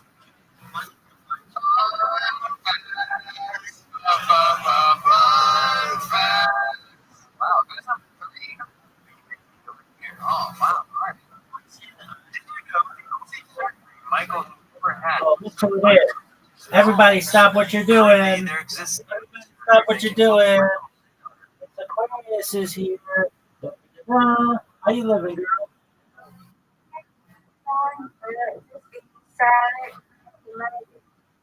How you doing? I 3-hour podcast today. I was really nervous about it, but very nice to be working really well. And then I got this email from a girl who might do a podcast on Tuesday, which is great. And then I got another podcast email late from somebody with 250,000 followers. That's just one that I've been flirting with and seeing if I can do a podcast. And at first he was like, this is kind of a strange bird. So at first, he's like, "What do you want to come out and talk about?" I'm like, "Well, I stream my life 24 hours a day, 7 days a week." He's like, "Yeah, I just there's like, do you have any like normal stuff or anything?" And I'm like, "Oh, like the best that I have." And he's like, I don't know if it's like the right fit." And I'm like saying to myself, like, "Do not give up on this guy. He's got such a good podcast." So I'm like, I keep following up with him, and he's like, "I just don't think there's much to do with like aliens or paranormal." And I was like, "All right, so next week is the 79th anniversary of the Roswell crash. Let me come on and let's talk about that." And he's like, "All right, 10 questions about it that you want me to ask you." So I'm like, boom, right in there. And he comes back to me and he's like, "I just don't like the Roswell thing is played out so much. Everybody does it. Try again." So I'm like, okay. So then I set up 10 questions on alien abductions. And hopefully he gets back to me. But that's no big deal. I had a really good podcast today. I've got hopefully another one on Tuesday. And it was really good. This podcast that I did today, 3 hours long time. Just did not even go to the bathroom on time. And I had to go to the bathroom about an hour into it. And I said to myself, I am not taking a break. I'm just going to cruise through this thing. I'll forget about it. I'll just let my body do its thing. And towards the end, I had to go, but it was really good. And then I was just really happy to get the job on it.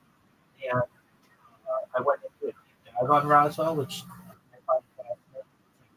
The biggest event in relation to aliens. And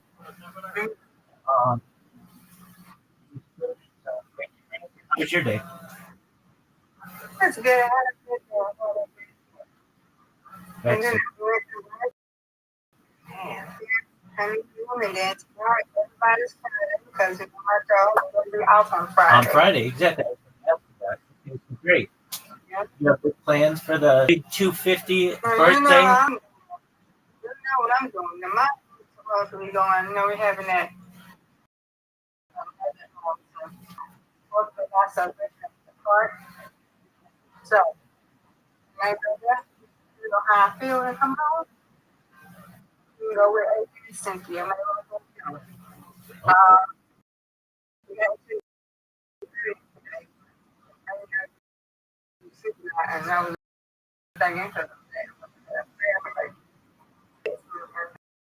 I don't know. Don't have to be bad or not. I don't know it. Just text me and say, hey, what's his name? I'm father. That's all. All right. Well, there you go. That's Yeah, good. and I said, hey, morning. Prayers.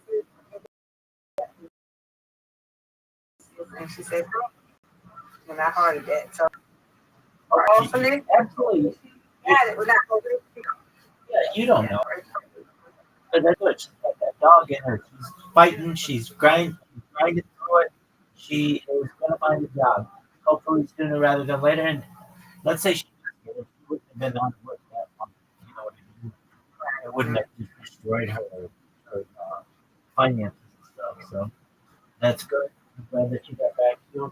She is always on my mind. So she gets that connection. I got her wedding still in my phone. I don't know when I'm going to take that out, but I can tell you this very much that woman, my friend, she's not my friend, she's her friend, and then a friend of yours, a friend of mine, she has been married exactly up to this moment, 66 days. She's a married woman for 66 days. Shout out to Stacy. Hopefully her wedding and everything is okay from a marriage perspective. She's juggling a lot, but no big deal. She'll make it. So that's great. And she got a good husband. Got a good husband. He's a good person. So, mom and Aunt is here. So, hey, you know, we time with you. I asked her yesterday. I told Aiden I was going to, after the holiday next week, to, you know, say, hey, whenever you turn, give me a call. You know, 'cause I had to have my voice at the wedding. I got to, you know, some that, you know, so I haven't called her. I haven't been out of bed. She should call it, but now, you know, sometimes, you know, everyone ask her what's going on, and I did. So I am going to not ask her what you want to do. Tell her, hey, when you check, call her. You know, let's see my hair, of course. That's all I want to do. Right. Yeah. I tested yesterday. So I don't really get married like that, but I want to hear her voice. I do. I'm going to do that next time. You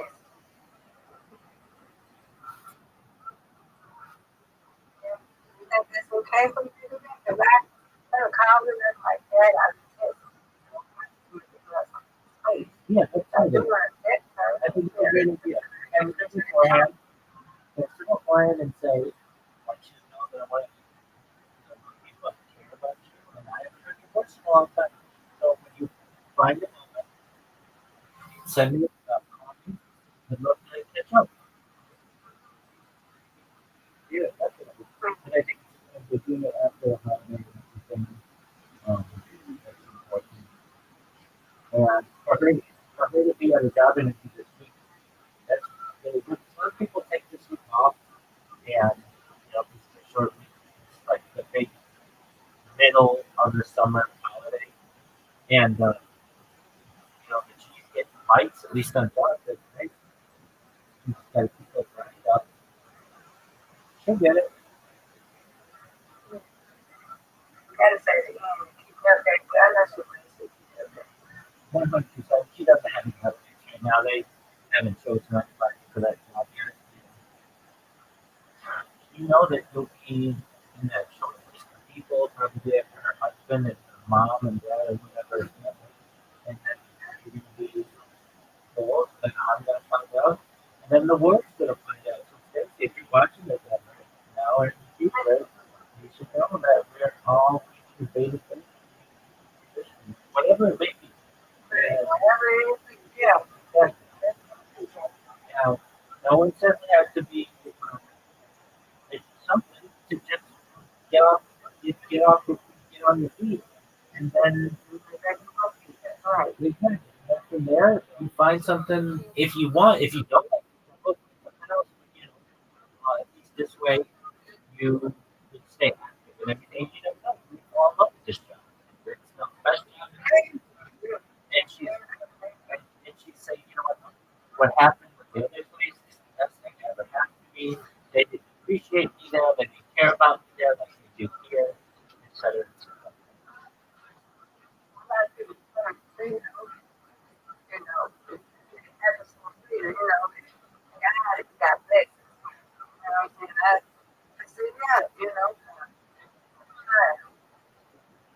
I'm just happy for her, don't stop. That's It's true. I feel it.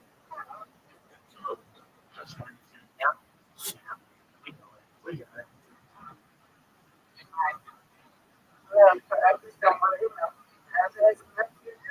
not, you know, that, I don't know how we might have fit in her. I care about it, you know.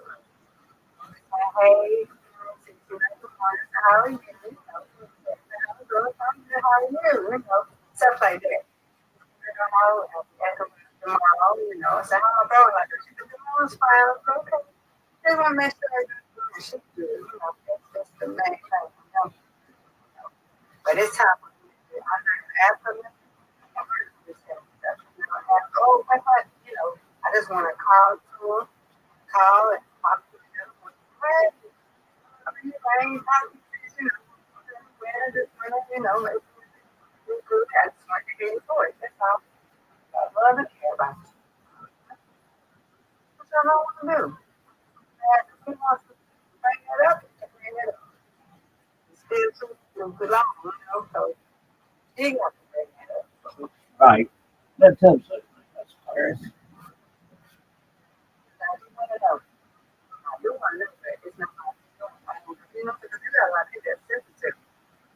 You know, they might not want to. Oh yeah, definitely, definitely, definitely, and it gets annoying after a while if you're not chosen, you know. And then it's like, oh, calm down. I'll get it. I'll tell you when I get it. Don't bother me. And okay, No, come on. I'm saying what happened with Delta. You know what I'm saying? I don't want oh that, to. yeah, yeah, yeah. Well, I mean, we kind of know. Uh, they said that she took too much time off. I wouldn't know. I don't know. All I know she laid off. That's what I think about her. Oh, okay. That girl does not go work. She has to, like, that girl don't miss work. So I know that like y'all was jealous or y'all just said okay, too many days, so y'all want to go out. That's what I think. I That, wouldn't think that. that definitely could be. Mm-hmm. Because she thought by the shower, that was in March, right? Was that in March? Yeah, that was in March, right, Rabbi? Yes, ma'am. That was in March. That was in March. And then the month after that, then after the wedding, then going on the honeymoon. So it could happen.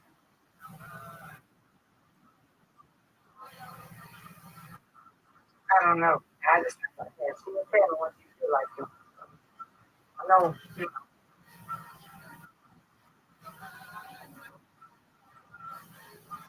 That's right. Are you ready for me?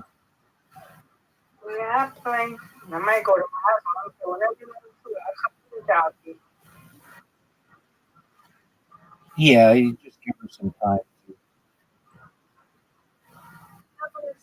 I'm so but I just, I'm not going to ask that crazy question. Right.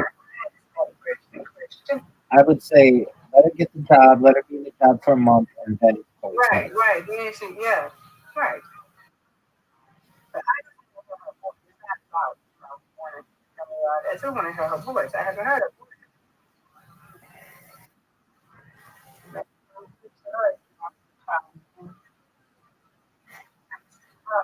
Yeah, I got one. So, yeah, for sure. She's in she's in a difficult and kind of an embarrassing position too, where she was going on a honeymoon and she was caught totally off guard by this, and she's a little embarrassed, and as anybody would be who was in a similar position, because Yeah, she's been out since May 2nd, she said. it's one thing for them to. I can't believe that they did.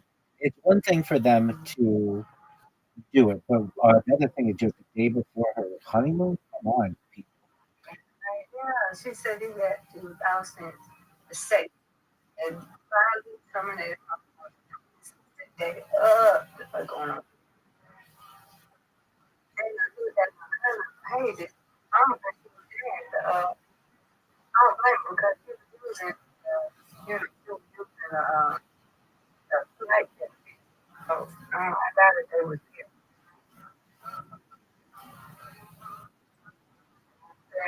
Everywhere. I know, like that. Some good news, you know? Absolutely. When was your cousin's wedding?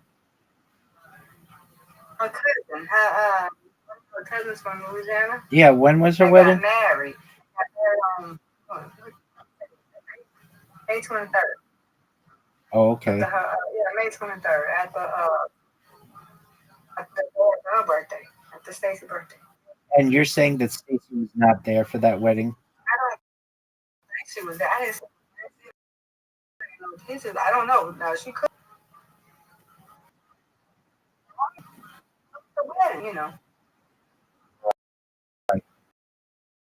The wedding was. No. I don't know. I didn't see her other cousin, Muhammad. Um, I don't know. It could have been, it might not. They might not. But we still waiting on our these pictures. We still waiting on Stacey pictures. Oh, how is that? Garbage. Goodness, players. End this game right here. End this game right here.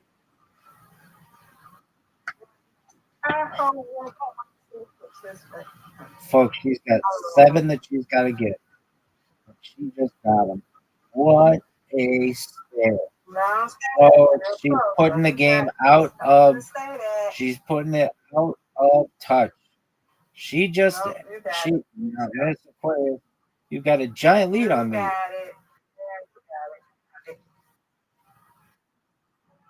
Nope, you won. I can't get you. You got it. Miss Aquarius. What a win. Miss Aquarius. She wins. I win. I win. She wins. Reload. Miss Aquarius. That was not my best work and amazing work on your part. You took that game out of reach with getting that spare at the end. Some must have bit me. Got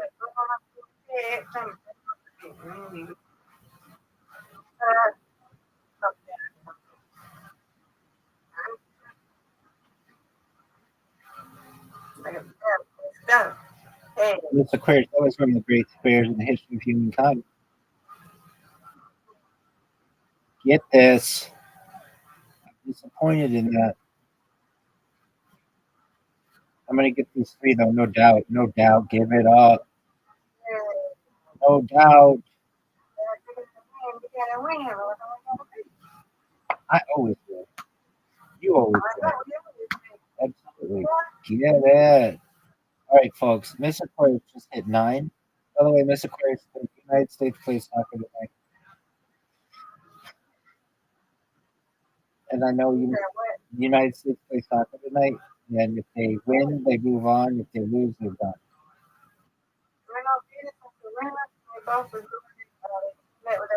Did the tennis and they both lost? Wimbledon. Yeah, and I think Serena got hurt. I didn't see that when I read it. Yeah, it was on ESPN. Oh, well, I didn't. When I read it, I read it. It didn't say that. Yeah, some kind of boat or something. She's 44, and Right. so that means Venus has got to be what, 26 or something. She's what's that? The other one. I'm 24. I'm 25, I believe. I gotta look at it. All right. 44, 45.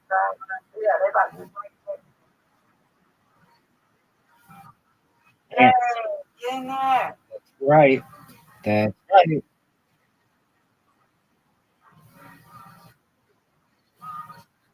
Miss Aquarius matched me. She matched me, folks. Give me this. No. Unbelievable miss. Unbelievable miss, folks. Oh, get out of here. Get out of here. We have a rare double loss from everybody's favorite rapper. A rare double loss. This thing is done. Miss Aquarius had the strike, and now she's going to add to it. Get it, get it, get it, get it, get it, get it, get it. Folks, she's got 69. She got 69. And now she is on the corner, and she did like a champ. Like a champ, folks. Folks, this game is out of reach. Even 3 strikes in a row aren't going to do us much benefit. Folks, it's over. Miss Aquarius just put this game completely out of reach. I cannot win. Impossible. Even if I got strike after strike after strike, I still would have only had 79. Miss Aquarius, look at you, girl. Look at you. I win, you win, you win, I win. Undefeated in bowling, undefeated in friendship. All right. Oh, of course. Before you go, let's get to the bottom of this Williams sister deal.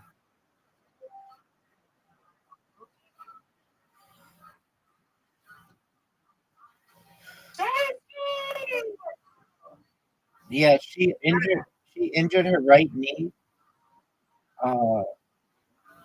Putting her scheduled doubles match with Venus Williams and Dow. So she tweaked her. So that was it was yesterday, but she tweaked her right knee at the end of the first set of the first round of semis, and we're now going to look up their injuries. Williams sisters, because they've done it all. They've done it all. So they've done it all. So it's not like they have anything to prove. 100%. 100%. All right. So we've got Venus. She is. Oh, they keep just going to Venus sisters. I don't want to go to Venus sisters. I want to go to Venus. All right. She is 46. And Serena is, I've read 44. Serena. And Serena is 44. I know it's one of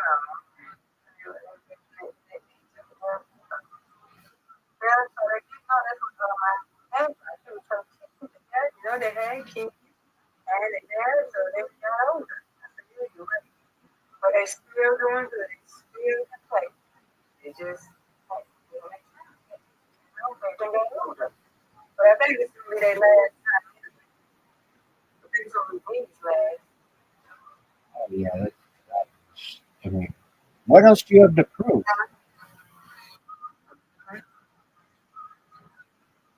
We get it.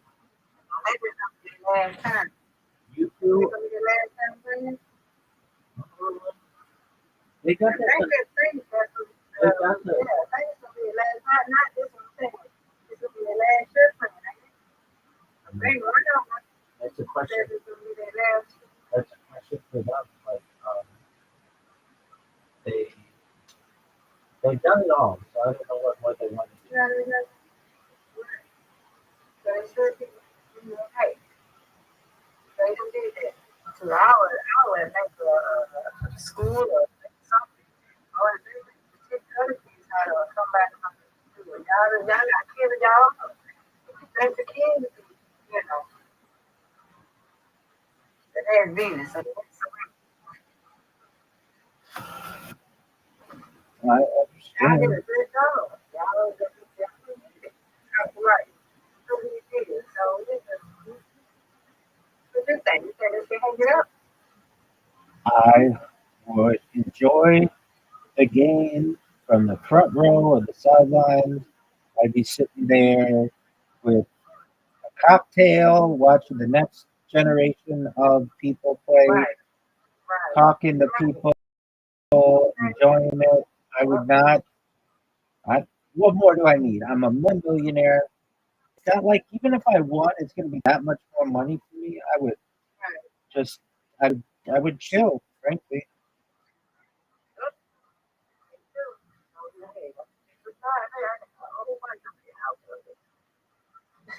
That's absolutely right.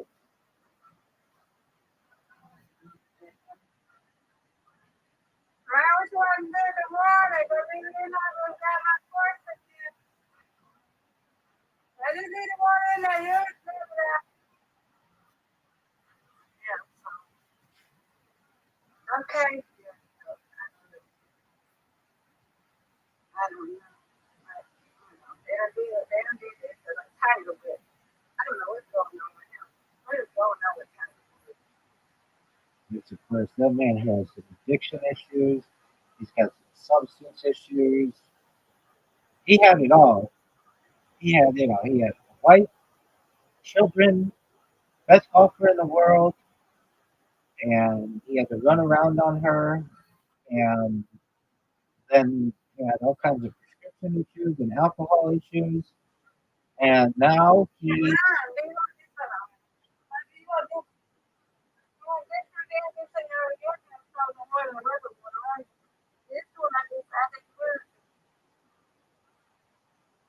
You want to freeze it?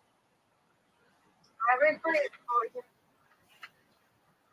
and now he's kind of a laughing stock.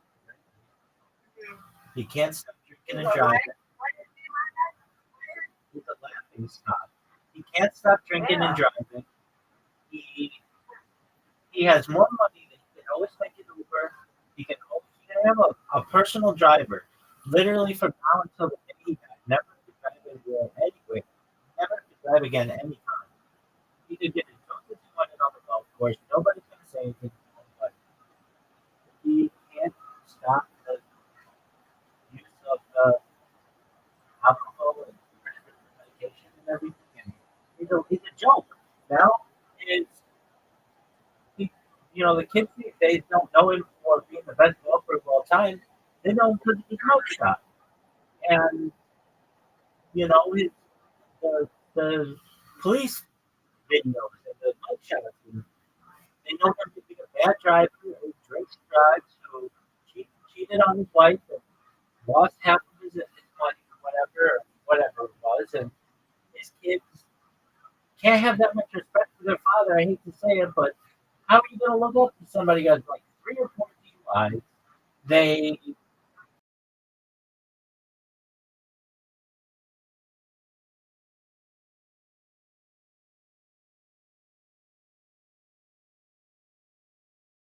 cheated on your mother. I don't really tolerate that type.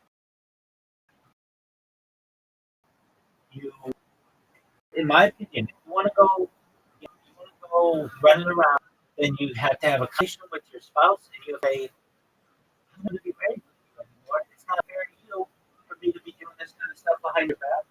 And let's just get a divorce. It's as simple as that." And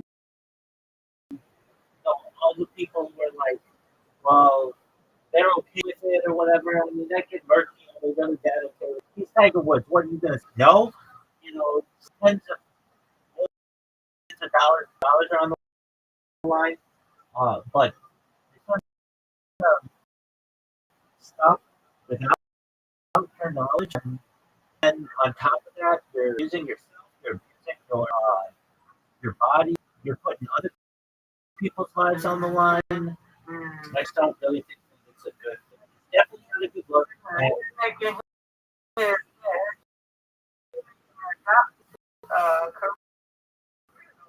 Exactly. And Michael Jordan did that so much. He's like made for gambling. He's able to know enough is enough. And Tiger Woods couldn't be at that level, and was at that level of like there was Michael Jordan. But everybody kind of when I think of Tiger Woods, oh yeah, I think how good he offered, but then in the back of my mind, I also know yeah, this dude.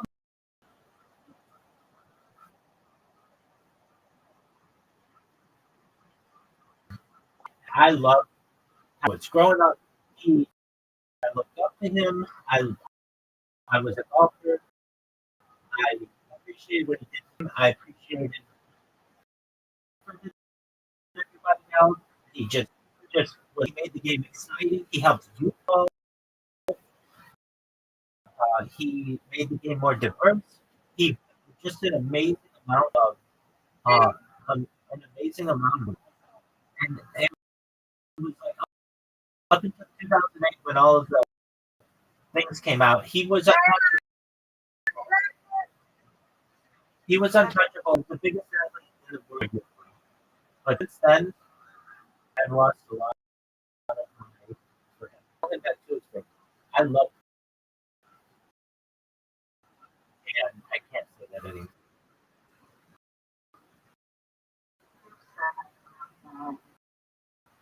What happens? He gives me his respect and gives me, and he'll never be able to get all my respect. Yeah, uh, whatever he does, he cheated on her with throughout the United States, and then they got into a fight. They got divorced.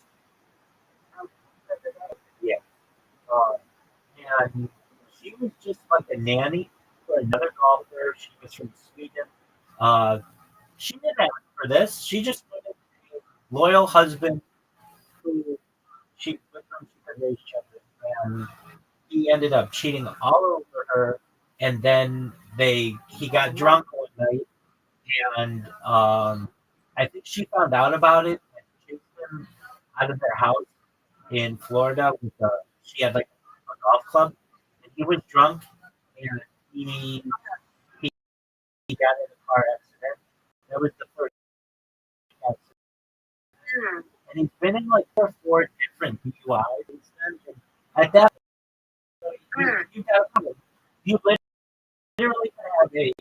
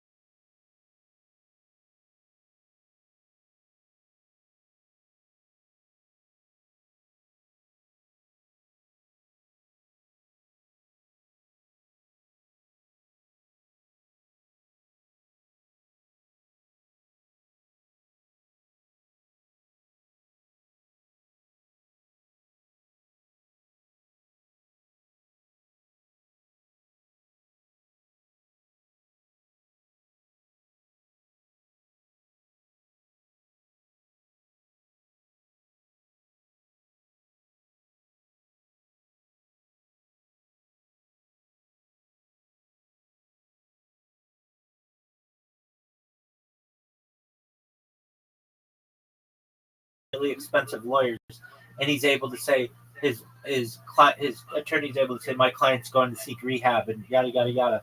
Another person, if that's you, if that's me, we're in jail for a long period of time, and we losing it all. But he's able to get away with this stuff because of who he is and his influence. But it's just, to me, it is a sad state of affairs. Just that's how I feel. And there's this saying, athletes aren't necessarily role models, and that's true. I don't know who the role models are in society, but generally they're not athletes. Even the ones who are squeaky clean. Tiger Woods was squeaky clean before 2008. Absolutely squeaky clean. Or 2009. Absolutely squeaky clean. Couldn't have a better reputation, and it just all went down the hill in one day. And I'm not saying I'm perfect. I'm not saying you're perfect, but all of that could have been avoided. Yep, absolutely right. I agree.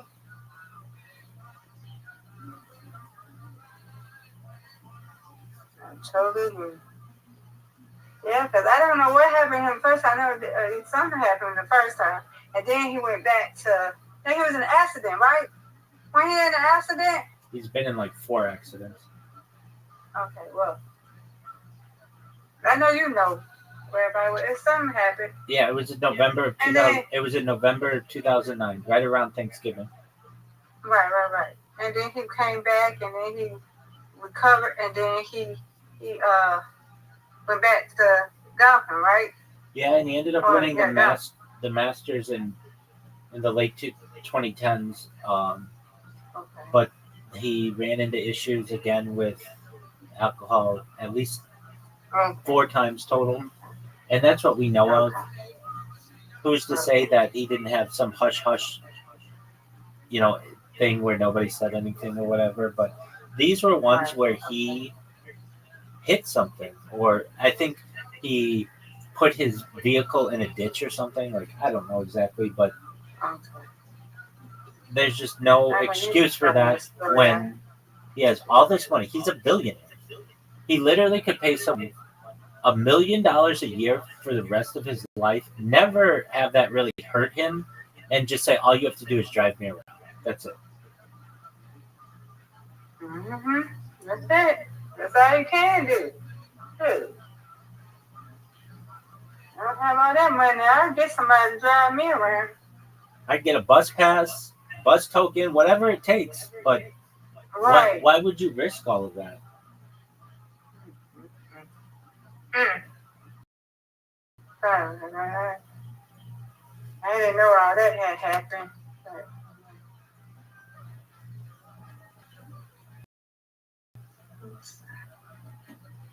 I know a lot of fans are probably like you, and you're a big fan, and I know a lot of people are just like you are hurt.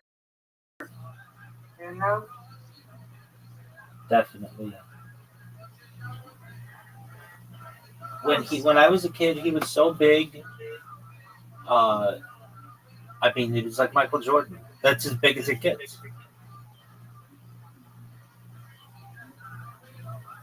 I'm telling you, another person I'm getting tired of. I am getting tired of Ray J. I love Ray J to death. I feel you, but I'm getting tired of this. Now, this Ray J, I don't know what's going on with him. Did you see him? He needs to get his act together. I don't know. I'm about tired of him.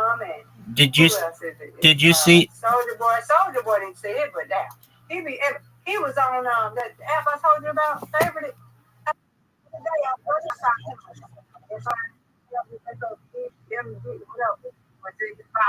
So I'm trying to say, hey, I already know he's celebrity. I'm going to everybody will speak to him. Now, said he on his app. So he said, hey, look, he on the other, what is it, Twitch? Yeah, he on Twitch and he on Instagram. Now, these other celebrities, they're not going to get on no tape. I know, baby, but I know they ain't gonna win. I know I could have stood there. I go TikTok. Okay, it's like TikTok. ain't nobody saying no favor. I don't know who he knows. How many real favors. I know Brady was on there. I know this whole thing. I know Congress don't get on there. I know that. Chris Brown, I know who's talking. Don't get on there. If they do get on there, somebody told them. Somebody told them. Told them. It's not like TikTok, but it's not like TikTok has videos. Sure, don't have videos. You go live. Let's see. You want to have 100,000 on there. To go live. Just like this video, with the thousand, right? You say 1,000. I'm TikTok. About so everything that happened. I know who told that boy, somebody told him. I was shocked. I'm like, you're the person that I ever see. I'm like, that's what. Well, I really want to be like Classic Head. Do I really want to try to get a streaming thing? Like, stop. Did you think about that? Just trying to have a streaming on the regular Classic Head? Just trying to get one of them? You trying to get one? Yeah, Soldier Boy. You know Soldier Boy, right? Absolutely. Yeah. Superman, that hoe. Yeah, he's trying to get trying to get what he wants to get. It wasn't free with the streaming. You can look it up. It wanted to be in the streaming universe. I think I said something. And he was, I heard that he was riding, I don't know if that's going on, I don't know or whatever. I don't know. He's trying to do that. And he's trying now. You know, crazy. It's just crazy. What is going on? You can't make no more burger. It's so much time. What's going on? You're like, what's going on? What's wrong? That's the issue. What's the matter? It's a part of us. Huh?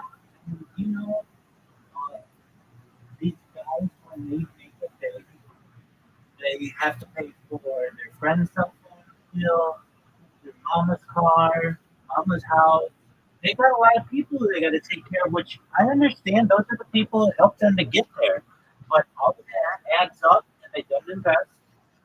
And then they end up broke. It's one of the reasons why the NFL requires financial literacy now, because they were so sick of their players going through millions of dollars in contracts within 2 or 3 years, having to sell their Super Bowl rings and their Heisman trophies and that kind of stuff. And they didn't have the money. Yeah, I don't know. I'm a money, but y'all both got more money. You got more money than you do. Y'all got the call by you, so you don't like it. It was certain to me. Oh, I heard something else. I heard what you don't say what. I ain't getting that in the door, so you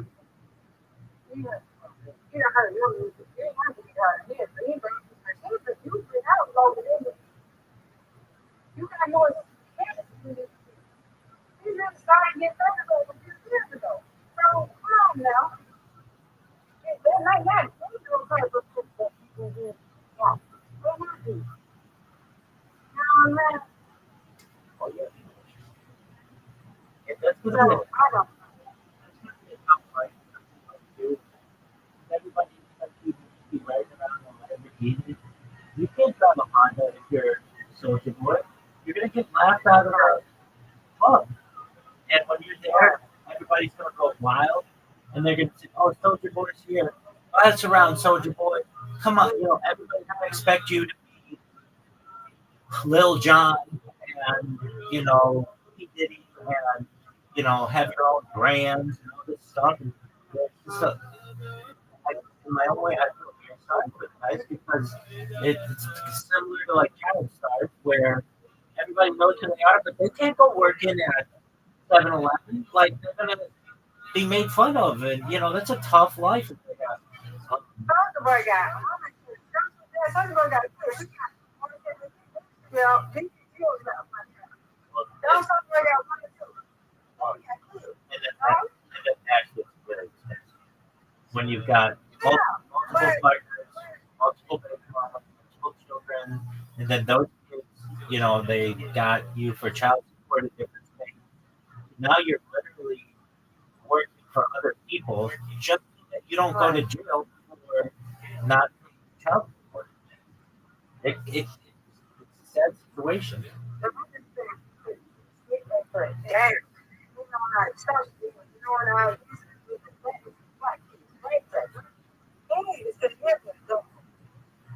Now, she was on wait with the well, I don't know who is Drewski. I know Drewski. He's a comedian. Who is he? He's a comedian from Maryland. Okay, well, got on BT, you can look it up. Got on BT, Drewski set up there and and talked about that about his we thought and you look at the story I'm like, and that was embarrassing to me. Yeah, that would have been I saw Rick James and Camping. Yeah, I know. I took a picture when I was at the airport. Very, very cool. I took a picture with him. Yeah. He is so tall. Was he dressed really lately? He has the unique stuff. So if he didn't, no big deal. He dresses very flamboyant. So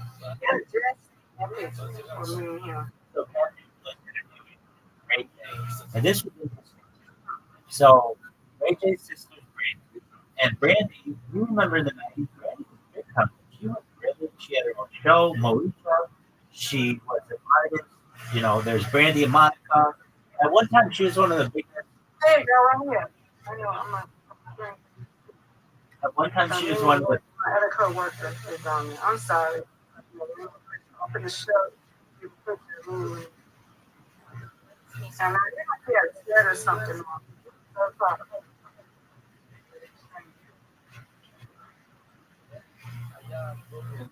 right, you ready?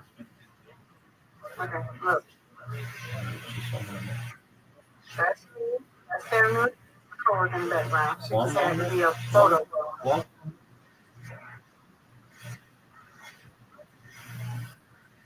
Oh, that's Square.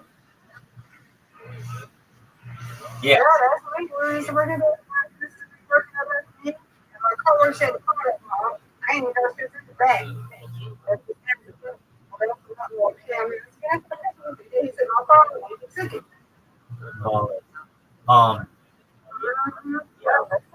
Yeah, so I expect him to have that hat.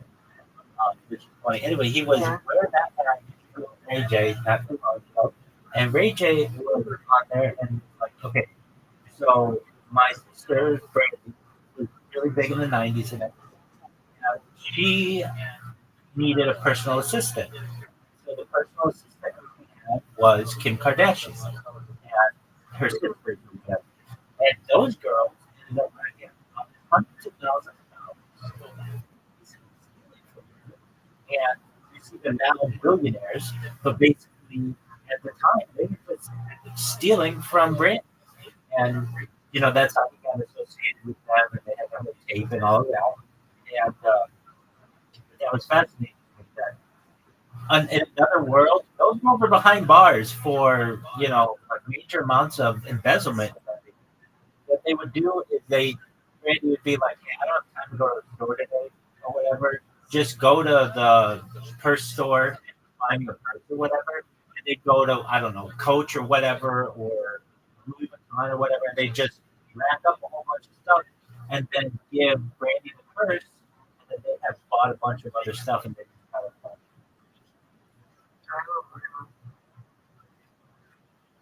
It's very good. Wow. I'm like, I'm thinking convenient.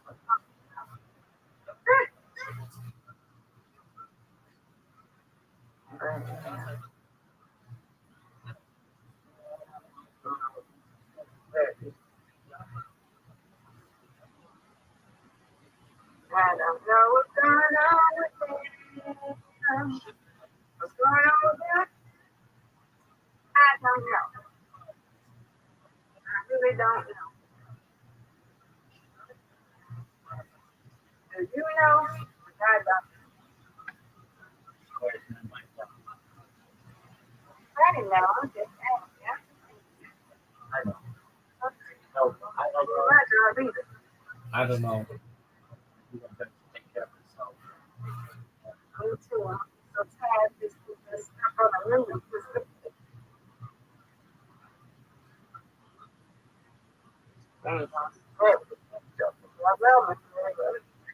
Well, it ain't talking about Chris down in the line. The people want to do it. For it. Keep it up. You got to keep it. You're on good. You cleaned up your woman. Yeah. Every time you see it, all you Chris Brown, Chris Brown, oh my God.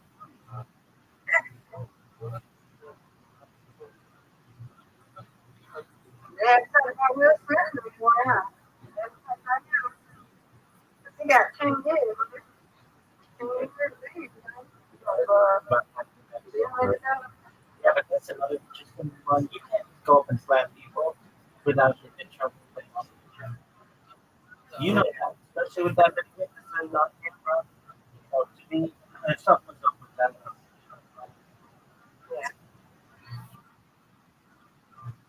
Yeah.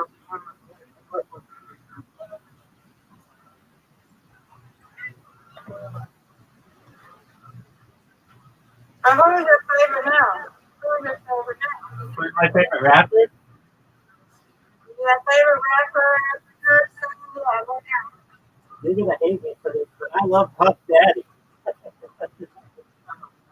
Okay. Wait, hold on, let me explain.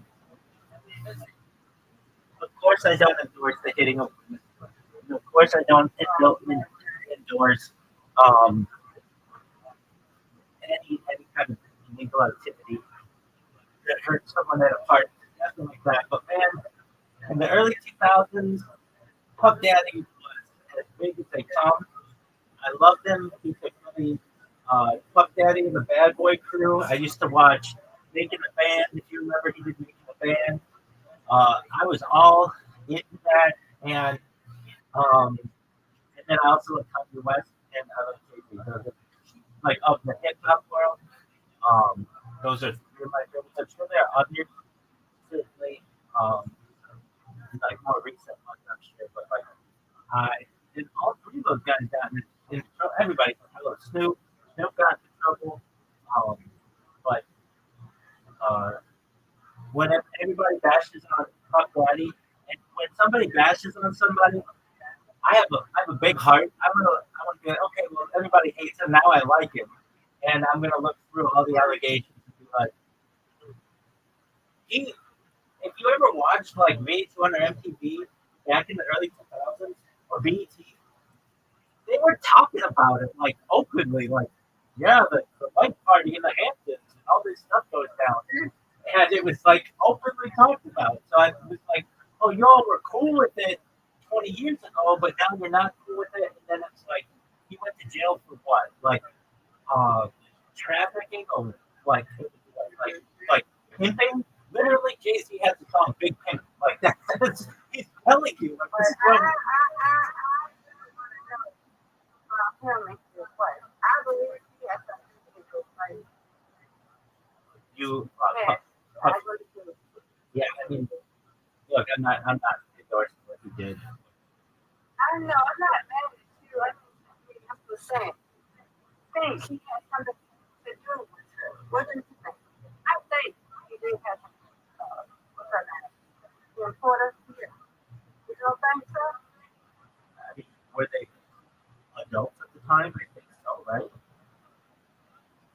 don't think he has something to do with her? Oh, that I don't. That I don't. No. If that's the truth, um, again, that's what the culture. I'm not endorsing that by any means. Right. Like I said, I love this. I don't care where you do it. down to this country. You know what I'm saying? I don't care. I love at least to know my foot down. They are good. Yeah, I do too. Not gonna go. I don't like it. No, there's a saying, you gotta be able to separate the art from the artist. And I can do so with R. Kelly and Ignition Remix and World's Greatest and all the hits. I don't care what you do. I love them too. And with Chris Brown's one of the best dancers that hip hop's ever seen. He had some just banging hits. Do I endorse what he did with Rihanna? No. I don't know exactly what went on, but I don't endorse that. But that doesn't mean I can't like that. I don't endorse that. I don't care what you do. I don't endorse it. But that doesn't mean I can't. But that doesn't mean I can't like that music. That's what I'm saying. I mean, I don't like it. I did the same thing with Michael Jackson. Right. I love Michael. I miss him to death. When he died, I was everybody, including me. Oh. I had a magazine with Michael Jackson on the front cover, and she got it for me. I drove. I'm never going to forget about that. I drove. He died. Walk of Fame just to be where his, like, on track. He was, like, he was an icon. Yeah. I want to go to the Netherlands. But I wanted to go to. And it's pretty fun.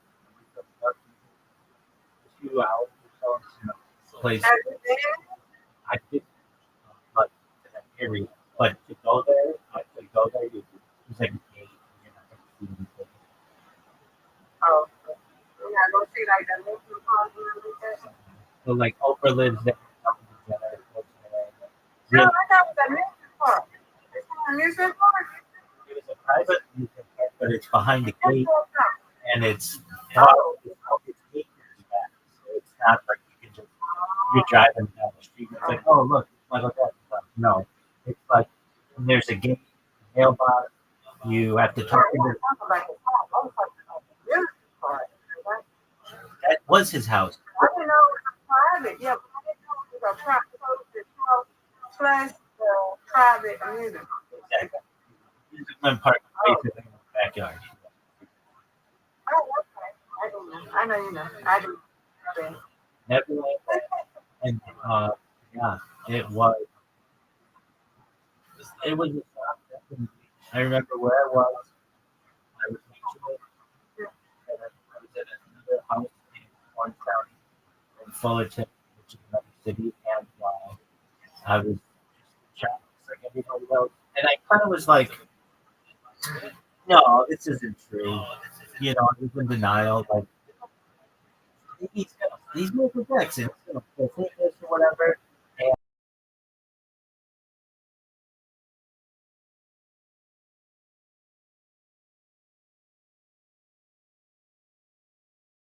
And immediately there were people at Cafe like a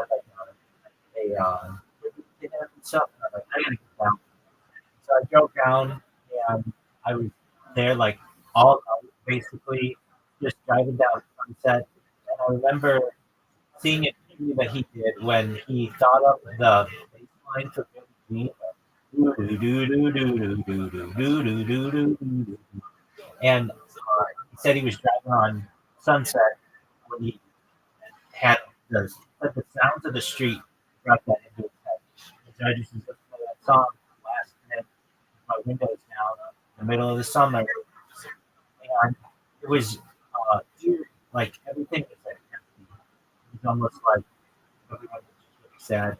And then, of course, they had this funeral and everything.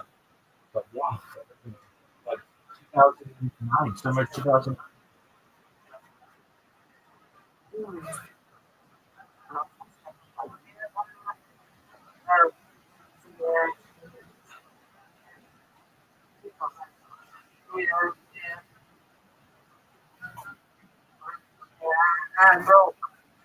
still. Who's your favorite one-hit wonder hip hop? Like somebody who had a huge hit, but then really nothing. Tupac. I like Tupac. Wait, he's not a one-hit wonder. He's a heart and I soul. don't know. Oh, he's got a ton of songs. Here Love, California Love. Yeah. Tupac. Yeah. That's a Tupac. Yeah, but he's not a one-hit wonder. One-hit wonder is somebody who had just like one song. I'm talking like Cisco, the song. Tupac more than a song. I don't know what that's on. I gotta go look it up and see that. Song. It's more than that. That's another song. Yeah, they have no song. He did. He has like that album, Return of the Dragon or whatever. But I mean, Yeah. he's known for one song. If I say Cisco, that's the song you think of. Yeah. I do too. And he did have another song. He absolutely did. But I can't think of it either. Yeah, I love him for Cisco. I think, yeah, I love him for Cisco. Really for Cisco. Like every time I hear it today, that's why I'm gonna listen. You know, Yeah. He was that song so big. It's a great song too.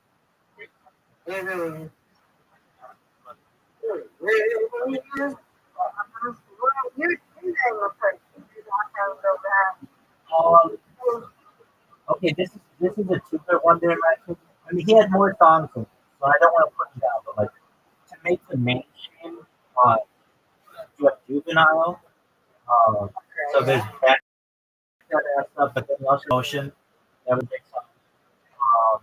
I like Juvenile. But he had two. If I know your songs, I'm not like some hip hop. I'm not like super big hip hop head, especially now. But back in the day, a little bit more. You know who I really like? You like him because I don't even want to say it, but it's T.I. I really like T.I. I love T.I.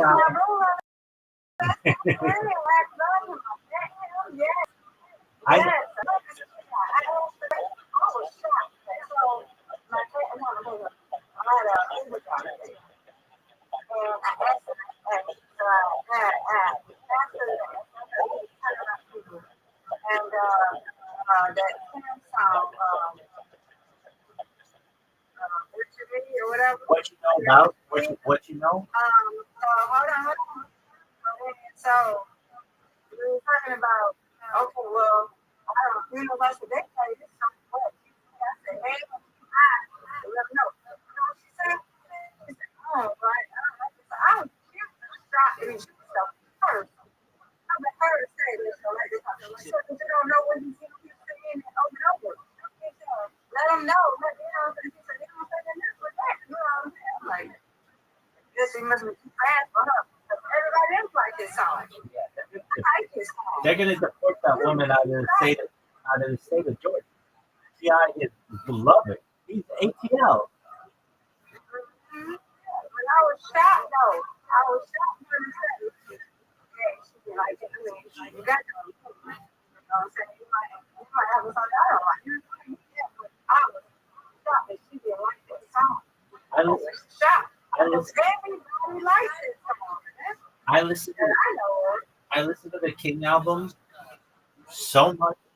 Around. Did you like that song, Rabbi? Did you let them know? I like all of that songs. Even I was shocked that she said that. I was very shocked. But I can't. Even I was like, wow. I was like, did you like this song? She said, no. I was like, what? I told her, you the first. I said, I don't stop. I said, you the first to ever know. Well, I don't know what he's saying. Just say it. Let him know. You don't say nothing else. he doesn't need to say anything else. That's all you need to know. Yeah, and I love it. I don't like this song. You did good. Did you see him on video? He killed that. He killed it. He killed that song. But she just shot me when she said that. When that song come on, we can call it out. Everybody killed it. They did a lot of that song for that too. Everybody killed it. I need that. She was the only one that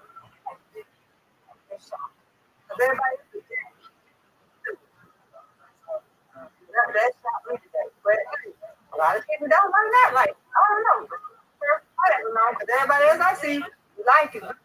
Be getting it. That's all I'm going to say. Go ahead, Grandma. Certainly. Okay, so Big Boy and Andre 3000, right? Well, you were talking about Tina. Yeah, well, Tina. absolutely. I just do like every song on that album. And one time I did almost everything. I would didn't know everything on it. Used to listen to it with my friends all the time. Got it early. We got some hookup for that album, and that's all we listened to. And even his like songs and the throwaways on that, I really like. I really like them. I really like the album.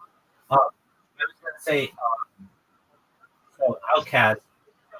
To me, yeah. Well, I was gonna say that they're amazing together. I was trying to think of One Hit Wonders, and I can't really think of Andre 2000 like a single song that he had. Big Boy had I Like the Way You Move, which I think is a great song, but I didn't really get too much more into that. I certainly wouldn't consider him a one hit wonder. That was more a Big Boy song. It was at least in a Big Boy, not Outside. But Miss Jackson, Roses, of course, Chaos. I mean, it's just they were one time with the biggest duo in hip hop, no doubt. My song was with them. It's that fuzz. Everybody moves to the back of the well like that song. That was my song. Yeah. Isn't that Rosa? Yep. Yeah, I love that too. Um, I was thinking, all right, he's not really a one hit wonder. I don't want to put him in that category. And if they ever watch my stream, we'll listen to all the other songs. These are just something that's sticking out in my head. But Fabulous, I love Fabulous. And then Petey Pablo with the North Carolina, go on the raise up, make your shirt off. Yeah, absolutely.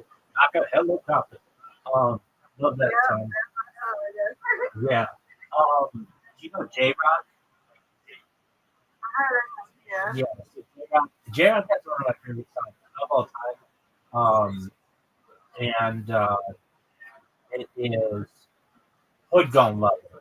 And I didn't ever really get another J Rock song, but that song with J Rock is lit. Love that song. But I'm sure he did other stuff, but it just never made it as mainstream as I would have liked. I'm trying to think of like anybody else who I like some female rappers, but they're not. I guess decent. Like I do. I like Cardi B if you want to consider that a rapper, or Megan Thee Stallion, or well, I like Nicki Minaj. Like, I'm not sure if I've done anything too much in 2020.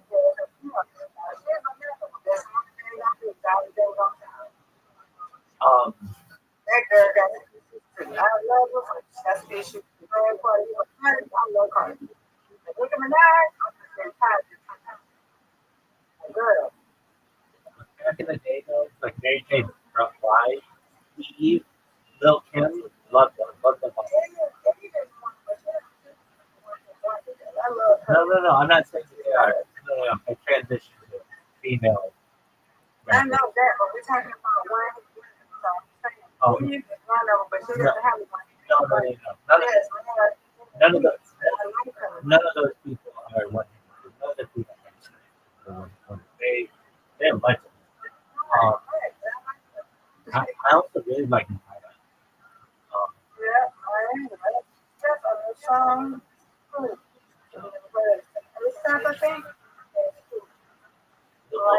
The more modern, especially as I've done my stream, I can't listen to that much music because I get copyright strikes.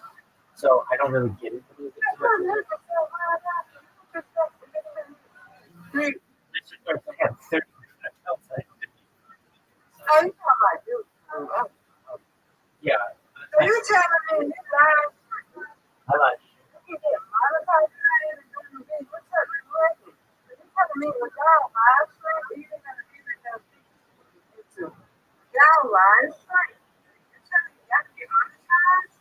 You can live stream it. Hold on. Oh yeah, that's huge.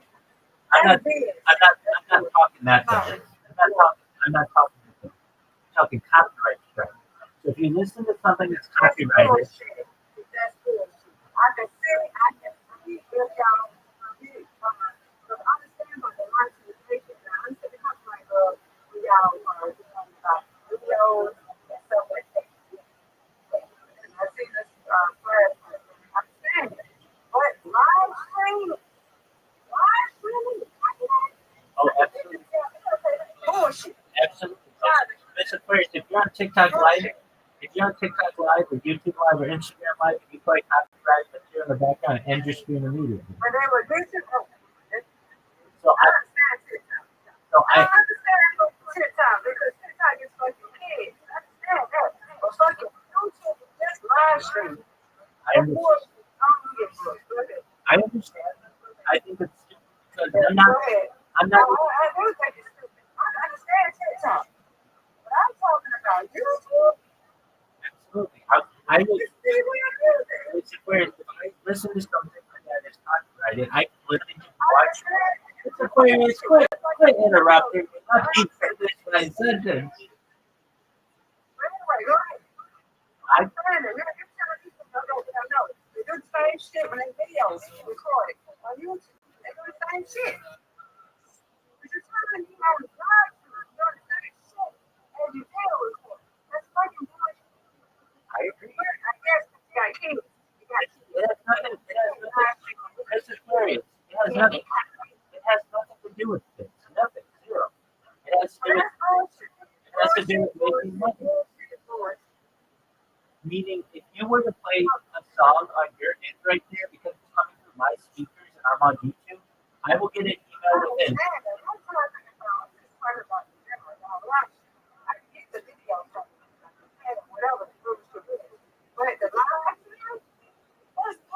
That's what I'm doing. I'm live streaming. And if I listen to a copyrighted song, I'll get an email immediately saying, okay. That's not fair. You're right, it's not fair because a video recording video. I get that copyright song or anything is in the public or whatever. I understand. But live streaming, damn. So what I do is I play multiple songs in the background so that I usually do my best not to get a copyright strike. But if I play the song close enough to the speaker, I get an email that says your video has not been published and you've got a copyright strike. If it's really bad, if it's like the whole song you're playing.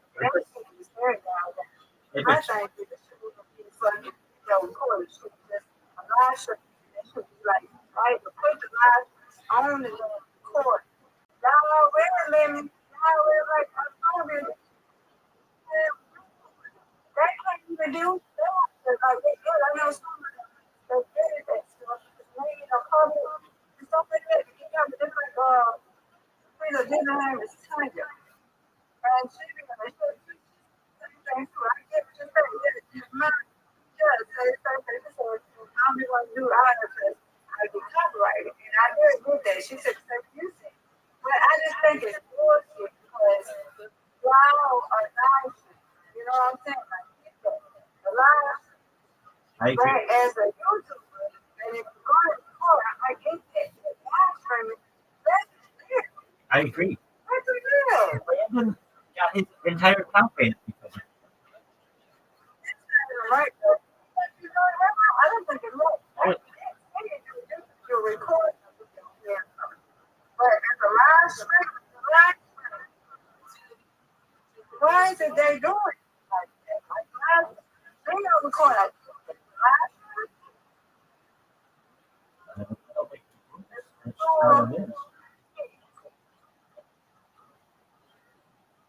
Yeah, I already knew that. We on that shit. I already knew that.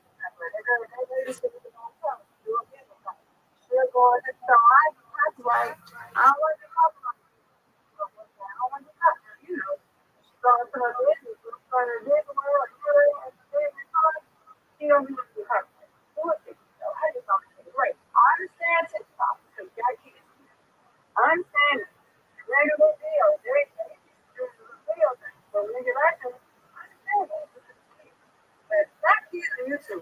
or whatever, and they lie to me. That's the deal. I get it that these people are recording video and there's a couple of things that murder them. What's the deal? It's trash. That doesn't make the damn play that the really been alive. But I guess it's going to be played up to course. Anyway, that's what I don't need. I just wanted to be I just wanted to be proud. I don't even get to stuff like that. I just wanted to be able to tell you where I was going or stuff like that. But the market though, what I'm thinking, even if you're not playing from someone's car, you're just walking by them. I just think it's bullshit. You don't think it's bullshit, but I don't care. I think it's bullshit. That's not fair. Do you think it's fair? That sounds crazy. I deal with it more than Okay.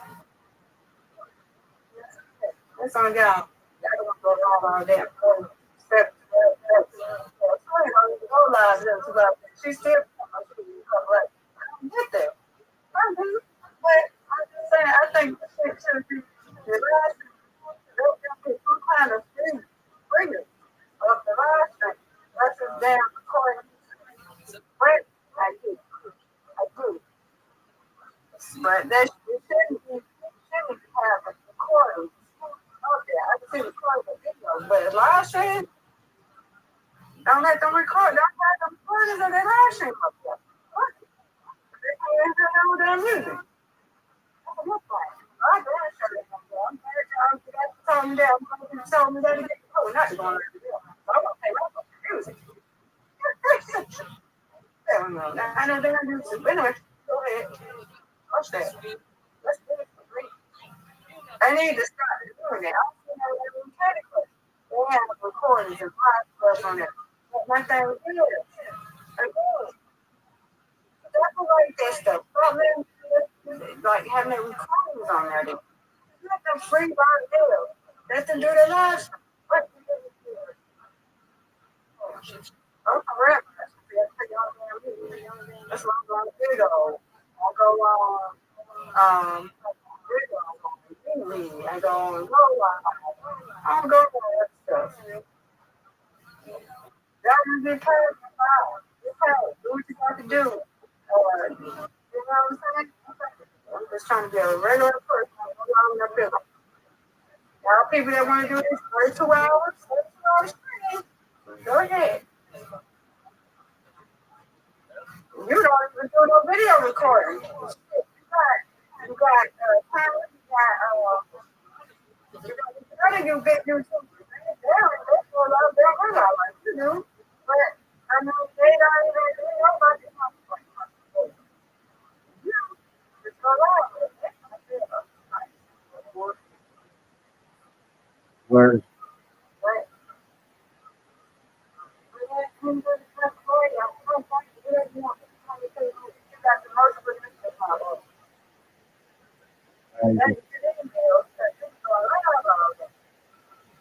That's crazy. Start that.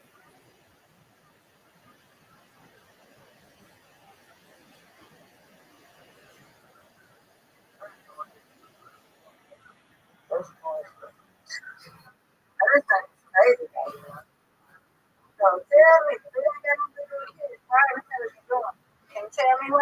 Absolutely, because if you're listening to music on someone's stream, it means that you're not streaming it on Spotify.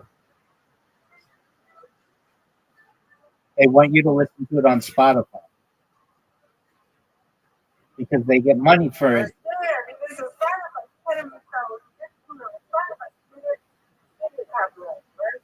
No. Okay, so if I'm just an individual and I listen to Cardi B on my stream, I will get a copyright strike, which is basically you get 3 before they terminate your account.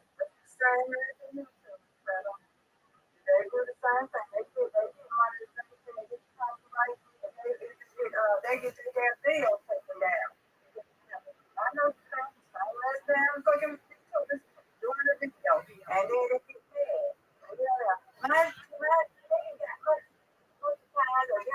Took it down because I didn't but then so I Because I was YouTube with them got married. But they shit got took it down because they something wrong with it.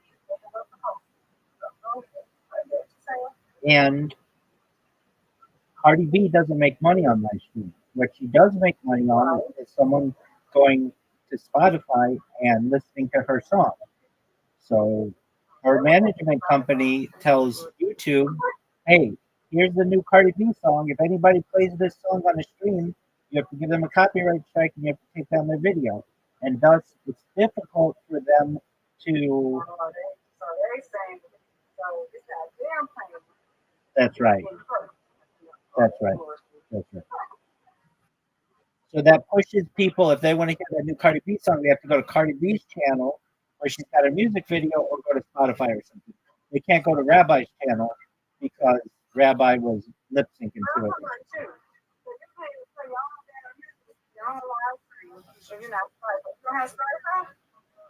I have Spotify, but I can't play Spotify songs that are copyrighted in the background. No. Miss Aquarius, even people, if Cardi B went live on her YouTube right now and she listened to her, Miss Aquarius, let me finish, please.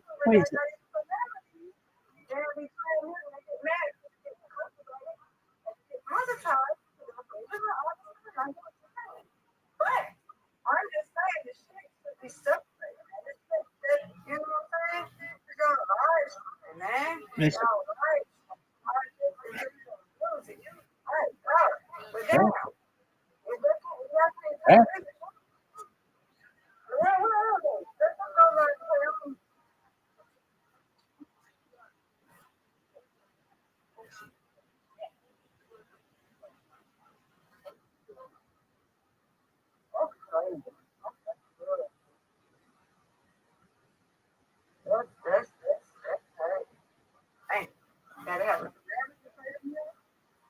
No, even if the celebrity like Cardi B were to listen to her own song on her own stream, she would get exactly.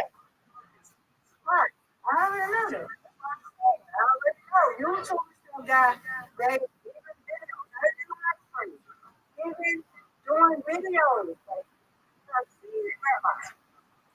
YouTubers. I look at sometimes say they have this like they go public because they have the edit it out because they get copyright. Some people have got in trouble because one time stuff they do but then that's not in the room. So I get what you're saying. That is nothing new. And I'm just saying shit is not right. And lying. We're doing live stream. But if you get it, you're not getting told you just doing three kids in car like people damn want to put games. Exactly. I agree with you. Especially that one. If you're not making money off of it, then who cares? I agree with you. If you're not making money off it, who cares?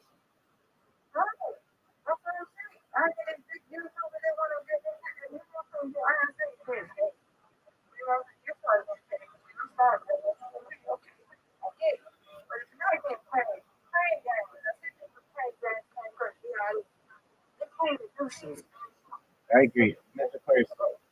From YouTube, I'm not getting paid.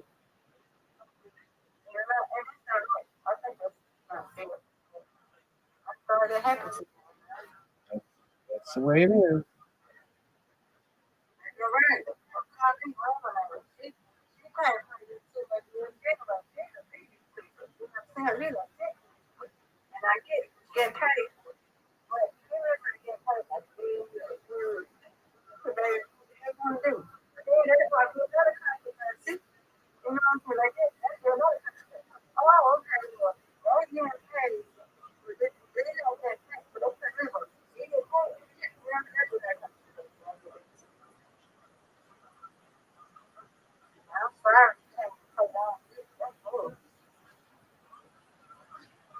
I'm going to your page because you got a lot of flowers and stuff like that.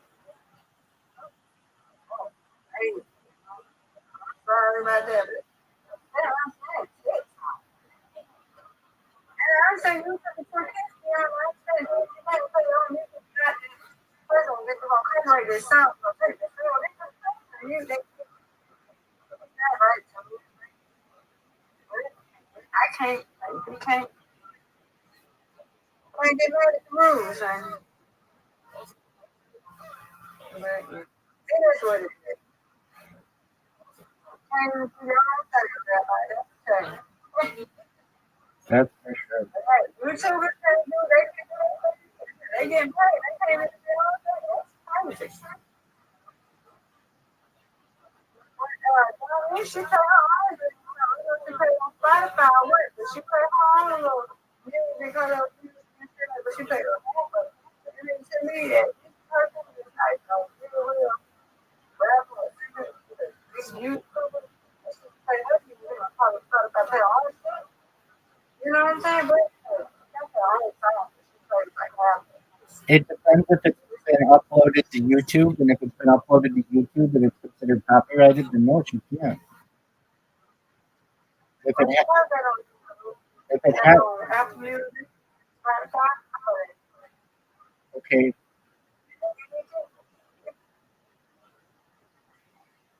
You're crazy. Saying all that, you know what I'm saying? So they can play it on music, right? no. If Soulja Boy goes on YouTube right now and plays Superman, it's going to end his stream immediately. Yeah, they must play it on Spotify. They had to run from it to that thing. Damn fucking country. And you did be live.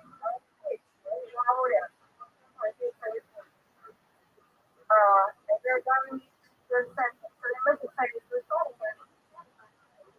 Yeah,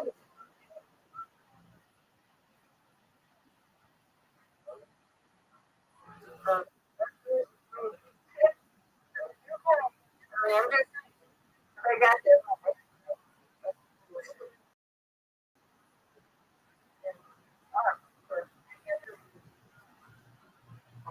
I don't know how I just look at it.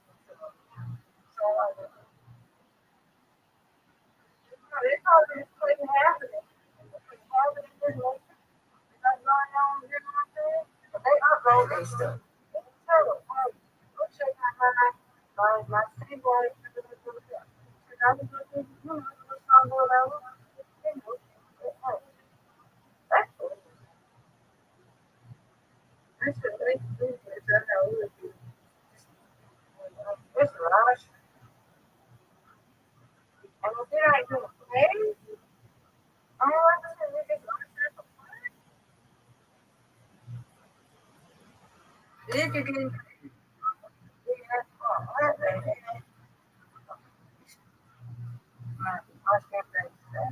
some good and bad.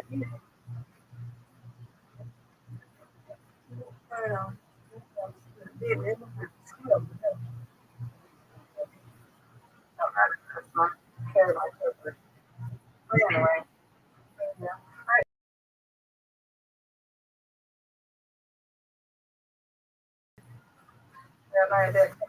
Or I have to play it with other stuff playing over it, or I have to use headphones.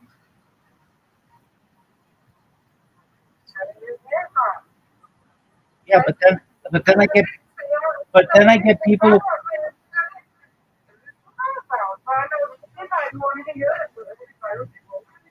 No, it's not really that. If I'm using headphones and you come in, or Tony comes in, or Brandon wants me, or anybody random comes in here, then I can't hear them. So I kind of have to keep an ear out for Discord. When people come in. If not, I'm just sitting here.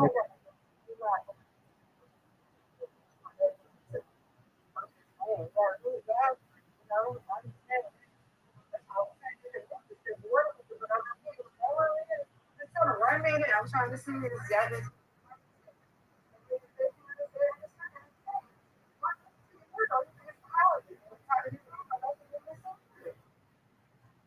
don't always know when they come in though. If I have earplugs in or headphones in, we can't hear them.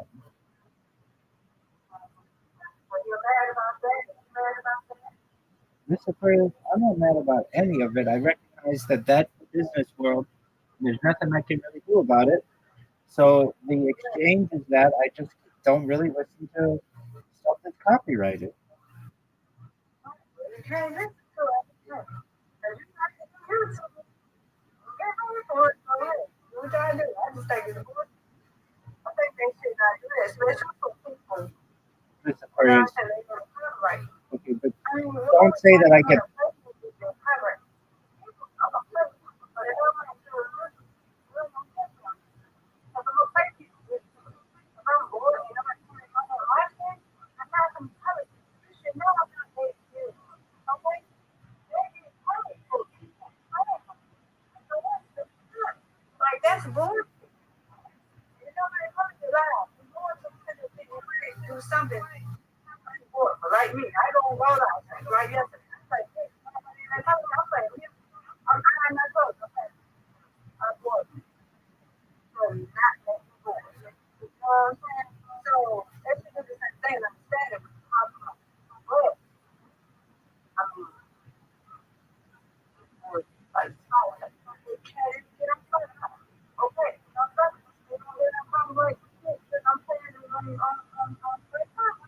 it's crazy, man. I'm saying, man, it's supposed to be fun. When somebody,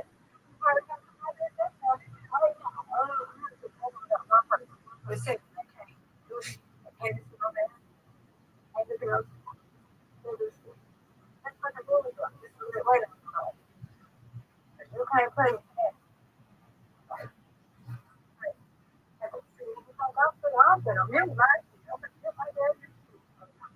I'm gonna look at it until somebody comes. I'm gonna put on another damn note. I'm gonna go to the screen. Oh, I'm gonna listen to music. I'm gonna mute it. Somebody come in. What? Oh, yeah. You know what I'm saying? Yeah. You know what I'm saying? I go somewhere else. I just come back. That's crazy. But supporting you to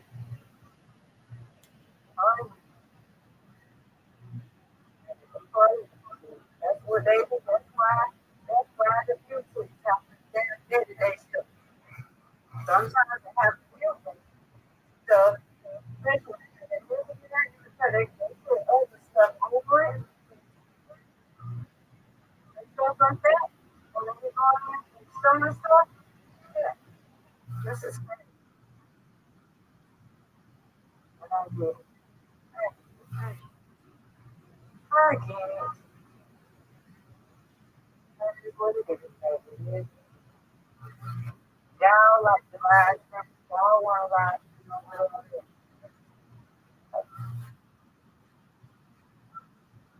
Okay. I like YouTube. I like YouTube. But I think they talking about this was time. You know, that is what I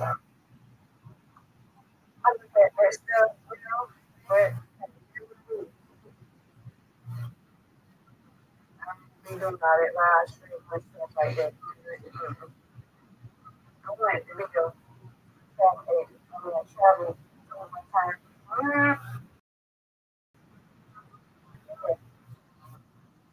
I bet this have to do what live stream? Available. Because I won't be on I just don't even looking at my YouTube. Now, you see me? Fashion. I was on that too. And for no, I'm for play my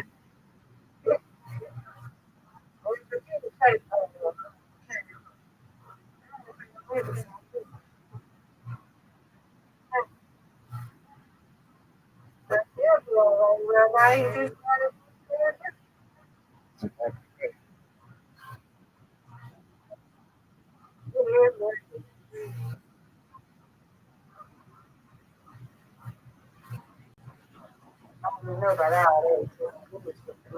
Can't have no like they know you're not TI, they know you're not Miley Cyrus. So yeah,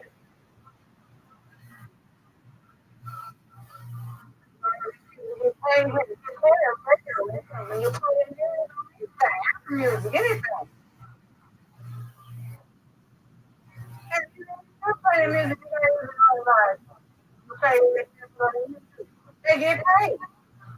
All them plays that you play, you didn't play that music. You pay for it. You play the whole ass time. And they probably use it for money. You get paid for it. That's good.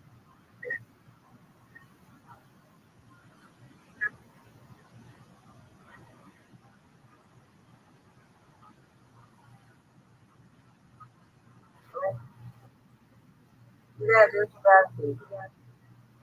Hey, religion, people, music, got people coming. That's it. But that's just for a last one. That's right. If I do the same thing when I'm going on, I'm like, listen to my music, listen to me. When somebody comes in or they tell me to me, I'll cuss it, I'll call it, like, from the box or something like that. It's just for a lot. Y'all do that too. Enjoy your music, but you gotta enjoy your company at the same time. That's just part of how I feel like editing. I love that. I love me. So that's what I'm saying. I get that. Just can't have too loud. I love the world. So if you say that, cut it to a medium. So you can listen to music too. You play music at the same time. I don't think you can't do that. But I was a million, whatever. But you can fit. But I have no music. And I can see that music at the same time. And at the same time, I can a lot. But yeah, that's good. But yeah, it's not from everything. It's part of the people. Can't get in all this back and better the girl. Opening this one, out and through, out stuff like that.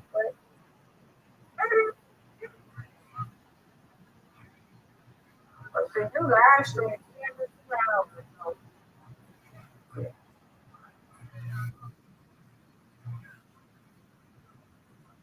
But it's just you can't look at TikTok. Look at TikTok, mama. They're going to talk like you down there. So they can take the thing down and you can TikTok. That's exactly right. Yeah. Oh, yeah. Great. They curious. Just on TikTok. That's right. I That's agree. what I said. I just love looking at you. I'm alive. You have to look at all the time you share from us. Right? You don't have like you doing this, right? So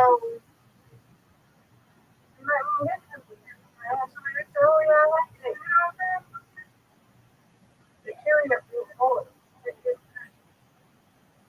You're not allowed to do that. I know you're not allowed to do this. You just see them. You okay? I'm getting it. You're late. I know about that. I did it since I had YouTube. I've been doing about that. It's been talking to people about that. It's trouble about not doing it. YouTube said, I know if you're talking about their monetization, when they keep taking down about it, they don't even have to do it. It could be people just should they do it? Or they should have somebody anytime. They need it. They should put it out. I already have to do it. It's so damn costly. Going on, other than damn contract. You know what I'm saying? You don't need to use me. They can talk about somebody and they won't be hurt. They will put it. You should be taking it. People use that to use it all the time. It ain't about you. It's other shit. But I don't think somebody should say it's no problem. On YouTube.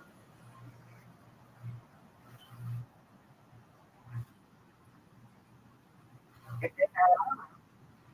So, hey, they know. You know what I mean? I don't think so.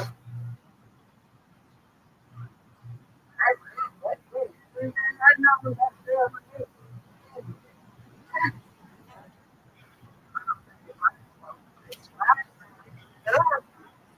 not getting paid.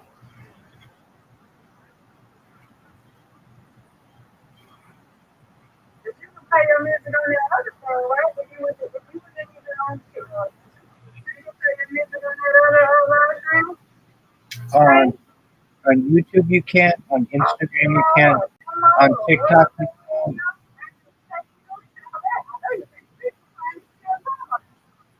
On YouTube you can't. On TikTok you can't. On Instagram you can't.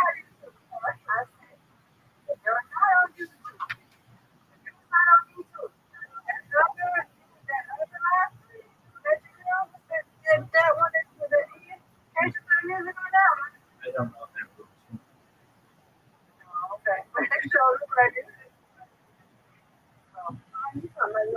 rules.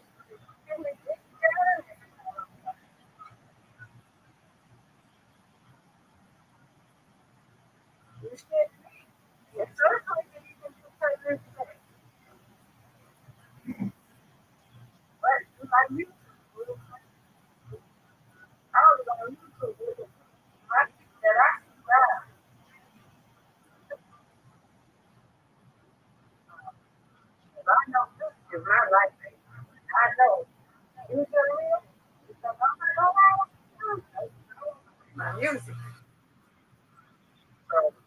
So, music. You can tell me that. I don't know too loud. If I do, I want music. I would. Welcome. How are you? Huh? We had somebody join us. How are you? Hello.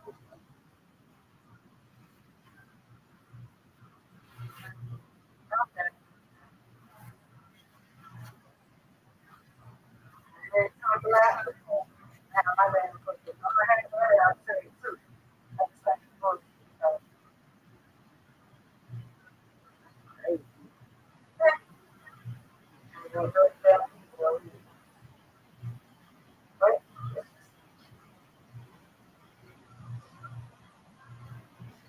it's a bit of pieces you can cut out. YouTube to do the same thing. It's a little bit of everything. That's a good look. Right? You know, right? Thank you.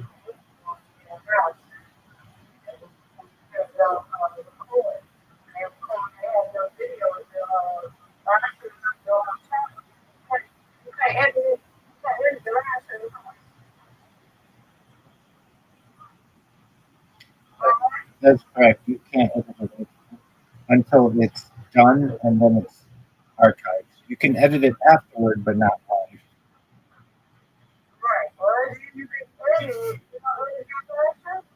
Yes, of course. I spent all day editing. No, absolutely not.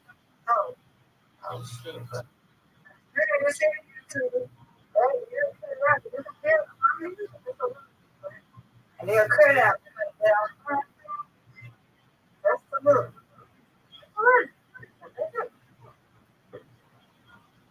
It was a whole lot.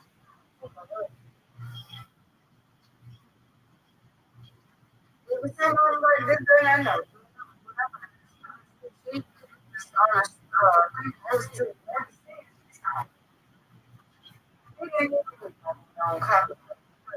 Didn't really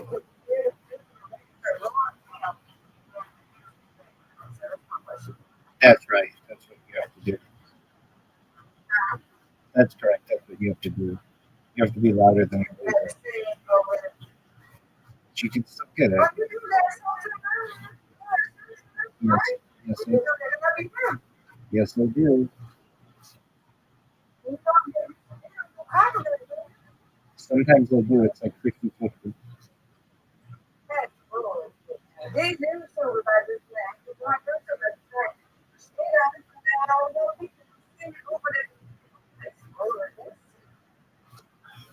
That's what I'm saying. So they must be like, what? I should maybe record it. I don't know.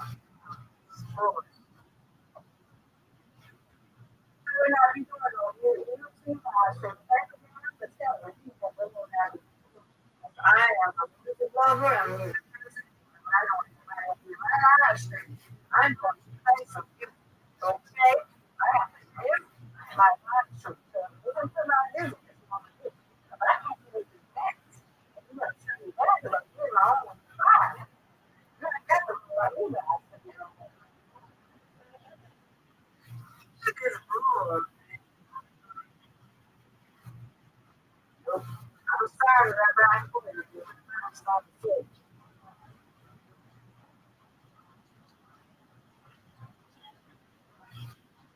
But you be singing and everything. I don't understand what you're talking. You be singing over it. You be doing little TikToks and Instagram reels and stuff. That's correct. But That's what they get you from it? Huh? yeah, if it's close enough to the microphone. Oh.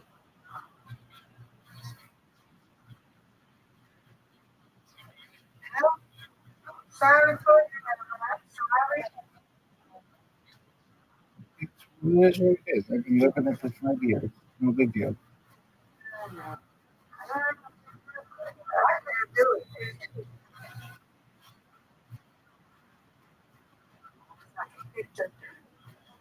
I need to, but I know how to click on myself. But you know, I'm gonna talk to somebody that's different. I know I have a lot of it.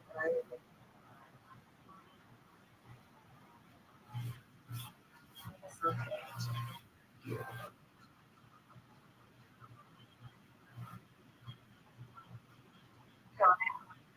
So what you doing for the rest of I'm watching the World Cup, the but night? I have, What yeah, they're up 2-0. But I have to keep it low because I'll get nailed for watching the World Cup. So I have it like really close to my face Oh my God. and You're telling me that. So this is the rules on YouTube, John. I'm just not sure what you can't do. Are you allowed to? okay. So you can't have medical misinformation. So you can't talk about health stuff. You can't show copyrighted material, which is songs and movies and TV and sports and stuff. You can't show nudity. You can't have anything that like endorses violence or um, terrorism and that kind of stuff. You can't have hate. You can't have hate speech. Um, and what's- generally it. But the thing that is so bothersome is you don't even intend to do it. They'll show something.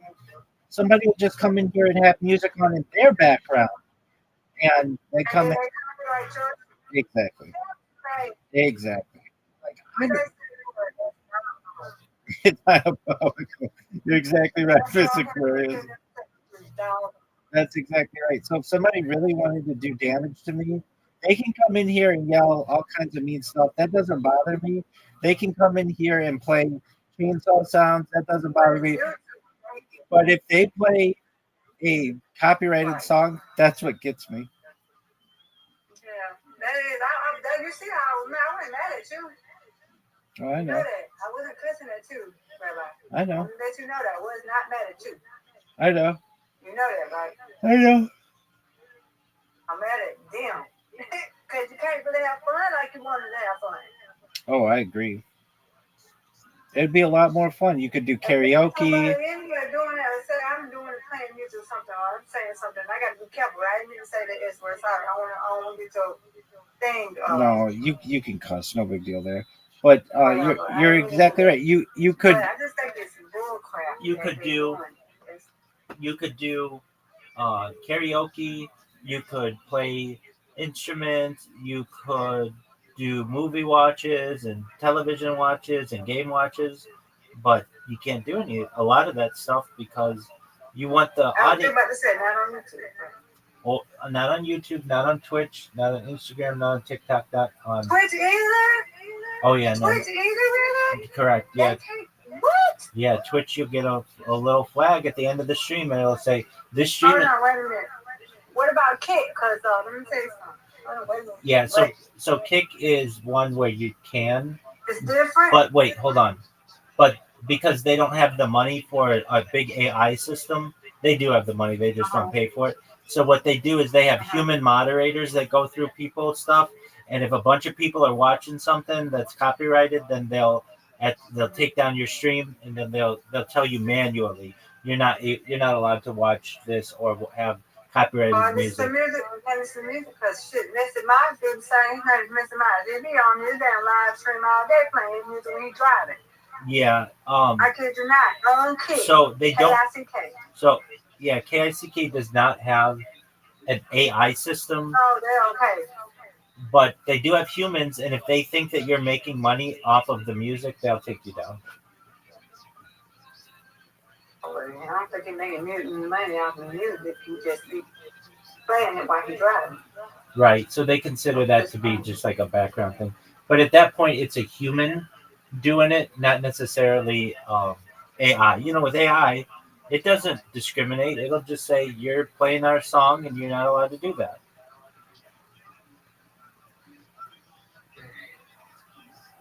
And Twitch too? What the heck? Oh yeah. Oh, Definitely no. Twitch, and they put a lot of money into that system so that they don't have to have humans do it. I'm sorry, Rabbi. I mean, it's what it is. That's what I was doing there. I was mad at them. Like, I understand. I've worked out ways around it. Doesn't stop me. I'm watching the World Cup right now. I know it don't stop you. Exactly. Ooh-wee. You know me. I like to cut my stuff up. I won't be able to do it. Thank you for telling me, Rabbi. I won't be able to do it. Well, because I know that in the future, especially it's coming now where AI will just do all the editing for me, so I don't even have to worry about it.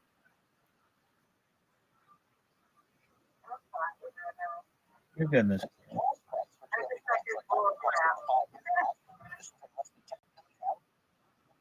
No worries.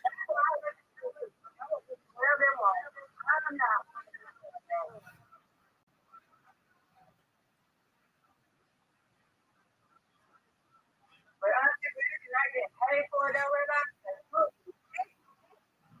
I'll be pissed, man. I mean, it's like y'all come on stuff down. Yeah, they be saying stuff down, take their stuff down. But you shouldn't make them say, you shouldn't say this, you know. That's good, right? I don't agree with it. I don't agree with it. Correct. Okay, that's what I'm saying.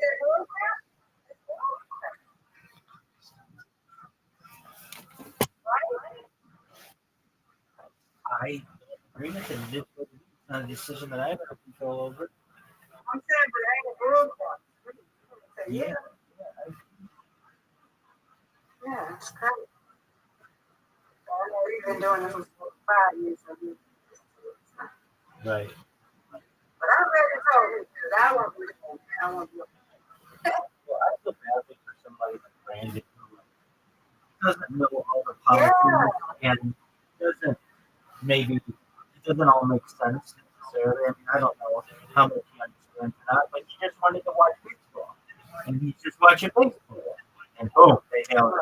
And not only did they nail him with a copyright strike, they just go and give him 3 copyright strikes and take away the. And then he says, Oh, yeah.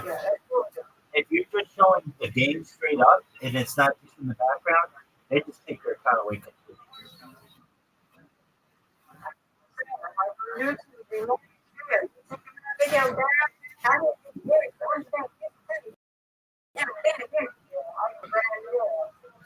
Yeah. But for someone, no, he doesn't, and he wanted to, but it's hard for him to. He's a smart person, but there's a lot to keep track of. Okay, so I can't show the copyrighted stuff. I can't have it be heard in the background, and like he lives in a house where sometimes other people in the house have a television on, and that'll get you nailed just in the background. So, so what people do is they just have their face showing, and they're watching the game, and they'll give reaction videos and stuff. But well, generally they know how to do it. They sound off. And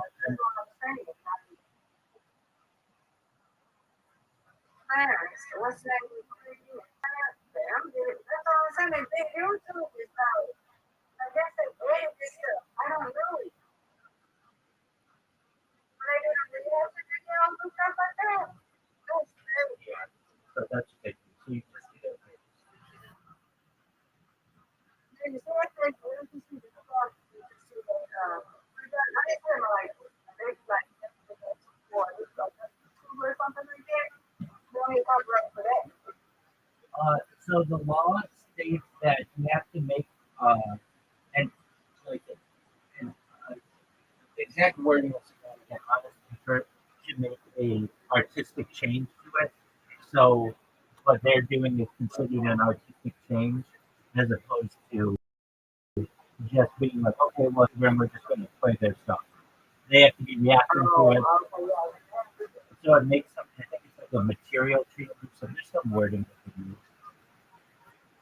The United States won, so they're at the round of 16 now, I believe. I believe the game is over. And this is the best they've ever done, to my knowledge. I don't know. I'm gonna do it. And I'm running out of hold on. Okay, I got you. This is the best they've ever done, to my knowledge. Let's do it.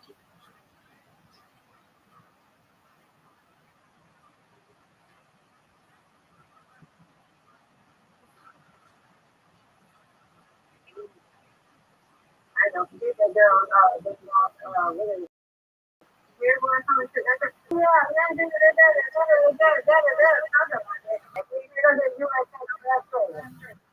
She heard it now.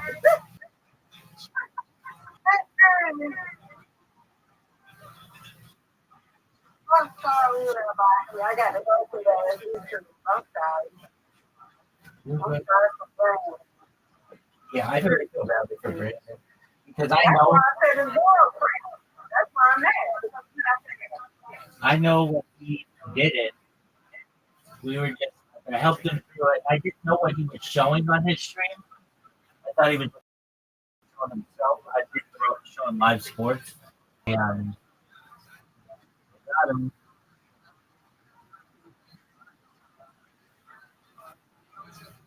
And then once they get you, supposedly, I mean, this is then you're banned for life. You can't ever do it again. So when Brandon is 95 years old, technically he's never supposed to do another YouTuber. Oh, you can't create another newspaper either? That's correct. Whoa, that is not right. Yeah. That's not right. They need to do something. Everybody can put a strike on that. That's not right. I agree. Man. They got to do something with that live stream separated from the thing, especially if you're not a YouTuber. And I understand, I get that. But with live streaming, there should be separation to some of this stuff, man. I agree. That's the crazy. This is how bad it is. You can go in and live stream yourself robbing a bank. The bank, they can find you guilty in a court and send you away for 25 years. 25 years go by, and you're free, but you can't start up a new YouTube account. Yeah, I know. Meaning, I'm just talking about robbing. I'm talking about this. This what are they like? You're not maybe understand what I'm saying is that we in society give people second chances. We let those people out of jail if you rob a bank, but the internet does not give you, which is ridiculous. What word did you use? It's diabolical. It's absolutely diabolical. Right. Society has changed a lot. say, Daddy, just saying. Well, the thing is, if you're a big enough YouTuber, then you have a connection at Google, and if you ever did That's what anything, I was saying. yeah, and it's unfair. And if you ever did anything wrong, then they And can that is unfair.